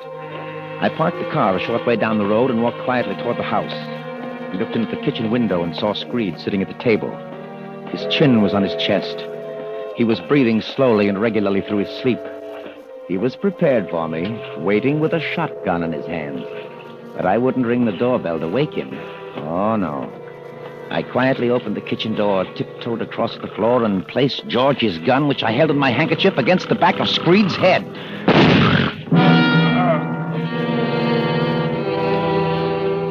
His head bobbed forward, and that was all. His body didn't move. His finger remained motionless on the cocked trigger of the shotgun resting on the table. Well, that was that. 2 birds with 1 stone. Screed dead, George Perry the obvious murderer. I dropped the revolver on the floor and went out. When I got home, I phoned Chief Martin. He said... What's on your mind, Sam? Martin, I'm worried. George Perry has been over at my house making all sorts of wild threats about killing the man who testified against him. I wish you'd send someone out there and get the old man to take precautions. Sure, Mr. Boston. I'll do that right away. I heard about Perry's talking wild. Maybe I ought to lock him up just to be on the safe side. Oh, I don't think you can. Not enough to hold him. But it might be a good idea to give Screed a bodyguard until I can have another talk with Perry. I'll tend to it right away.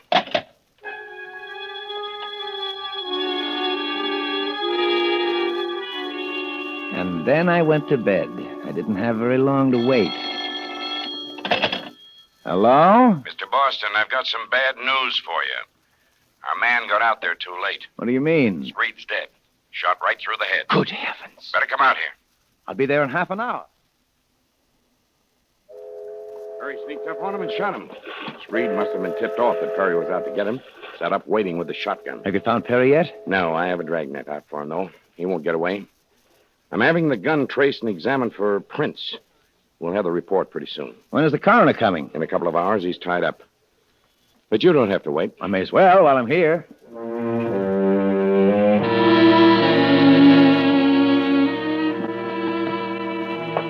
I sat down in the kitchen chair across from Screed. Now he'd never talk. And Alice, any last vestige of feeling she had for George, would disappear with his arrest. Everything was working out fine. I looked at Screed. His position hadn't changed. His hand still clutched the shotgun, and I smiled, thinking how much he'd like to pull that trigger if he was still alive. And even as the smile crossed my face... Oh! Mr. Boston! Mr. Boston! Oh, my gosh, what's happened? The gun went off. My chest. What's the matter here? Let's have a look. Oh, my. Give it to me straight, Doc. Will I live or won't I? A couple of hours, more or less. You're certain? I'm sorry, Mr. Boston. Okay, I've got something to say. Get a stenographer. Take it all down.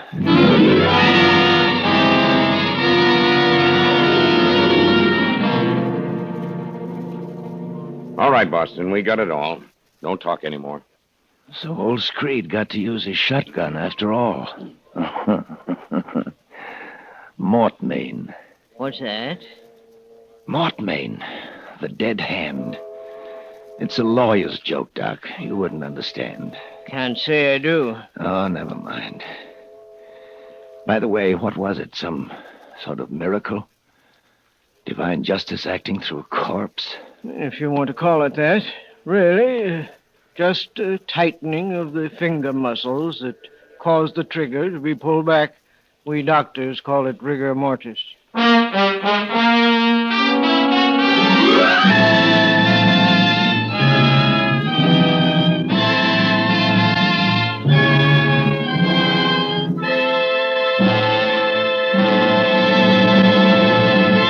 Suspense! Mortmain, starring Jerome Cowan and presented by Roma Wines. That's Roma, Roma, California Wines. selected from the world's greatest reserves of fine wines for your pleasure. If you were to see how Roma wines are grown, you would readily understand why Roma is America's favorite wine. First, you would see how Roma selects and presses the choicest California grapes. Then, how these finer natural juices are guided unhurriedly with ancient skills and America's greatest winemaking resources to peak taste richness.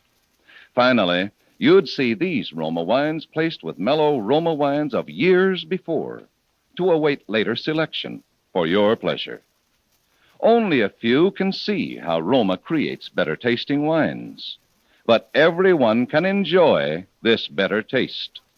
Whether your favorite wine is Nutlack Roma California Sherry, Ruby Roma Port, or Golden Roma Muscatel, you'll find any Roma wine your best buy in better taste, for everyday enjoyment, for friendly entertaining. So, when you buy wine tomorrow, insist on Roma. Jerome Cowan may currently be seen in the 20th Century Fox production, Miracle on 34th Street. Tonight's suspense play was by George and Gertrude Fass.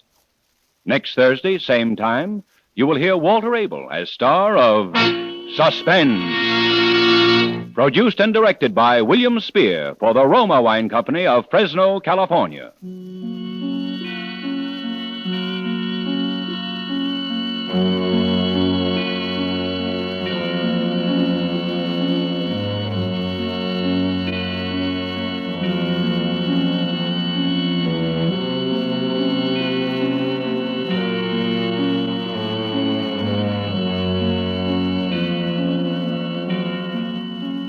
In the coming weeks, Suspense will present such stars as Donald O'Connor, John Lund, Edmund O'Brien, Lloyd Nolan, and others.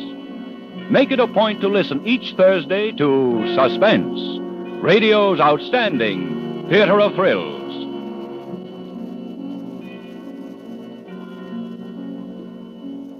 This is CBS, the Columbia Broadcasting System.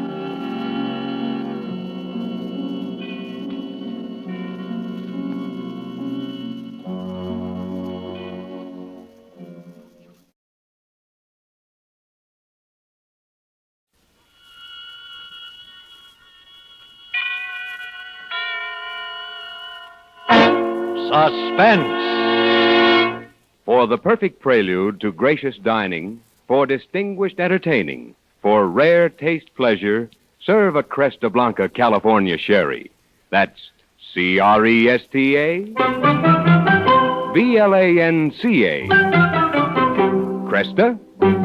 Blanca. Cresta Blanca. Cresta Blanca.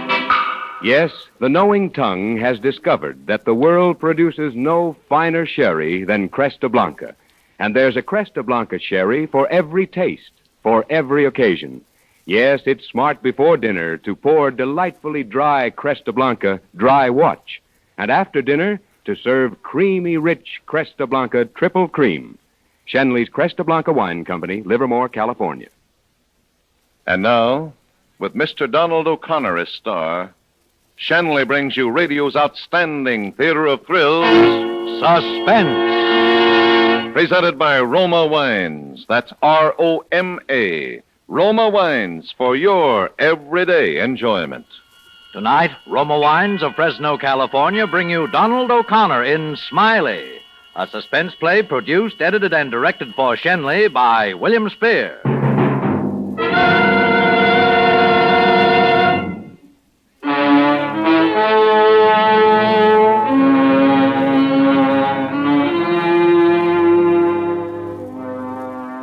For 22 years, I was without trouble.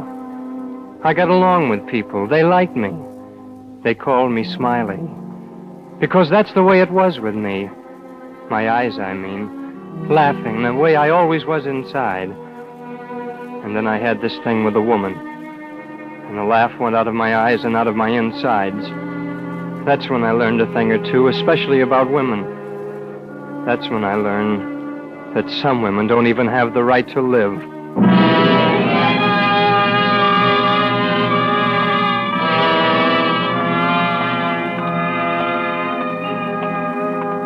It was on my day off and sort of late at night.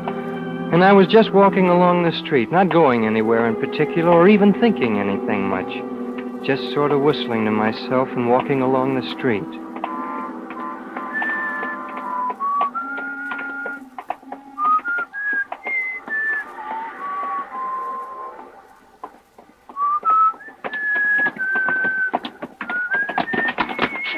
What do you want? Who, me? Why, nothing at all. You've been following me. Oh, no, I haven't been following you. What are you looking at me that way for? What are you looking at me and smiling that way for? Why, I just naturally smile at everybody, lady. Go away! Don't come near me! Oh! Shut up! Oh! Hey! Shut up!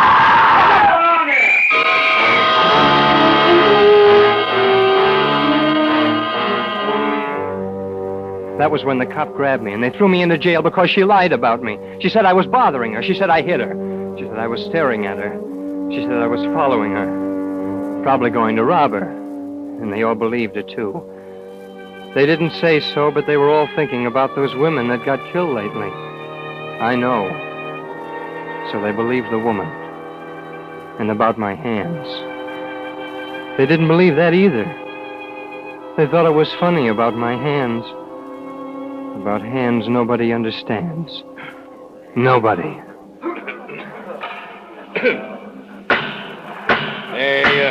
The defendant will rise. Gerald Smythe, do you have anything to say before this court pronounces sentence? Well, I'm a decent man, Judge. I got a job. I'm a decent working man. I didn't follow her. I didn't hit her. I didn't do anything she says. The jury has disagreed with you, Mr. Smythe. You say you have a job? Oh, yes, sir. What kind of a job? I'm a dishwasher. Dishwasher. Let me see your hands. Sure. Oh, they're nice. I keep them that way. Order, please. Order. They're long. Yes, I see. They're long and smooth and white. I keep them this way. Mr. Smythe, you'll find that lying does not help you in this court. Your hands may be, indeed are, everything you say, but they are certainly not the hands of a working man, least of all a dishwasher. I sentence you to 2 years and 6 months in the county prison.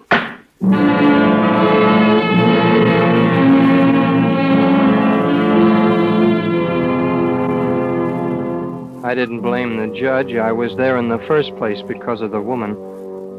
Only because of her, and I worked out my time with my hands. My hands are still long, but they're not smooth. They're not white. They're not pretty anymore.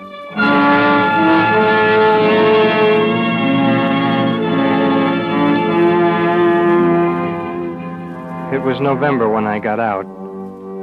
Cold. Cold outside, and I was cold inside. I had no place to go except back to the Busy Bee Cafe in Curly. All the way back to town, I thought of Curly. His hands weren't like mine. They were short and stubby, but golly, they were good. The way he used them, I mean. Whatever he was doing, slapping pie dough or handling a side of beef or choking the life out of a chicken, he was purely good. I walked into the kitchen, and there he was working. He didn't see me because I was behind him, but after a while he must have felt me because he jumped like he was shot. What do you want? I want my job back. You want your... Smiley. Good Lord, man, I didn't know. Yeah, Curly, it's me. How about that job? Remember, you ran out on me once. I drew a blank. Yeah, you sure drew a big one. Hey, you look different somehow, Smiley. I don't... Wait a minute, your face, your eyes, they changed, Smiley. Well, what did you do, quit laughing? You might say that. You purely might. I changed. My hands, too. See? They're better, huh? Yeah, they're not the same either. Hey, remember how you used to ride me about the hot water? And how I even bought rubber gloves once? Well, look. Look, Curly. Hot water. That's hot. Now watch. Hey, you fool, that's pure steam. What are you trying to do, kill yourself? Just proving I'll keep the water hot. I don't need to worry about my hands now. Yeah, well, look, you better have something to eat now. We'll talk about hot water later. Say, Curly, where are the... Well, Laughing Boy is back. Where you been, honey? Off on the bum? What's the matter with your happy friend, Curly? One of us hateful women take him over the high road? Well, why don't you say something, one of you? Smiley don't feel good, Cookie. Now, you better get back in front. We might get a customer. You don't want me around, that's all right with me. Smiley, what's with you? You haven't changed that much, have you? You and Cookie used to be... She reminds me of a dame. Why not? She is a dame. I've been in jail, Curly. Oh? The dame sent me there. Yeah? I don't like dames, Curly. I don't like dames.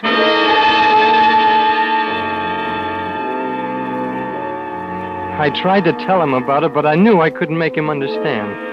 Still, I couldn't get it out of my mind. It was there. Well, I was talking to him while he was taking me up to his rooms to show me where I could stay. All the time, it was there for good now. I knew that. Well, here we are, fella. Home. And there's the extra bed I was telling you about. Yeah, be it ever so humble, this is it. Now, look, kid, you've had a rough ride. You stay here with me as long as you want. Get some rest, and we start fresh, huh? Hey, maybe you want to be a fry cook now, huh? Oh, thanks. Hey, maybe if you could teach me to use my hands the way you do, maybe I can learn to use them right. Hey, you betcha. Now, you forget what's happened, kid, and we get to work. Check? It's all over. Maybe it is, and maybe it isn't. Look here. Out there on the street. Yeah, you know, kid, this housing pitch is rough. If you're looking for scenery, you ain't gonna get it here. What do you see out there?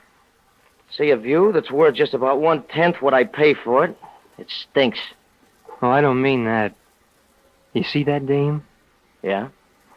You know something about her, Curly? What? She could get dead. Huh? There's maybe 1,000 windows around here, and a bullet from any one of them would get her dead. And it'd be pretty hard to find out who did it. Oh, now, look, kid, you don't like women, and I don't blame you, but you can't go around putting slugs in people, even dames. That'd pay off like keeping your water too cool did. Only you'd get more than any 2.5 years. Yeah. But all I'd have to do is raise the window, aim, and... a dead dame. Get away from that window. I don't know about you. I just don't know. What's the matter with you, Smiley? I told you, I just don't like dames.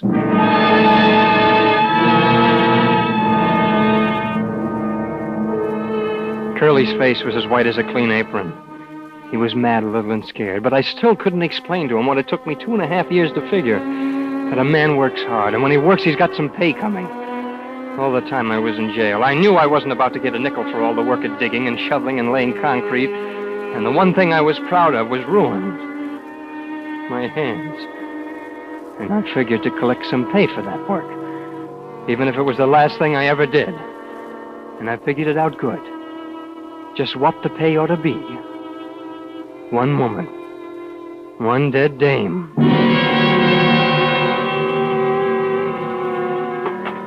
I couldn't explain it to Curly. I guess I didn't have to. He thought I was nuts. Anyway, he drove me like a slave, but I didn't mind. I was learning. Yeah, let's see. 2 apple, 1 peach. Yeah, better make it 2. 2 coconut, 1 chocolate. Well, what we got, that ought to hold 'em. Hand me those peaches, Smiley. Oh, sure, Curly. Here you are. Yeah, thanks. Boy, oh, boy. Gee, Curly, the way you handle things. Yeah, what do you mean? Well, the way you pour fruit from that can, and the way you're putting the rim on that pie crust, and the way you knead the dough, and... Oh, you know how to use your hands. Smiley, your hands are the most important things you got in the kitchen. You gotta learn to squeeze hard, and you gotta know just when to use the most delicate touch. Yeah, hands are important. Oh, I wish I could use mine the way you use yours, Curly. Oh, you're good. Well, it takes a long time, Smiley, but you'll learn. Your hands got strong when you were up there. Well, what I mean is you'll learn how to use them. Yeah, I get along all right, only... Only what? Cookie. Oh, you're letting that dame get you down? Oh, forget it. I wish she was gone, Curly. I'm afraid... Good morning, gentlemen. The world can now be fed. Lovely Cookie has arrived. You better get that front end lined up, chicken. It's time to open. Sure. Oh, Smiley, honey. Smiley, say hello to the pretty lady. Beat it. Smiley. Okay, Cookie, take off. Well, Curly, Smiley didn't say good morning. My day will be ruined. Nuts. Well, there, ain't that a whip? Now, look, Cookie, why don't you leave the kid alone? He had a tough time. He doesn't feel good. Why doesn't he smile anymore? That's all. Just let him smile. Well, the last time he smiled at a dame, he picked up a fistful of stretch at the county farm. You remind him of it. He quit smiling. Oh, was that so? Well, I'm used to being treated like a human, see? And just because a guy is nuts. All right, Cookie, get to work. Okay, but you just remember now, one of these days we're going to have a showdown. It'll be either him or me. Take it easy. You just remember. Someday it'll be either him or me. I heard what Cookie said. I stood right outside the door and heard her. Someday it'll be him or me. There was a weight like a 2-story building in my stomach, and my hands were going open and shut, open and shut. I knew she was right. Me or her.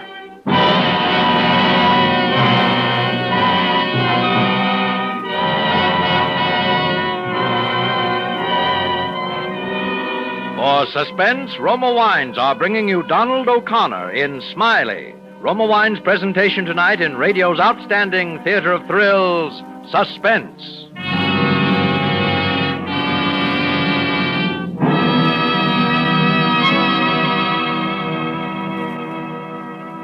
Suspense, radio's outstanding theater of thrills, is presented by Roma. That's Roma.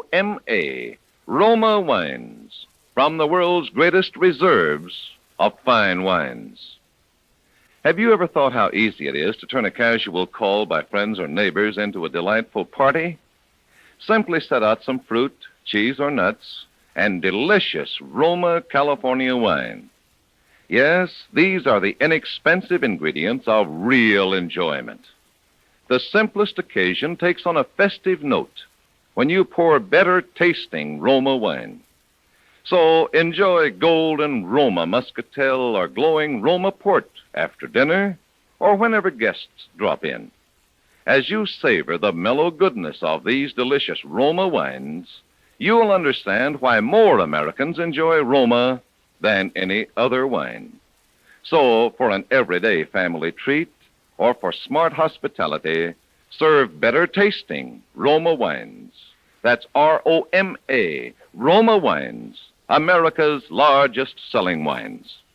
And now, Roma Wines bring back to our Hollywood soundstage Lorene Tuttle as Cookie, Sidney Miller as Curly, and starring Donald O'Connor as Smiley, who continues a narrative well calculated to keep you in suspense.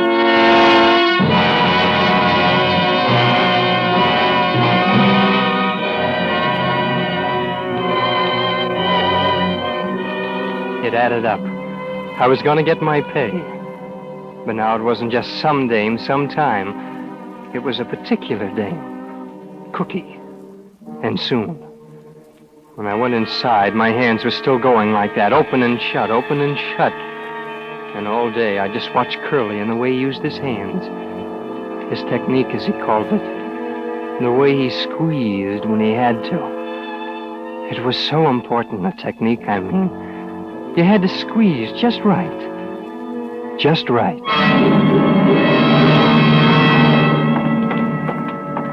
Hey, Smiley, what are you doing, huh? Well, I'm just squeezing mashed potatoes out of this bag. Huh? Making designs like you do on cake. Oh, that's great.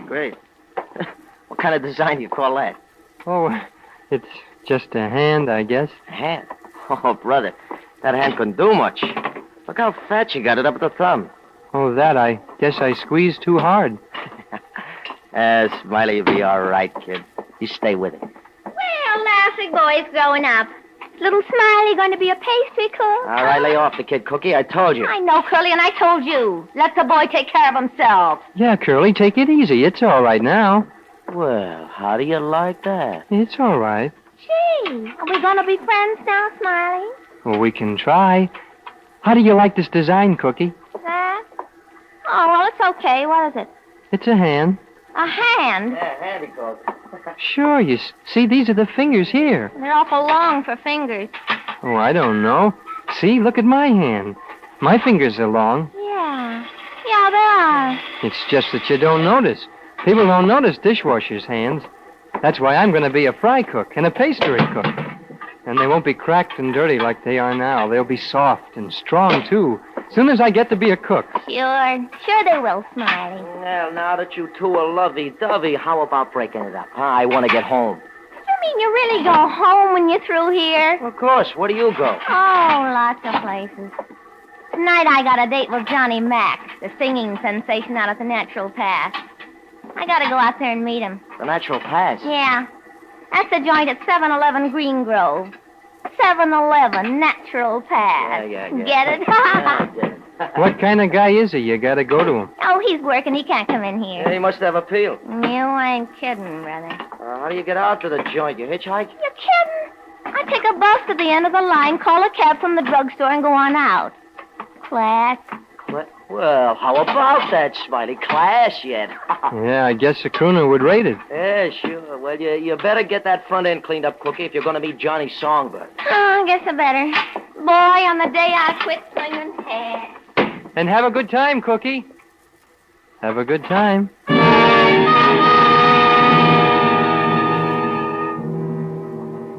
It would all depend on why you quit slinging hash. Being glad about it, I mean. When an idea puts a saddle on your brain and starts riding it, it's purely funny how many other ideas it picks up. Like Cookie going to the Natural Pass. It just fit in with everything. I quick finished my work and told Curly I had something to do and took off like a kid on the last day of school. You know, sort of slow until I got outside. And then I wanted to whoop and jump up and down like I had springs instead of muscle. I couldn't do all that, but I could walk fast, and I did. I went up to the room and got my money and changed clothes. And then I went down and rented a car and drove out to the end of the bus line. I stopped and waited. I guess I waited an hour and a half watching all the buses, hoping that dame wouldn't cross me up. She didn't.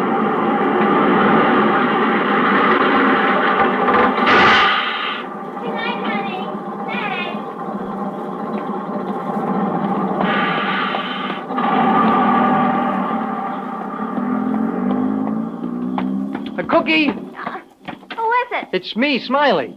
Oh, what are you doing out here? Well, I just wanted to get out of town for a while, so I rented a car. When I get out here, I remembered what you said about coming out. I thought I'd just wait for you. Oh, Smiley, honey, you got more stalls than Santa Anita. I bet you planned it, didn't you?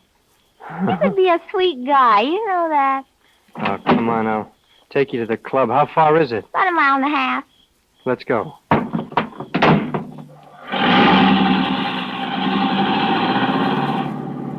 I guess you could be a sweet guy. Guess I added you up wrong. It's possible. You're a funny guy, Smiley. You think so? Yeah, I don't quite get you. You're making cracks again. No, I'm serious, no. You don't smile like you used to, and usually you seem so... Well, anyway, I didn't expect this from you. I lost the smile, I guess. Maybe for good. And the way you're always talking about your hands. What about my hands? Well, you make like they're the most important things in the world. And they're not, is that it? Oh, according to how you look at it, I guess. Oh, now look, Smelly, no passes. No passes. I wanted to hear this. You said... Why, nothing. I just said about your hands. I remember, huh? You said they aren't important. Well, not exactly. They're kind of nice. For 'em good, if you know what I mean. But after all, they're just hands like anybody else's. No. They're good hands. And since I came back, I've learned how to use them right. Yeah, Smiley, yeah. But there are more important things than hands. Yeah? Yes. Women, for instance. Women. That's a laugh. Cookie, do you know why my hands are rough and red now? Do you know why I don't smile? Women. Ah, Smiley, I've been around. I know how you feel. Well, golly, if women aren't important, what are they? Cookie, there's only one way to find out if hands are more important or if a woman is. You have to make the test, Cookie. Huh? What's more important? You said no passes, Smiley. I'm not passing, Cookie. I'm not passing. I mean this. Now, wait a minute. Take it easy. Smiley! Oh, Smiley! Women. Smiley, More important. I'll show you what's important. Women.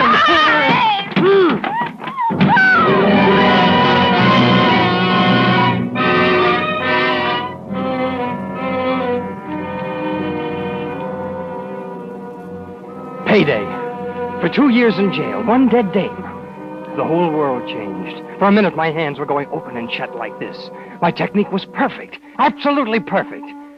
They weren't satisfied, my hands, but they'd have to get used to it. All I wanted inside like was payday, and this was the day. I looked around to be sure no cars were coming, and I took her out of the car and dragged her into the bushes, where she wouldn't be found for a while, and I left her there. I felt good. Purely good. Like I'd worked very hard for something and finally got paid. All debts were paid, everybody, including Smiley, was even with the world. It was wonderful. Just plain wonderful. The only thing was I couldn't tell Curly, because even though he'd understood the technique part of it, the rest of it was something he wouldn't get. But could he have seen me use my hands, he'd have been proud. I know it. I took the car back to the U Drive. I paid the man, collected my deposit, and went home. It was still early. Curly was up.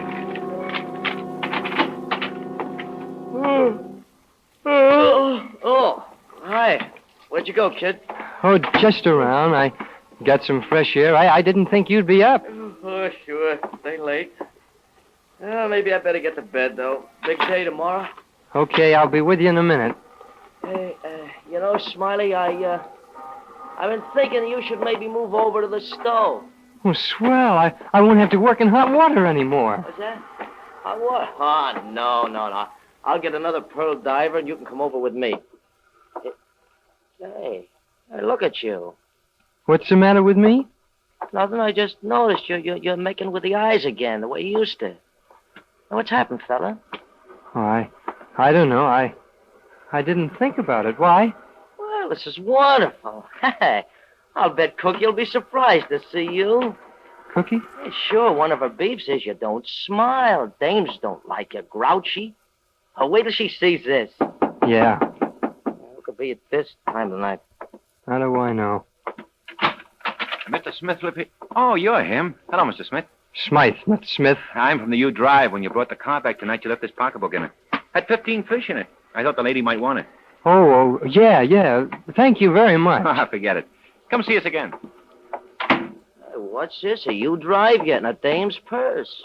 Oh, you were on the town, weren't you? Yeah, I guess so. I'll give it back tomorrow. Who is she? Do I know her? Just a dame. Well, at least she could make you smile again. Come on, I'll turn out the light. Let's get some sleep.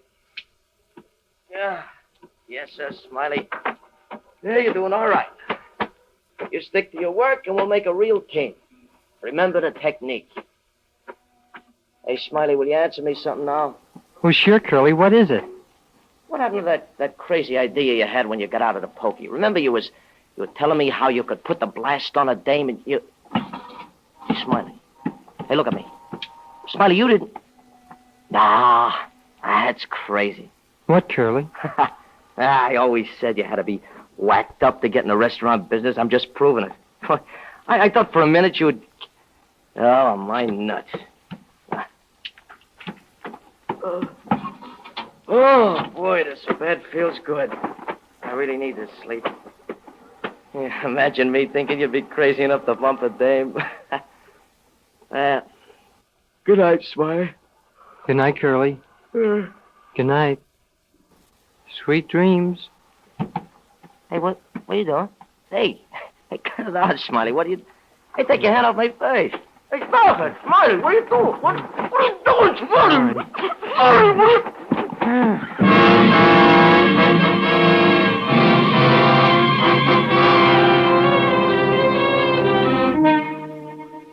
Oh, I didn't mean to do that. I hadn't planned on it at all. I didn't want to hurt Curly. He was my friend. We were going to go places together, him and me. I was learning his techniques. And then I got scared and I did that. All on account of a woman. Every bit of it. It was a woman who started it. If it hadn't been for her, I wouldn't have had to show my hand to that judge. And he wouldn't have had to look at them. And maybe he wouldn't have sent me up.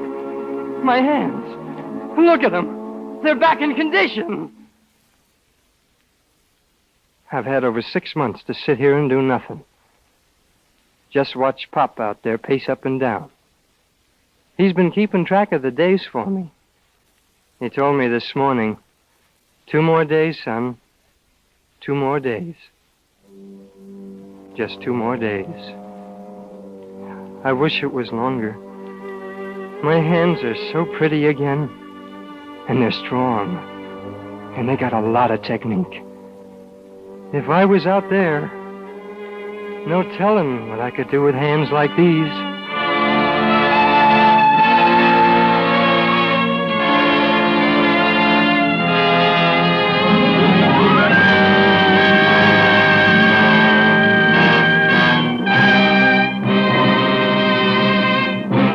Suspense. Smiley, starring Donald O'Connor and brought to you by Roma Wines. That's R-O-M-A, Roma Wines, America's largest selling wines.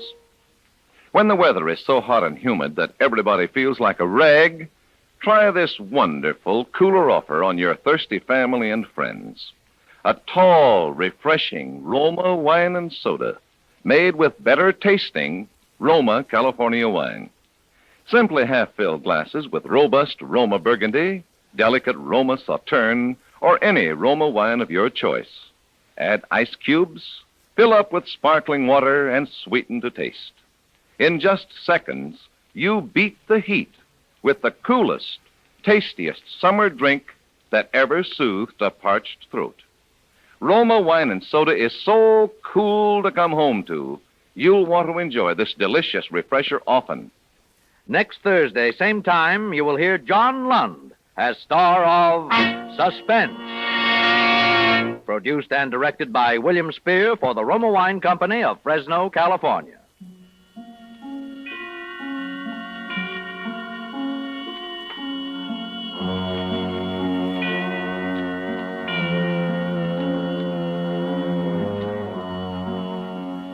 In the coming weeks, Suspense will present such stars as Edmund O'Brien, Lloyd Nolan, and others. Make it a point to listen each Thursday to Suspense, radio's outstanding theater of thrills. This is CBS, the Columbia Broadcasting System.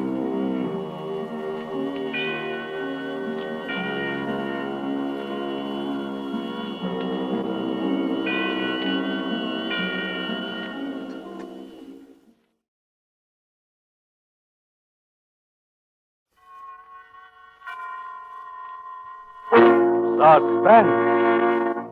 In the diners and club cars of America's finest trains, wherever the knowing traveler seeks the last word in luxury, the first word in wines is C-R-E-S-T-A, B-L-A-N-C-A. Cresta Blanca. Cresta Blanca. Yes, Cresta Blanca California wine is the choice among those who set today's mode in travel as well as gracious living. So enrich your dining, distinguish your entertaining with Cresta Blanca. When you pour Cresta Blanca Burgundy, Sauterne, or any Cresta Blanca selection, you enjoy the finest in wine. Shenley's Cresta Blanca Wine Company, Livermore, California. And now, Shenley brings you radio's outstanding theater of thrills, Suspense. Presented by Roma Wines. That's R-O-M-A. Roma Wines, for your everyday enjoyment. Tonight, Roma Wines of Fresno, California bring you Mr. John Lund in Murder Aboard the Alphabet, a suspense play produced, edited, and directed for Shenley by William Spier. It is well past midnight now, and I write these words so that other men may know the full story of that ill-fated voyage of the deep-sea tug, Alphabet.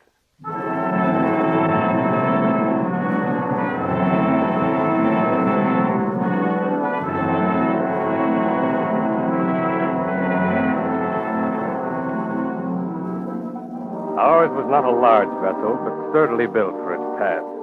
And though it seems an age, it was only a little over 6 months ago that we sailed from Liverpool, England, bound out across the North Atlantic to deliver our ship to her new owners, a salvage firm of Boston, Massachusetts. Stand by the cast off.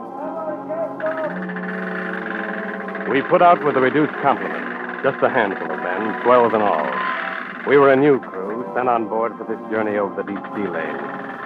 And I sailed as chief officer under the command of Captain Godfrey Walker, second mate Harvey Goodrum, and chief engineer Alec McTavish being the other members of our small saloon.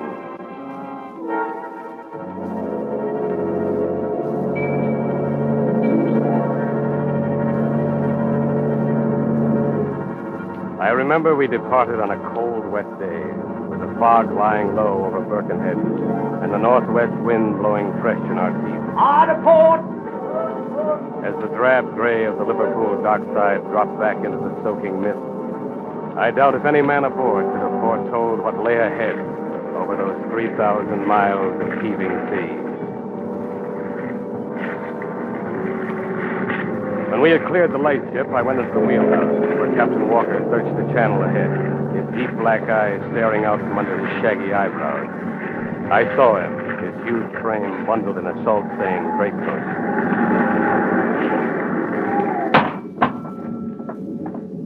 Ah, Mr. Marshland. Everything secured for sea? Yes, sir. Everything on deck is lashed down as tight as a whistle. Good, good.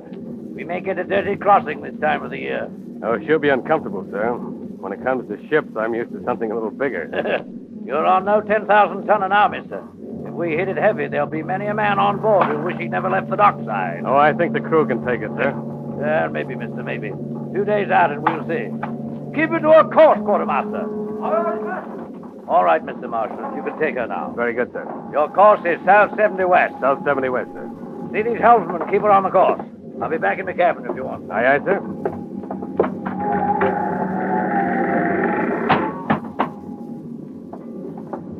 Queer cove, the skipper, sir. Is he? Aye. Fear gives me the creeps, he does. Oh, he's probably harmless enough. Used to bigger commands than this, I imagine. But I'd keep a watch on him, sir, if I was you. Keep a watch on him? Why? Why? If you don't know now, sir, you'll find out soon enough. South 70 west. Check your course. South 70 west it is, sir.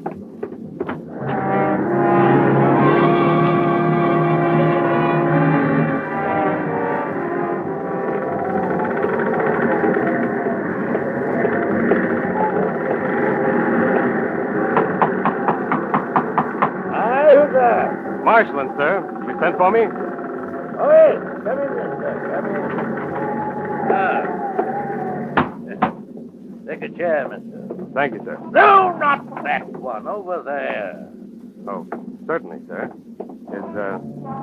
Is there anything wrong? No. Nothing's wrong. I just want to talk to you, discuss the affairs of the ship with you, give you some idea of what I expect. Oh, here. Cigarette? Oh, thank you. Oh, by the way, you will not use that ashtray on your right. No, you will not use it. You may place your ash carefully on the other one. This one? Yes, that one. Tell me, how long since you had your last birth, mister? Why, it's been some time, sir. Oh. Port captain says you know me. Well, only by reputation, sir. Would it surprise you to learn that I know something of you by reputation, mister? Why, I don't exactly... We ought to make quite a pair, mister, quite a pair. Oh, well, no matter. Now, I shall tell you the reason I summoned you to my cabin, Mr. Marshland. You will find, if you do not know already, that I have very definite ways I wish things to be done. Very definite ways. First of all, I demand complete, unquestioning obedience. Well, of course, sir. I'm sure you'll get the fullest cooperation from myself and the crew. Good. I want that to be perfectly clear. I also insist that your supervision of the work on this ship be done in a certain manner I shall prescribe. All items of work will be carried out in alphabetical order. Alphabetical order, sir? Precisely. Starting with A and carrying through to Z. I'm afraid I don't understand, sir. I think my meaning is perfectly clear. If the hands are painting ship, they will start with the alleyways and all other items beginning with A. Then the bulkheads, then the decks, and so forth. You understand me now, mister? Oh, yes, sir. I think I understand. But I'm afraid I don't quite see your reason. Mr. Marshland, my reasons are not to be questioned. You will remember, while I'm in command of this vessel, I hold the power of life and death.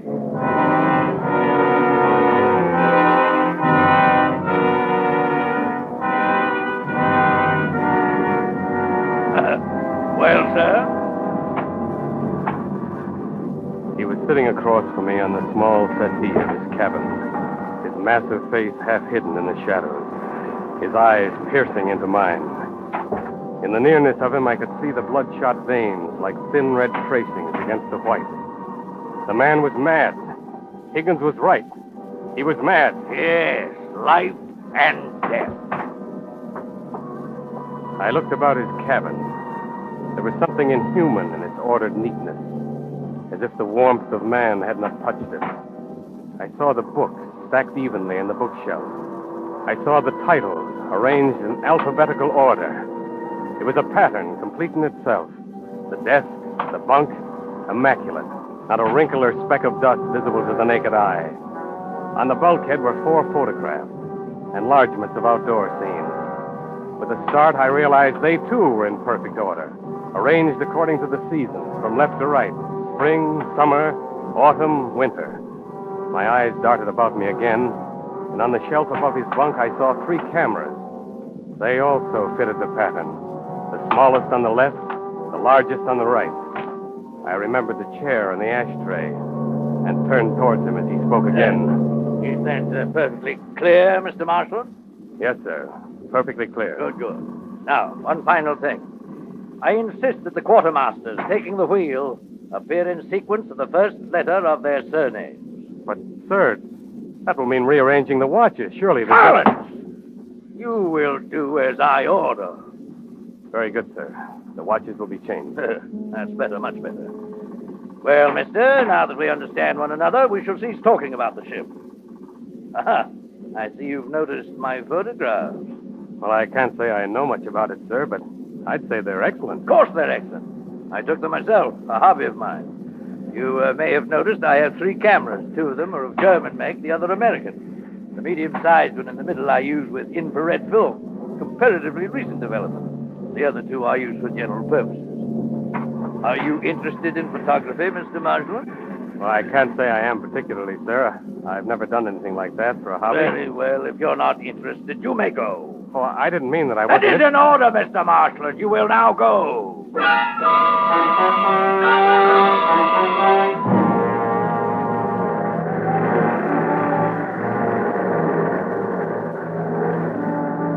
I left him then and stumbled into the cold darkness outside, the thoughts tumbling unendingly through my head as I made my way to my cabin. We were pushing our way over the restless waters of the North Atlantic with a madman in command.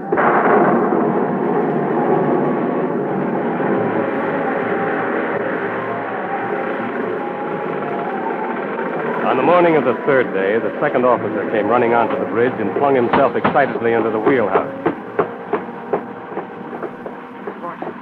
Mr. Marshal, I'd like a word with you. Go ahead, Goodrum. What is it? Would you come outside? I can't tell you here. Certainly.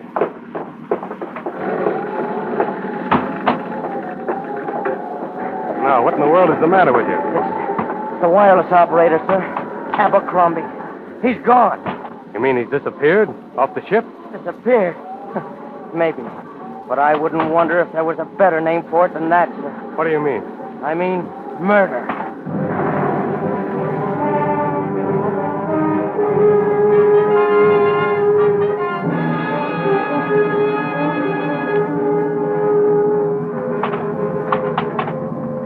Abercrombie was gone, vanished without a trace from the decks of the Alphabet.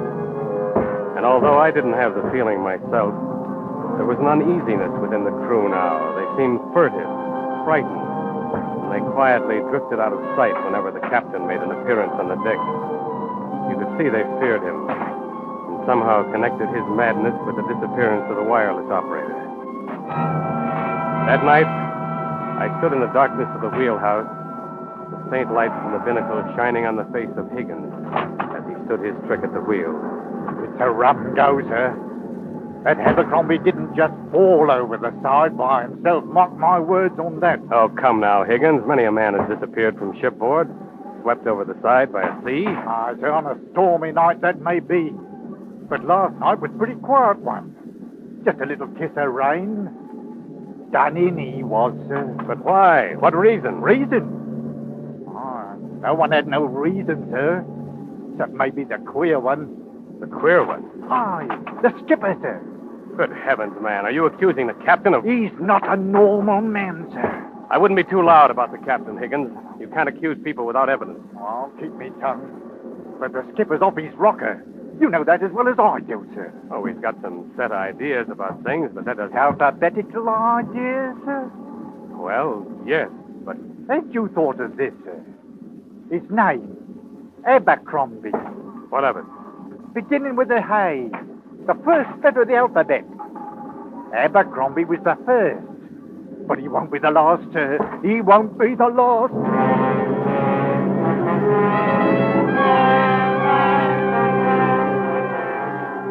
For Suspense, Roma Wines are bringing you Mr. John Lund in Murder Aboard the Alphabet.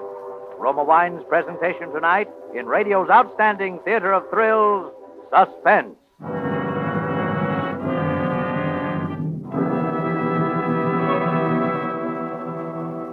Suspense, radio's outstanding theater of thrills, is being brought to you by Roma. That's R-O-M-A. Roma Wines, America's largest selling wines.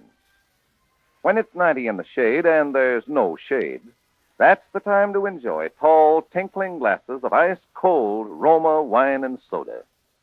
Yes, treat your family and friends to the thirst-quenching goodness of Roma wine and soda. So simple. Half-filled tall glasses with any Roma wine, such as robust Roma Burgundy or delicate Roma Sauterne. Fill up with cracked ice and soda, sweeten to taste. Then take a long, cooling sip and smile. You'll discover why Roma wine and soda is so cool to come home to, especially when the weatherman says warmer. And remember, for better taste, always enjoy Roma wines. That's R-O-M-A, Roma Wines, the greatest name in wine. And now, Roma Wines bring back to our Hollywood soundstage John Lund as First Mate Marshland and Joseph Kearns as Captain Walker in Murder Aboard the Alphabet. A play well calculated to keep you in suspense.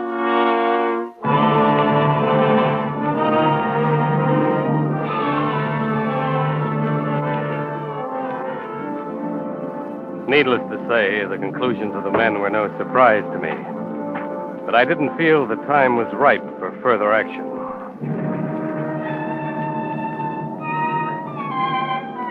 On the evening of the following day, the barometer started dropping, and next morning saw the low gray clouds scudding swiftly before the wind, and the alphabet laboring heavily in the rising sea. It was at 8 bells of the morning watch, the 6th day at sea.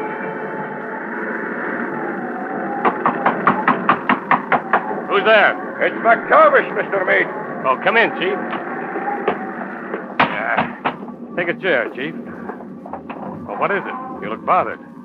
Butterfield, mister. He's lost. Lost? Aye. Are you sure, McTavish? Oh, aye, I'm sure enough. We've searched for him all around the ship. There's nae a trace, mister. Have you informed the captain? Ah, the old man. Didn't you think he knows it? Come on.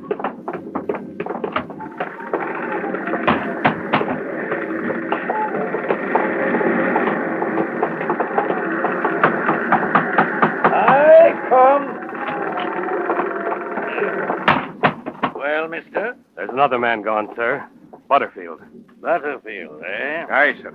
How long have you known this, Mr. Marshland? The chief engineer informed me only a few moments ago, sir. Are you sure of this, Mr. McTavish? Aye, I'm sure. There's nae a trace of him anywhere aboard the ship. Very well, Mr. McTavish, you may go. I wish to speak to the chief officer alone. What about Butterfield, sir? Go, Mr. McTavish! That's an order! Aye, sir. I'll be off. Well, Mr. Marshland? I'm afraid this is beyond me, sir. No, I'm not referring to the engineer, mister. He's obviously disappeared. There's nothing we can do about it. Well, why are you standing? Why don't you sit down? Well, but thank you, sir. Yes, it's Thursday. You may sit in the armchair. Thank you. Well, what do you think of my ship now? You still find it uncomfortable? Oh, no, sir. I like her very well. I thought a long time before I shipped aboard. Oh, you did, eh, mister, huh? Well, she's small, but then any ship's a ship, eh? I'd like something a little more, but then the sea is the lady that counts. Am I right? That's right, sir. You love her. You love her very much, don't you, Marshal? I do. Yes, I do. You're young, but you love her more than anything? More than anything. More than is natural? Captain. And now you're seated. Would you like to inspect my cameras and tell me what you think of them? Well, I'm afraid I don't know a great deal about that sort of thing, sir. Oh, you know nothing about them. Good, you may leave my cabin. Certainly, sir. I shall look into the Butterfield matter. He's left the ship, mister. You're only wasting your time. Now go.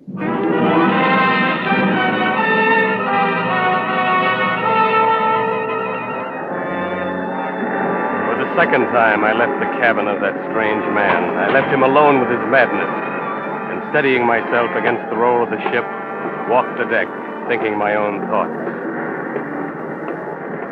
It was that night that Higgins came to me in my cabin. I bade him enter, and he settled his wizened body down upon my armchair. I was lying in my bunk, watching him as he sat there, awkwardly twisting his cap in his hands. It's an unusual request I have, sir. Now, I hope I can speak in confidence, like. Go on, Higgins. Whatever you have to say will be just between the two of us. Well, sir, we think the skipper should be put away, sir. Put away? What do you mean? Locked up, sir, where he can't harm us. You know that's mutiny. It's mutiny, but Mr. Marshland, he'll murder us all. Abercrombie, Butterfield. He'll go clear on down the alphabet if we don't stop him. There's no proof. Well, the lads are sure enough. Are they? Just give us the word, sir, and we'll help you. We'll put him away. Very well, Higgins. Keep it among yourselves, but you can tell the men this. If there's any more trouble, I'll take matters into my own hands. You can rest assured of it. Lord. Thank you, sir. It may be mutiny, but there ain't a court in the world as ever would convict you at it. No. No, Higgins, I don't think there is.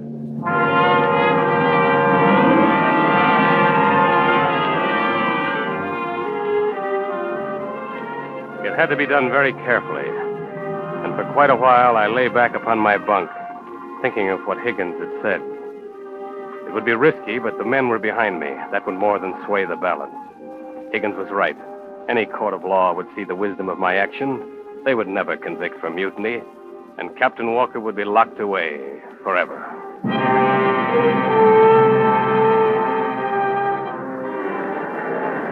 We continued on our way, and in the howl of the wind and the long seas, you could sense the cold hand of fear that had settled over the alphabet.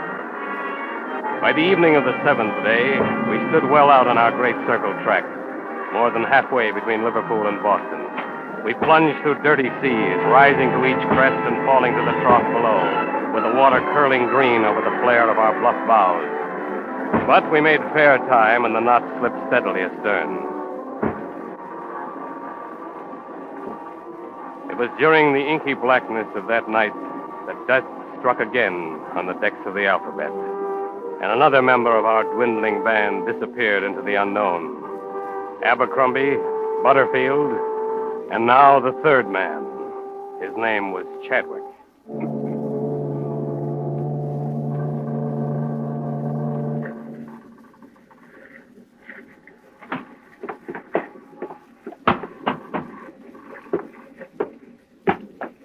Who's that? Oh, good evening, sir. Dirty weather, sir. Well, I'll be getting below, sir.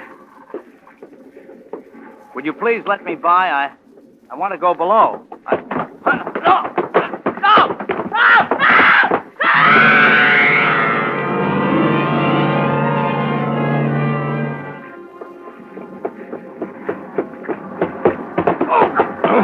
Clumsy fool. You dropped something, sir. Never mind, I'll get it. There. Up rather late, aren't you, Mr. Marshland? You are too, aren't you, Captain? I thought I heard a scream. Oh, did you now, mister? Did you?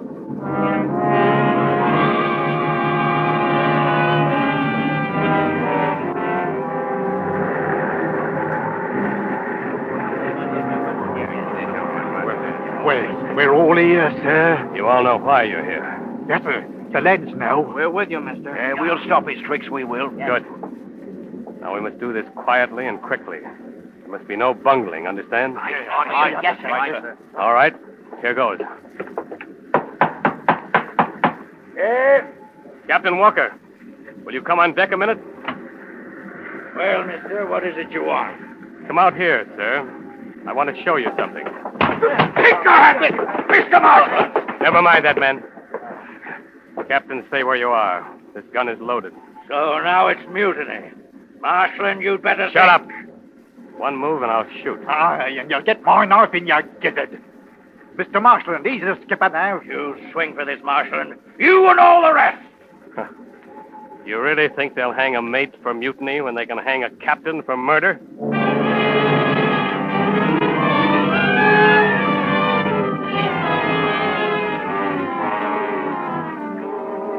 We sailed into Boston Harbor with Captain Walker lashed securely to a chair in his cabin. After the first brief struggle, he had grown quieter. And during the last days of our voyage, he had just sat there, silently, saying nothing, a strange, mad smile leering from his lips. We arrived in Boston late in the afternoon, and as we sailed up the harbor, we hoisted the international signal calling for the harbor police. After we had docked alongside, I went up to his cabin to ensure that all was in readiness for the arrival of the police. And as I stood over him, bound there in his chair, his eyes seemed to mock me, his smile taunting me.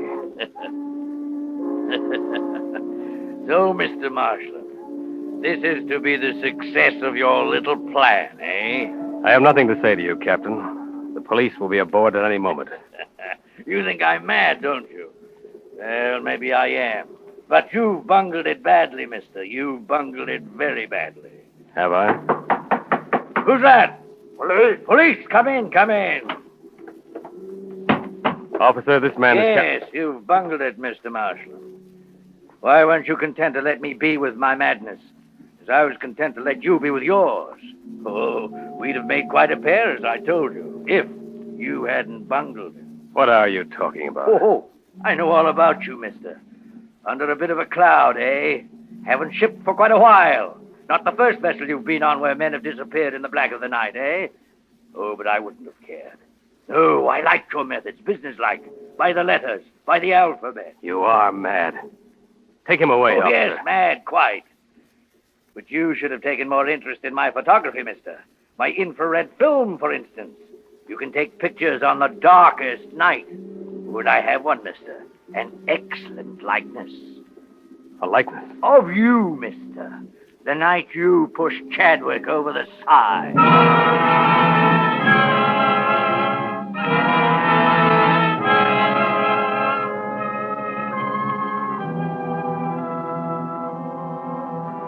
The police have been very understanding. They could readily understand how a man could hate and fear the sea and yet love it like a woman. Love it enough to follow it and hunger for it and make every sacrifice, even human sacrifice. But now they say they must send me away to a place where the sea can no longer torture me. A place of no land or sea or wind or rain, but only rest.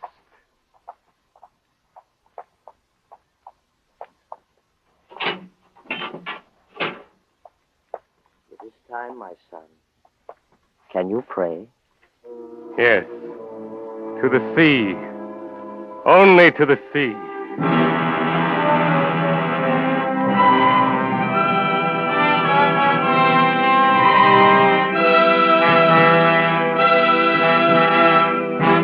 Suspense. Murder Aboard the Alphabet, starring John Lund, presented by Roma Wines. That's Roma. Those better tasting Roma wines, America's favorite wines. Yes, Roma wines taste better because Roma brings you the captured natural richness of California's choicest grapes, gently pressed and guided, unhurriedly, with ancient skills and America's greatest winemaking resources to tempting taste luxury. These better tasting Roma wines are placed with mellow Roma wines of years before. And from these, the world's greatest wine reserves, Roma later selects for your enjoyment. This weekend, share with your friends the hospitality of delicious Roma California wine.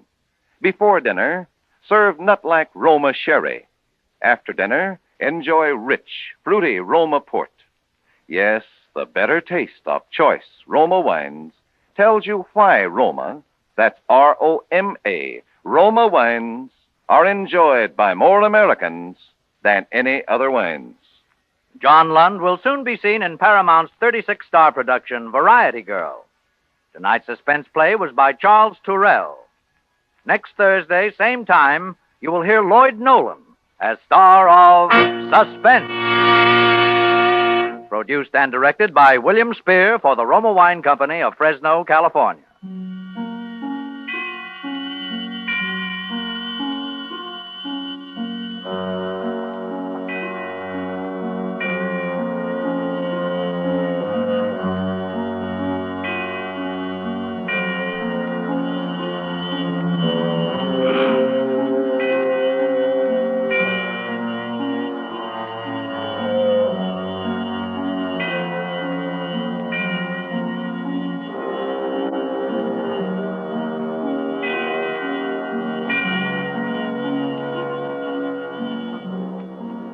Don't forget, next week, Suspense will present Lloyd Nolan. The following week, Edmund O'Brien. Make it a point to listen each Thursday to Suspense, radio's outstanding theater of thrills.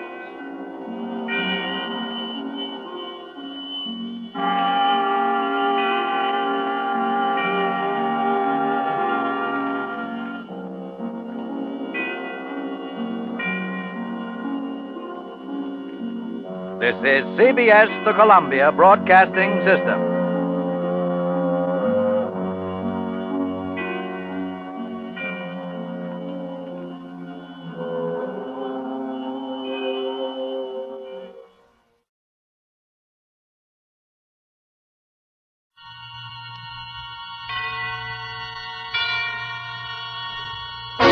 Suspense. Tonight's Suspense brings you as star Miss Marcia Hunt. But first, an important reminder that wherever hospitality is the last word in luxury, the first name in wines is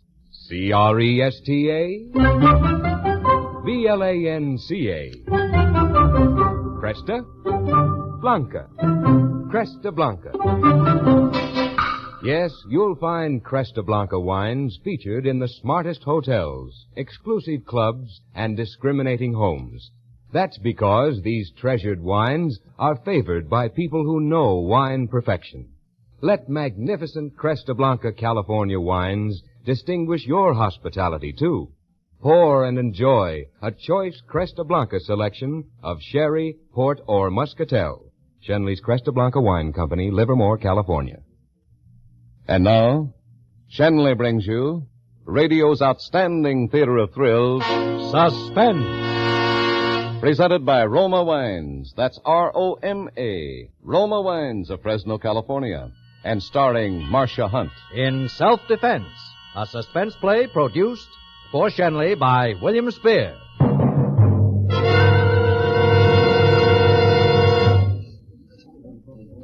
Wonderful vacation. And it couldn't have been pleasanter. I really think it was the fastest divorce I've ever had.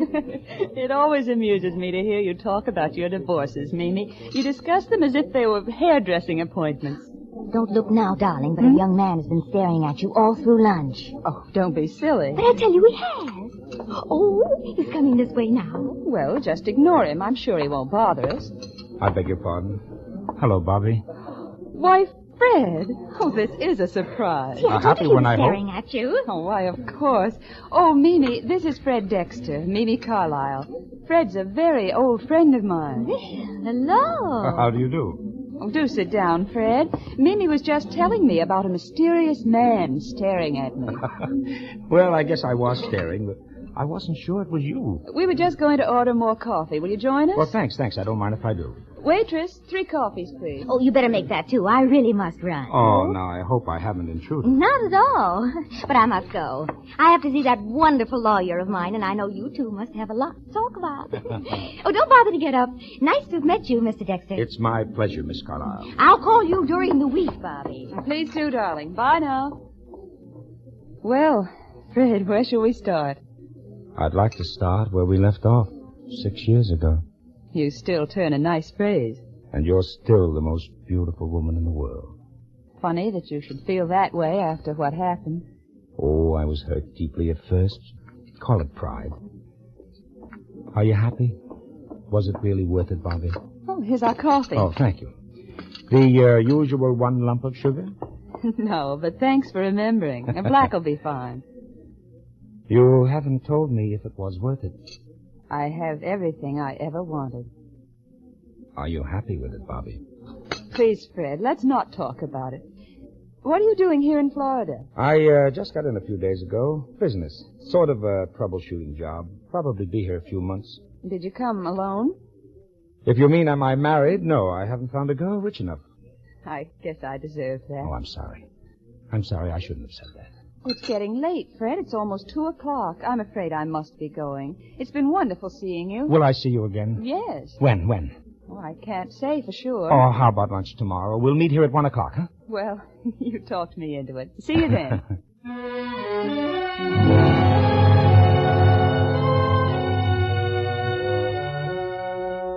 I must admit it was quite a surprise meeting Fred Dexter. When I left Chicago, he was the one person I never thought I'd see again. But I couldn't decide whether or not I was happy that he was here. At dinner that evening, it was like any other night in my marriage. The usual business group was there, big cigars stuck in their flabby faces, all nodding in unison as Jonathan recited the day's news from Wall Street. I knew the speech by heart. Cotton up 3 points, wheat up 1, steel up 2. Tonight it annoyed me more than usual, but I just smiled and remained the perfect hostess. I'm sure it wouldn't have bothered me as much had I known then what Jonathan was going to tell me later. I was sitting in my room when he knocked on the door. Come in. Oh, that was a delightful dinner, Barbara. You were charming, as always. Thank you, Jonathan. I'm glad it pleased you. I have a bit of news for you, my dear. News? Yes. Sure, it won't depress you too much, but I must leave on a business trip to South America. Oh, when are you leaving? My plane reservations are for tomorrow morning. Oh, you'll be gone long? Probably 2 or 3 months. We're opening a new branch office, and naturally, I'll have to see that everything is organized and properly launched. I'll cable you when I arrive. If you have a spare moment, I'd like to hear from you. I'll write you, Jonathan. Oh, thank you, Barbara. Well, good night, my dear.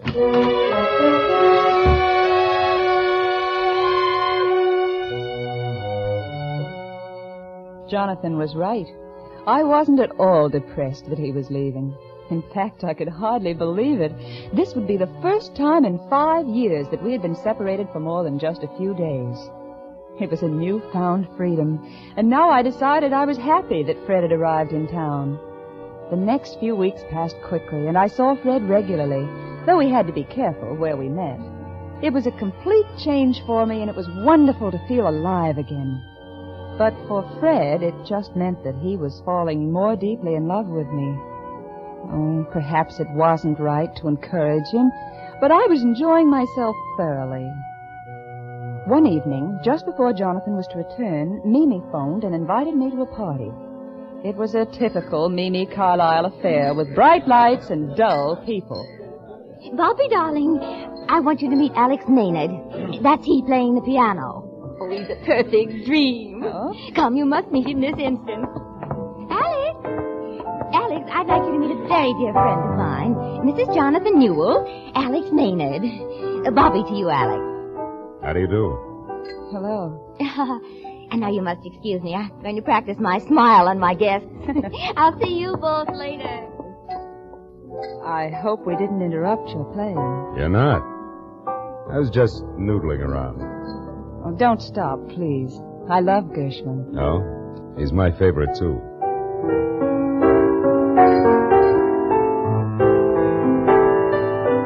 You play beautifully. Thanks. It's a sort of a hobby. Something to do at dull parties. What do you do if there's no piano? I find a beautiful young woman like you, talk to her. Maybe somebody else would like to play for a while. Maybe you're right.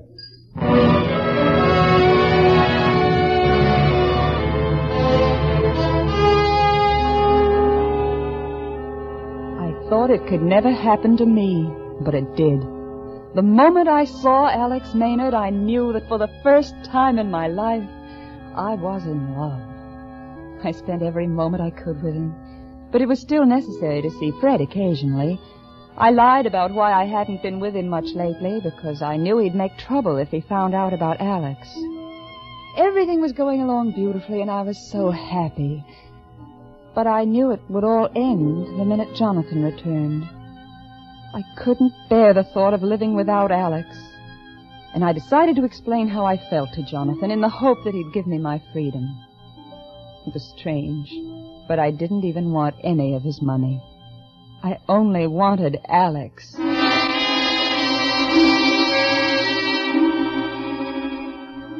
I knew that Jonathan might not be willing to give me a divorce, and the thought kept pressing on my mind. So I began thinking of other ways to get rid of him.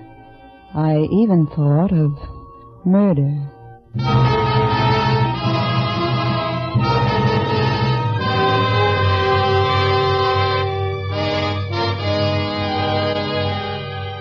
For Suspense, Roma Wines are bringing you Marcia Hunt in Self-Defense.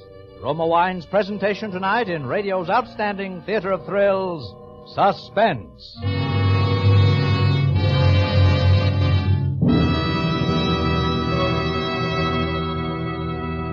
Suspense, radio's outstanding theater of thrills, is being brought to you by Roma Wines. That's R-O-M-A. Roma, California Wines. From the world's greatest reserves of fine wines.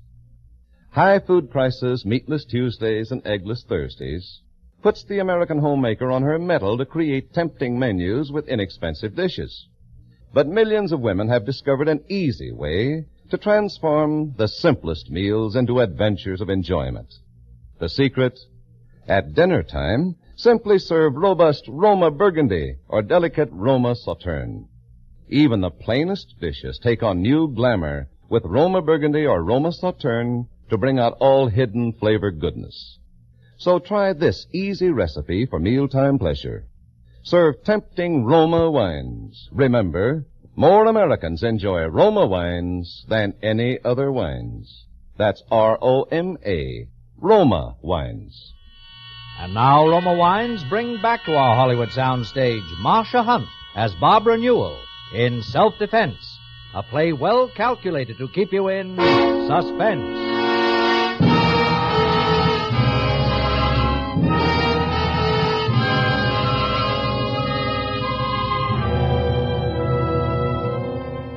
It wasn't long after I'd met Alex that Jonathan arrived home and immediately surrounded himself with his associates. It seemed that the two of us were never alone long enough to bring up the subject of divorce, and it was beginning to upset me terribly.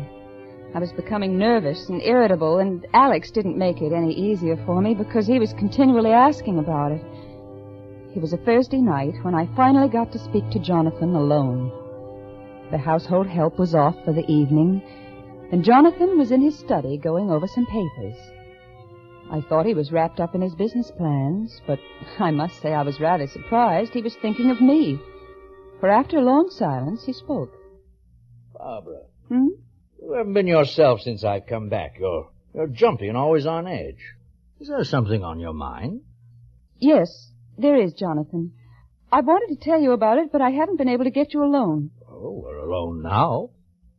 Jonathan, I want a divorce. You know how I feel about that. But I don't want it because of your money. I swear I won't ask you for a penny.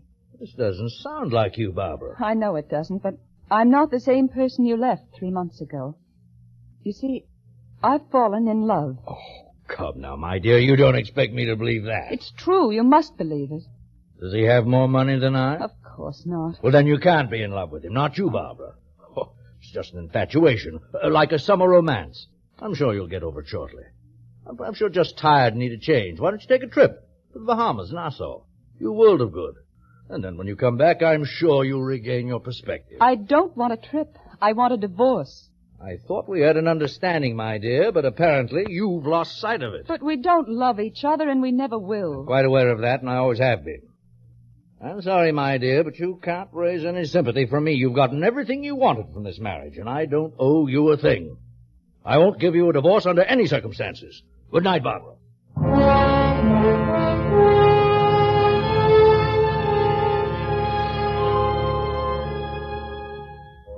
I knew all the time what Jonathan's answer would be, but I had to ask anyway. The next day, I met Alex at our usual place in the park. It was a pretty little spot in a cove just off the lake, hidden from view by a row of hedges. He was charming and attentive as always. I just couldn't tell him that Jonathan had refused to give me a divorce. I needed more time to think and to plan. My mind kept wandering back to the night before, and I guess I wasn't paying any attention to Alex because he became a little annoyed. Hey, remember me? Hmm? I play the piano. Oh, I'm sorry, darling. I guess I was daydreaming. Well, do it on your own time, huh? What were you dreaming about? I was just thinking how nice it is being here with you. I wish we could stay here forever. I'd like it, too. How long has it been since we've known each other? Oh, a couple of lifetimes.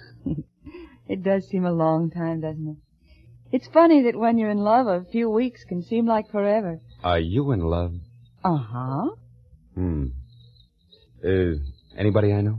Maybe. A funny-looking fellow, name of Alex. Oh, he's a lucky guy. Yeah, I wish I knew him. I'm in love, too. Anybody I know? Maybe. She's the most wonderful woman in the world. Who is she? My landlady. You know you're silly. You know I love you very much. Oh, and I love you, darling. Yeah, that's the way it's always going to be, huh? Have you spoken to your husband about us? No, I haven't had a chance yet. He's been so busy since he came back, I haven't been able to get him alone for a minute. But you must speak to him, darling. How long can we go on like this? Look, I don't want to see you just 1 or 2 days a week in the park. I want to be with you every day of my life. Don't you think I want that, too? Why don't we see him together? Have it out once and for all. I know we can make him understand. Oh, no, Alex, we mustn't do that. You don't know Jonathan.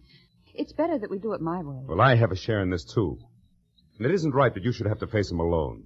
Let me go with you. Oh, please, darling, let me take care of it. Just be patient a little longer. I know that Jonathan won't stand in our way.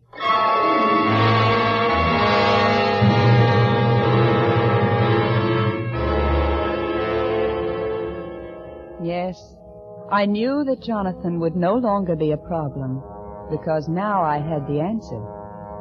I thought about it for several days, and then decided I'd go through with it. It was a desperate plan, but a woman in love will do desperate things. You see, the plan included Fred Dexter and murder.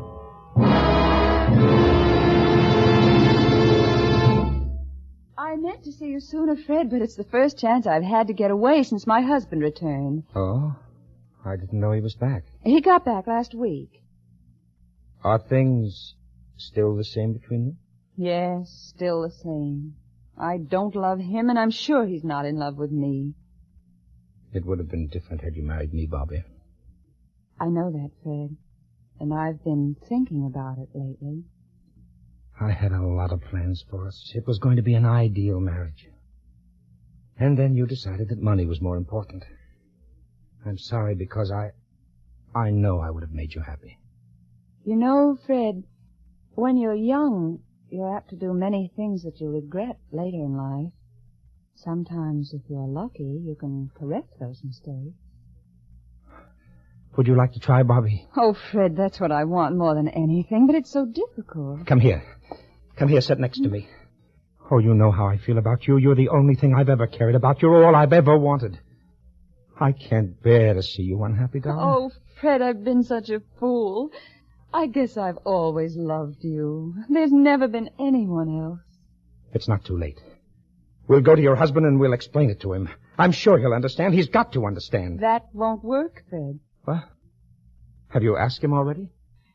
Remember the first day we met in the cafe? I knew then that I wanted you, and that I must get away from my husband. I asked him for a divorce that very night, and he refused me.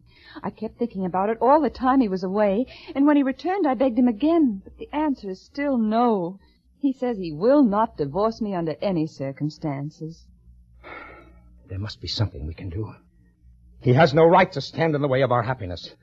Do you think I want the rest of my life to be as empty as the past 6 years? I don't know what to say, darling. I don't see how we can possibly get rid of him. That's it. That's it, exactly. We'll get rid of him. Fred, what are you thinking? Oh, I'm just thinking of you, darling. I want you, and I'm going to have you at any cost. Oh, Fred, I love you so much. Oh, my darling.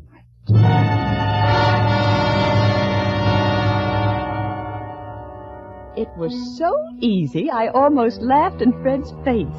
He sat there like a lovesick sophomore, swallowing every word I said like it was a sugar-coated pill. When he kissed me, it made me ill, but I didn't mind, because I knew this would be the last time I'd ever kiss anyone but Alex. My performance was so convincing that I didn't even have to suggest the murder myself. It was all Fred's idea, just as I wanted it to be. It would take place on a Thursday night when the household help would be off. Fred was to be hiding in the shrubbery at the side of the house. He would have the poker from the fireplace in our library.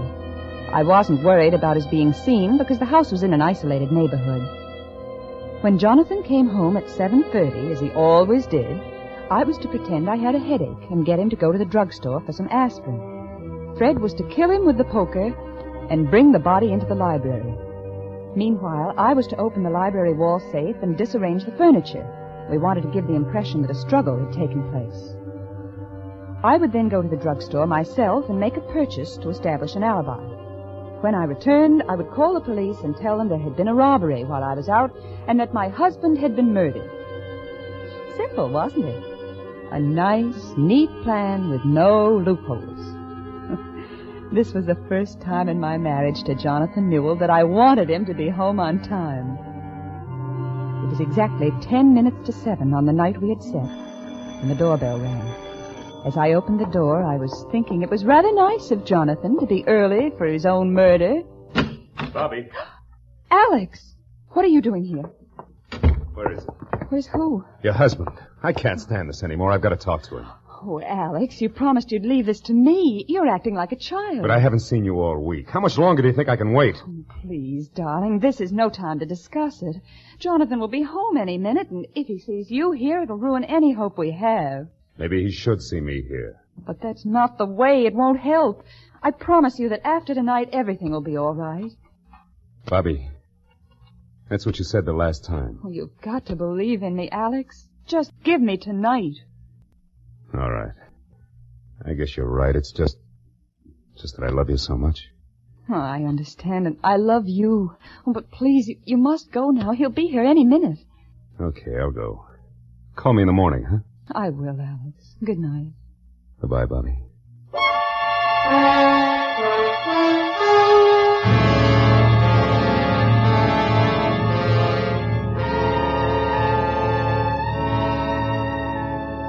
Poor darling thought he was doing the right thing, but actually he almost spoiled any chance we would ever have for happiness. It's a good thing he left when he did, because just a few minutes later, Jonathan came home. I was sitting in the living room with an ice pack on my head as I heard the door open. Is that you, Jonathan? Yes, Barbara. Well, what's the matter with you? I have a splitting headache. Oh, but we're having dinner with the Vanders tonight. I really don't feel up to it. You go without me and give them my apologies. Charlie's very important to me. Oh, well, if you'd rather... Oh, there is one thing you can do for me, Jonathan. Yes? We don't have an aspirin in the house, and the servants are all gone. Would you mind going to the drugstore and getting some? No, not at all. I'll go as soon as I dress. Would it be too much trouble to go now, Jonathan? pain is unbearable. It will only take you a minute. All right, if you insist, my dear. Thank you.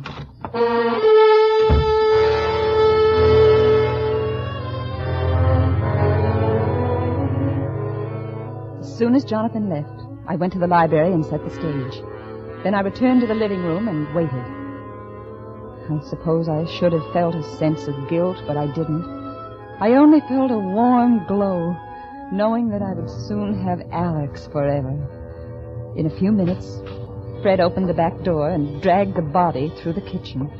He was carrying out the plan perfectly, and I could hear him placing Jonathan in the library. When he finished, he came into the living room where I was sitting. Well, it's done. Did everything go all right?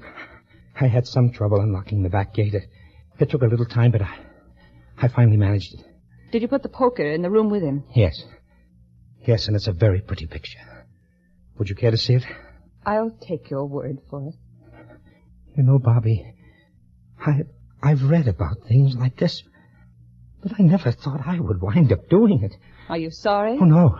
No, it's not that, darling. You know I'd do anything for you with no regrets. That's the way I feel, Fred. No regrets. I guess when you do something for the one you love, you're never sorry. I know just what you mean. Well, I'd better be getting out of here so that you can get to the drugstore. I'm not going to the store, Fred. Huh? Why not? Did you change the plan? Yes. There's something I didn't tell you. Oh, what is it? This. What are you doing with that gun? I'm going to kill you. Oh, look, Bobby, look, we're both upset and I'm in no mood for jokes. Come on, let's finish what we have to do. I'm not joking, Fred. I'm going to kill you. Bobby, do you know what you're saying? This is what you wanted, what we both wanted. Your husband's out of the way. We're free. We can be married. I intend getting married, but not to you. But I thought... Of course that's what you thought, because that's what I wanted you to think. I've never loved you. I never could. Then why did you lie to me? Because you were interesting for a while. After 5 years of Jonathan, anybody would have looked good. It just happened to be you. Oh. But then I met someone else. Someone I love very much. And I realized I needed you more than ever. But for this. But you don't have to kill me. I'm afraid I do, Fred. You might lose your head and do something stupid. You might even go to the police and give us both up because you can't have me. I can't take that chance. You'll never get away with it. I'm sure I will. I figured this out very carefully. You see, my husband is dead in the library, murdered by a jealous lover who forced his way into our house. Oh, no. Oh, I'm afraid I'll have to shoot you in self-defense. You're insane. They'll never believe you. Look, Bobby, look. I'll go away. I'll never tell a soul. You'll be clear. I promise I'll never...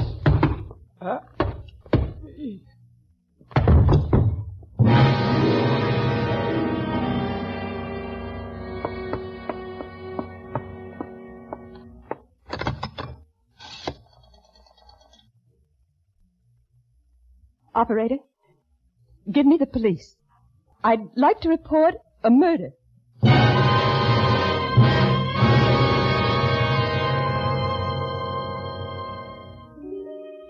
I knew exactly what I was going to say to the police when they arrived. Yes, for a moment I was very happy and quite pleased with Barbara Newell. Everything had gone smoothly, exactly as I had planned it. Except for one thing. I should have looked at the body of my husband. If I had, I might not have been convicted of murder.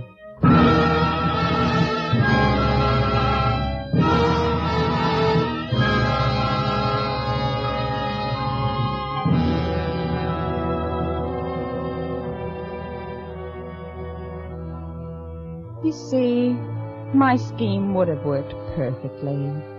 But I overlooked a very important point. It hadn't occurred to me that Fred had never seen my husband, Jonathan. And the man he killed coming out of the house was Alex Maynard.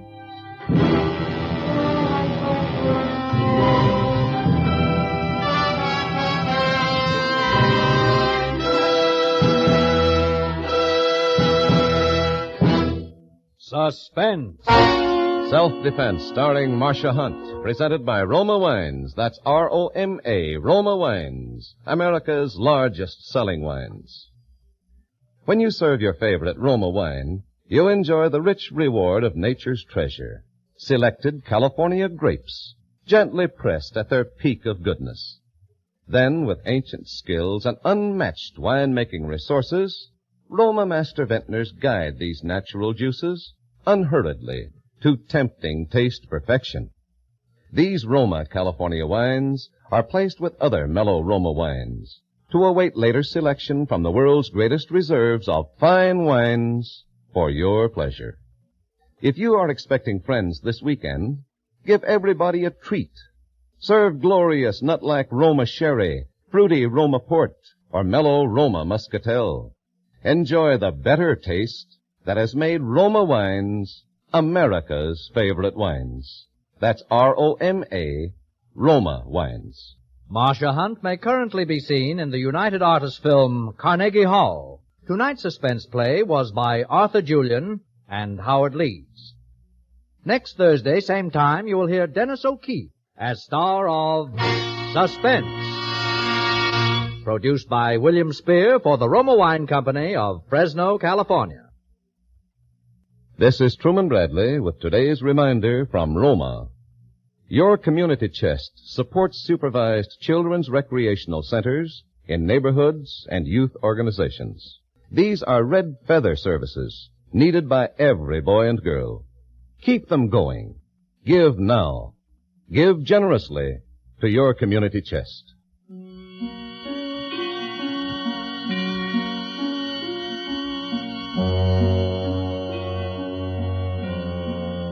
In the coming weeks, Suspense will present such stars as Louis Jourdain, June Havoc, and others. Make it a point to listen each Thursday to Suspense, radio's outstanding theater of thrills. This is CBS, the Columbia Broadcasting System.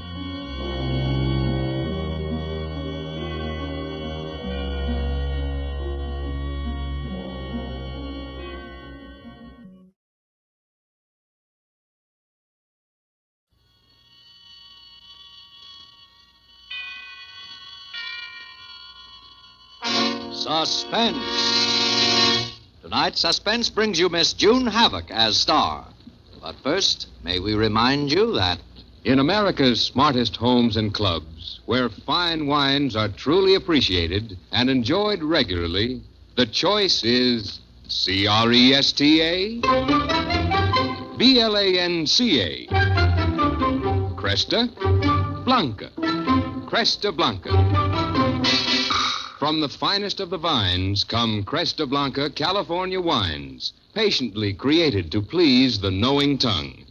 Let the proudest name in wine, Cresta Blanca, enrich your daily living. Add luster to your hospitality.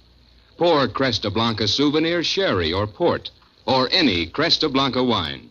There's one for every occasion, for every taste.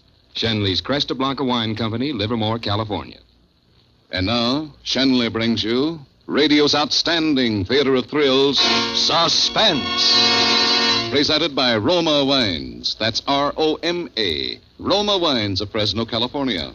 And starring June Havoc in Subway, a suspense play produced, edited, and directed for Shenley by William Spier.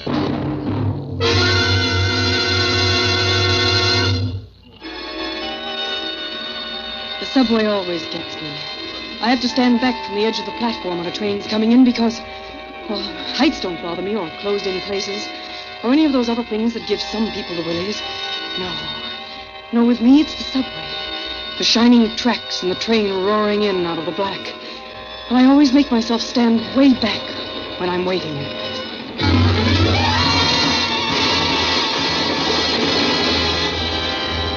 That's how it started that night. I instinctively drew back when I saw the gleaming white headlight appear in the tunnel, rushing toward me out of the dark. I made myself draw back. But what I really wanted to do was to throw myself in front of that train. The lights on the shining rails hypnotized me like the gleaming eyes of a snake.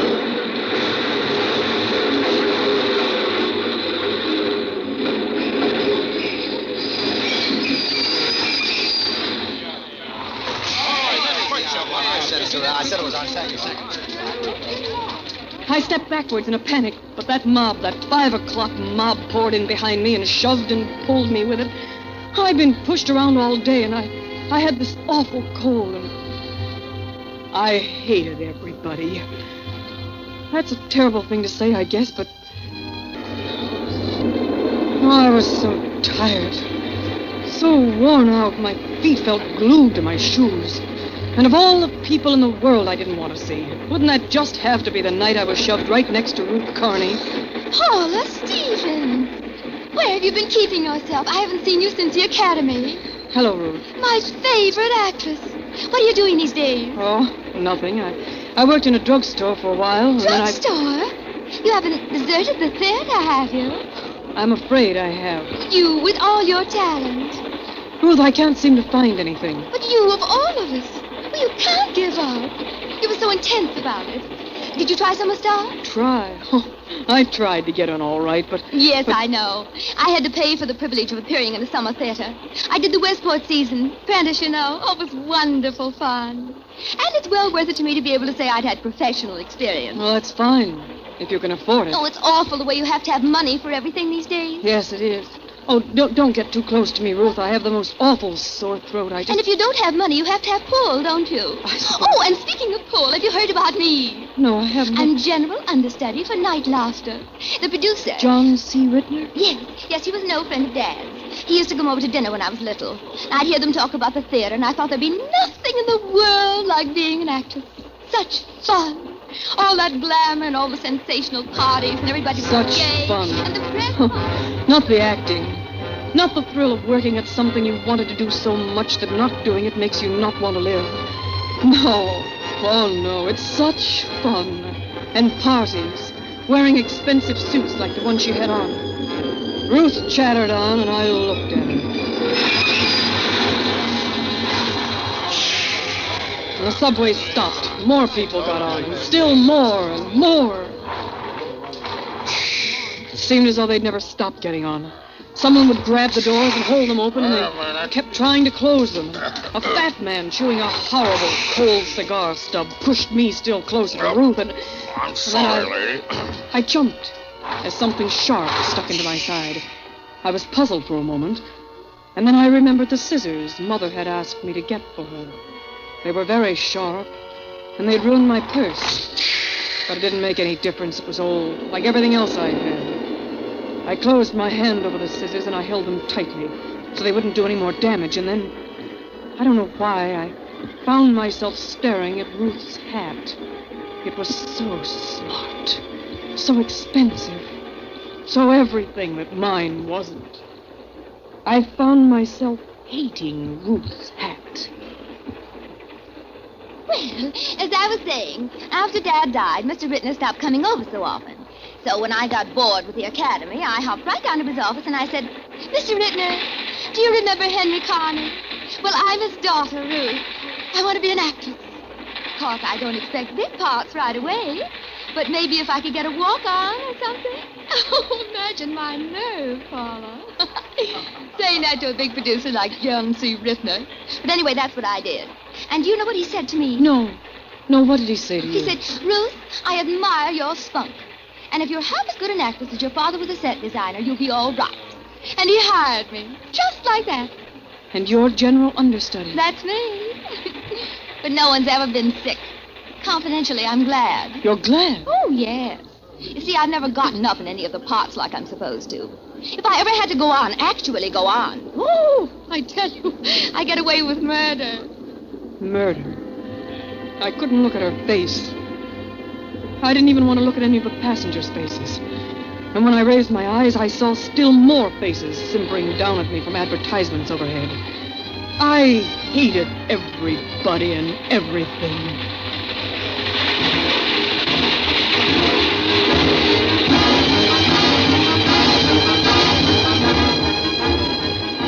I turned and looked outside the windows.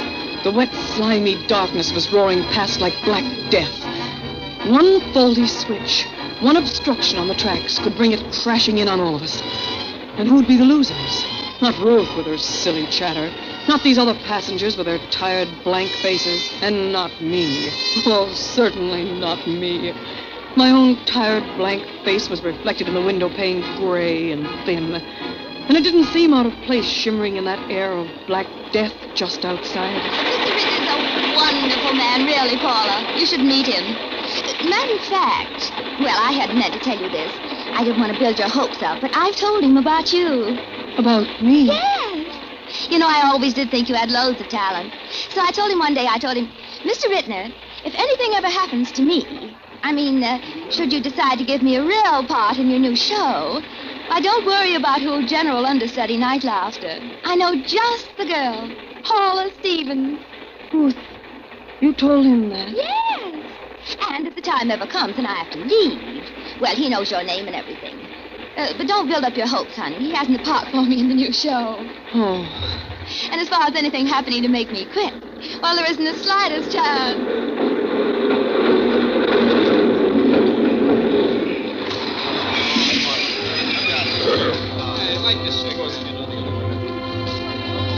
Envy and hatred welled up so in me that my throat burned like fire. And the fat man with that cigar was leaning against me, and I lashed out like a drowning person. Hey, watch it, lady, watch it there. I took it out on him. Who I really wanted to knock out of my way was Ruth. Ruth standing between me and the break I'd dreamed of. Understudy in a hit show. But she had said, well, don't build up your hopes, honey. There isn't the slightest chance. But wasn't there the slightest chance? I thought, the slightest chance of something happening to her.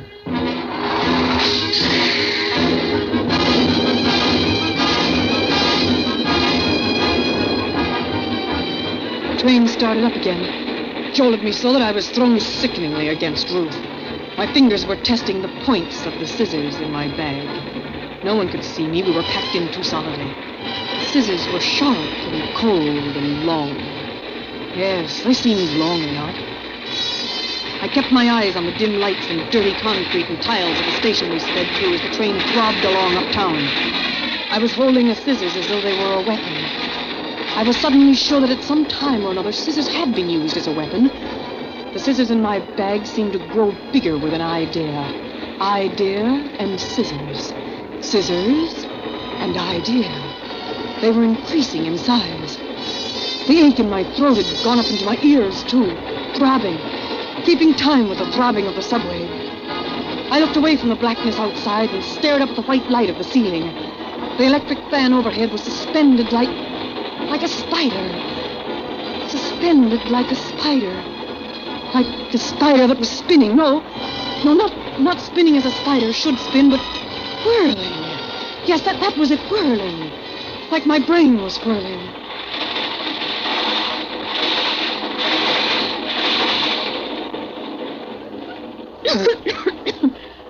Ruth? Yes? You play on Sundays, don't you? Oh, yeah. No show tonight, then. Ruth, why don't you come home and eat with me? There's just Mother and me. We'll be all alone. Oh, I'd love to, Paula. Frankly, I didn't have anything to look forward to but a boring evening. I'm glad now I couldn't find a taxi. Well, Mother will be very glad to see you. Oh, it's very sweet of you to ask me. I haven't had a home-cooked meal in a long time. A casual invitation after a casual meeting. No one knew that Ruth was coming to my house for dinner. Ruth didn't even know where I lived. Get her off the subway a few stations early. Many empty lots up this way. Then one thrust of these sharp scissors, ordinary scissors, brand new scissors, and a body in an empty lot. And after a few days, after the funeral, a humble application to Mr. John C. Rittner for my girlfriend's job. He'd remember I'd been recommended by Ruth herself. Oh, and I'll show them. I'll know every line perfectly. And one night the star will not go on. No, I'll go on. That will be it. The noise outside didn't seem like the roar of the subway anymore. It was like tremendous applause. Applause for me.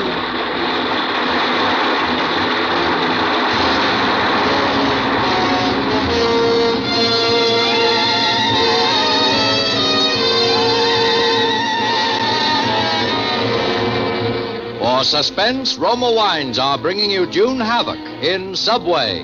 Roma Wines' presentation tonight in radio's outstanding theater of thrills, Suspense.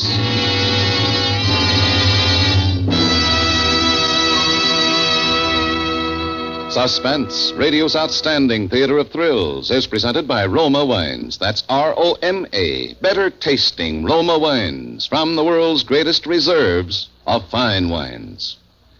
Tomorrow night is Halloween, and that will be the time for gay parties and friendly get-togethers.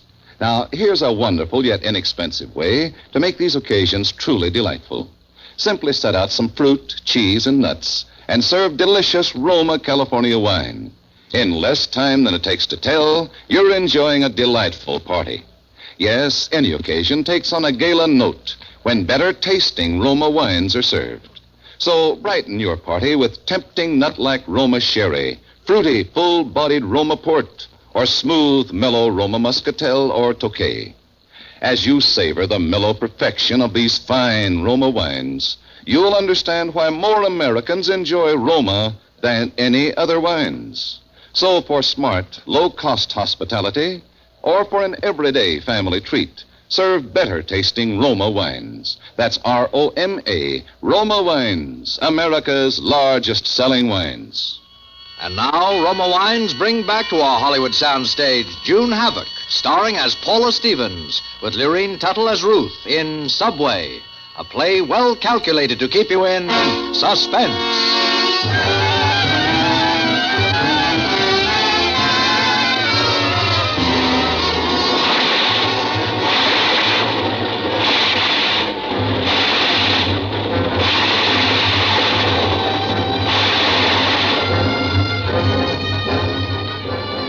We passed some station, 116th Street, I guess it was.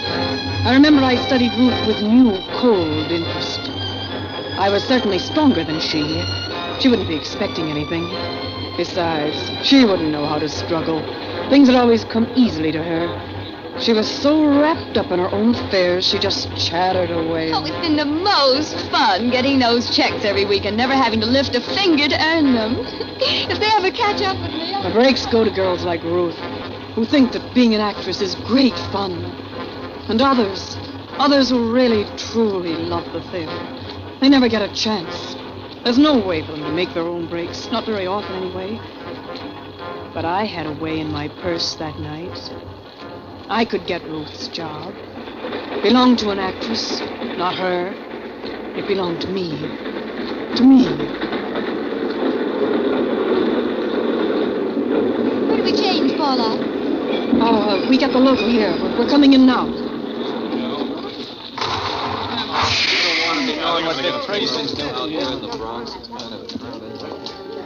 We pushed and elbowed and jostled our way out of the car. We were the last ones out. So we had to turn around and face the tracks with a solid mob at our back.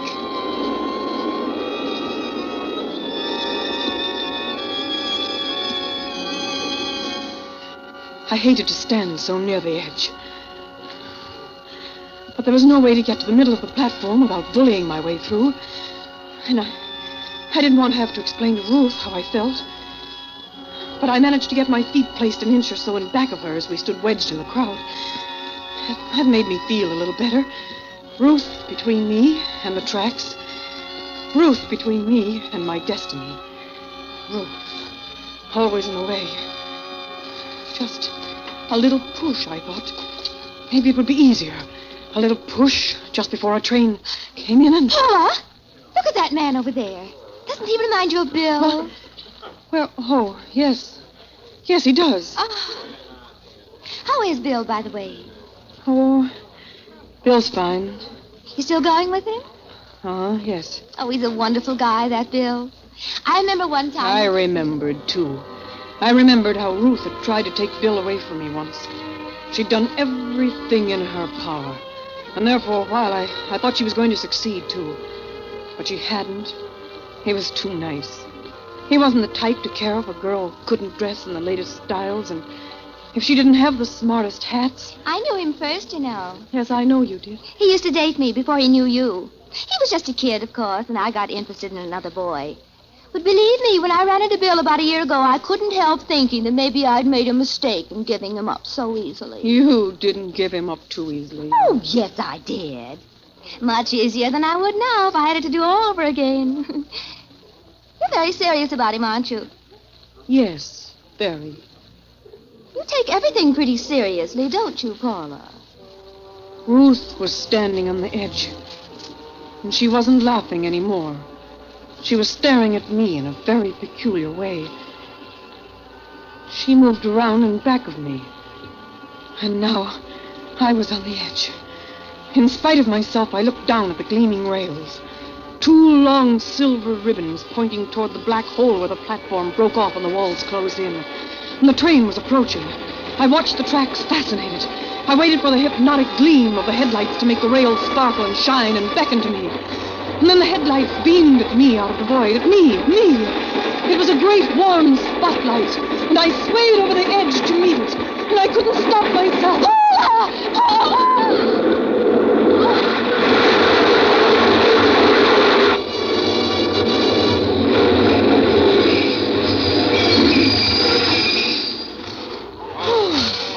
Oh, the train was imminent. I was shaking.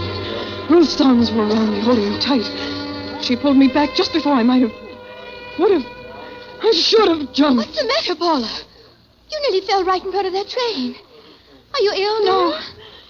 No, I'm just dizzy, I guess. I'm all right now. Thanks for holding me, Ruth. I don't think I really would have fallen, though. Come on, let's get in the car. You look like you were weak or something. You could do with some food. I'll bet you didn't have lunch. No, I didn't. I forgot. But we'll be home soon. I'm starved myself. I'll certainly be glad to get to your place. Oh, I hated her worse than ever. What right did she have to pull me back if I wanted to jump? What business is it of hers how I felt?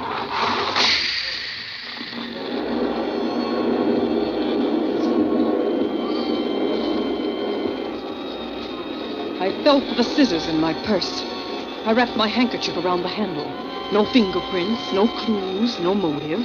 Nothing that would be connected with me. A friend that hadn't seen her in ages, and what motive could I have? All I wanted was her job, and nobody would ever think that I had committed murder to get a job. People just didn't do things like that. Not unless they were desperate and bitter with nothing to lose. I think we can grab a couple of seats in a minute. Those 2 men are getting off. Wouldn't you think they'd have offered them to us in the first place?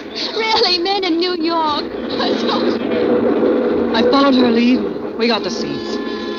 And I sat down very carefully, like an old woman. I hadn't sat down all day, just walked from one office to another. Oh, the muscles in my back and legs ached. I had to sit in an upright position. The warm blood came rushing upward as I lifted first one foot and then the other gingerly off the floor. The arches ached with relief, and my head swam. I was so grateful just to be able to sit. Oh, grateful. To think that the simple act of sitting down could mean so much to me. Paula Stevens, the most promising actress at the Academy a few years ago.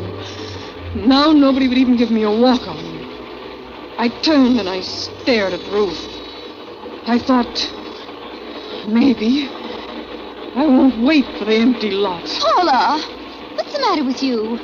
Here we are sitting down and comfortable, and you're frowning like a bear with a sore tooth. What are you frowning about? I looked around desperately for something I could be frowning at. A man across the aisle was reading a newspaper, and I saw a headline. That could be making me frown. I indicated it. Oh, you mean the headline? Yes. Hit and run driver kills child. Oh, that is nasty. Makes me sick to see things like that. I never read them. Does it affect you that way? Yes, the lowest form of humanity.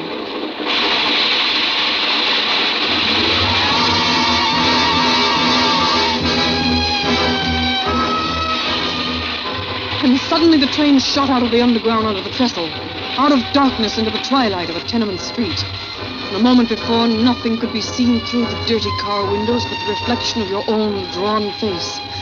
But then the ramshackle apartment buildings flashed by outside, showing intimate glimpses of bare kitchens and dim bedrooms.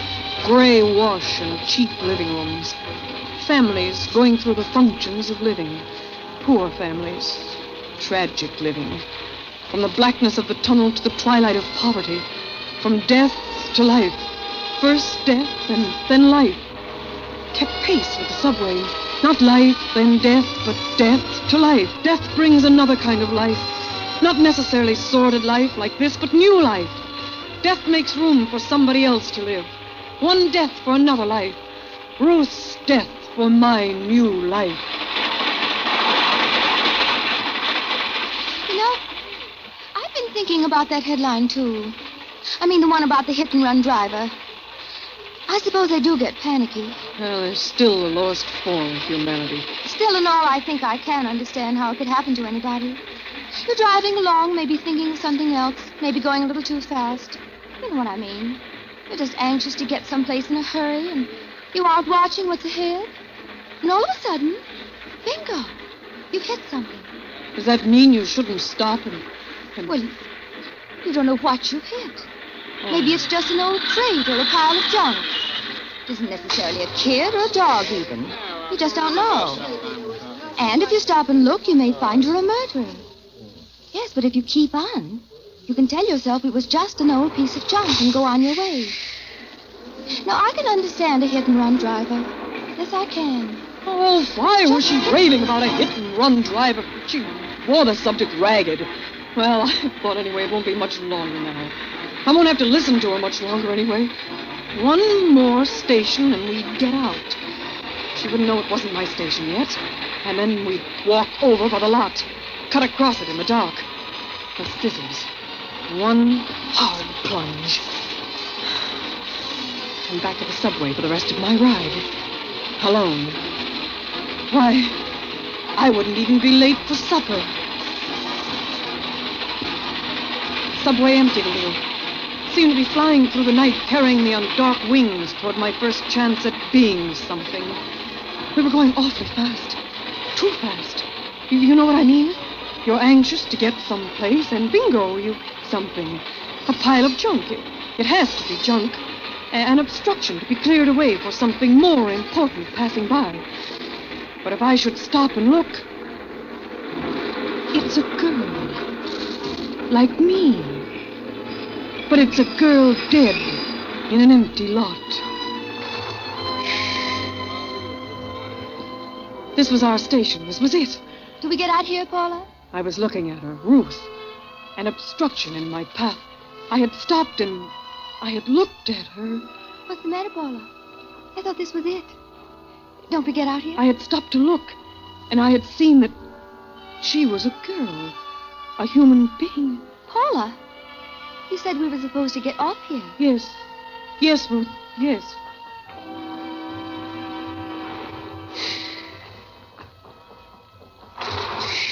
The train started away without us. Somehow it seemed to run more smoothly, as though its wings were light instead of dark. And I was strangely rested. My mind was blank, and I rolled the blankness around, and I tasted it.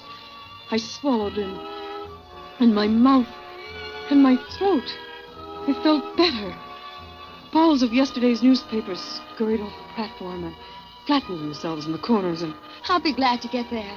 Oh, yes. I'm starved. Ruth was a girl. She was a human being. Everybody on that subway was an individual human being. And I had to drive according to the rules. I couldn't hit and run. How could I have ever thought that I could? If I had to get there the hard way, well, I could take it. This way, Paula? Yes. Yes, this way, Ruth. Into the light. I climbed the ramp to the street exit with a new bounce in my feet. I felt in my purse, only to wrap my handkerchief carefully around the scissor points, not the handles. I couldn't afford to completely ruin my already damaged bag. And Ruth was chattering again. Soon we'd be home. And as she chattered, I thought, Ruth's older than I, but she seems like a child. She'll probably never grow up. But I did. That night. Arm in arm with Ruth, we walked past an empty lot. And I never even thought of looking back.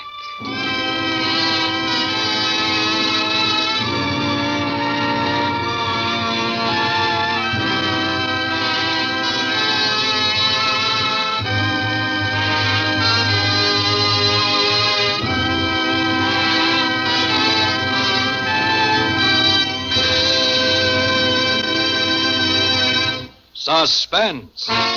Subway, starring June Havoc, presented by Roma Wines. That's R-O-M-A, Roma Wines. Those better tasting wines enjoyed by more Americans than any other wines. This is Truman Bradley, reminding you that when you enjoy Roma California wines, you enjoy the goodness of natural juices, pressed from choice, full-ripe California grapes. Then, with ancient skills and the world's greatest winemaking resources, Roma master vintners guide this grape treasure unhurriedly to tempting taste perfection. These better tasting Roma wines are placed with other mellow Roma wines. And from these reserves, the world's greatest reserves of fine wines, Roma later selects for your enjoyment.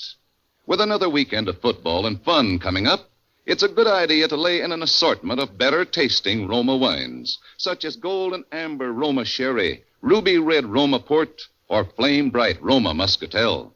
Then you'll be sure of pleasing friends and neighbors who drop in, as well as your family. Because these delicious Roma wines, that's R-O-M-A, Roma wines, are America's favorite wines. Tonight's suspense play was by Eileen Douglas Walzer and Mel Donnelly.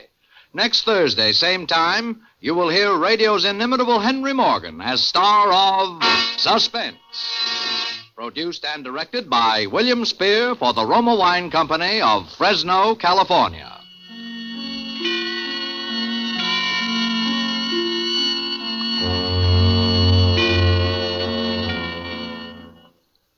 Listen again next week at this same time for Suspense. Tonight's Suspense came to you transcribed. This is CBS, the Columbia Broadcasting System.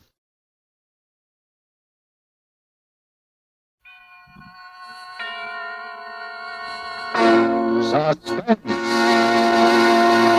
Tonight's Suspense brings you an all-star cast of Hollywood's finest radio players in the premiere of a remarkable story by Ray Bradbury called Ryabushinska. But first, we'd like to remind you that in hotels, restaurants, and homes of distinction, wherever hospitality is a gracious art, the knowing host serves C-R-E-S-T-A, B-L-A-N-C-A, Cresta Blanca, Cresta Blanca. Yes, the famous name of Cresta Blanca is a symbol of good taste and good living wherever discriminating people gather. And when you serve proud Cresta Blanca California wines, you pay guests the highest compliment a host can offer.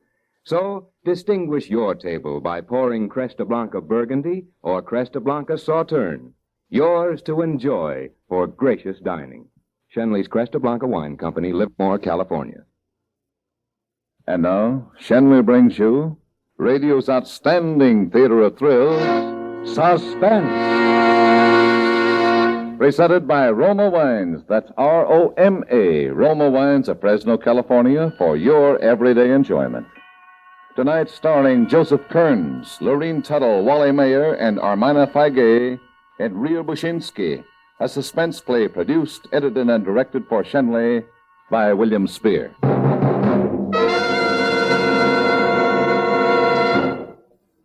Mr. Arkham had a look about him in death as he had had in life. A general appearance which might prompt one to say, there's a man who will one day be stabbed, or shot, or booted in the head. And although Mr. Arkham had not met his end in any of the aforementioned ways, he had been strangled, and he was dead. Dead on the floor of a theater cellar.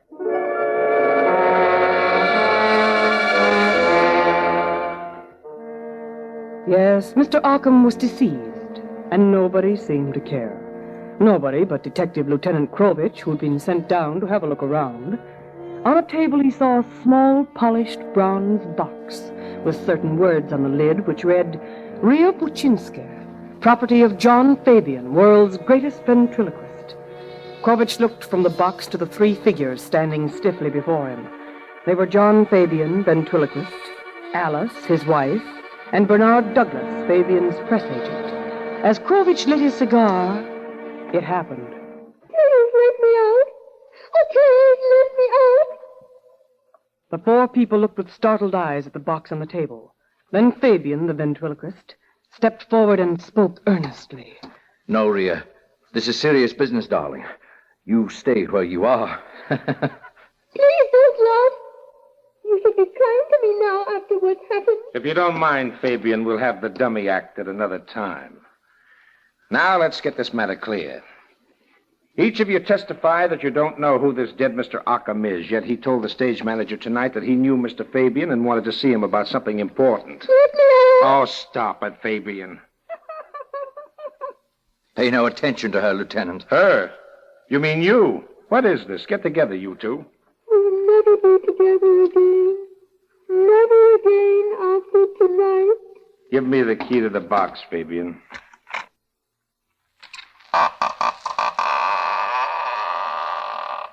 Thank you.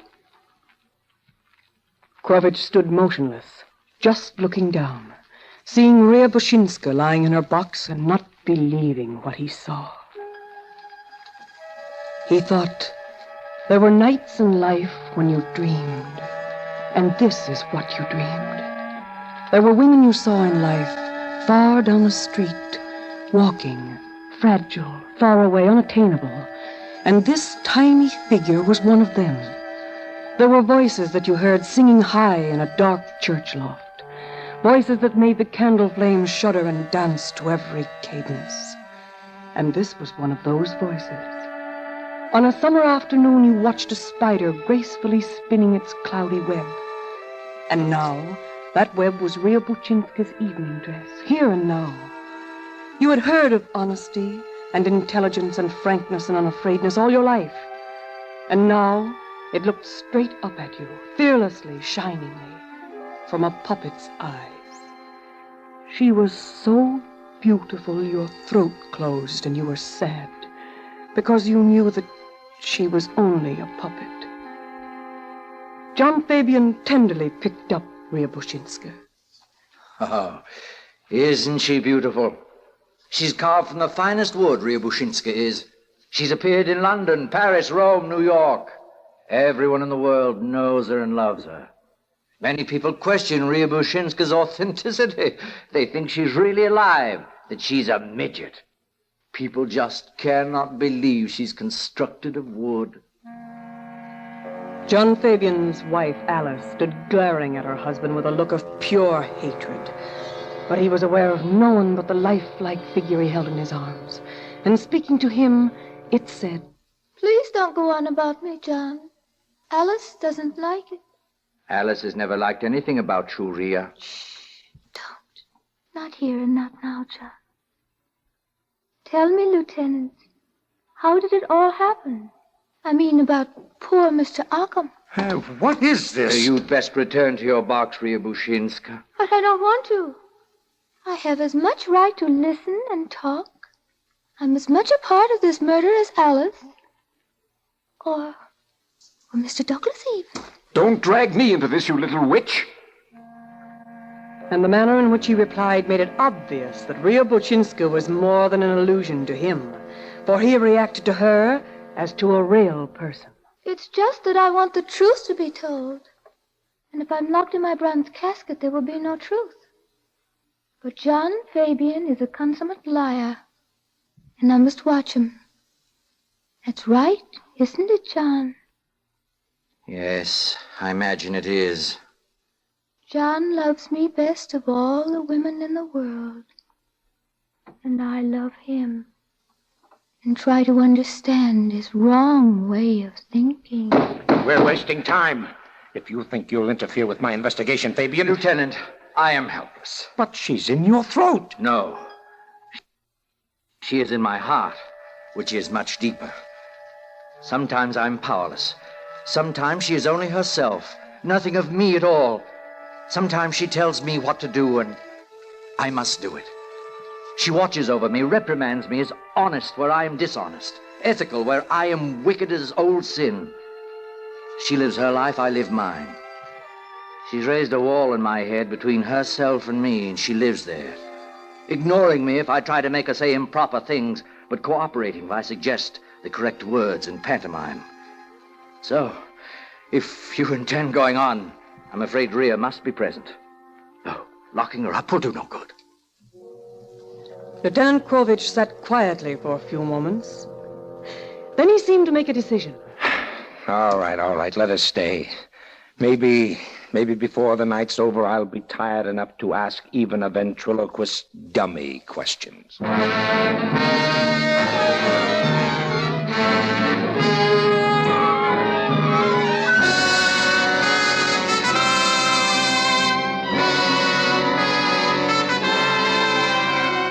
For Suspense, Roma Wines are bringing you Rhea Bushinska. Roma Wines' presentation tonight in radio's outstanding theater of thrills, Suspense.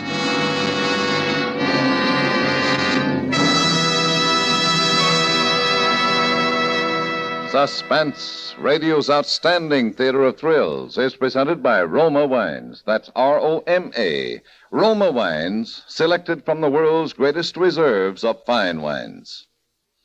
Some hosts have a way of making you feel completely welcome whenever you drop in for a visit. Theirs is the kind of hospitality that says, come in and make yourself at home. Well, such is the hospitality of millions of Americans who always keep Roma California wines on hand. For Roma wines lend sparkle and companionship to any occasion. And there's a Roma wine to please every taste. For friendly entertaining, serve nut-like golden amber Roma sherry, rich red Roma port, or mellow flame-bright Roma muscatel. You'll find that these better tasting Roma wines add warmth and charm to any get-together, brighten those restful stay-at-home evenings with your family. Tomorrow, solve your problem of what to serve when friends drop in with Roma wines. That's R-O-M-A. Roma Wines, America's largest selling wines. And now Roma Wines bring back to our Hollywood soundstage Ermina Feige as narrator, Joseph Kearns as Fabian the ventriloquist, and Wally Mayer as Detective Krovich in Rhea Bushinska, a play well calculated to keep you in suspense.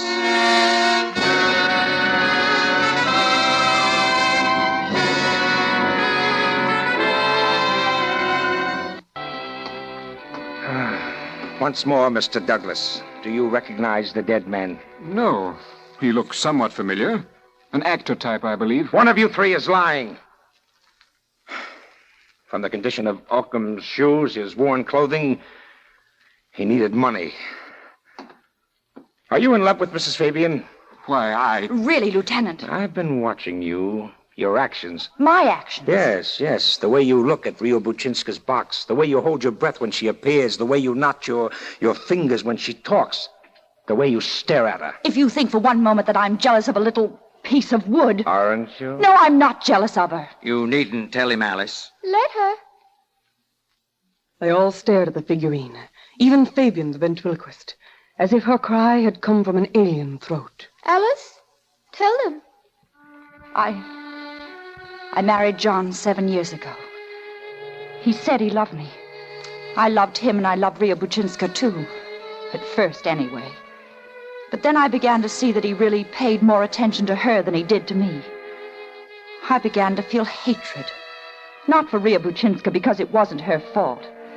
But I felt a terrible hatred for John. Because I knew it was all his fault.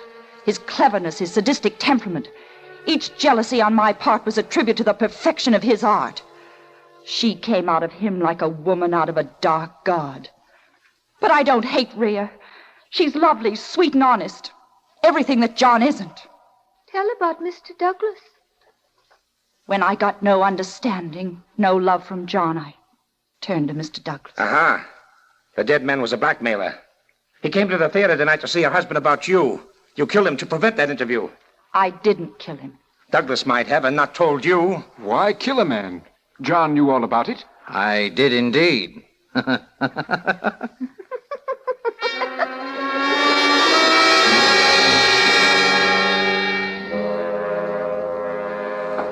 The next day, Lieutenant Krovich was back. Yes, come in. Ah, Fabian, I have something here which might interest you. With a tight grin on his face, Lieutenant Krovich held out the photograph of a woman. Fabian stared at the shiny picture before him, and then he fell back in his chair. He shut his eyes as if with a great ache in his head. Krovich turned the picture over carefully and began to read from the typewritten data on the back. Name, Ilya Ryamansk. Weight 100 pounds, blue eyes, black hair, oval face. Born 1914, New York City. Disappeared 1934. Believed a victim of amnesia, of Russian Slav parentage. Oh, no. You know, Fabian, it was pretty silly to go through the files for a picture of a ventriloquist dummy. They all laughed at headquarters. And yet, here she is, Ria Buchinska. Not papier-mâché, not wood, not a puppet. But a woman who once lived and moved about and disappeared. Take it from there, Fabian. Well, Lieutenant, there's nothing to it. I saw her picture long ago. Liked her looks and copied my puppet after her. Nothing to it, huh? Listen, Fabian, this morning I went through a stack of Billboard magazines that high. In the year 1934, I found an interesting article concerning an act playing the smaller circuits, known as Fabian and Sweet William. Sweet William was a little male dummy. As usual in such acts, there was a girl assistant, Ilya Ryamansk. Look at that picture. The resemblance between the real woman on one hand and Ria Buchinska, the puppet, on the other, is startling. She was my assistant, but that was all. I simply used her as a model. It all starts and ends with Ria Buchinska. Why should you love a puppet so intensely? Because you love the original woman intensely. All right. In 1934, I was billed as Fabian and Sweet William. Sweet William was a small, bulb-nosed little boy dummy I carved years ago. I was playing in Los Angeles when this girl, Ilya Ryamansk, appeared at the stage door one night. She wanted a job. I remember. It was autumn.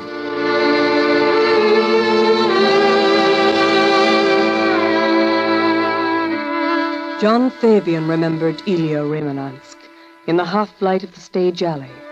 He remembered how startled he was at her fresh beauty, her eagerness, the way the rain, when it came down through the narrow alley, caught in her dark hair and touched her feverish cheeks. She became his assistant, worked in the act, and in 4 short months, he who had always denied and scoffed at love became hopelessly lost with this woman. Then there were arguments, and things much more than arguments, things done and said that were violent and unfair. He wanted her to marry him. She never quite accepted. He went into hysterical rages at her. Once he destroyed her wardrobe. That much she had taken. But it was somewhat different on that last night when he had shouted at her, taken hold of her, and slapped her brutally 3 times across the face.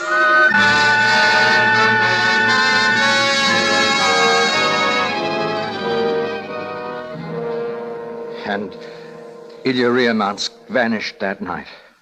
Vanished.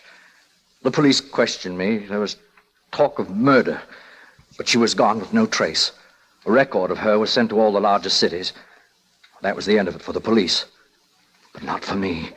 The knowledge of her going was too much. She might be dead or just run away, but wherever she was, I knew I needed her. One night I returned home more depressed than usual. I collapsed on a chair. And before I knew it, I found myself speaking to Sweet William in the totally dark room.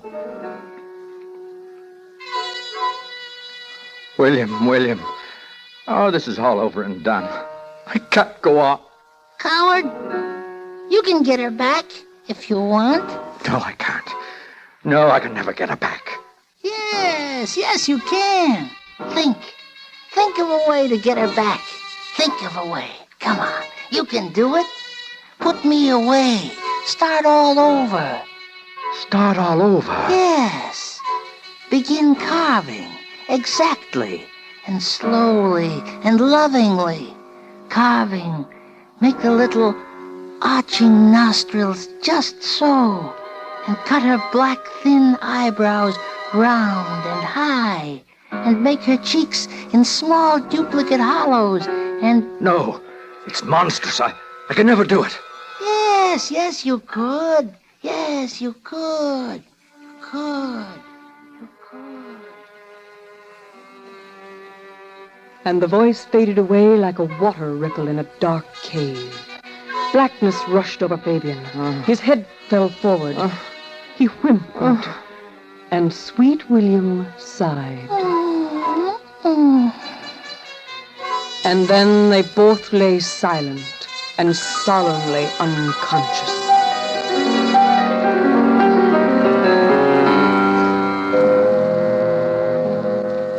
The next morning, John Fabian purchased the best grained piece of wood he could buy. But when he reached home, despair seized him. How could he fashion his warm Elia from this cold wood?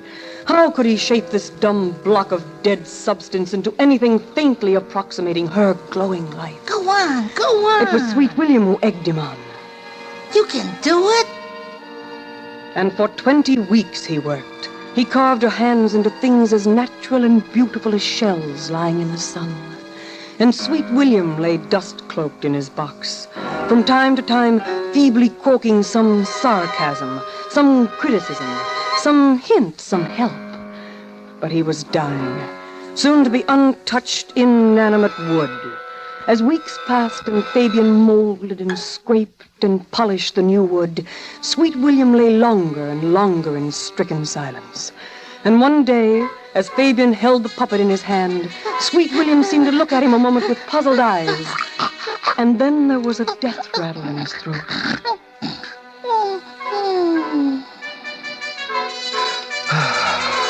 And sweet William was gone.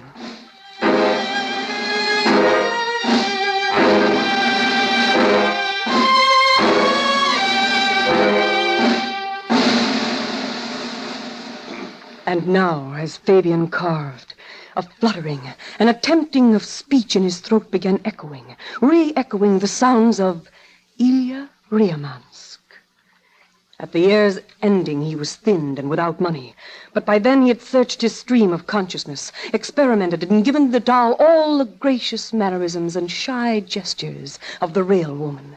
And then, at last, he held Ilya Ryamansk in his arms again. They were together. He could talk to her and she could reply. And the first thing he made the little creature say was... I love you, John Fabian. Oh, Rhea.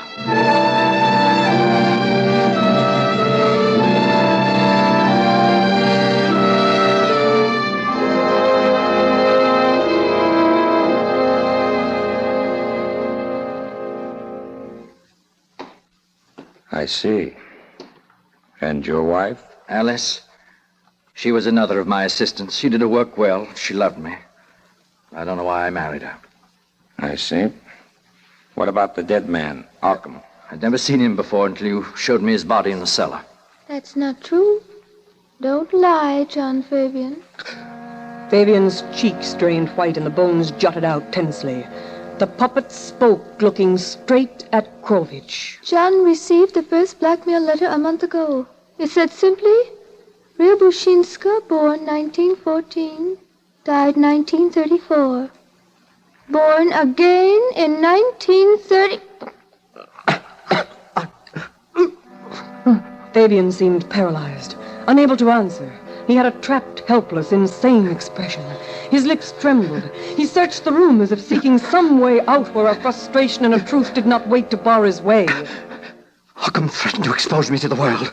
Go on. I wanted my love for Ilya kept to myself. What sort of a love would it be in the future if people really guessed the significance of my carving this figurine that talked and moved?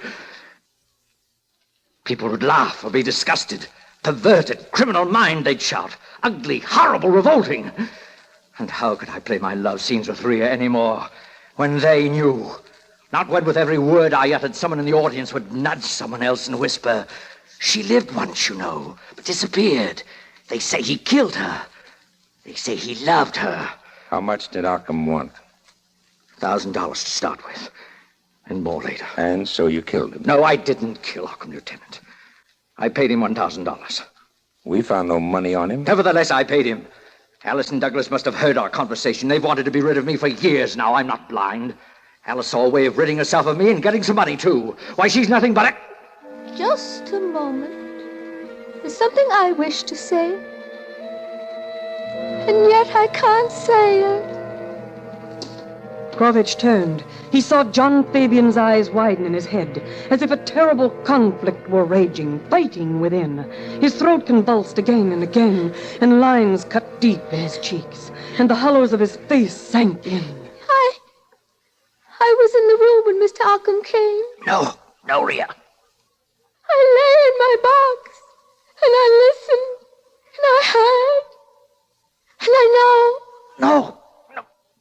Mr. Occam threatened to destroy me, tear me up, burn me into ashes, if John didn't pay him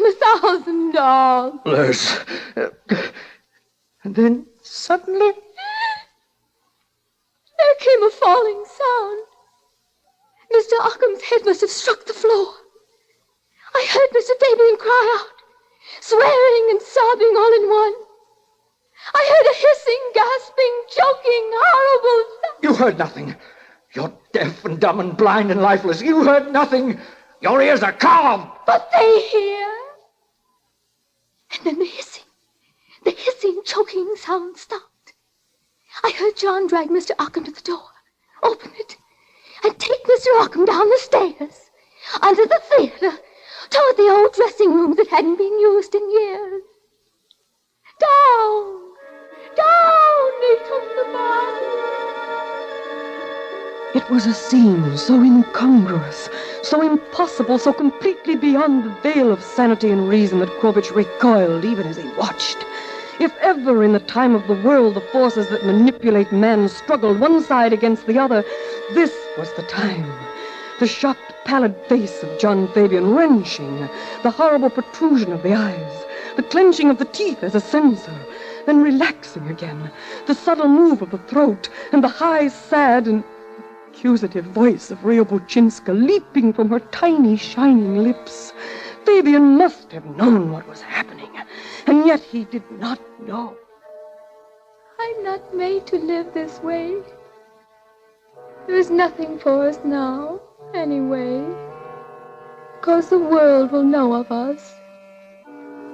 Even when you killed him and I lay in my bronze box last night, I realized, we both realized that these were our last hours.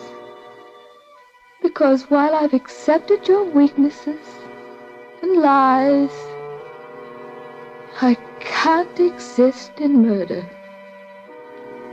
It couldn't have gone on. No one can live side by side with such knowledge.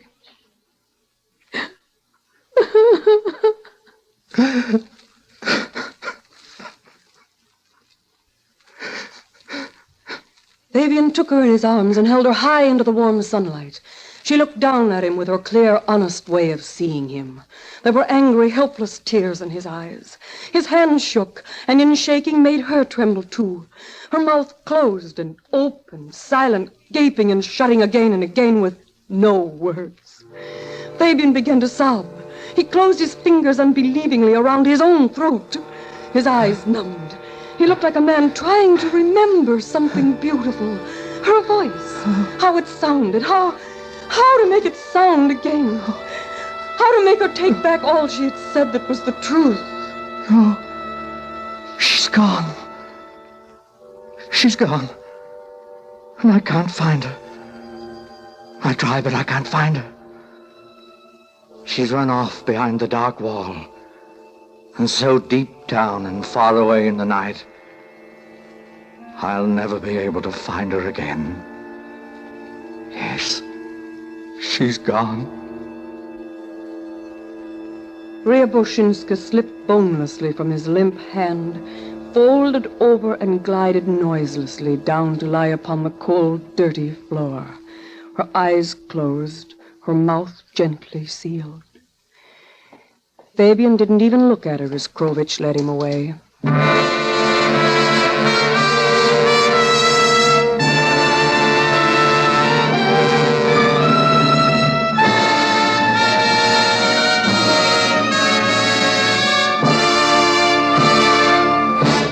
Suspense. And so closes Ryobushinska, starring Armana Faye as narrator, Joseph Kearns as Fabian, Wally Mayer as Krovich, and Lorene Tuttle as Rhea.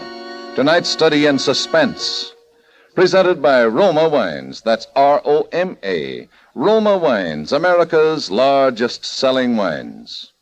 Yes, more Americans do enjoy Roma wines than any other wines. And this is Truman Bradley to tell you why. It's because Roma wines taste better. You see, Roma selects and presses only the choicest California grapes. Then, with ancient skills and unmatched wine-making resources, Roma master vintners guide this luscious grape treasure unhurriedly to tempting perfection. These finer Roma wines are placed with other mellow Roma wines to await later selection for your enjoyment from the world's greatest reserves of fine wines. This weekend, give your family and friends a surprise. Serve delicious Roma California Sherry. Roma Sherry is a glorious gold and amber wine, soft and mellow on the tongue, with a delightful nut-like taste that's a perfect invitation to dining pleasure. And remember to insist on Roma. That's R-O-M-A, Roma Sherry, because more Americans enjoy Roma wines than any other wines. Tonight's Suspense radio play was by Mel Donnelly from a short story by Ray Bradbury. Be sure to listen next Thursday, same time, to Suspense. Produced and directed by William Spier for the Roma Wine Company of Fresno, California.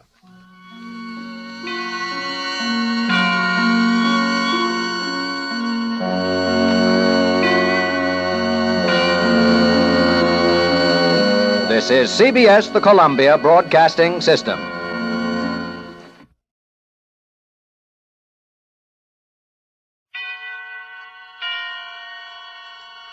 Suspense. Tonight's Suspense brings you an all-star cast of Hollywood's finest radio players in 100 in the Dark. But first, wherever hospitality is a gracious art and entertaining is the last word in luxury, the first name in wines is C-R-E-S-T-A, B-L-A-N-C-A, Cresta Blanca. Cresta Blanca. Yes, that's Cresta Blanca wines, a symbol of perfect taste, of gracious living. To pay your guests a sincere compliment, distinguish your holiday dining by serving a fine Cresta Blanca California Burgundy or Sauterne. When you pour these proud Cresta Blanca wines from the finest of the vines, you enjoy the best. Shenley's Cresta Blanca Wine Company, Livermore, California. And now, Shenley brings you radio's outstanding theater of thrills, Suspense. Presented by Roma Wines. That's R-O-M-A, Roma Wines, for your enjoyment. Tonight, Roma Wines of Fresno, California, presents 100 in the Dark, a study in suspense. Produced, edited, and directed for Shenley by William Spier.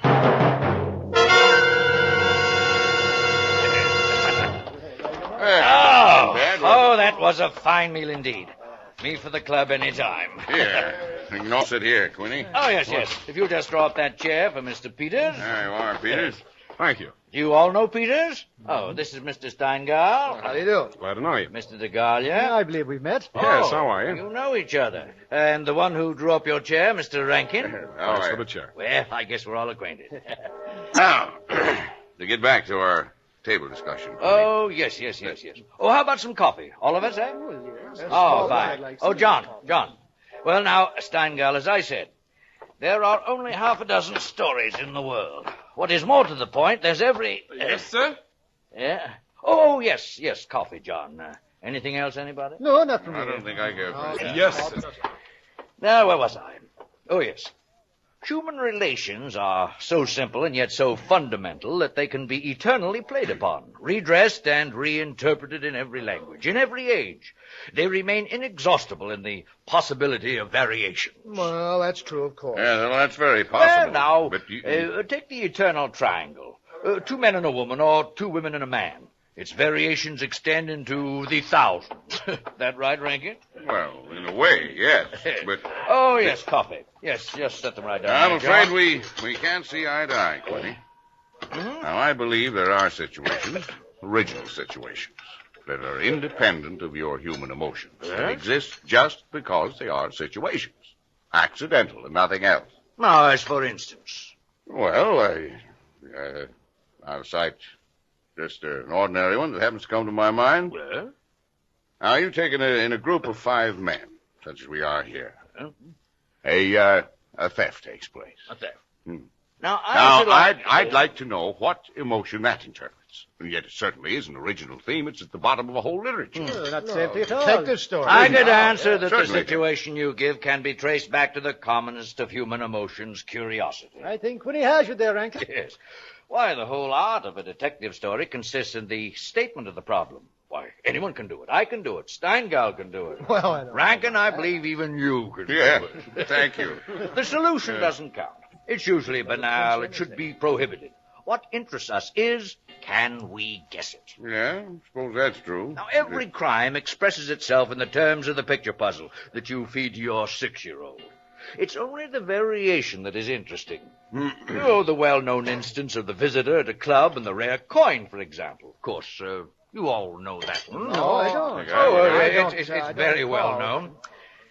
Seems a distinguished visitor is brought into a club. Dozen men, say, present at dinner, long table. Conversation finally veers around to curiosities and relics. One of the members then takes from his pocket what he announces as one of the rarest coins in existence. Passes it around the table. Coin travels back and forth. Everyone examines it. And the conversation goes to another topic. Say, the influence of the automobile on civilian life, or some other such intellectual club topic, you know. All at once, the owner calls for his coin. And it's nowhere to be found. Yes, precisely. Everyone looks at everyone else. First, they suspect a joke. Then it becomes serious. The coin is immensely valuable. Now, who has taken it? The owner, as a gentleman, does the correct idiotic thing, of course, laughs. Says he knows someone is playing a practical joke on him, and that the coin will be returned tomorrow. Now, the others refuse to leave the situation so. One man proposes they all submit to a search. Everyone gives his consent until it comes to the stranger. I refuse to allow my person to be searched, says he. He's very firm, very proud, very English. And I refuse to give the reason for my action. Well, there's another silence. The men eye him and then glance at one another. Now, what's to be done? Nothing. Oh, nothing. There is etiquette, that magnificent inflated balloon. The visitor evidently has the coin, but he is their guest and etiquette protects him. Now, nice situation, eh? Well, the table is cleared. A waiter removes a dish of fruit, and there, under the ledge of the plate, where it had been pushed, is the coin. Yeah, well, I heard Yes, of course, banal explanation. I know. Solutions always should be. At once, everyone is profuse with apologies. Whereupon the visitor rises and says, now, I can give you the reason for my refusal to be searched. There are only 2 known specimens of the coin in existence, and the second happens to be here in my vest pocket. Of course, the story is very well invented, but the turn to it is very nice indeed. Well, I knew that story. I knew, but the ending, though, is too obvious to be invented. Think so? The visitor should have had on him not another coin, but something absolutely different. Something, destructive, say, to a woman's reputation. Oh, dear. And a great tragedy should have been threatened with the casual misplacing of the coin. I've heard the same story told in a dozen different ways. Oh, it's happened 100 times. It must be continually happening. I know one extraordinary instance. In fact, the most extraordinary instance of this sort I've ever heard. Why, Peters, you rascal. I see you've quietly been letting us dress the stage for you. Well, it's not a story that'll please everyone. Oh, why not? Because you'll want to know what no one can ever know. It has no conclusion, then, huh? Yes and no. As far as it concerns a woman, however, quite the most remarkable woman I've ever met, the story is complete. It concerns a woman. A woman. And a crime. A crime of thievery, such as we've been discussing, eh? A crime of thievery, yes. Quite a story. I think, yes, I have just time before I catch my train to tell it to you.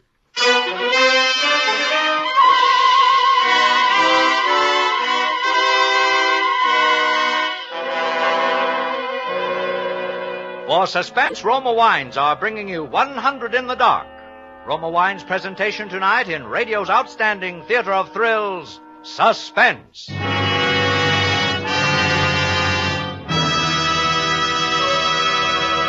Suspense, radio's outstanding theater of thrills, is presented by Roma Wines. That's R-O-M-A, Roma Wines, selected for better taste from the world's greatest reserves of fine wines. Next week, in millions of homes, families, and friends will give a toast of thankfulness with better-tasting Roma California wines.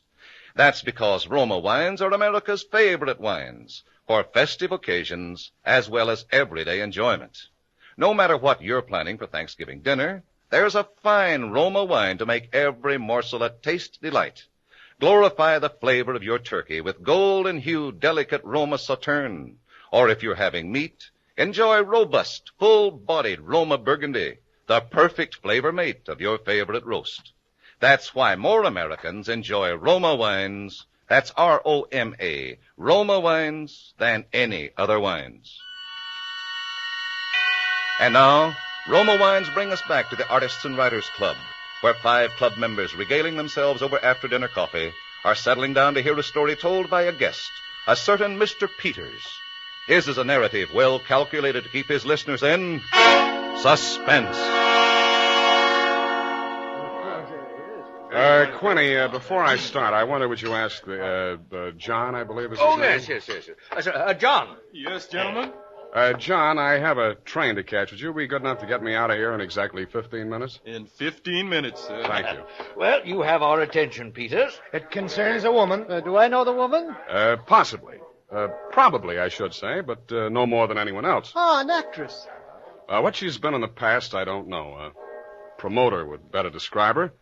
A very feminine woman, and yet, as you shall see, with an unusual, instantaneous masculine power of decision. Oh, Peters, you're destroying your story. Your preface will bring an anticlimax. You shall be the judge. Of course, it should be particularly interesting to you, because I believe most of you are acquainted with the people involved. Oh, really? The names I shall use, of course, are disguises.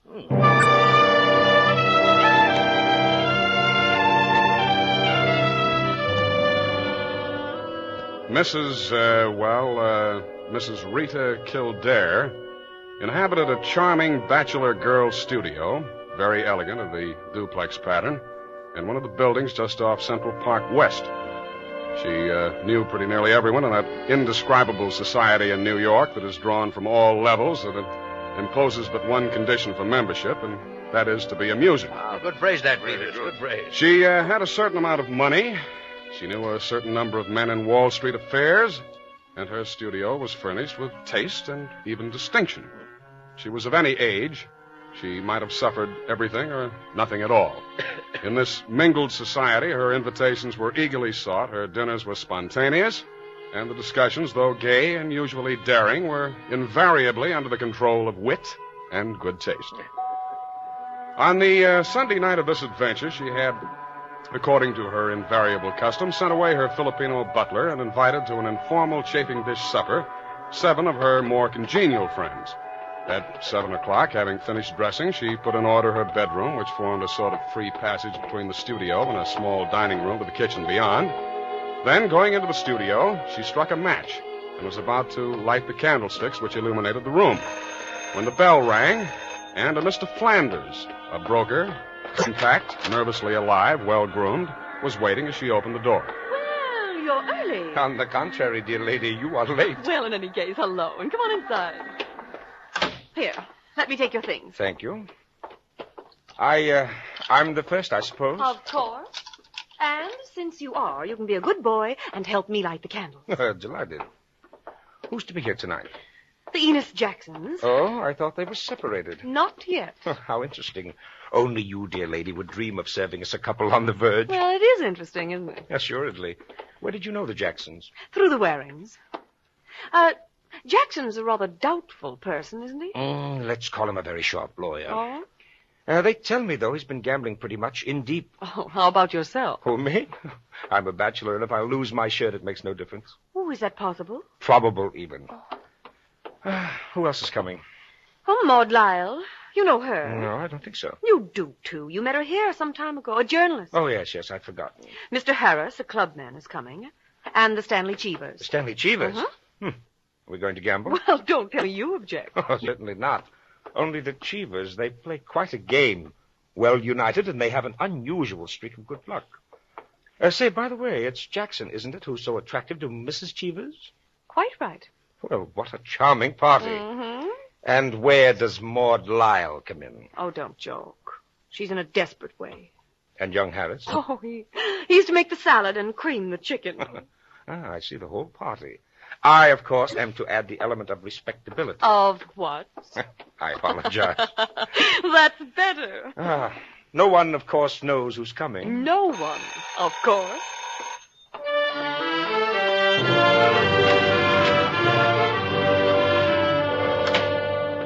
The Stanley Cheevers entered, a short, fat man with a vacant, fat face and a slow-moving eye, and his wife, voluble, nervous, overdressed, and pretty. Mr.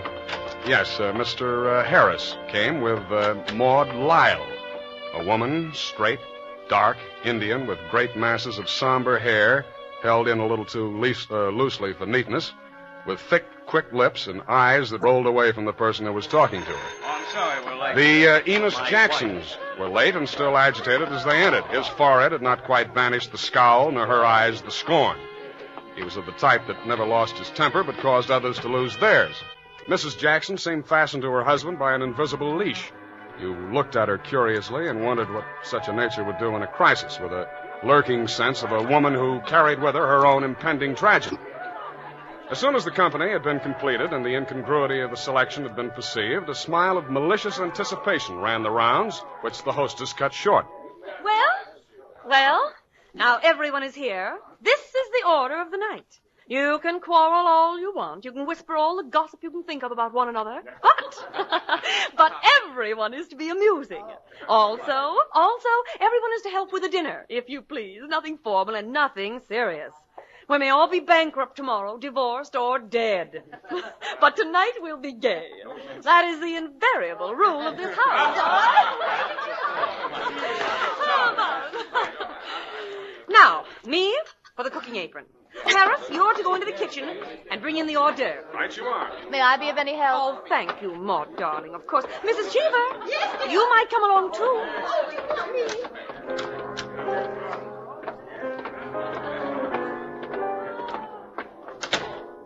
There, now. Oh, darling, please tie me up and back, will you? Oh, yes. There you are. Fine, thank you. Now, to get these rings off. Soap and water always seem to do it. Oh. There.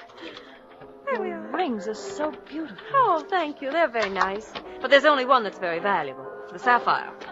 It's beautiful. Oh, let me see. Oh, it must be very valuable. Mm-hmm. It cost $10,000 6 years ago. It's been my talisman ever since. For the moment, however, I am cook. Wait, are you going to leave the rings out like that? Of course, silly. Temptation, you know. Oh. Now I am the cook.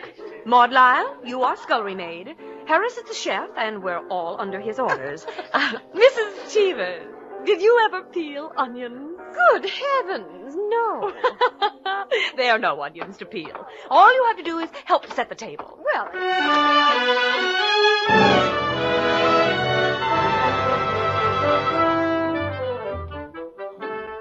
Under their hostess's gay guidance, the 7 guests began to circulate busily through the rooms, laying the table, grouping the chairs, arranging the flowers, and preparing the material for the chafing dishes. Mrs. Kildare in the kitchen ransacked the icebox and with her own hands shredded the chicken and measured the cream. Flanders? Oh, please. Flanders, here, Yes? carry this in carefully. Now, don't... I've got it with my life. Good boy. Oh, Cheever, stop watching your wife and put that salad bowl on the table.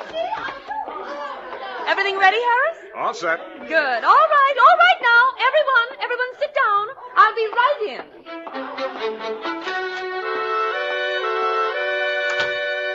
She went into her bedroom, took off her apron, and hung it in the closet. Then, going to her dressing table, she drew the hat pin around which were her rings from the pincushion and carelessly slipped them on her fingers. All at once, she frowned and looked quickly at her hand. Only 2 rings were there. The third ring, the sapphire, was missing. Stupid. She returned to her dressing table.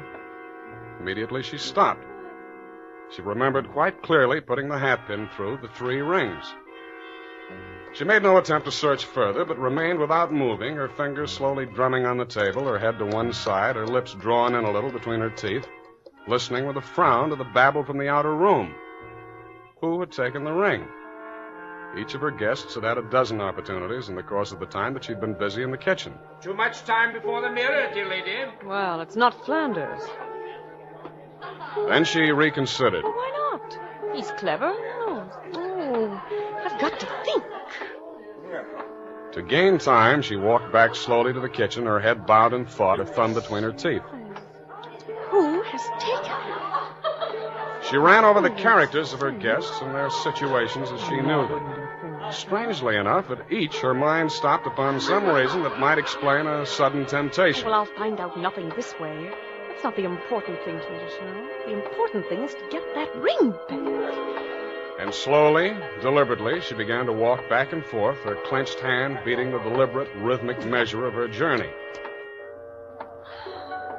5 minutes later, Harris, installed as chef over the chafing dish, was giving directions, spoon in the air. Mrs. Kildare came into the room like a lengthening shadow. Her entrance had been made with scarcely a perceptible sound, and yet each guest was aware of it at the same moment, with a little nervous start. Oh, heavens, dear lady. You came in on us like a Greek tragedy. What is it you have for us? A surprise? I have something to say to you. Huh? Mr. Enos Jackson, Yes, Mrs. Kildare. kindly do as I ask you. Why, certainly. Go to the door. Go to the door. Please.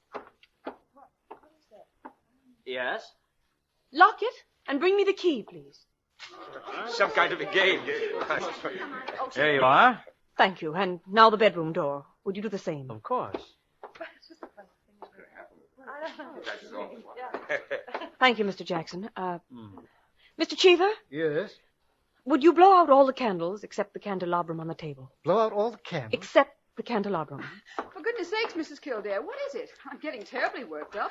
My nerves... Maud Lyle. Yes? Put the candelabrum on this table. Here. No, wait a minute. Mr. Jackson. Yes? First, clear off the table, please. I want nothing on it. Mrs. Kildare. That's it. Now, please, put down the candelabrum.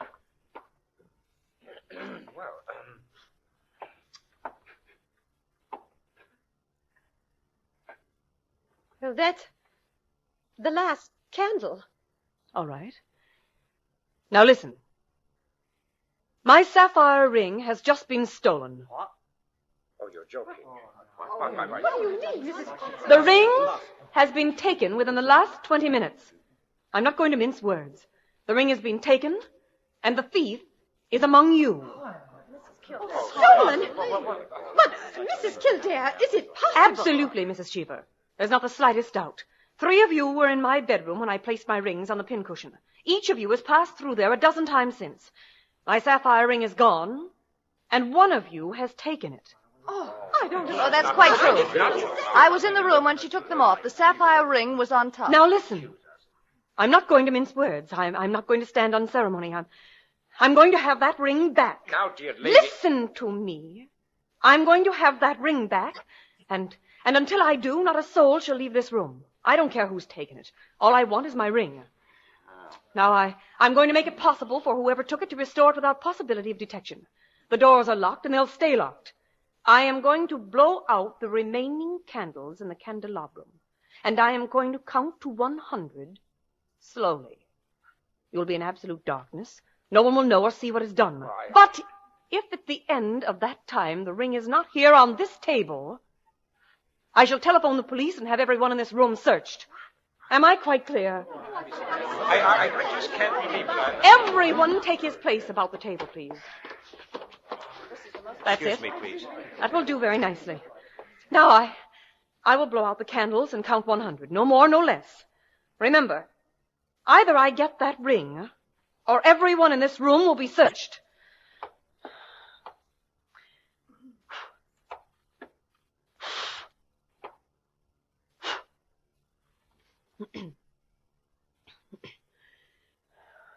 1, 2, 3, 4, 5, 6, 7, 8, 9, 10, 11, 12, 13, 14, 15, 16, 17, 18, 19, 20, 21, 22, 23, 24, 25, 26, 27, 28, 29, 30, 31, 32, 33, 34, 35, 36, 37, 38, 39, 40, 41, 42, 43, 44, 45, 46, 47, 48, 49, 50.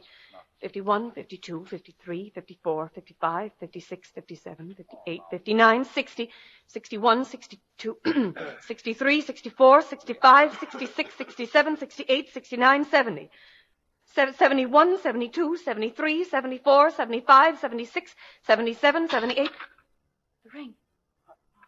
79, 80, 81, 82, 83, 84, 85, 86, 87, 88, 89, 90, 91, 92, 93, 94, 95, 96, 97, 98, 99, 100.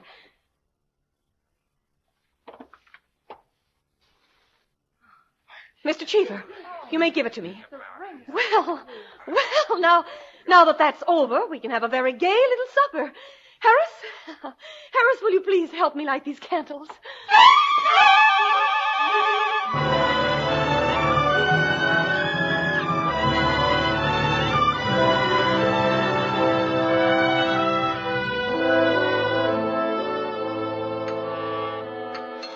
And, there you are, gentlemen. Well, I say, Peters, old boy, that's not all. Absolutely. The story ends there? The story ends there. But who took the ring? Uh-huh. What, it was never found out? Never? No clues? None. I'm not sure I like the story. It's no story at all. Oh, permit me. It is a story, and it is complete. In fact, I consider it unique, because it has none of the banalities of a solution. Leaves the problem even more confused than at the start. Well, I don't see. Of course you don't, my dear Rankin. You do not see that any solution would be commonplace, whereas no solution leaves a true intellectual problem. How so? Well, in the first place, whether the situation actually happened or not, which is in itself a mere triviality, Peters has told it in a masterly way, the proof of which is that he's made me listen. Let's observe. Now, each person present might have taken the ring. Flanders, a broker, just come a cropper. Maud Lyle, a woman on the ragged side of life in desperate means. Either Mr. and Mrs. Cheever, suspected of being card sharps, and a very good touch that, too, Peters. Mr. Enos Jackson, a sharp lawyer, or his wife, about to be divorced. Even Harris, concerning whom very cleverly Peters has said absolutely nothing, to make him quite the most suspicious of all. There are, therefore, 7 solutions, all possible, all logical. But beyond this is left a great intellectual problem. How so? Was it a feminine or a masculine action to restore the ring when threatened with a search, knowing that Mrs. Kildare's clever expedient of throwing the room into darkness made detection impossible? Or was it a woman who lacked the necessary courage to continue, or was it a man who repented his first impulse? Is a man or is a woman a greater natural criminal? That's simple, Quinny. A woman took it, of course. Oh, on the contrary, it was a man. For the first action was more difficult than the first. Man, certainly. The restoration of the ring was a logical decision. Well, I recognize most of those characters, Peters. Mrs. Kildare, of course, is all you say of her. Extraordinary woman. Story's quite characteristic of her. Flanders, I'm not quite sure of, but I think I know him, too. I'm positive I do. Did it really happen? Exactly as I've told it. The only one I don't recognize is Harris. Your humble servant. What? You, Peters? You were there? I was there. Pardon me, gentlemen. Oh, yes, what is it, John? Mr. Peters, sir, your train. You told me to remind you. Oh, yes, thank you. I didn't know it was so late. Will you gentlemen pardon me? Yes, of course, Peters. Nice to have met you all. Curious chap. Extraordinary. Now, I wonder... I wonder if we're wondering the same thing, gentlemen.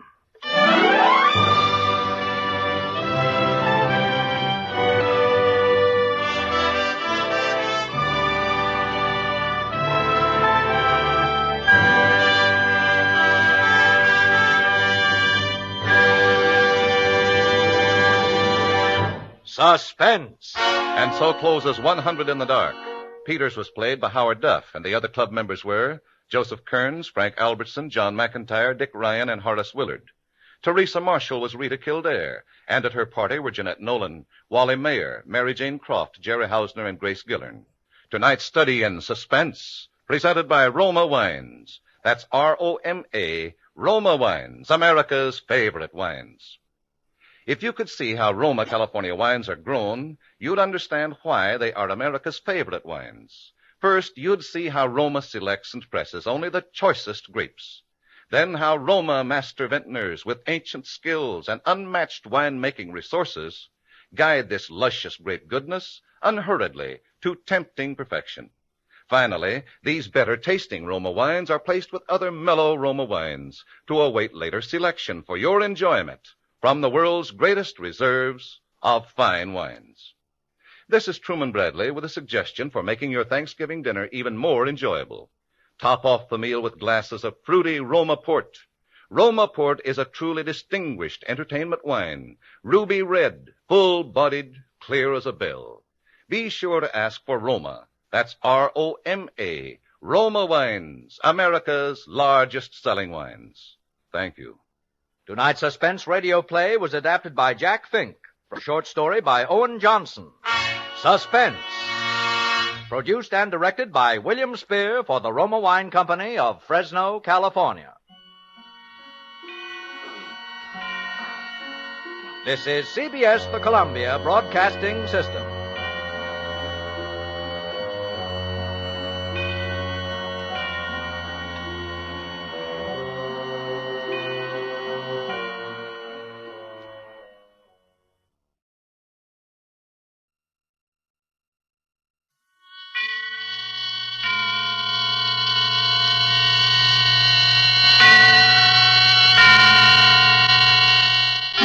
Suspense.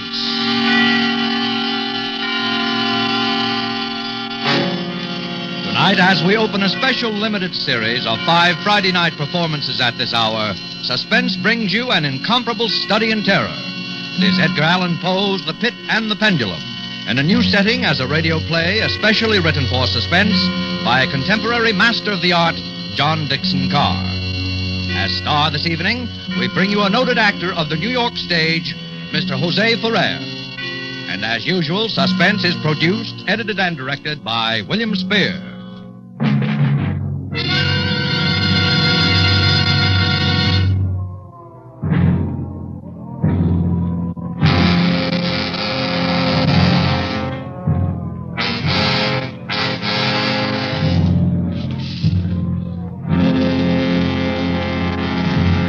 I was sick unto death with that long agony. And when at length they unbound me and I was permitted to sit, I felt my senses were leaving me. The sound of the inquisitorial voices seemed merged into one dreamy, indeterminate hum. Yet, for a while I saw, but with how terrible an exaggeration, I saw the soft and nearly imperceptible waving of the sable draperies on the walls of the room. I saw the flames of the 7 tall candles which burned on the table. I saw the lips of the black-robed judges, and these lips appeared to me white as paper, white as horror. I saw them writhe with a deadly locution. I saw them fashion the syllables of my name.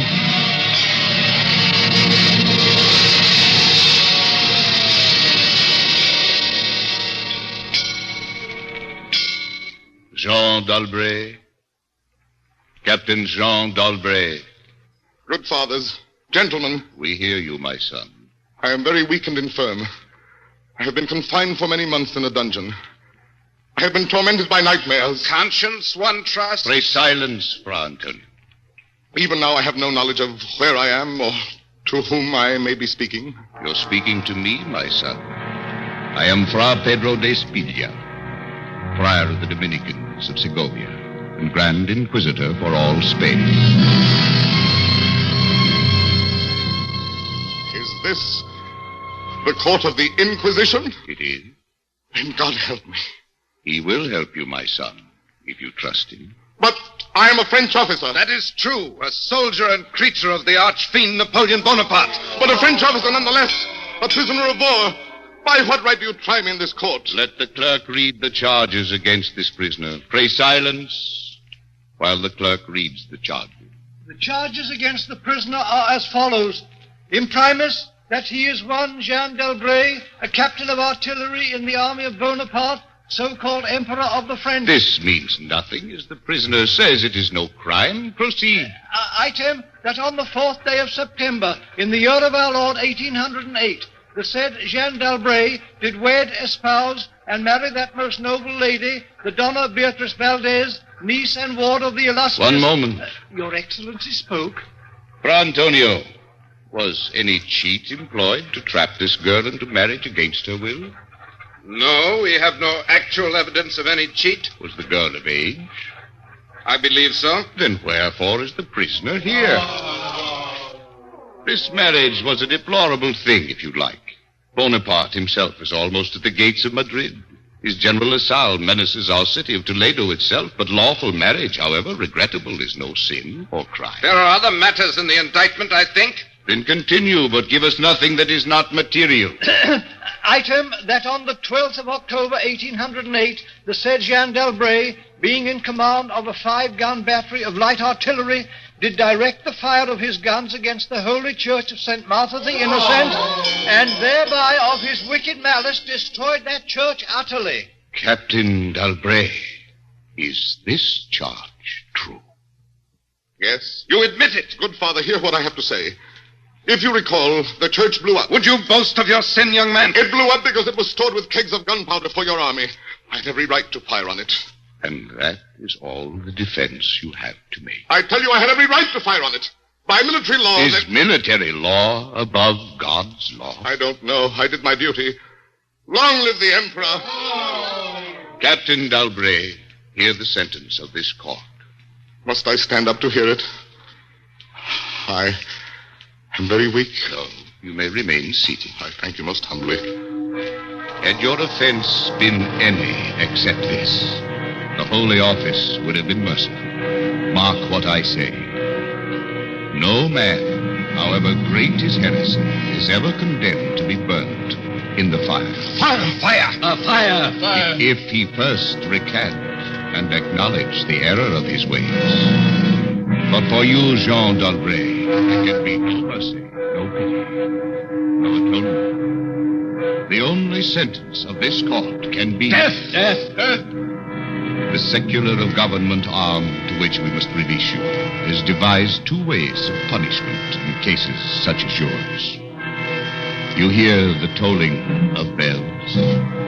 I hear them. It is the procession of the condemned going to the Auto da Fe. Soon the yellow light of the flames will stream through the windows and flicker on floor and ceiling. Nunc et in hora mortis intuis maunibus, Domine. Most of those condemned, out of mercy, will be strangled before they are burned. It cannot be so with you, Jean d'Albret. You must die in one of 2 ways. Either with the direst of physical agony. A slow fire of green wood. Ice bandages about the head and heart so that the fire does not approach too quickly. Not be silent, Fra Antonio. I cry your pardon, Grand Inquisitor. Or else, Jean d'Albret, you must die in a certain other way. I'm done with this.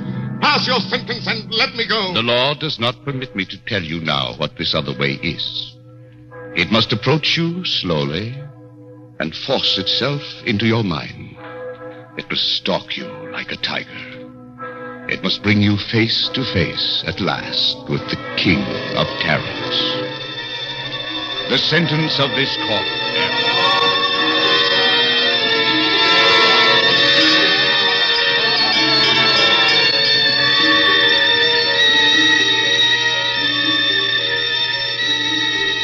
I had swooned, yet still I will not say that all of consciousness was lost. There are shadows of memory which tell me indistinctly of tall figures that lifted me and bore me in silence down, still down, until a hideous dizziness oppressed me at that descent into the earth. There was a vague horror at my heart because of that heart's unnatural stillness. Then consciousness swam back to my wits again. darkness. Stone floor and darkness. Oh, Beatrice. Oh, my wife. Did you call me, Jean? Beatrice! Was it you who spoke? Yes, Jean. You here in the dungeons of the Inquisition? I am not really speaking to you, my poor Jean. I am only in your imagination. Am I mad, then? No, but your brain is fevered. You only think you hear me. I hear you clearly, as clearly as I once heard you. In the little church near the Ebro, where we were married. Yes. I destroyed that church, Beatrice. I had to. It was my commanding officer's order. I know, Jean. Be comforted. There are those who care. You won't leave me? As long as I am in your heart, I shall be here. I was strong once, but now I'm weak. Once I was reckless, but now I'm afraid. Where am I, Beatrice? What are they going to do to me? I cannot tell. Remember, my voice comes only from your own brain. Are you fettered? No. They have not chained you to the wall? No. They've taken away my uniform. They've given me sandals and a robe of what feels like coarse serge. But I'm still free. Free. Take courage, Jean. Free and in the grasp of the Inquisition. Beatrice. Yes, Jean? It is completely dark. There's hardly any air. I dread to get up, and I dread to stretch out my hand. Suppose they've burnt me alive. Courage. Can you stand up? I think so. Then walk. Walk as far as you can. Measure the limits of the cell. If this is not a tomb... You're right, Beatrice. As always. I'll try. Courage. Yes, courage. Now pray for a poor devil who always meant well. 1 pace. 2. 3. 4. You are very weak, Jean. Rest a moment. Yes. Yes. Where are you now, Beatrice? In the flesh, I mean. You know that, Jean. In the old house by the olive grove. Scorn of my people. Yes, I know it. Each morning, I climb to the hilltop and watch. Go on. Sometimes I think I hear gun wheels rumble in the hills and long moving columns with the red dust rising about them. Go on. First come the heavy cavalry, in plume-crested helmets, on their flanks wheeling like hawks, light hussars in blue and scarlet, and behind them in a glitter of bayonets as vast as light points on the sea, rank upon rank, the long gray coats and tall bearskin caps of... The Old Guard and the Grand Army!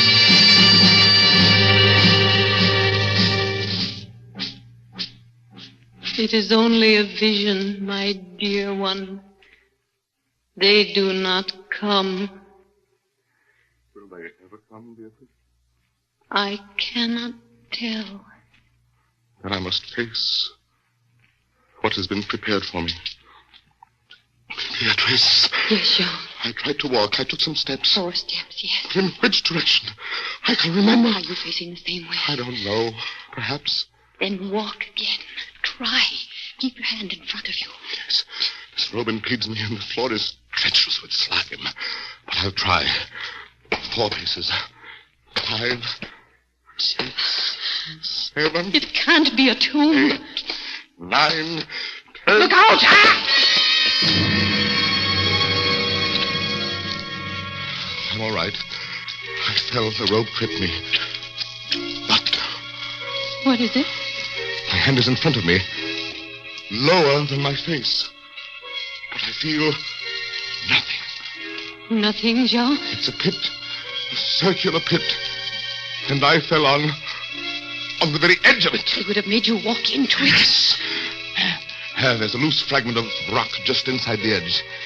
If I can dislodge it. Listen.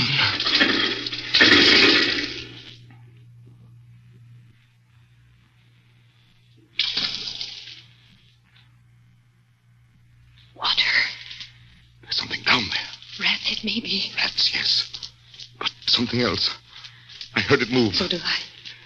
Accident saved me. They would have had me plunged there symbolically like the descent of the soul to keep company with something else. And quick death forms no part of their plan. What is in the pit, Jean? I can't say. But you're saved. Saved, Beatrice. Saved from the Inquisition. My torture has been merely postponed.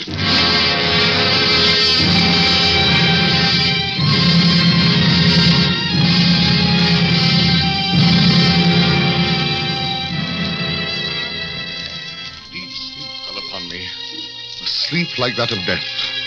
How long it lasted, I know not. But when I opened my eyes once again, I could see. Yes, see.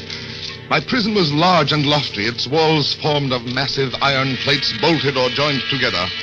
A wild sulphurous luster, I could not trace its origin, lit up the dungeon, and the circular pit, and the crudely daubed skeleton figures painted in evil colors on the iron walls.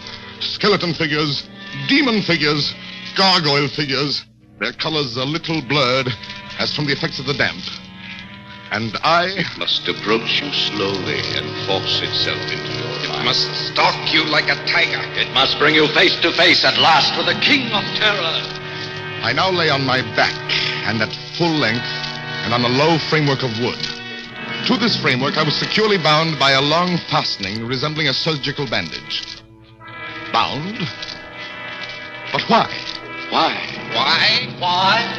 The bandage passed round and round my body, leaving at liberty only my head and my left arm. With much exertion, I could supply myself with food from an earthen dish on the floor beside me. It was meat, highly seasoned, and there was no water.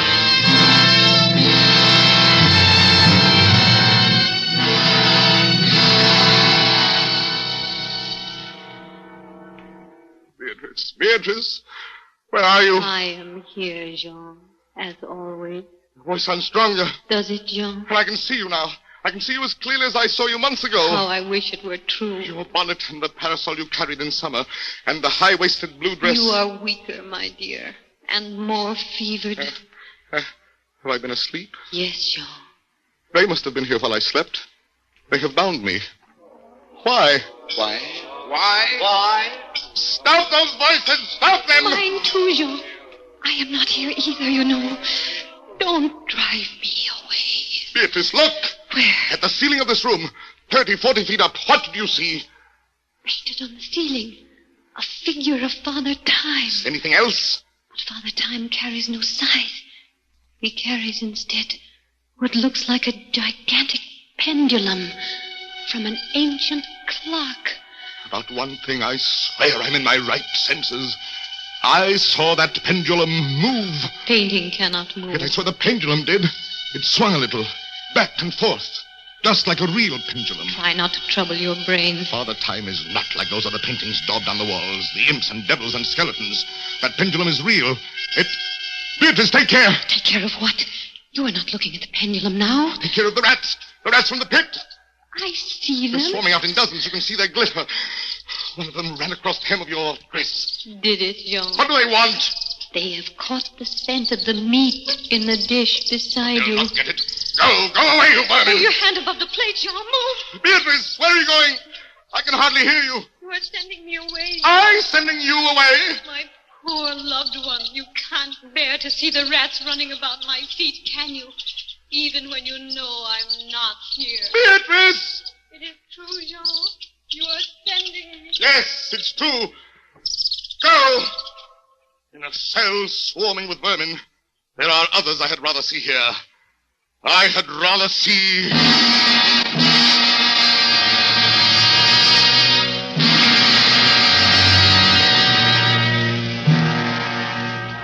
Did you call me, Captain Dalbray? Then in spirit I am here. Who are you? Don't you recognize me? No. I am that second inquisitor, Fra Antonio, whom you thought unfair at your trial. But we were not unfair. We administer the law, that is all. Go, I command you, go! Not until I have first told you what you already guess. Which is? As the Grand Inquisitor said, there are two forms of death for such as you. One, death with its direct physical torture. The other, death with its direct mental torture. And I have been condemned to the second. Your guess is good. Listen. Do you hear anything? Yes. I hear something. Turn your eyes upwards. Look at the ceiling. Huh? The pendulum. Aye, the pendulum. It has descended. Only a foot or so as yet. As you notice, it is not really a pendulum. No? No. Its underside is a crescent, formed of razor-sharp steel. Ah! A ponderous weight, Captain Dalbray. Its movement is slow now. Soon it will take on momentum. It will swing wider and wider. 30 feet, perhaps. Presently, as it swings, you will hear it hiss. And with each broad movement, it will creep a trifle lower. Steel is directly above me. Yes, above the region of your heart. Lie still and look up at it. How long before? You need have no immediate fear. It will not be too soon. But how soon? In the name of pity, give me some answer. Hours, perhaps days. Its motion can be arrested while you sleep. And now, Captain Dalbray, still in spirit, I leave you to your meditation.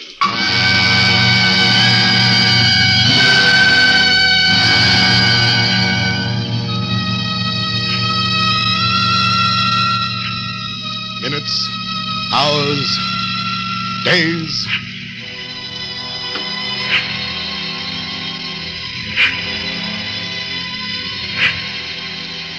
Down, steadily down it crept.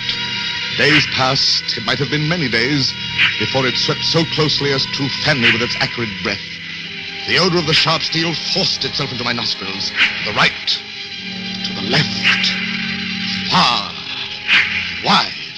The shriek of a damned spirit. To my heart, with the stealthy pace of a tiger. Down, certainly relentlessly down. I prayed. I wearied heaven with my prayer for its more speedy descent. I grew frantically mad and struggled to force myself up against that swinging, glittering death. Of no avail. Down, still unceasingly down, still inevitably down. The sharp steel flashed past within 3 inches of my chest. And then, only then...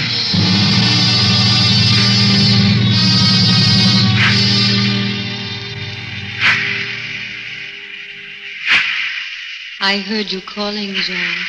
I am here. It is a strange thing, Beatrice. I am quite calm. You are resigned, then? No, that is the strange thing.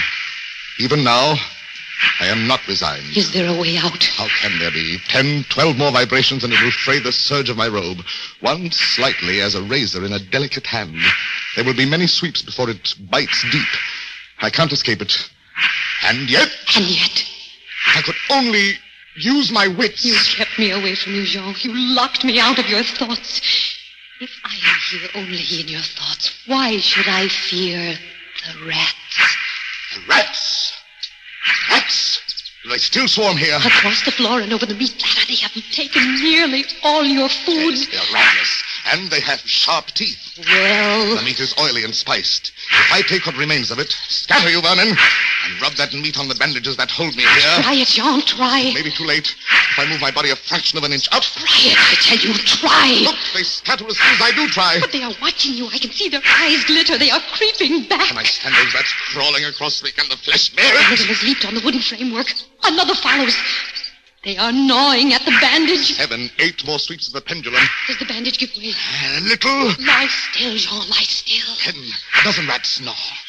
Is death, I wonder, Worse than this disgust. A dozen sharp knives could do no better. The bandage is loosened to ribbons. If you move sideways, carefully, and drop to the floor. Beatrice, I can't. I haven't the strength. The steel is frayed. You roll a minute more will be too late. Try. And with all the power that is in me, and the hatred that I bear my enemies.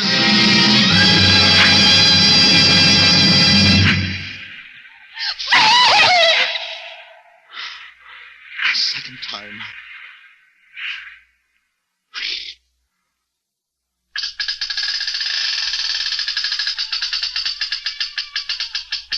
Theo, the pendulum stopped. They are drawing it back up through the roof. Each move I make is watched. You never doubted that. No. Yet with all they could do to you, they have failed twice. They will not fail a third time, my dear. There must be no more dallying with the king of terrors. What else can they do? I can't say. See how the rats gnaw in silence at the bandage. To what food, I wonder, have they been accustomed in the pit? But you escaped the pit. I escaped it once. Listen. What do you hear?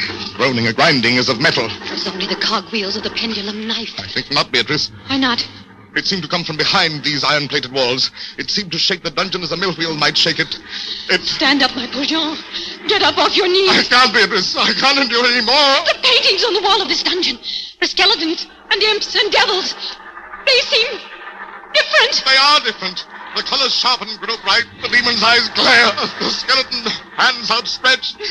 Don't you catch even yet the odor of heated iron?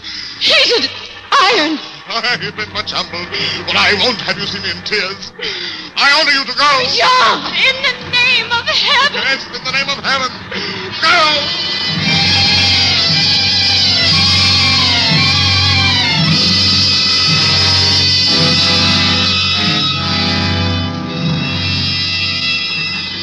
Suffocating heat pervades the prison. A deeper glow settles in the painted eyes that glared at me. I could draw no breath of air into my lungs. Against the loom of that fiery destruction, the thought of the pit and its coolness came like balm. I stagger to the edge of the pit. I look into it. The enkindled walls and roof lighted to its depths. Yet for one wild moment, even then, I refuse to believe the meaning of what I see. Does the pit please you, Captain Dalbray? You again. Do you find its contents pleasing? Not the pit. Merciful God, anything but the pit. And how shall you avoid it? Look! This dungeon has changed its shape. That is true. The walls are closing in. It was formerly a square, and now flattening slowly towards the center. To force me into the pit? Of course. It will force you along with me. And apparently you must be told, Captain Dalbray, that you are speaking only to your own sick fancy. No. We are not here at all. No. Farewell. And now, flatter and flatter through the red-burning walls. With a swiftness that left me no time for thought, I shrank back. But as the closing walls pressed me resistlessly onward, at length, for my seared and writhing body, there was no longer an inch of foothold. I screamed once. I tottered on the edge of the pit. I averted my eyes. There was a discordant hum of human voices. There was a loud blast, as of many trumpets.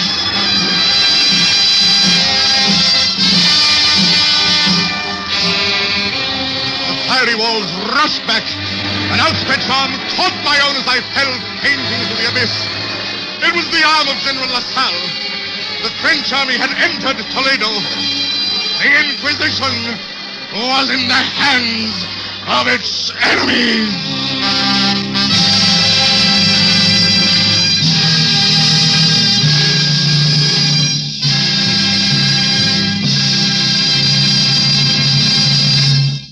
Suspense.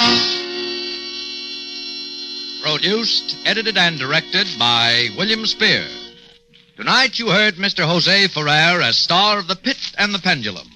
First in a limited series of 5 Friday night performances at this hour, which will present radio's outstanding theater of thrills, Suspense. Tonight's radio play was adapted by John Dixon Carr from the famous short story by Edgar Allan Poe. Jose Ferrer will soon be seen with Ingrid Bergman in Joan of Lorraine. Appearing tonight with Mr. Ferrer were Jeanette Nolan, John McIntyre, Elliot Lewis, Joseph Kearns, Eric Snowden, and Paul McVeigh. Music for Suspense is under the direction of Lud Gluskin, with original music composed by Lucien Moraweck. Next Friday, same time, we will again bring you Suspense.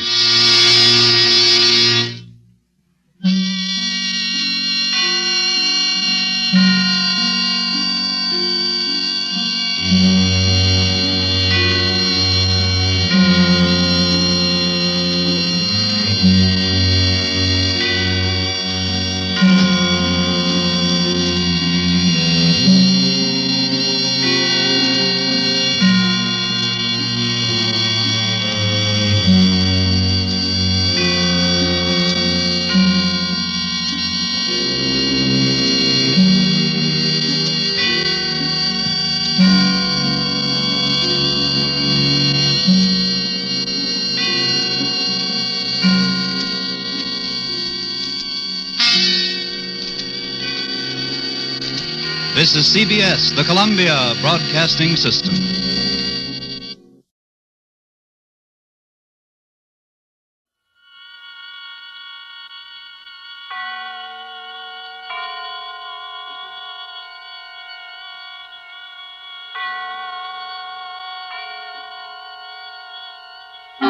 Suspense.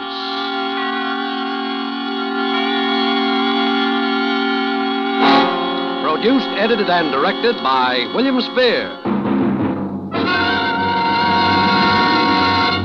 This is the second in a special limited series of 5 Friday night performances of Suspense at this hour. Suspense is compounded of mystery and suspicion and dangerous adventure. In this series are stories calculated to intrigue you, to stir your nerves, to offer you a precarious situation, and then withhold the solution until the last possible moment. Tonight from Hollywood, we bring you Mr. Jackie Cooper as star in The Clock and the Rope, a radio play by Lewis Pollock. We trust that with this tale, we shall once again keep you in suspense. Would you like to hear the old story about the innocent man facing execution and his last-minute attempts to get a pardon, and how it feels when he doesn't get it? Well, I can tell you all about it, because that's my story. There's a couple of different twists to it, of course. There always are. For one thing, it happened to me. Now I keep away from people. I keep away from cities and buildings. Buildings with the cells they call rooms and the doors that don't always open. I never button my collar. You'll find out why. I earn my living as a guide for hunting parties. Me, who couldn't find my way across a city park. I never sleep indoors. And I can't stand clocks. Most of all, I can't stand clocks. It happened so fast. I told them it wasn't murder. It was self-defense. Involuntary self-defense, like putting up your arm to protect yourself. But it didn't work out that way in court. That's the other different twist I told you about. They convicted me. They sentenced me to be hanged. And they hanged me.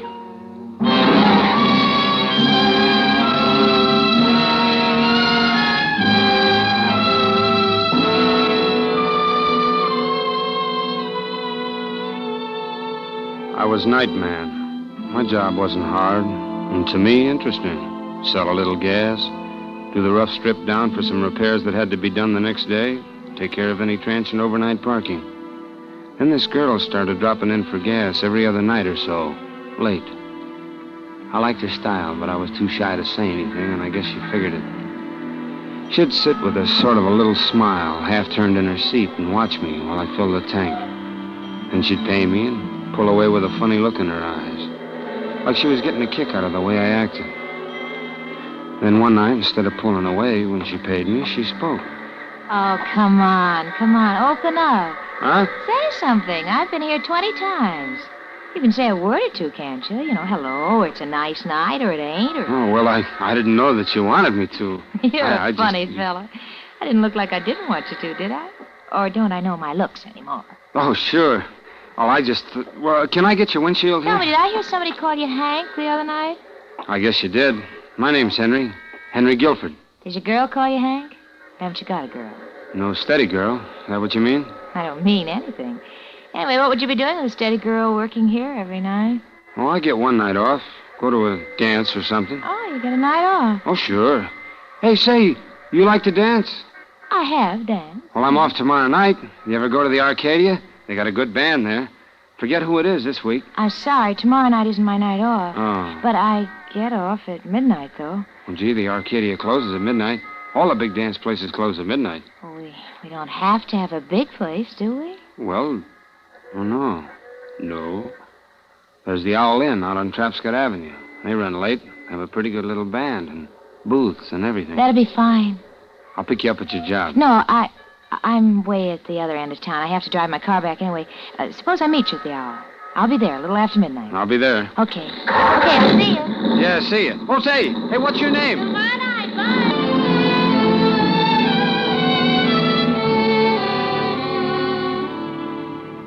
Well, that next night, around 11:30, I caught the trolley going out along Trapscott Avenue. The motorman was old Steve Hoffman. He'd known me since I was a kid. And he ribbed me about my new gray suit, and especially about wanting to get off at the Owl Inn. Said I was stepping out in fast company. Well, we got there in about 20 minutes, and I started up the driveway, kind of thrilled at the idea of a midnight date. I was just starting up the steps to the inn when I heard voices coming from a grove of trees to one side. Seemed to be a quarrel, so I instinctively glanced that way and saw a man and a girl talking. The girl was my girl. She was saying something. Nobody, I tell you. Don't give me that stuff. I followed you all the way out here. Who are you meeting? Nobody. Who are you meeting? Oh, Joe, I told you nobody. Don't lie to me. Who are you meeting? Hey, come back here. Hey, what is this? Get out of my way, will Oh, you? but look, this is... What's you, Hank? Look, here, I'll help you up. I'm sorry I got in your way, but I... There. So this is the guy, huh? Swell. Hey, you now, wanna what's meet going on? anybody, huh? Hey. All right, Oh, you... What did you hit him for, Joe? He's got nothing to get do up. with you. Get up, Hank, and run. This guy is just crazy. Crazy? Well, go call somebody. What? Now, wait a minute, fella. Look, I don't know what this is. Oh, Hank, will you get out of here? Run. You want more, huh? Well, I got it right here for you. Hank, it's a blackjack. Will you run, please? No, wait a minute. Now, listen, fella, you're drunk. Here, put that away. Now, somebody's going to get... Let go. Let go of that. You don't grab Let it. go. You got him. You got him, Hank. Hit him. Hit him again. Hit him. Hit him. I did it, I guess. Hey, who is he? Oh, he would have done worse to you. We used to go together. Oh, I didn't know you had a steady fella. I thought we made our date. You didn't ask me. Besides, we were breaking up. He had no right to interfere. Well, what do we do now? I mean, about him. You better go. I'll take care of him. No. You mean leave him here with you? Please He's go, lovely. will you? There'll be more trouble if you two of you... Go ahead, will you, Hank? Well- I'm going to leave right away, too. He'll be all right, honest. Well, okay, I guess. He'll be all right. Joe. Joe?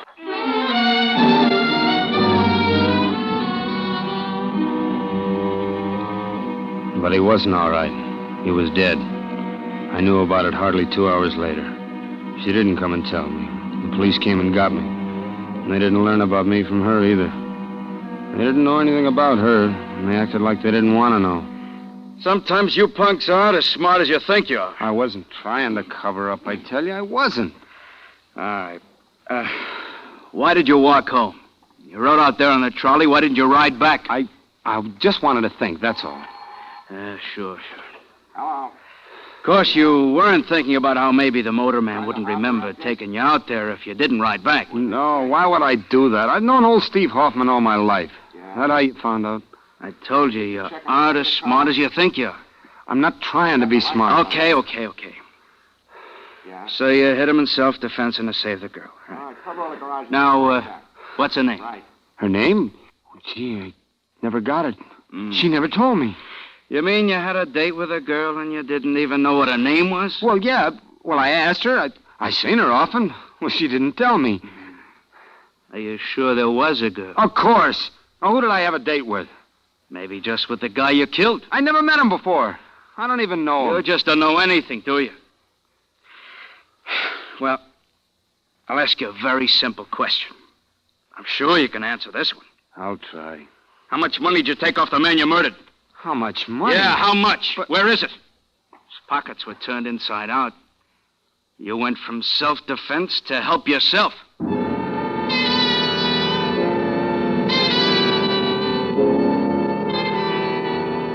They pushed me around some after that. They'd take me to court and then back to my cell. Half the time I didn't know what was going on. They gave me a lawyer, Mr. Hall, Bailey Hall. He'd do the talking. He kept asking for things like reduced bail, time for further investigation, continuances to find witnesses. Just sort of stalling all the time. I don't know why. I told him I didn't have any money for any bail. And witnesses. There was only one I wanted, that girl. But he kept on, always trying to hold up things. And one day he told me I'd been indicted. I knew what that meant, all right. Then I had to go on trial for murder. That's bad, boy. I've done all I could to delay indictment and trial and hope that something would turn up, but worrying for it now. I wish you could give me something more to work on. What do you mean? Well, this girl you can't even name. I can't go into court with just that. The police feel certain there never was a girl. There's no trace of her anywhere. Well, maybe she'll show up. Show up? My boy, you've got a lot to learn. I'd hate to bet my case on a hope like that. That's all I got. Whole case smells. A man is killed and his pockets emptied. You admit hitting him. You talk about a girl who saw you hit in self-defense. You don't know her name. She doesn't show up. The police can't find her. It's a great case for the state. Mr. Hall, that's all I know. I can't help it. Why, George, if you'd never mentioned the girl and just claimed self-defense or a fight, I'd like it 10 times better. It's the girl thing that's so bad. It makes your whole defense phony. Good Lord, boy, if you made up a girl, why didn't you make up a name? I've been all through that with the police.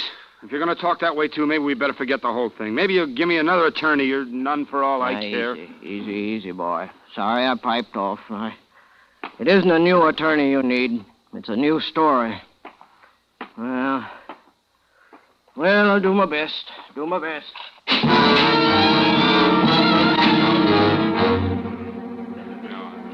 Yeah, that's right. Guilford rode out to the inn that night in my trolley on my Speak run. louder, please. Yeah, that's right. Guilford rode out to the inn that night in my trolley on my Face run. the jury, please, and talk louder. Oh, louder. Oh. I said I took Guilford to the inn that night. It was about 12:10.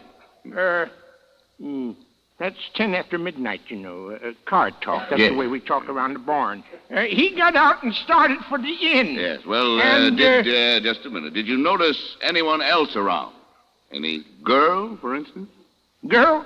No. Nobody else. Just All my right. friend Fatty Cushion, that's well, all. that'll be all. We play pinochle together Thank you very much. Yes. Hmm? Defense may have the witness.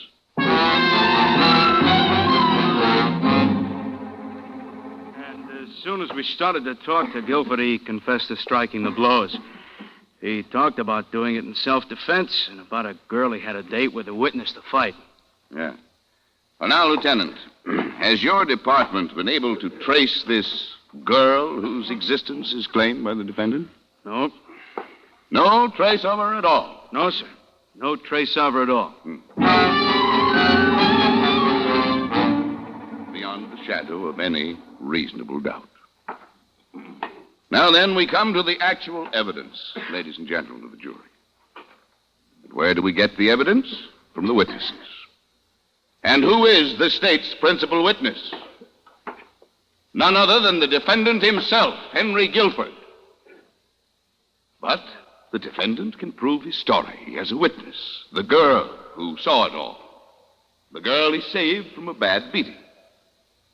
Would any girl be so heartless as to leave such a benefactor in the lurch when just a word would save him? Why doesn't she appear? Why isn't she found? But no trace of her. Not even a small-sized note. In other words, she is behaving exactly as you would expect of someone who is not real, but just the figment of a desperate man's imagination.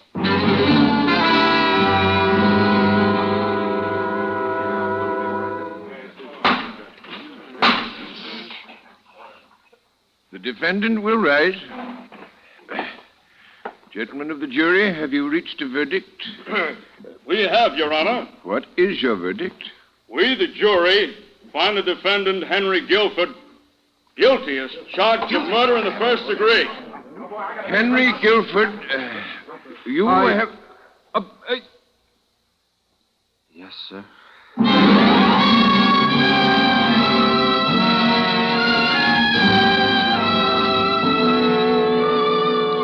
It was crazy.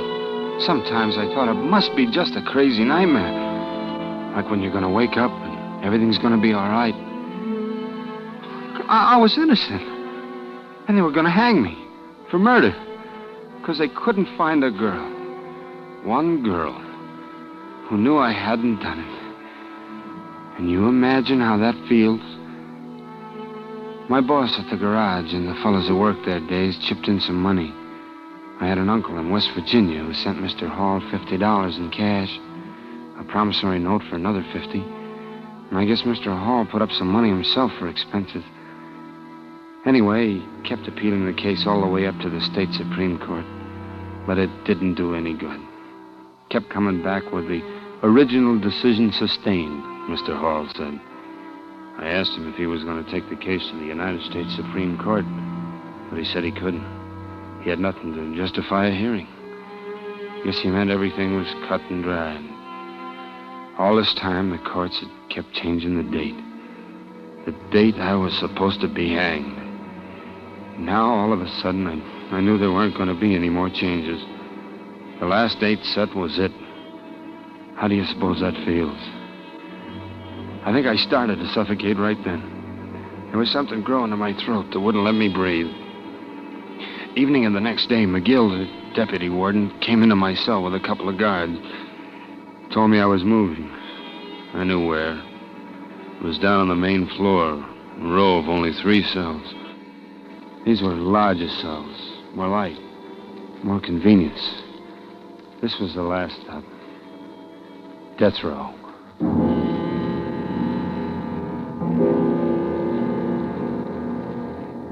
Now, there's a team of 2 guards who live right in the cell with you the last few days. It's one time a prison breaks down and shows a human touch, I guess. Or else they just want to make sure you don't go ahead and carry out the sentence on yourself. Anyway, whatever it was, I was grateful. Because now I was lonely. Way deep inside myself, I ached with loneliness and fear. I was afraid. Well, not like a man, but afraid of the way a child's afraid. I was going someplace. The last place. I was going alone.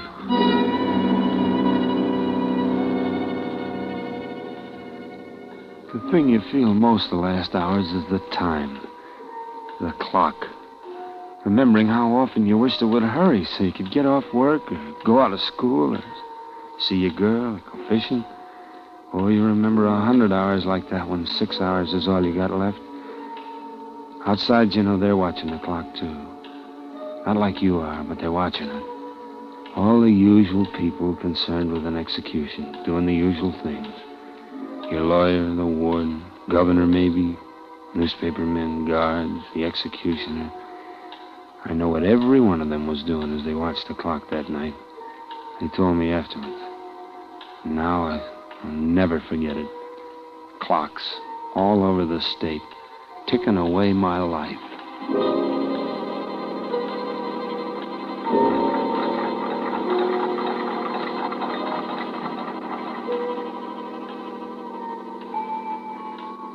You know, you ought to get some sleep, Warden. It's only 5 hours away. I know. Oh, I wish I could lose this pain in my chest for a little while. I think I'll just lie down here on the couch. Why don't you do that, Warden? Yeah.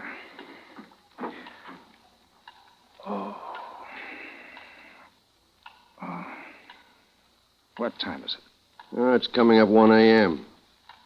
Been feeling bad all day? Not too good. I've got this thing in my chest. I suppose it's nervous indigestion. Could be. Yeah. Had it a couple of weeks, as a matter of fact. Oh, I'm exhausted. This is a tough job, McGill. And every time it gets harder. Takes it out of me. What do you think of young Guilford? Nice kid. Yeah. Yeah, nice kid. He sounds like he's... Well, that's not up to us. It's not up to us. Well, I'll try and get some rest. Yeah. When shall I call you, Warden? Oh, make it an hour beforehand. 5 o'clock.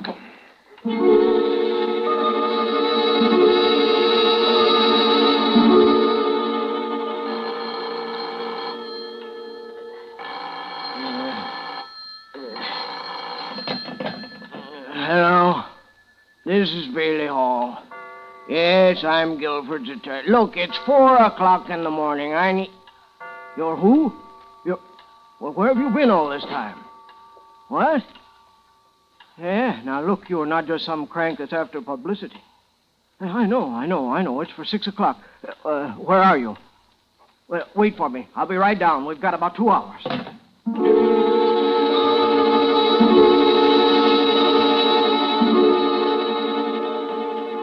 I'll stake my reputation on it, Governor. This is the girl. At least it deserves a stay of execution. It's true, sir. Honest, I swear it's true. I've been away. I've been in Mexico, and you just don't read the papers there. I just hadn't heard about it till tonight, but it's just as he said it was. Self-defense. Please, sir, it's after 5 o'clock now. Can't we get... What about the money that was taken out of the dead man's pocket? I took it. I needed it. I didn't know he was dead. He was drunk. I had every right to the money, honest. He'd been my husband, and... Well, very well. Richards. Yes, Governor? Type out a stay of execution on the Guilford case for 3 weeks. Bring it in, and I'll sign it. You can take it down. All right. You better phone the warden to make sure, though, Governor. The boy's only got about a half hour left.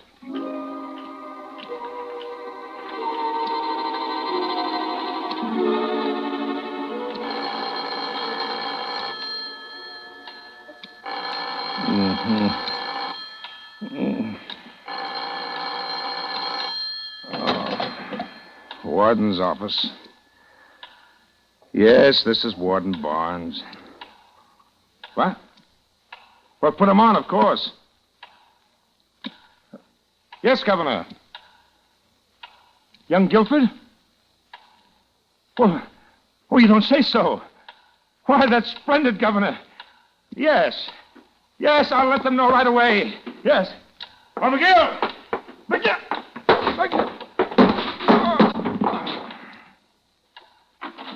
Yes, Warden, What?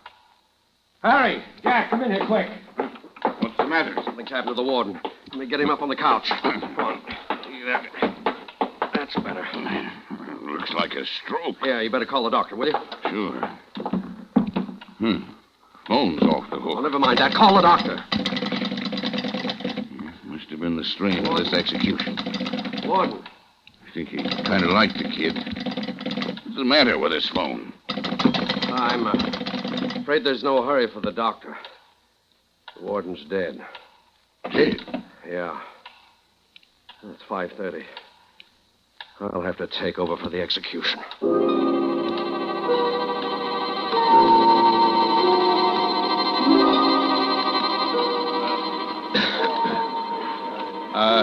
Gentlemen, please.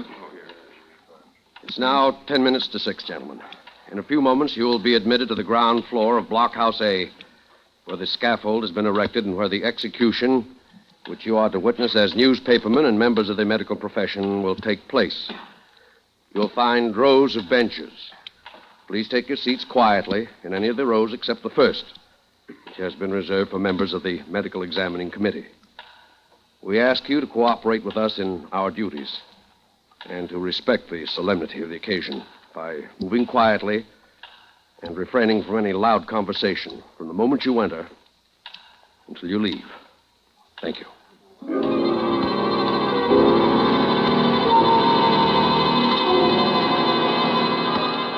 minister was reading from the Bible when the outer cell block door clanged. I knew it was time. They were coming for me. This was it, then. There was a group of guards. The deputy warden was with him. He opened my cell door. One of the guards came straight up to me. He was carrying a leather strap with a big buckle on it. I stood up. I felt him strapping my arms behind me. The minister stopped reading for a moment to say something. Steady, my son. We'll go now, Guilford. I started to say something to the deputy, but he nodded his head at the men, and they started to move.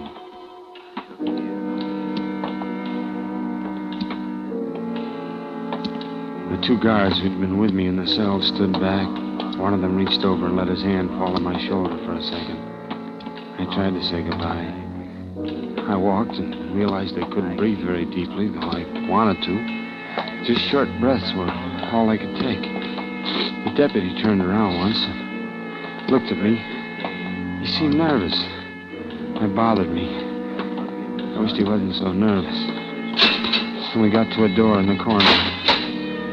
Through that and another door that was already open. I walked through and I was in a room full of men. But my eyes went to something else. There were steps just ahead of me. Unpainted wooden steps. They led to a platform, and from above that, I saw the rope. I'll walk up with you, my son. Huh? What?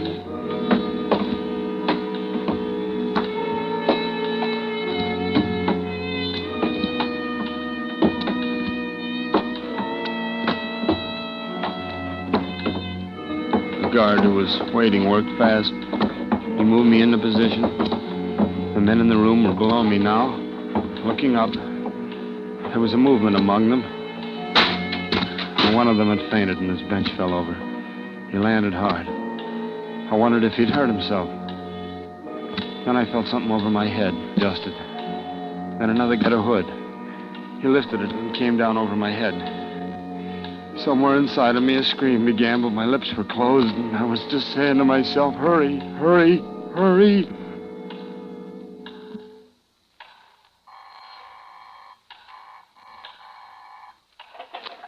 Don't put any calls through here. What, Tom? But you know better than to ring the phone now. Guilford's on the scaffold. What? Governor's messenger at the outer gate? Well, are you sure it's not? The trap is sprung. McGill! McGill, stop this apartment! Stop it! Stop it, McGill!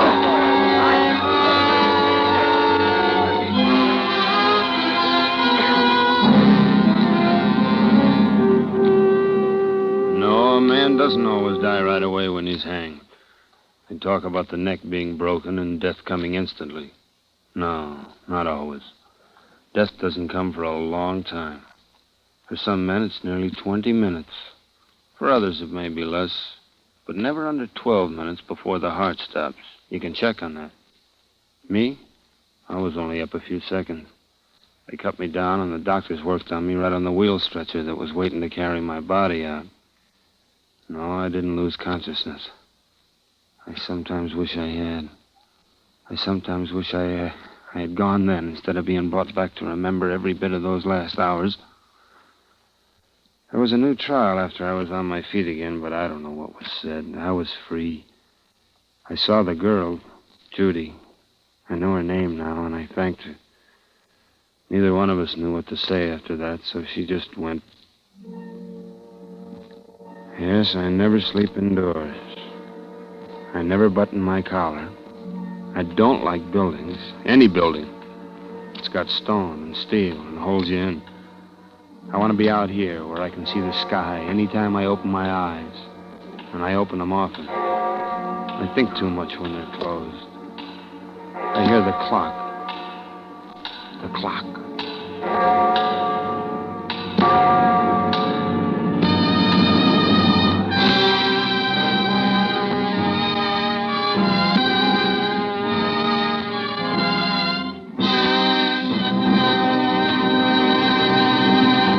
Suspense. Produced, edited, and directed by William Spier. Tonight you heard Mr. Jackie Cooper as star of The Clock and the Rope. This was the second in a limited series of 5 Friday night performances at this hour, which will present radio's outstanding theater of thrills, Suspense. Jackie Cooper appeared by courtesy of United Artists. Appearing with Mr. Cooper were Kathy Lewis, John McIntyre, Elliott Lewis, Joseph Kearns, Paul McVeigh, Junius Matthews, Wally Mayer, Lester J., and Jack Crucian. Music for Suspense is under the direction of Lud Gluskin, with original music composed by Lucian Morawek. Next Friday, same time, we will bring you one of the most remarkable studies in suspense ever to be presented in this series. Mr. Dan Duryea will be our star in The Man Who Couldn't Lose. Don't forget, next Friday, same time, listen to Suspense.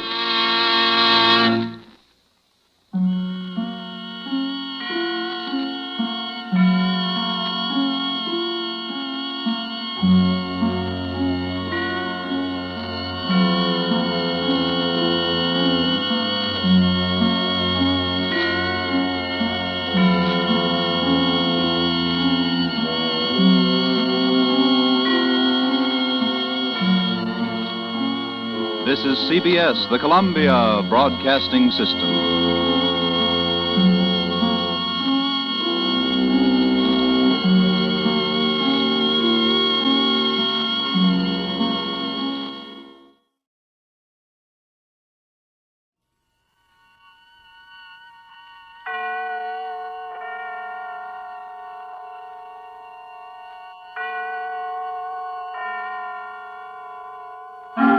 Suspense.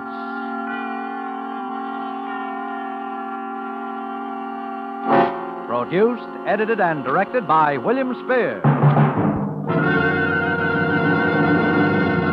This is the third in a special limited series of 5 Friday night performances of Suspense at this hour. Suspense is compounded of mystery and suspicion and dangerous adventure. In this series are stories calculated to intrigue you, to stir your nerves, to offer you a precarious situation, and then withhold the solution until the last possible moment. Tonight from Hollywood, we bring you Mr. Dan Duryea as star in The Man Who Couldn't Lose, a radio play by Emil C. Tepperman. We trust that with this tale, we shall once again keep you in suspense.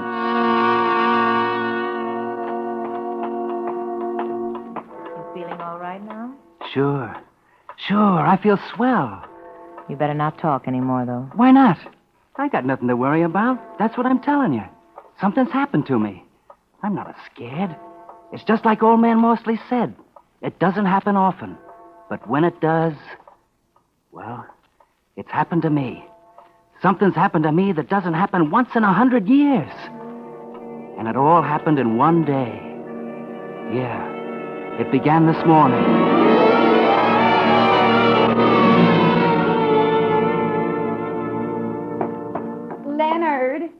Leonard. Now, don't you try to kid me. You're not asleep. Get up. Sure. Okay. I cook your breakfast. I come home and cook your dinner. In between, I work behind that counter all day until I'm so tired I can't hardly stand up. The least you can do is get up and drive me to work. Sure, I will. And what do? Nothing. Now, listen, Celia. You don't call what you do work, I hope. When did you last sell an insurance policy? When? I'll bet you can't even remember. I'm sure I can't. All right. And when you do get up enough energy to sell one once in a while, I never see the money. Horses, sweepstakes tickets, the numbers, anything just so long as you gamble it away. But do you ever bring $1 home? Not that I ever hear anything about. Oh, shut up. Don't you tell me to shut up, Leonard Snell. I pay the rent when it gets paid. I pay the grocery bills. I pay for everything. You'd think at least I'd get a little appreciation once in a while. I appreciate it. I hear about it enough. Well, then why don't you do something about it? Listen, Celia, I don't feel so good today. Sure. That's what you always say every time anybody talks about work. But I'm sick and tired of it. You promised you were going to get a job this week, and you're going to do it. Celia?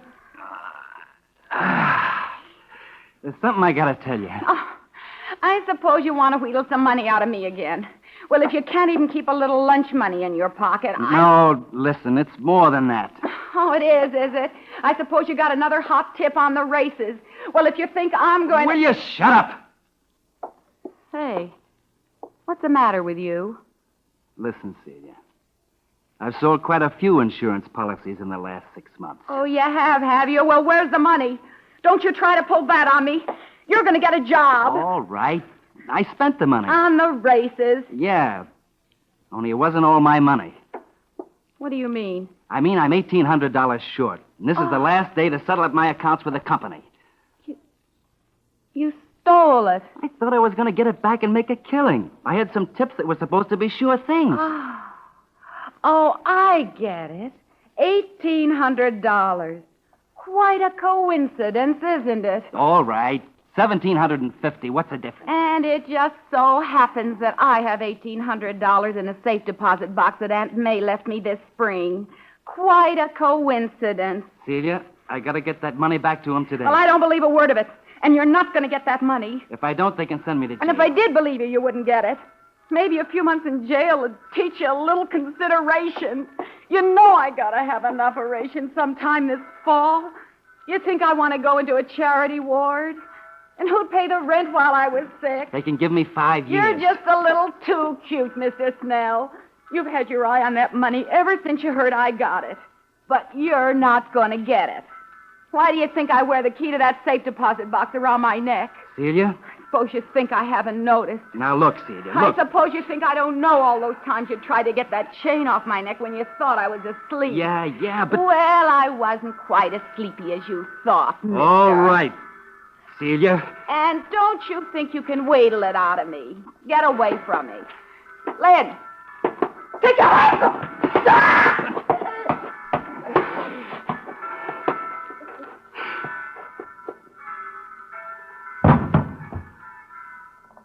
I knew I'd have to do that to you someday.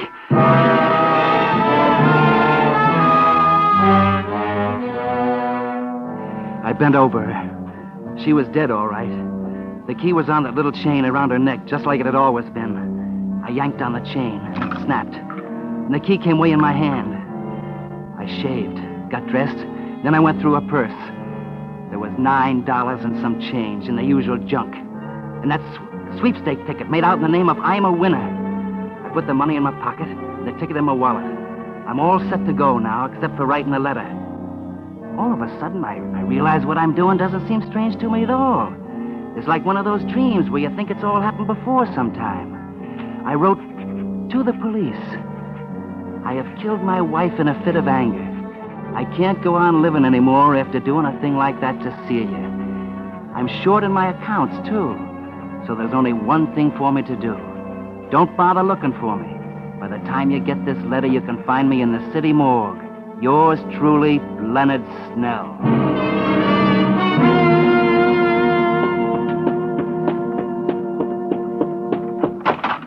Leonard. Oh, Leonard. Oh, good morning, Mr. Morsley. Leonard, I've just had some great news. I knew you'd want to hear about it right away. Well, I'm in sort of a hurry this morning. All Mr. right, Morsley. but wait till you hear this. You know that picric acid dye formula I've been working on? Yeah? Well, the government's just bought an option on it. They're going to try it out under factory conditions, and when they do, why, my boy, it'll be worth $1 million. So what do you know? That's really great. Well, I guess I better be going along. So I decided to take out that annuity you've been trying to sell me. Got an application with you, have you? Oh, yeah. Sure. Go on inside. Hello there, Leonard. Good morning. Why, my land, you look as though you'd just seen a ghost or something. He just sold a policy. You don't sell them like that every day, do you, my boy? What's that first premium? About $3,400, isn't it? Yeah. Well, there's a nice commission in that, Leonard? About, $1,800, isn't it? Yeah? Yeah. 18. Well, Leonard certainly deserves it. He works very hard. I see him coming home every evening with that briefcase and all those papers under his arm. Oh, I'm sure he works hard, but perhaps I'm a little more observant than you, dear. Oh, sit right down there, my boy. Okay. Watch out for those bottles behind you, though. That's picric acid. Uh-oh. What do you mean? You're more observant than I am.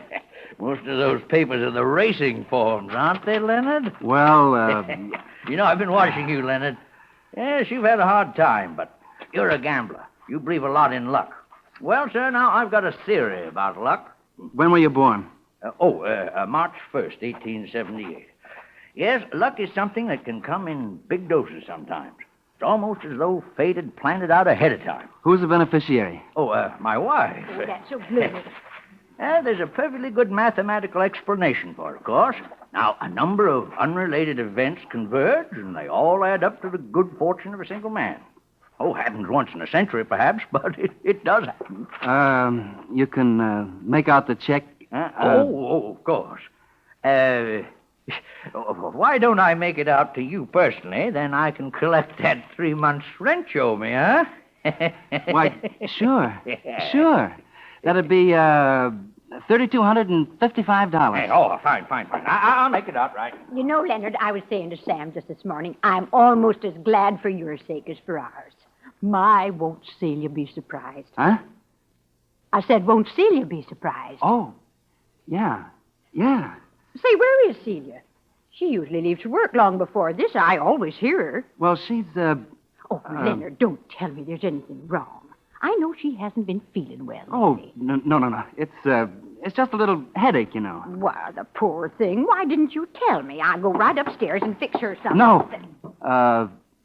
No, you better not. She told me she wanted to sleep. She's asleep now. Oh, well, then I won't bother her. Yeah. I'll go up around noontime. Maybe I can fix her a little something then. Well, yeah, sure. Well, my boy, here's your check. Thanks. Now, don't play that on the races.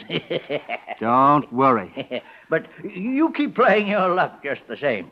You know, luck's a funny thing. You've had a lucky start today. Maybe your luck's changed. Yeah. Maybe it has.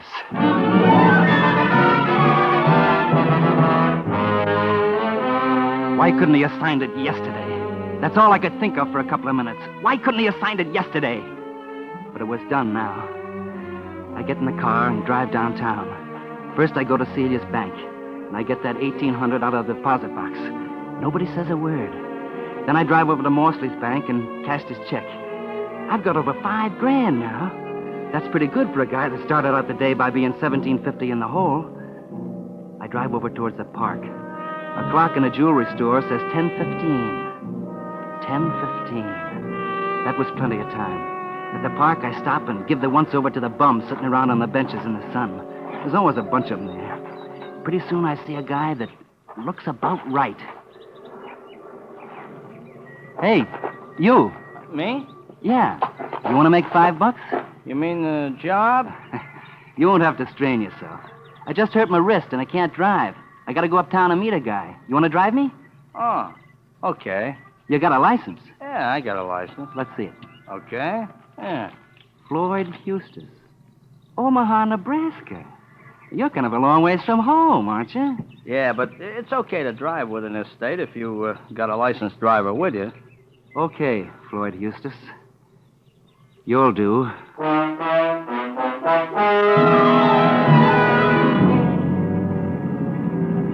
We get in the car and head uptown. My luck is holding. This guy couldn't have been better if I'd looked a week. I see another clock, and it's only a little past 10:30 now. I still got lots of time, so I decide to clean up the details now. How am I doing? Okay. But turn right at the next block, Floyd. I want to go by the 43rd Street post office and mail a letter. Sure. Hey, you could mail it at a letterbox, though. Yeah, but I don't want to mail it at a letterbox. Oh, okay. I go into the post office and get a stamp and mail the letter. It's a letter where I tell about killing Celia, and it's just addressed to Police Commissioner, 21 Center Street. Somehow, I just don't trust a letterbox. Because if the police don't get that letter right on time and start looking, it's not so good. I go out and get in the car, and I tell Floyd Eustace where to go. We head uptown. After a while, we get to Fort Tryon Park, right above Riverside Drive, looking over the river. There's hardly ever anybody up there at this time of year, so I felt pretty safe. And sure enough, there wasn't. I got the monkey wrench out, and I had it in my hand. This right? Yeah. Huh. Just pull over there. Up against the rail. Gee, I never been up here. Must be quite a drop down there, huh? Couple of 100 feet, huh? Uh-huh. This where you're supposed to meet the guy? Yeah. Right here.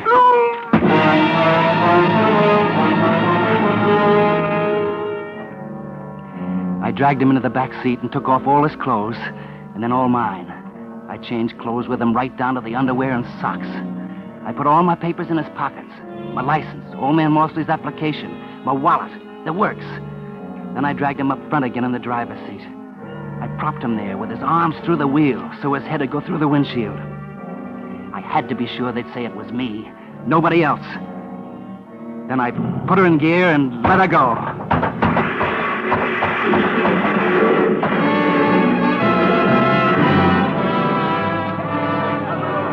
All right, stand back now. Stand back. I tell you, officer, didn't land more than 3 feet from me. Right by me, not more than 3 feet. How could it have happened? This car just rolled off the Palisades up there somehow and landed smack in the middle of the street. Gee, look at his face. He must have gone right through the windshield. Poor fella. Identified him from his wallet, a guy named Snell. Leonard Snell.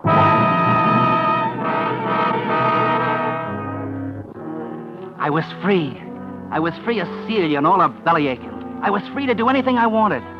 I had $5,000 in my pocket, and the cops had Leonard Snell's body down at the morgue, just like I told them they would in the letter. My luck was holding but good. I went over to the 181st Street bus station. There was a bus leaving for Boston in 20 minutes.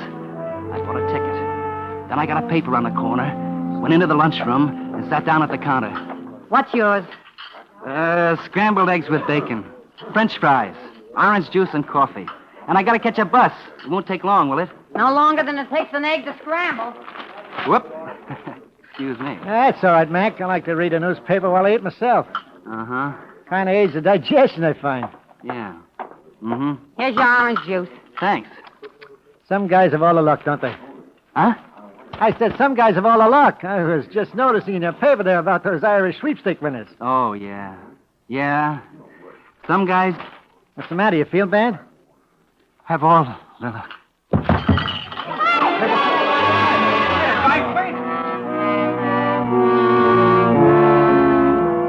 When I came to, somebody was swabbing my head with water.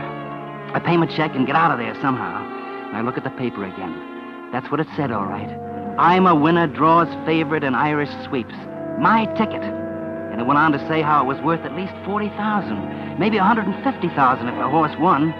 And all of a sudden, I was standing there and cursing and swearing at Celia, right out loud, just as though she was alive. Till I see some people are staring at me, and I stop. Because if it hadn't been for her, I'd have $40,000. $40,000! And now that $40,000 was just a one-way ticket to the hot seat, because that $40,000 belonged to Leonard Snell, and that Irish sweep ticket was in Leonard Snell's wallet, and Leonard Snell's wallet was in the pocket of that bum that was supposed to be me. By now, the cops would have it along with the rest of Leonard Snell's stuff down at headquarters after they'd put the body in the morgue. If you've ever kissed off $40,000, you know how I felt. But what was the use? Well, I still have my $5,000 and a bus ticket to Boston. You can't get all the breaks all the time, was what I figured then. So I got on the bus. Plenty seats in the rear. This seat taken? No, not at all. Sit right down. Thanks. Oh, well. Somebody must be feeling pretty good this afternoon. Huh? The guy that's got that I'm a winner ticket in the sweeps. I see it says there they'd pay him $40,000 for it right now. $40,000. Yeah.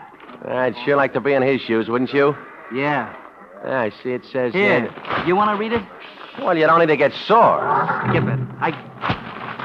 Holy... Board, all aboard. Hey, stop!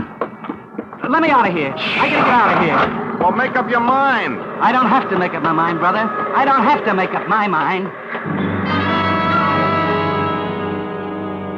It was right then I got the idea what was happening. It was just like old man Morsley said. It may only happen once in 100 years, but it was happening to me. My luck was riding high. And when your luck is like that, you just can't lose. Because there it was, right in the paper again, on page 3. Freak explosion in Brooklyn kills 3. And it was my house. And the people killed were Morsley and his wife. And Celia. They thought it was caused by old Morsley's chemicals or something. I don't know, and I didn't care. All I knew was they thought Celia had been killed by the explosion and the fire, and I was in the clear. I could walk into the police station and get my sweepstake ticket. You collect that $40,000, it'd be set for life. I knew just what I was going to tell them. It was a lead pipe cinch. I was walking on air all the way to the police station, and I was going up the steps. And then I stopped. Because I just remembered something terrible. And if I'd remembered it 10 seconds later, I'd have walked right into the electric chair. I remembered the letter.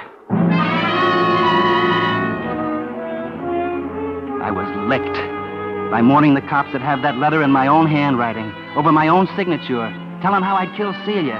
That letter that I'd taken all the trouble to mail at the 43rd Street post office so it'd be sure to get off all right. I felt even worse this time than I had before, because it seemed like I'd almost had that money right in my hands. I was pretty shaky. I went into a bar to get a drink. Yes, sir, what'll it be? Double shot. All right, sir. Little chaser on the side? No. That'll be $1. Leave the bottle. Yes, sir.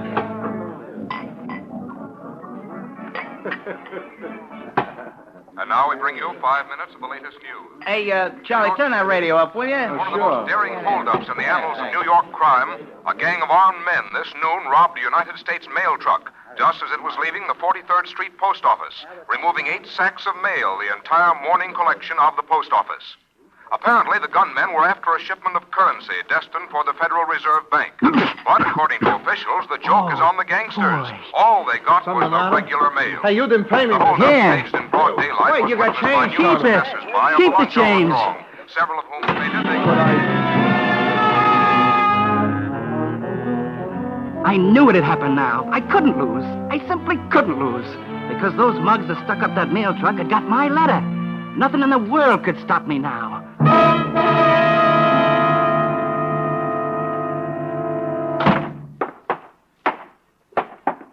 Officer, I just been held up. Held up, huh? Yeah. Well, what happened? Well, I picked up a guy who asked me for a lift, about 225th Street and Broadway. I was driving along by Van Cortlandt Park when suddenly he grabbed me. Then he hit me with something. That's all I remember till I woke up lying in the park. My car was gone. Then I found out that he'd taken my wallet, my money, everything. I see. What's your name? Leonard Snell. Leonard Snell? That's right. Oh, say, Lieutenant. Yeah? This gentleman is Mr. Leonard Snell. He was held up this morning. His car was stolen. Oh. Just step in here, will you, Mr. Snell? Why, sure. Sit down. Thanks. I've got some news for you, Mr. Snell. Did you find my car? Well, yes. The fellow didn't get far. He drove off the cliff at Fort Tryon Park. He's dead. For a while, we thought it was you. But, that wasn't what I was going to tell you. Well, what was it? You haven't seen the papers today? Not since this morning. What? I've got some good news and some bad news for you, Mr. Snell. Maybe I better tell you the bad news first. It's pretty bad. Go ahead. Your wife was killed this morning, Mr. Snell, in a fire at your home. My wife? Killed? Celia. And this probably won't interest you much under the circumstances, Mr. Snell, but you've drawn a ticket worth $40,000 in the Irish sweepstakes. Celia. Well, to win the Irish sweepstakes and then lose your wife the same day. Some people sure have all the hard luck in the world.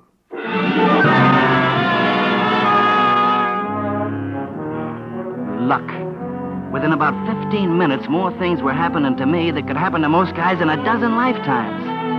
And then comes the jackpot I've been waiting Will you for. hold it, Mr. Snell? Just hold that pose right there. If you care to make us one more now. Would you mind telling the public how you feel? Because Please, fellas. Please. I hate to trouble you at this time, Mr. Snell, but the syndicate I represent is prepared to offer you $40,000 in cash for your sweepstake ticket. I've got the money right here in cash. All right. I don't care much about the money, though. Now.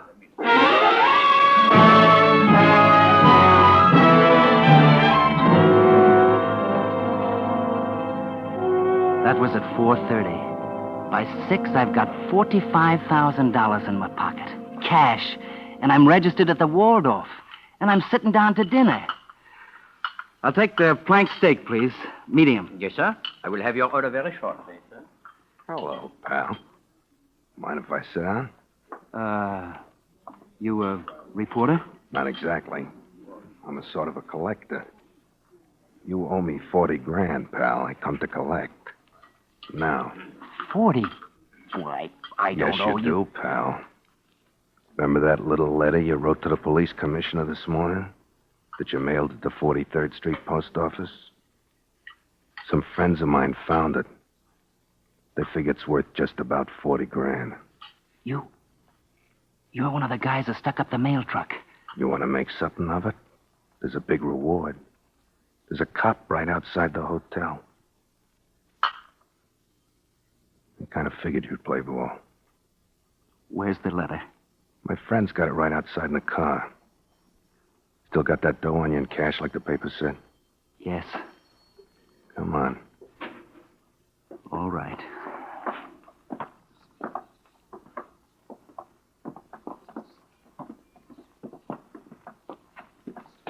You're a pretty lucky guy at that, pal. Suppose somebody else had got that letter. Shh. Don't worry, pal. Your secret is safe with me. Here's the card. That the guy freaky? Yeah. He's acting real reasonable, too. Hey, get up the cash, pal. You recognize the letter, don't you? Here's your money. And here's your letter. Only don't try anything funny because we still know what that letter says. And the cops could always dig up the body and find out how your old lady really kicked off. Couldn't they? I think he gets the idea. So long, pal. So long. Officer! Officer, those are the gangsters that held up the mail truck. I saw them this afternoon.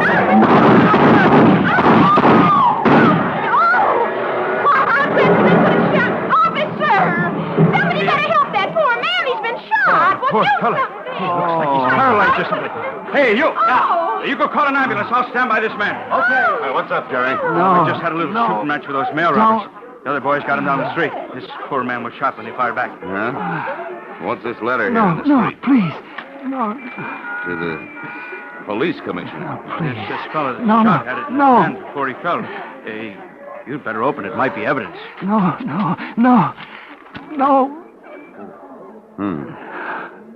You better put a guard on this fellow at the hospital, Jerry. Right, sir. From the looks of this letter, he's going to stand trial for murder.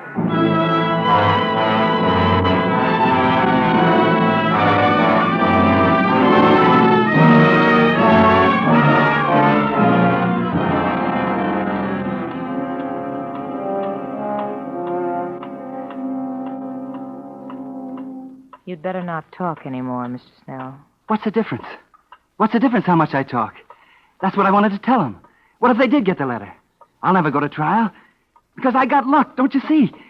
It comes once in 100 years. And I got it. I got that kind of luck. And when you got that kind of luck, you can't lose. You can't lose. You can't lose.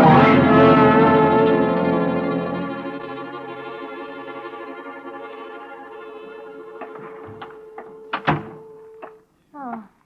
Hello. Hello. You still here? Oh, you know I gotta guard that fella Snell as long as he's here in the hospital. Yeah, but did you ever see the like of it? I don't suppose one man ever had so much luck in one day in the whole wide world. I guess his luck is played out now, all right, though. Funny. He said you can't lose. Yeah, well, he's wrong. He's wrong there, because that lad's gonna fry just as sure as my name is Jerry Maloney. No. Now, you're wrong, Jerry. His luck is still good. Huh? He's dead.